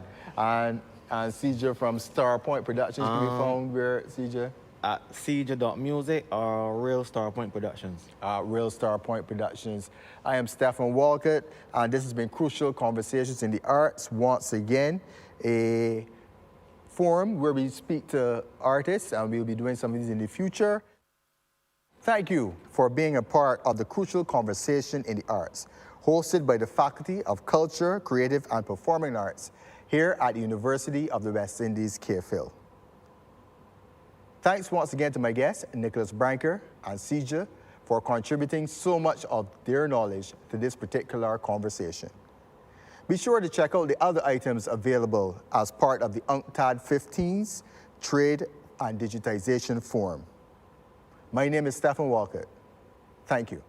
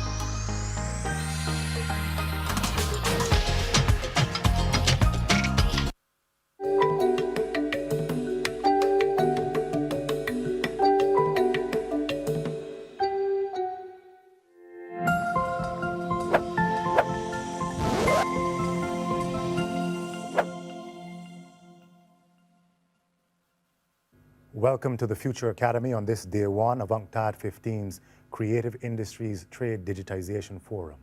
My name is Adrian Green, co-lead organizer of the forum. I'm excited to introduce Future Academy panel number one, Immersive Tech Environments, Models for the Future. Immersive technologies are one of the technologies with the highest projected potential for growth. According to the latest forecast from IDC Research, investment in virtual reality and augmented reality will multiply 21-fold over the next 4 years, reaching $18.2 billion by 2022. In addition, both technologies will be key to companies' digital transformation plans, and their spending in this area will exceed that of the consumer sector by the end of 2021. Nowadays, the market is demanding applications that go beyond leisure, tourism, or marketing, and are more affordable for users.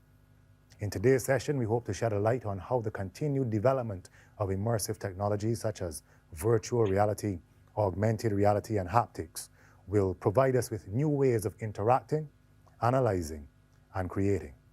We've brought together a group of experts to discuss the key issues. You can find out more about our moderators and panelists by visiting the Eastern Chattel House in the AnimeCon New Bridge City, an exciting part of our forum's virtual platform. I'll hand over to panel moderator, Ms. Serena Ricci, to introduce the members of this panel and get the session started. Thank you for the introduction, Adrian, much appreciated. I am Serena Ricci, moderator of this wonderful panel on immersive technologies and environments, and member of the organizing committee for the Creative Industries and Trade Digitization Forum. Today, I'm joined by Ed Mason, Bermuda-based founder and CEO of Curve Reality. Ed is an immersive technologies research and development and rapid prototype specialist with a track record for innovation. He has developed extended reality products for companies like Samsung, Mattel, and developed the world's first standalone VR device in 2013. Dave Rainier, our second panelist, is the founder of Dream Reality Interactive, an immersive software developer who builds engaging interactive experiences. Prior to Dream Reality Interactive, Dave was the director of Sony's London studio, the home of multi-million selling game franchises SingStar, Dancestar, Wonderbook, and PlayStation VR Worlds. Also with us today is Dr. Sylvia Xueni-Pan, lecturer in VR at Goldsmiths University of London. Working in VR for more than 20 years, she developed a unique interdisciplinary research profile with journal and conference publications in both VR technology and social neuroscience. Her work in training and education in VR has been featured multiple times in the media, including BBC Horizon and the New Scientist magazine.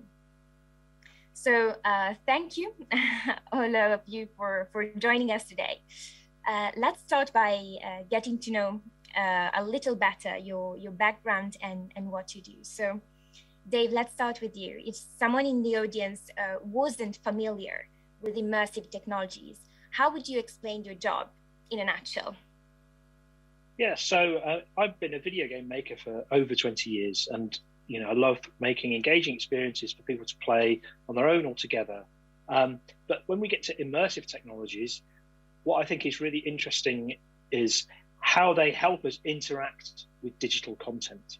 So, a traditional video game, you might be using a controller, a number of buttons, and there's a TV screen, whereas in an immersive game, we use a much more natural way of inputting and outputting between our human form and the game or the experience itself. So, for example, if you look at VR, we're actually giving very direct sensory input to your eyes, which is much more immersive, to use that word, than a TV on the wall over there. We really do transport you to another space.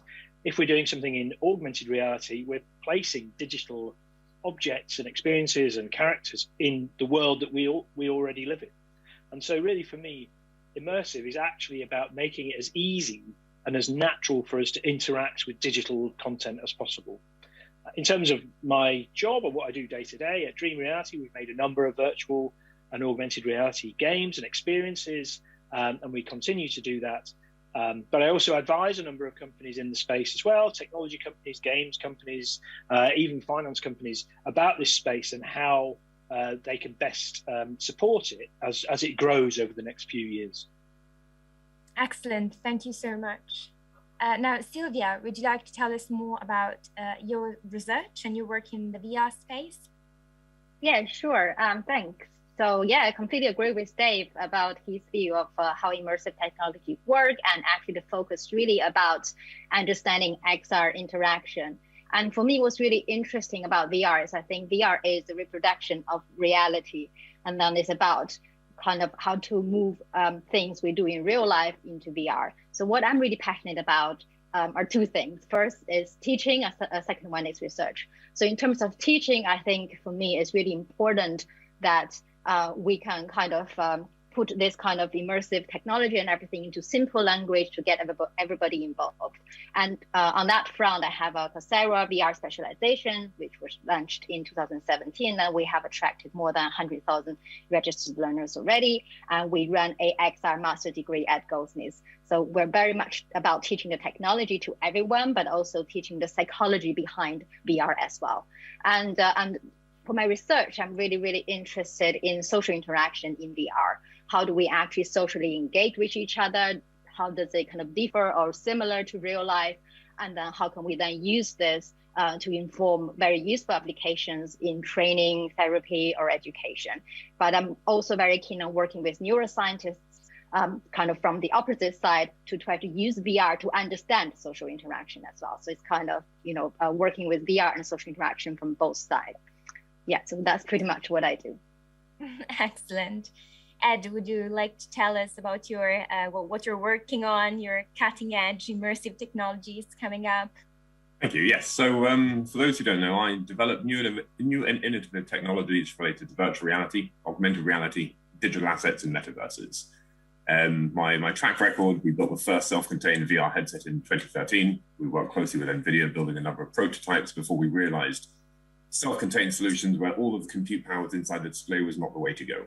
And we pivoted, we started Curved Reality to then start focusing on building a new category in computing, what we call a dedicated XR machine, effectively a desktop-class wearable computer that can be used to drive PC-grade virtual and augmented reality headsets, making this device much more affordable and much more available. So in essence, yes, we dabble in the bleeding edge of technology, and we're developing a metaverse in a collaborative effort with quite a few people scattered all across the globe. So I look forward to discussing that too. Excellent.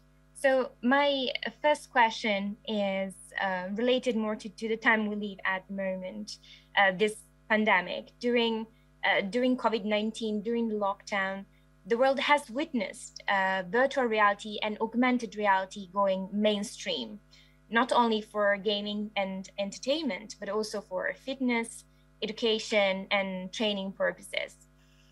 Going forward, in your opinion, what will be the industries and jobs that will be more impacted and revolutionized by immersive technologies? Dave, let's start with you. What are your thoughts on the matter? I think we've had a great run with immersive technology up to now. VR headsets are now available and relatively cheap. They're sort of cheaper than an iPad or cheaper than a mid to high end phone. So they're not like crazy expensive. But I think up to now, the thing that's been missing a little bit is what Sylvia touched on in her introduction, is the social interactions.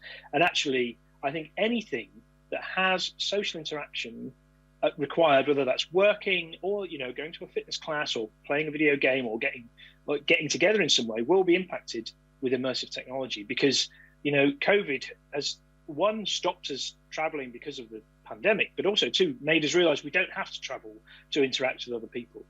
And we often, at the moment we're on Zoom, we get Zoom fatigue, and there are a number of reasons for that because of the way it's set up. And with immersive technology, we will get to a point where we can interact with a group of other people very naturally, but not being in the same geographical location. So, we will perhaps still meet in the office, but a lot of people will now start working from home and having meetings digitally like this, or not traveling to a conference or not traveling to a business meeting and having those meetings. And as I said before, actually the core of immersive technology is about making it more natural for humans to interact. So that might be understanding gestures and pointing, voice, and so on, and then making it so that two people who are in a virtual space get the natural human cues between each other. And that actually relaxes us and makes us feel a bit more comfortable. So for me, really, I think our many, not all jobs, but many jobs, I mean, retail is going online as we speak. We can see that happening, and the pandemic has increased it. So, but things like just where we would have all been in office all day, we're now going to meet virtually a lot more. Entertainment, 100%. I mean, metaverses are talked about every day now by major tech companies, games companies, and so on. Fortnite, which is, you know, one of the biggest games in the world, is a metaverse basically, and it won't be too long before the VR versions come out, and people are getting more and more into that. And I think that the sort of appearance of all these metaverses and immersive technology, that those two things together are what will really change how we interact together and digitally moving forward. Excellent. Sylvia, would you like to give us your opinion from an academic standpoint? What are those industries that will be more impacted by immersive technologies? Yes, I mean, first of all, completely agree with Dave, and I think, you know, I want to probably expand on that point later on. But for now, I think I want to also mention the kind of more high-stake industries. So other than, you know, obviously we have really great consumer market devices now, but I think the challenge of VR is actually still quite a lot. For instance, haptic feedback is sort of really preliminary, and it's kind of, you know, you don't really have proper force feedback with the controller's kind of consumer device you have. And so in order for VR to really work, because it's about recreating reality, and actually skin is our sense of touch, is the biggest input we have as a human being, right? And I think for me, what's really interesting from academic perspective is really looking at how VR could revolutionize lots of high-stake areas, which will require bespoke VR applications using sort of haptic or other kind of VR systems that is not accessible at the moment for consumers. So examples I have in mind are, for instance, scientists can use some kind of bespoke VR device to make new scientific discoveries. You know, when you maybe have a pandemic, this could potentially accelerate the way new drugs are produced, when you can actually maybe manipulate molecules in 3D and really have a cognitive understanding of how sort of a certain 3D or even higher dimensional data work, right? And then secondly, maybe medical doctors can use VR to develop new treatment for patients, in particular, maybe for mental health patients. You know, I think mental health will be one of the biggest problem challenging humanity in the next 10, 20 years. We already see a high increase of depression, kind of related to the pandemic, but I think this is going to be a bigger and bigger problem. But medical doctors can develop bespoke sort of solutions for each individuals to really help alleviate the situation. And another area I think is really kind of going to this sort of telepresence area, where you put a VR headset on and then you're actually driving remotely a robot which is operating elsewhere, a place where you can't physically be, right? So this would be really interesting for someone, maybe a surgeon or a technician, to be somewhere to operate on a patient or to fix a machine that is not really accessible for human. Because in VR, you have kind of the real-time feedback. You can use the skills you learned in your real life. You can apply it naturally without having to go through a clunky kind of 2D interface. So I think these are probably the three really interesting areas that will really change everyone's life, really.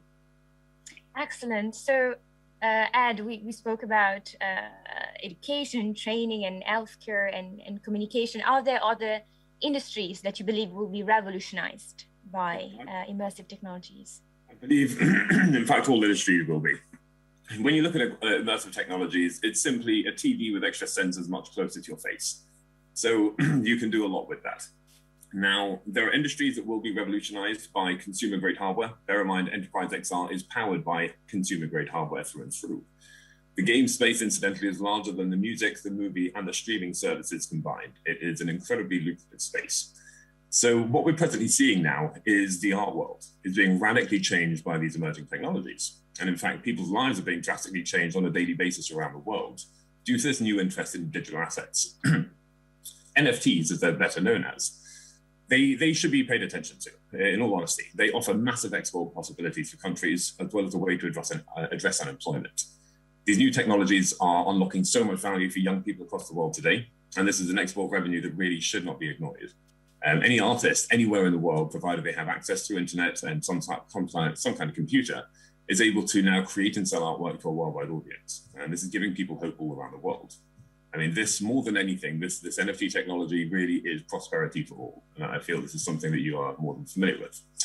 So ultimately, yes, training, education, healthcare, they're all going to be revolutionized, just as the art world is currently witnessing. And incidentally, we're actually working with the Bermuda government to provide our computer to the island's education system because it is a 15-watt super powerful computer. We're also working with a few medical companies for them to use this for therapy, because of course using VR for therapy lets you do some very precise measurements that you simply can't do by eye. So ultimately this technology will proliferate through the entire world, but we're presently seeing a tremendous uptake and a tremendous new movement in this space that is focused on digital assets. And so first and foremost, I'd really love everyone to take away from this meeting that this is a space that should be paid attention to. It can provide a bright future for the youth in the population, as well as a potential huge export possibility. That's wonderful. I completely agree, especially when it comes to the non-fungible tokens, the NFT, because in the region, especially in the Caribbean, there are so many talented artists that should really start to learn more about NFT, and you know, it will open up a sea of opportunities and profit, hopefully, for them. I mean, it really will. Yeah, what we're seeing, sorry, just another one, is we're seeing a fascinating thing in the space where today an artist can take digital artwork, sell it to a worldwide audience, and sell that for significant amounts of money. These artists don't need to have a name or a reputation, and the technology is evolving so quickly that we're beginning to see platforms like Ecofy that are fractionalizing real artwork like a Van Gogh, and allows that to be more accessible to individuals. So this space is advancing at a tremendous rate at breakneck speed, and all I would urge people to do is to keep an eye on it, because it's incredible. Due to COVID, the effort of collaboration has never before been seen anywhere in any space, in my opinion, as we're presently seeing it in the NFT space. I completely agree. So I wanted to kind of connect to the comment that Dave made about connectivity.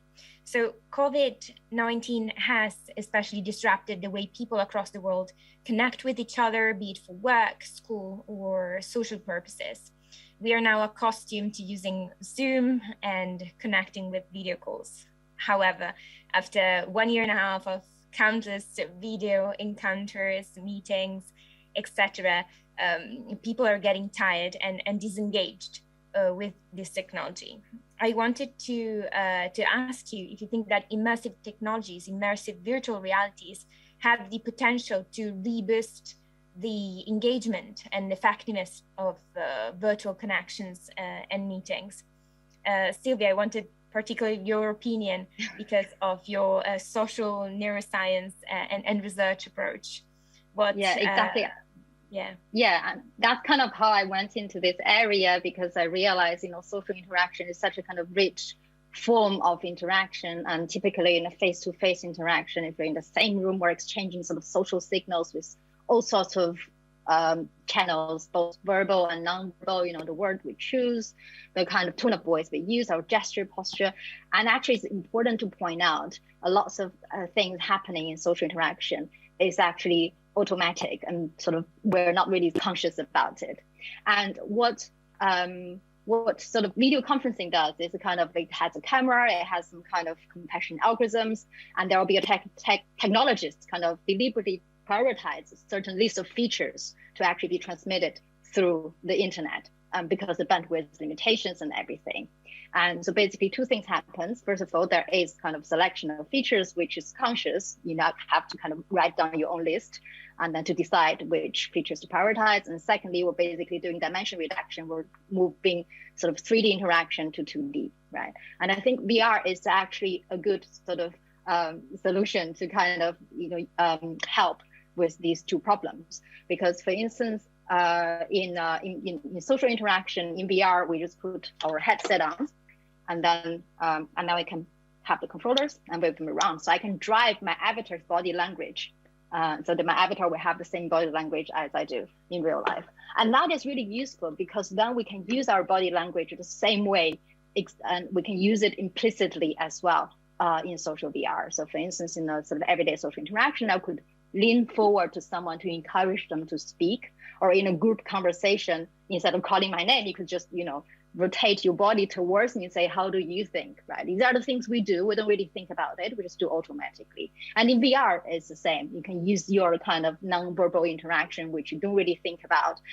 So I feel that in some cases, definitely in VR, I feel less tired. Not like on a Zoom call, I have to really say everything, explicit everything so explicitly. right? So that's definitely in terms of dimension reduction, it preserves the features we have in 3D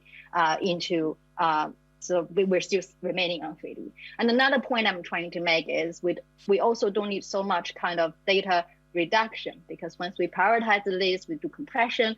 For instance, part of my PhD, I was looking at blushing, like, when your face go red, it actually plays an important role in social interaction, but in fact, it's very much subconscious, right? And I'm pretty sure some of the video sort of compression algorithms actually get rid of the sort of color information because they find out they don't understand really the role it plays. And there'll be many other features we're not aware of. However, the good thing about VR is that instead of sending the picture of each frame for everything I'm talking about and on a sort of image, lots of sort of pixels information is sending out, you can actually just send, for instance, like the 260 degree of freedom tracking data. And that's actually smaller amount of data than I am sending on the Zoom conference. And just my final point, I think, is also about kind of the direction of VR devices. So obviously now we use this device in social VR. I can drive my avatar's body language, and what is missing is facial expression. But that's going to change very soon. So the newest kind of consumer device produced by HTC, they already have both eye tracking and lip tracking. So it's just a matter of time we'll also be able to see each other's facial expression in VR. So, and then again, it's less at a lower cost in terms of bandwidth, because all you need to send is the data of how your eye moves rather than the whole kind of pixels you have to push on a 2D conference. So I think that's more or less answer the question. Yeah, it's definitely interesting how we could be completely immersed in the future, perhaps in an office or something similar, and feel like we are in the physical office and not just in a virtual world. I actually just watched the big reveal of Facebook's new metaverse, and that was quite something. I'm looking forward to try it out. But Ed, let me ask you, you are our metaverse expert. Do you think immersive technology, metaverses will be at some point be able to make us more engaged in like these virtual connections, or not? Categorically, yes. So you got to think that humans learn through experience, and to be able to experience true photorealistic environments in 6 degrees of freedom, to be able to traverse around these spaces as though you're actually there, is straight out of the box an engaging experience.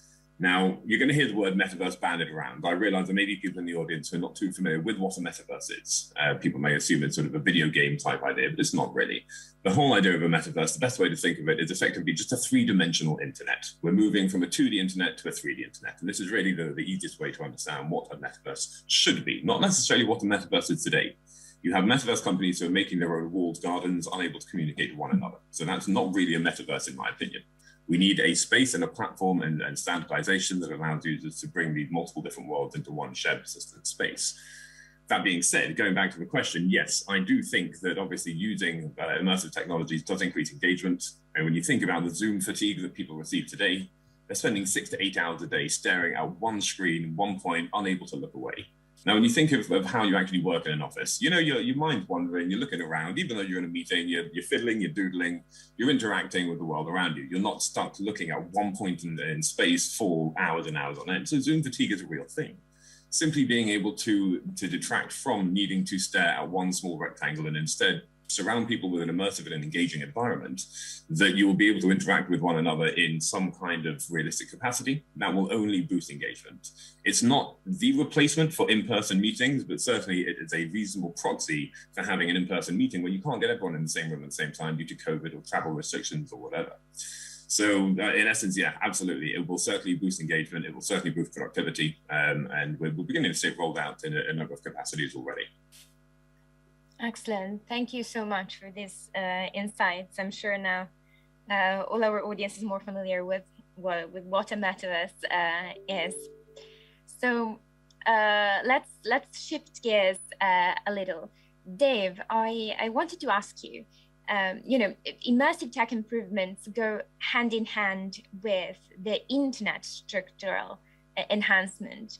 How do you envision virtual reality, augmented reality, extended reality changing the way we learn, interact, create, connect in the next 5 to 10 years? What's your vision, and what excites you most of this future, of this tech future? I think there's a few different technologies coming together to make this much more of a mainstream opportunity for people to experience and take as part of their lives. I mean, we've had, as Ed said, the gaming space is actually huge now, and it's created a lot of entertainment, but it's also created a lot of technology that can be used now in the metaverse and in immersive as we move forward. So a good example I think of is about 15 years ago, I can remember at Sony, people talking about selling virtual items. And as developers, our initial response was, who's going to buy a virtual t-shirt? You know, it's not a real thing. But obviously that's changed. It's even like when people started buying MP3s, who's going to buy MP3s and not a CD? You know, there's this like sort of old school feeling that it has to be a physical object. Well, obviously that's changed completely now. And, you know, things like Fortnite take hundreds of millions of dollars a month purely on virtual skins and items. And something like blockchain and NFTs actually adds a feature to that that's quite significant, because if I buy a skin in Fortnite now, I own it. If I don't use it, that's it. It's locked to my account. But in not very far future, through the use of NFTs and blockchain, I can sell that. And so, you know, having sort of thought through this, I think the concept of a consumer going from only physical products to virtual products is a big leap that consumers have gone through pretty well in the last, say, 10 years. And actually then going, say, well, I've got virtual products and now I can resell them, or they have a uniqueness to them, is actually quite a small leap in comparison.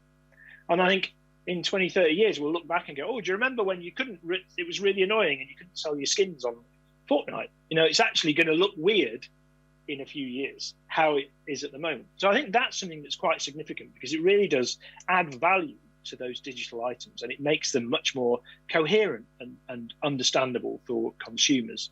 So that's one important piece that's sort of come from video games, but also through blockchain and NFT technology. The other thing is that we've had multiplayer games for quite a long time, but with relatively small numbers of people meeting up in one space. And if there's more people, there are, you know, you can get quite large numbers in there now, but it's still in its infancy. We have some big companies like Improbable, some other companies like Hadian, and some smaller companies working on sort of supporting services that mean that anybody building a metaverse can manage that concurrency through experts from a service, rather than having to like rewrite that code from scratch themselves. And that to me is a little bit like, and this might be getting a bit technical, but when I started making video games, we had to write everything ourselves and write our own engine. But now the games industry has two big players, Unity and Unreal, and a number of others that are services that really make it much easier for people to make games. And that is now extending to the multiplayer aspect. So in fact, I don't need to hire the world's best multiplayer engineers to build a multiplayer experience. And that, it will become commoditized, much like Amazon servers and cloud services and so on. And I think in the next 10 years, we'll really see that actually there'll be almost turnkey solutions to creating these online spaces. And as Ed says, it's really like a 3D internet. I think of it as it's a bit like when forums first started on the internet, and suddenly people could gather around a certain topic and they'd go to that particular forum. Well, that's what a metaverse is. Hey, I'm really excited about X cats. I'm going to go to a metaverse about cats, or whatever. That's being a little simplistic.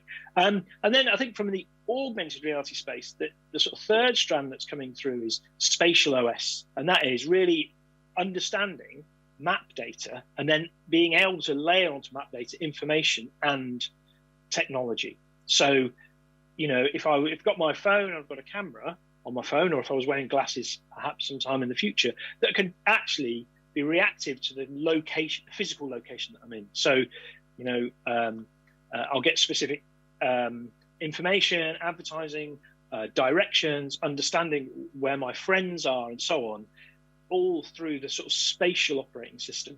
And so I think all these things combine to mean that the world is not just going to be a physical place in the future. It will be a blend of physical and digital, and there's sort of in different aspects it will land in different ways. Excellent. I can't wait for this to come to life. We have to reconvene and in 10 years and see if you were right and evaluate these new technologies. Well, moving forward, so we spoke about the gaming industries earlier on in this panel. We explored which industries were going to be more impacted. Now let's focus on collaboration. Do you guys foresee future immersive technologies breakthrough being a result of industries cross collaboration? And most importantly, could you give some examples, some tangible examples? Ed, let's start with you. That's a great question. We're already seeing collaborative efforts resulting in massive adoption and the development of new social spaces. COVID obviously has found a new way to make people develop ways to build, to communicate and to develop together, even though they're not necessarily in the same place anymore. And in fact, we've been part of a collaborative effort to design a metaverse, something that we feel is quite a fascinating project today, whereby having seen the evolution of the digital asset space and having seen the now desire for artists to want to be able to spend time in a metaverse, we see a new opportunity to design a new metaverse with the collaboration of the community, from developers to artists to high-end companies all around the world working in a collaborative capacity remotely to build something new and unique, even though these individuals have never met each other before. And this is quite a large-scale project. The notion that the digital asset world is moving into the metaverse space is fantastic. Having spent nearly a decade developing XR technologies and focus and talking about the futures of metaverses with some very cool people over the time, it's now gotten to the point where 3 years ago, the only people inside a metaverse were the hardcore PC users who could go through the friction of installing a PC game and playing it on a rectangular screen, or the virtual reality users, those people who had a VR headset and were willing to sit in a virtual environment for however long they were willing to wear that headset for. And that was great, that was a lot of people. But now the digital assets and NFTs have come about, what we're starting to see are artists, orders of magnitude more artists flowing into the space with a desire to be able to demonstrate their artwork on a virtual gallery that they can load up on their mobile phone and pull out at any point in time. So this has now brought in a huge influx of new people into the space. And these new people into the space are creative, they're smart, they're content builders, and they always say content is king. So effectively, this new metaverse project we've created, what we're calling New Pangea, is effectively bringing together the leaders in the digital asset space to work together to build a new metaverse that's in line with what this new wave of digital assets requires, as opposed to simply using one of the old-fashioned last generation spaces. So it is an absolutely fascinating concept, and it could never have happened had it not been for COVID, had it not been for the fact that everyone was remote, everyone was working from home, and everyone now has access to these immersive technologies without needing to leave their home. So the New Pangea Metaverse is one that I'd certainly keep an eye on. Excellent. Sylvia, we had a wonderful conversation before this panel where you were mentioning how virtual reality is kind of helping with mental health training or development more in general. Would you be able to expand and give us, again, your insight on what kind of industries cross collaborations you foresee in the future? In terms of mental health, I'm just going to, actually, we have been working with medical doctors in this area as well. So we have been working with, some hospital-based in the UK and London here, using VR to develop communication training for medical doctors. So one of the work we have actually worked together on was about antibiotics prescription. So now, although COVID is the biggest problem, but actually before COVID, people were talking about the problem of superbugs, is antibiotic resistant bugs. And that is actually directly caused, one of the direct causes for that is overprescription of antibiotics. Like in the UK, for instance, you need to go to your general practitioners and for them to, have a checkup and decide whether you should be given antibiotics or not. And it's basically they have the responsibility to safeguard antibiotics, because overprescription or people not following the course of antibiotics will basically increase the chance of superbug developing. And if they don't do anything, millions and millions of people will die because of this in 10, 20 years time. So, but then actually it is really difficult for general practitioners sometimes to say no to people, because, here in the UK, you have 10 to 15 minutes consultation, and then there's a big queue. So medical doctors are often under pressure to having to say, look, I can't give you this, please leave. And the patient just wouldn't stop arguing. So what we did is we put medical doctors inside VR. They had virtual patients in front of them asking for antibiotics. So they could go through the experience, right? And they could also record themselves inside VR of themselves going through the experience. And not only they're going through the stress of the actual experience and having to come with the argument, and actually really surprisingly, we ran 21 medical doctors, 12 of them are medical experienced ones, and 9 of them are trainees. We found that only 4 out of the experienced ones managed to say no to the end, and none of the trainee managed to say no to the end. They all kind of at some point gave up. So I think even for themselves, it's a good sort of experience to go through. They could kind of, think about, oh, I really shouldn't have gone in. I was really surprised that I said yes in the end, right? Next time I'll do better.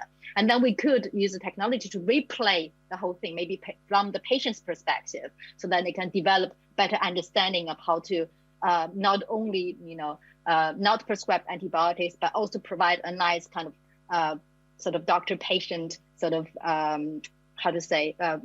sort of not only say no, but say no in a way that the patient is also quite happy with it.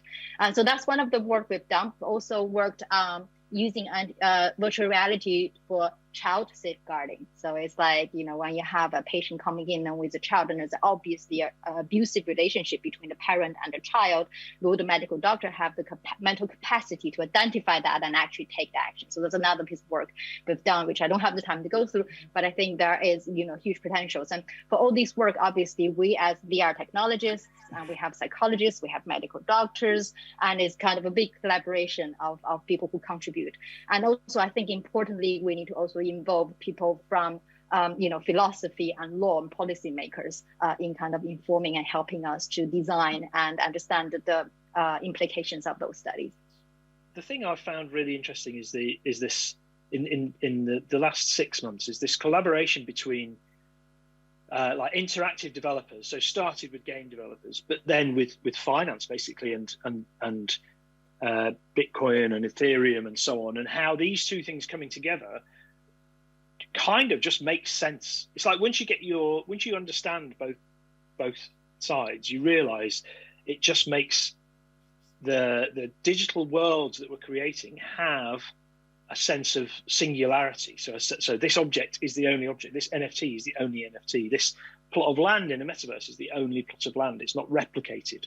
And so I think that suddenly makes these things, that collaboration, and there's sort of two similar but different groups of people as well. There's like slightly different tone of voice between them and things, but there are technologies and there are creativity. So there's a lot of, and there is passion in both those groups. And I think that mix is going to have a huge impact in the next few years.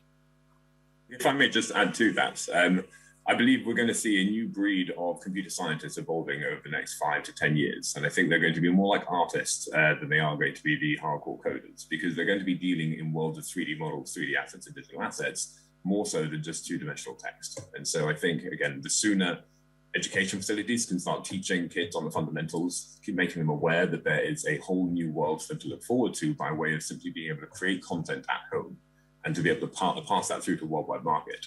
I would love that to be the one takeaway from all of this panel, because I think fundamentally this has the ability and is currently changing people's lives. Just a brief example, a project OnlyForce launched a few short days ago in the non-fungible token space. You could buy one of these things with 0.0, so about $200, $300. Yesterday, they started getting offers through for about $18,000. And anyone could have created that artwork, anyone could have purchased that artwork, and anyone could have gotten involved in that space if they were aware of it. And again, there's life-changing money here that is available for anyone who has the patience to sit down and to learn about the technology. There's a bit of friction there, but that friction is gradually getting eroded. But up until that, there's still fascinating piece of technology that I think, especially for the youth today, this is something they need to be paying attention to. I think just one analogy on a broader context of understanding how we interact with digital content, how we create that content, is if you look at how reading and writing kind of became present in the world. It actually started out with just monks did reading and writing. And even then, they spoke it out loud. People didn't even read internally for a while. And then over time, it spread out, and certain sections of society learned, and more people learned until, you know, nearly everybody in the world can now read and write. And I think that will happen with coding, not necessarily literally lines of code, but just creating content. So writing in a book is creating content, but now you can do that in a Word document, but also you can do it, as Ed says, as 3D objects or art or other digital pieces. And I think that as the world learns those skills, that will, you know, make this the next generation really be involved in this space. Yeah. Can I also add something on that? And I think it's really important to point out, like, keyboards and mouse, or these kind of 2D interfaces, a flat screen we have is something that only sort of happened to us in the past few decades. Before then, we were not really locked into these 2D interfaces. And I think, you know, as Dave said, many years ago, lots of people can't read and write. And actually, even now, lots of people still struggle with those 2D interfaces. And I think XR is actually an opportunity for all these technology to be more inclusive, because it's really about enabling us to use our body, our hands, you know, use our skills in real life. You know, I can just grab a mug in, you know, hopefully in VR the same way as I do in real life.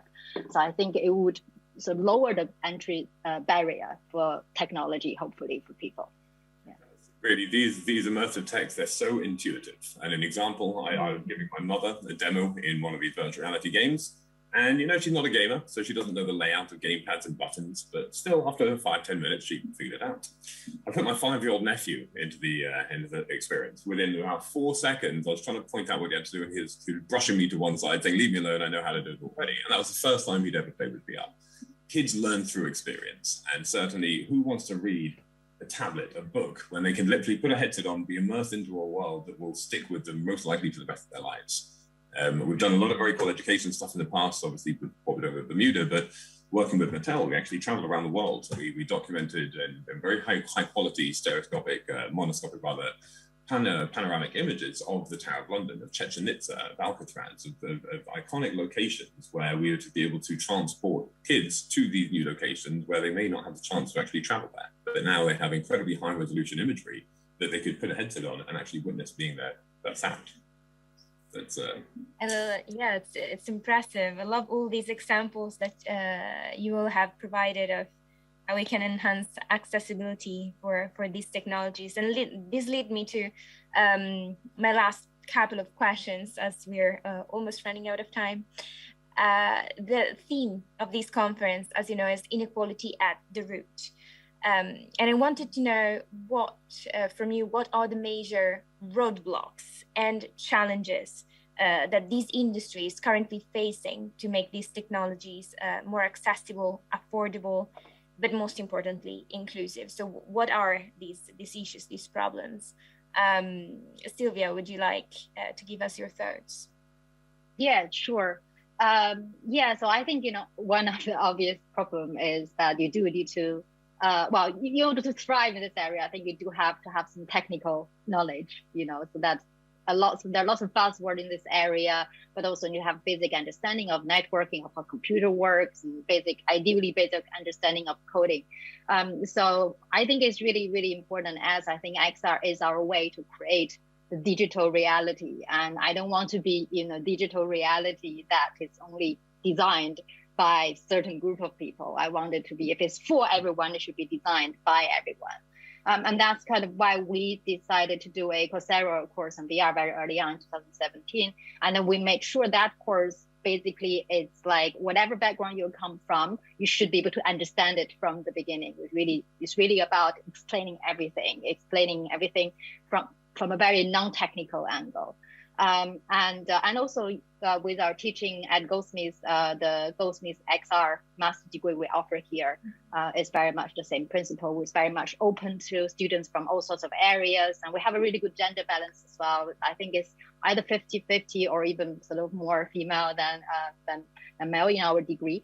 And also we really have a really diversified backgrounds of student profiles. We have like students from like media production, film production, architecture, psychology, really important. They're really making very interesting contributions because it's really reproducing real life, really involves understanding human psychology and then bringing that to VR. So I just think really the important thing is to make sure, as myself, as who teaches virtual reality, make sure the course is offered at a level that is really open to everyone. Yeah. Excellent. Ed, what's your take on what are the major roadblocks or challenges that this industry is facing in order to achieve inclusivity? It's a great question. There are a few things that I think drastically need to change. Simply looking fundamentally at the hardware, we've seen the headsets advance at a tremendous rate over these past few years. However, the compute power needed to drive them has not changed at all. You have two ends of the spectrum. You have devices powered by mobile phone processors, chips that were built to be a very limited form factor, create very little heat, last all day, and not have a huge amount of horsepower, effectively to power a mobile phone. The other end of the spectrum, of course, are devices like desktop computers and games consoles. Much more powerful, much more expensive, but traditionally very weighty and have to sit on the floor. And so if you're going to use a PC tethered VR solution, you're generally going to have a cable plugged into a mobile device. So you have to choose, do I want to have an untethered solution which has an underpowered processor and that ultimately compromises the immersion and the experience? Or do I want to have a tethered solution to an incredibly expensive device that increases the cost of entry and then limits the immersion by having a tethered connection? So neither, in my opinion, are the way forward. What we've been developing for some time now is a new category in computing, something we call a curve. After spending years of R&D developing self-contained VR headsets with companies like Samsung and NVIDIA and Valve and so on and so forth, we found a few years ago that coupling the compute power in the display was not the way to move forwards. And instead, what we need to do is to decouple compute power, to allow the headset manufacturer to commoditize their products, to make them smaller, cheaper, and lighter and more affordable to the public, to get to that point where you have a pair of Ray-Bans. The idea of putting compute power, sensors, batteries inside the displays, they're always going to be too heavy and they're always just not going to be a pleasant experience. The moment you could decouple the compute power from the display, you could build something that is both hardware, headset, and platform agnostic, build something with a hot swappable battery, build something that was dedicated to deliver this content at an affordable price point. And so ultimately what we've designed is a $500 computer that is effectively a desktop quality ARM-based machine. We've built this with NVIDIA and with the designers that designed a lot of Apple's key iconic designs over the past 20 odd years. So this notion of the hardware needs to change. You can't keep reappropriating technology to do something it was never meant to do in the first place. And with that in mind, I think as and when you have devices that are built from the ground up to do one thing very well, and they are both affordable and accessible, then this is, in my mind, what's going to be a catalyst to get this technology out even further. So this is our main focus. It has been for the past year and a half now, after we realized self-contained VR headsets were not the way forward. Excellent. Now, I wanted to go again a little deeper on the inclusivity matter. Research shows that the algorithms behind AI and immersive technologies have their own embedded biases that are not representative of the needs of women, people of different races, religions, financial backgrounds. What are the ways in which we can make these technologies more inclusive and representatives of the world's diversity from a design stage, and how we can enable more inclusive usage that empowers these diverse communities to apply them to help solve their unique challenges. So thank you for telling us, how you managed to create, these devices that with an affordable price are now able to be used, and they can, spread across the globe and more people can purchase them. But I wanted to understand better, how we can include these communities and women, people of color, etc., from the very beginning of the design stage of these technologies. Dave, would you like to give us your thoughts? Yeah, I mean, we recently finished a project actually, which was it was actually funded by Sports England, and it was to help BAME women get active after things like COVID. And we've been using body tracking algorithms, and from those we can see, and there is, as you say, research that shows that a number of tracking algorithms of humans are actually work better on a subset of people, i.e. white males, because that was predominantly the people developing it. So, you know, it is something where we want to go back to the beginning, and actually the teams that are developing tracking algorithms and other immersive technology, we really want those teams to be diverse, so that gender, body shape, race, etc., are kind of taken into account. But also we need to, you know, while we're striving for that point, we need to ensure that when technology is tested, it's tested across a broad range of different types of humans. And so that really, you know, will help make the software that's enabling all this immersion be more robust. So there are issues there, and we do need to solve them, and we need to solve them at a systemic level. There is some good news, I think, though, because if you look at metaverses, and you know, Facebook announced their new working metaverse recently, we represent ourselves as avatars, and actually, I think the fact that we may find that we're representing ourselves as avatars in the future might level the playing field a bit, because it doesn't. We can remove some of the sort of social biases that we might have, or subconscious bias that we might be inherent within any of us, by the fact that we're represented within a set of avatars, and we're not exposing to different people exactly who we are, where we are, etc. We have some sort of choice around that, and I think that may actually have some positive effects as well. Excellent. Sylvia, would you like to add your point of view? Yeah, sure. So I actually want to mention a project we did together with Dave. It was funded by Innovate UK and has Maze Theory as a partner as well. So basically, we have the funding to develop AI-driven characters for one of the VR games Maze Theory was developing. And I think when we were likely to be involved at the very design stage of this game. And our idea is basically, instead of using sort of, you know, immersive and AI, all these things, to kind of looking at traditional game mechanics such as shooting and killing people, which is probably one of the reasons I'm not a gamer. We're thinking, hey, can we actually use VR, immersive technology combined with AI, to find a different game mechanic? So we decided to look at something called social engagement as the game mechanic, right? So social engagement could be when we are having a conversation. I am talking here, I can easily tell which one of you are listening because you're all looking at me, you're nodding, you're in sync with me, right? So these are actually features we can quite easily capture using VR headset in real time, right? Because you're wearing the device, you have your hands. I know in VR how much you're moving your body. If you're nodding, it's quite easy to detect. If you're talking, we can pick up it from the microphone.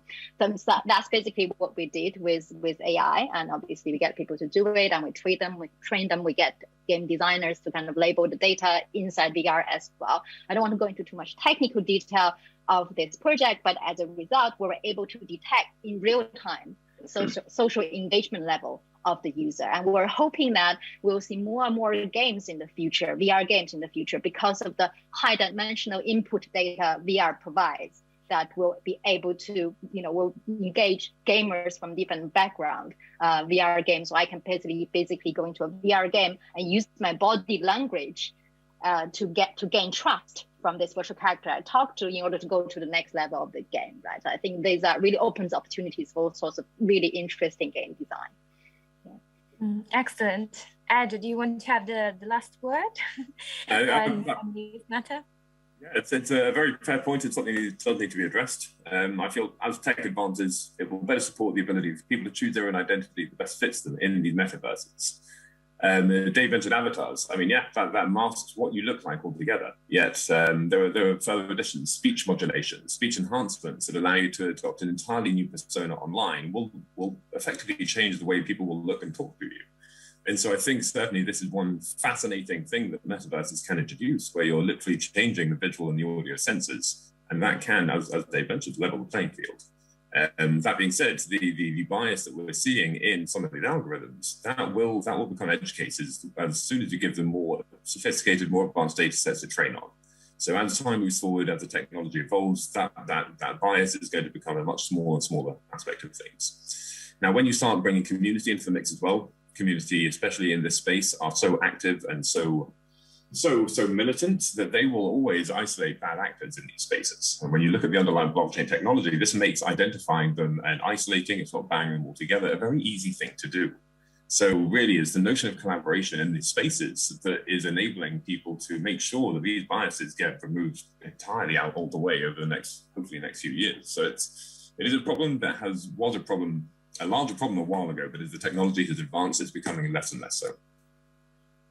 Thank you for these wonderful insights. So we have reached almost the end of this wonderful conversation.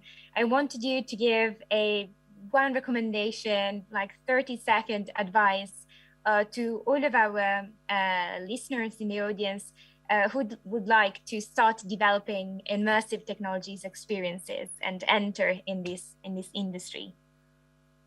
Dave, what would be your one advice? Go for it, do something. You know, there's a lot of, as Sylvia said, there's a lot of courses out there. I think get some training, but actually having experience in a certain field in life and then learning about how to create immersive experiences, that's a great partnership for you. So yeah, just get out there, do some training and make something. And you know, as Ed says, things like NFTs are leveling the playing field in a number of different industries. So you know, go for it. Wonderful. Sylvia, what would you suggest to our audience? Yeah, sure. It's just like, you know, no matter what your background is, you know, get involved. And I think I teach lots of students VR, and I feel no matter where they're from, there's always something for me to learn also from them. So, you know, really, no matter what your background to date is, come join us. There is something unique about you. You will be able to contribute. Yeah. Great. Edward. So yeah, again, to reiterate, just start learning about these emerging technologies today. The beauty about emerging tech is it's emerging. It's not already fully documented, fully out there. There are no templates, there are no manuals. You just figure it out yourself. And this is what I love so much about this space. There's now a very bright future for young people to look forward to with digital assets. So for those who are somewhat interested in following the process, as mentioned, we're now developing a collaborative metaverse with the support from the community. And this is a project that's being built by some world-class experts from ex-Disney, ex-LucasArts, people who know what to do. With that in mind, I would urge anyone who wants to take a part in this community to watch how a metaverse space gets built from concept to completion, to come and join the frogland.io community. And from there, you will be able to work with some incredible individuals who are building this next generation metaverse, done in an entirely collaborative capacity, where no one member of the team is in any one same location at any one point in time. It is an awe-inspiring project to watch evolve. The breakneck speed these digital asset spaces are moving at, to me, means no corporation will be able to keep up with the innovation that collaboration is able to produce. So if nothing else, check out frogland.io and watch how this new generation of metaverse, this new Pangea metaverse, is about to start taking over the digital asset world. Well, thank you everyone for your valuable insights. I'm sure that they've inspired our audience to join the immersive technology revolution. Well, that is all for now. Thank you to Ed Mason, David Rainyard, and Dr. Sylvia Xueni-Pan for this enlightening conversation. I will invite you now to check out our next talk on the Future Academy, and explore the wonderful virtual platform where the Creative Industries and Digitization of Trade Forum is hosted. I hope you all have a good day. Thank you for listening.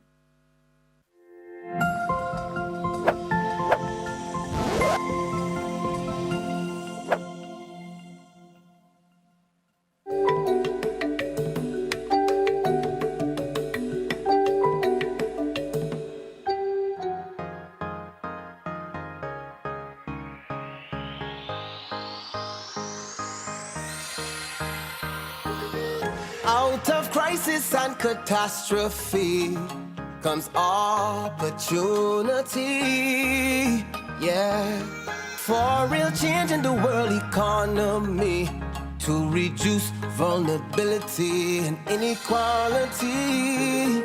So we coming together virtually to expand opportunities for developing countries. At UNCTAD 15, we're solving trade issues, youth issues, and gender issues too. Civil society and creative industries are part of the call to bring prosperity for all. Small island, big ideas, much more than the beach. Small country, big reach, touching the world virtually. We might be small, but proud people standing tall. Creative and hardworking, we bring Barbados to you.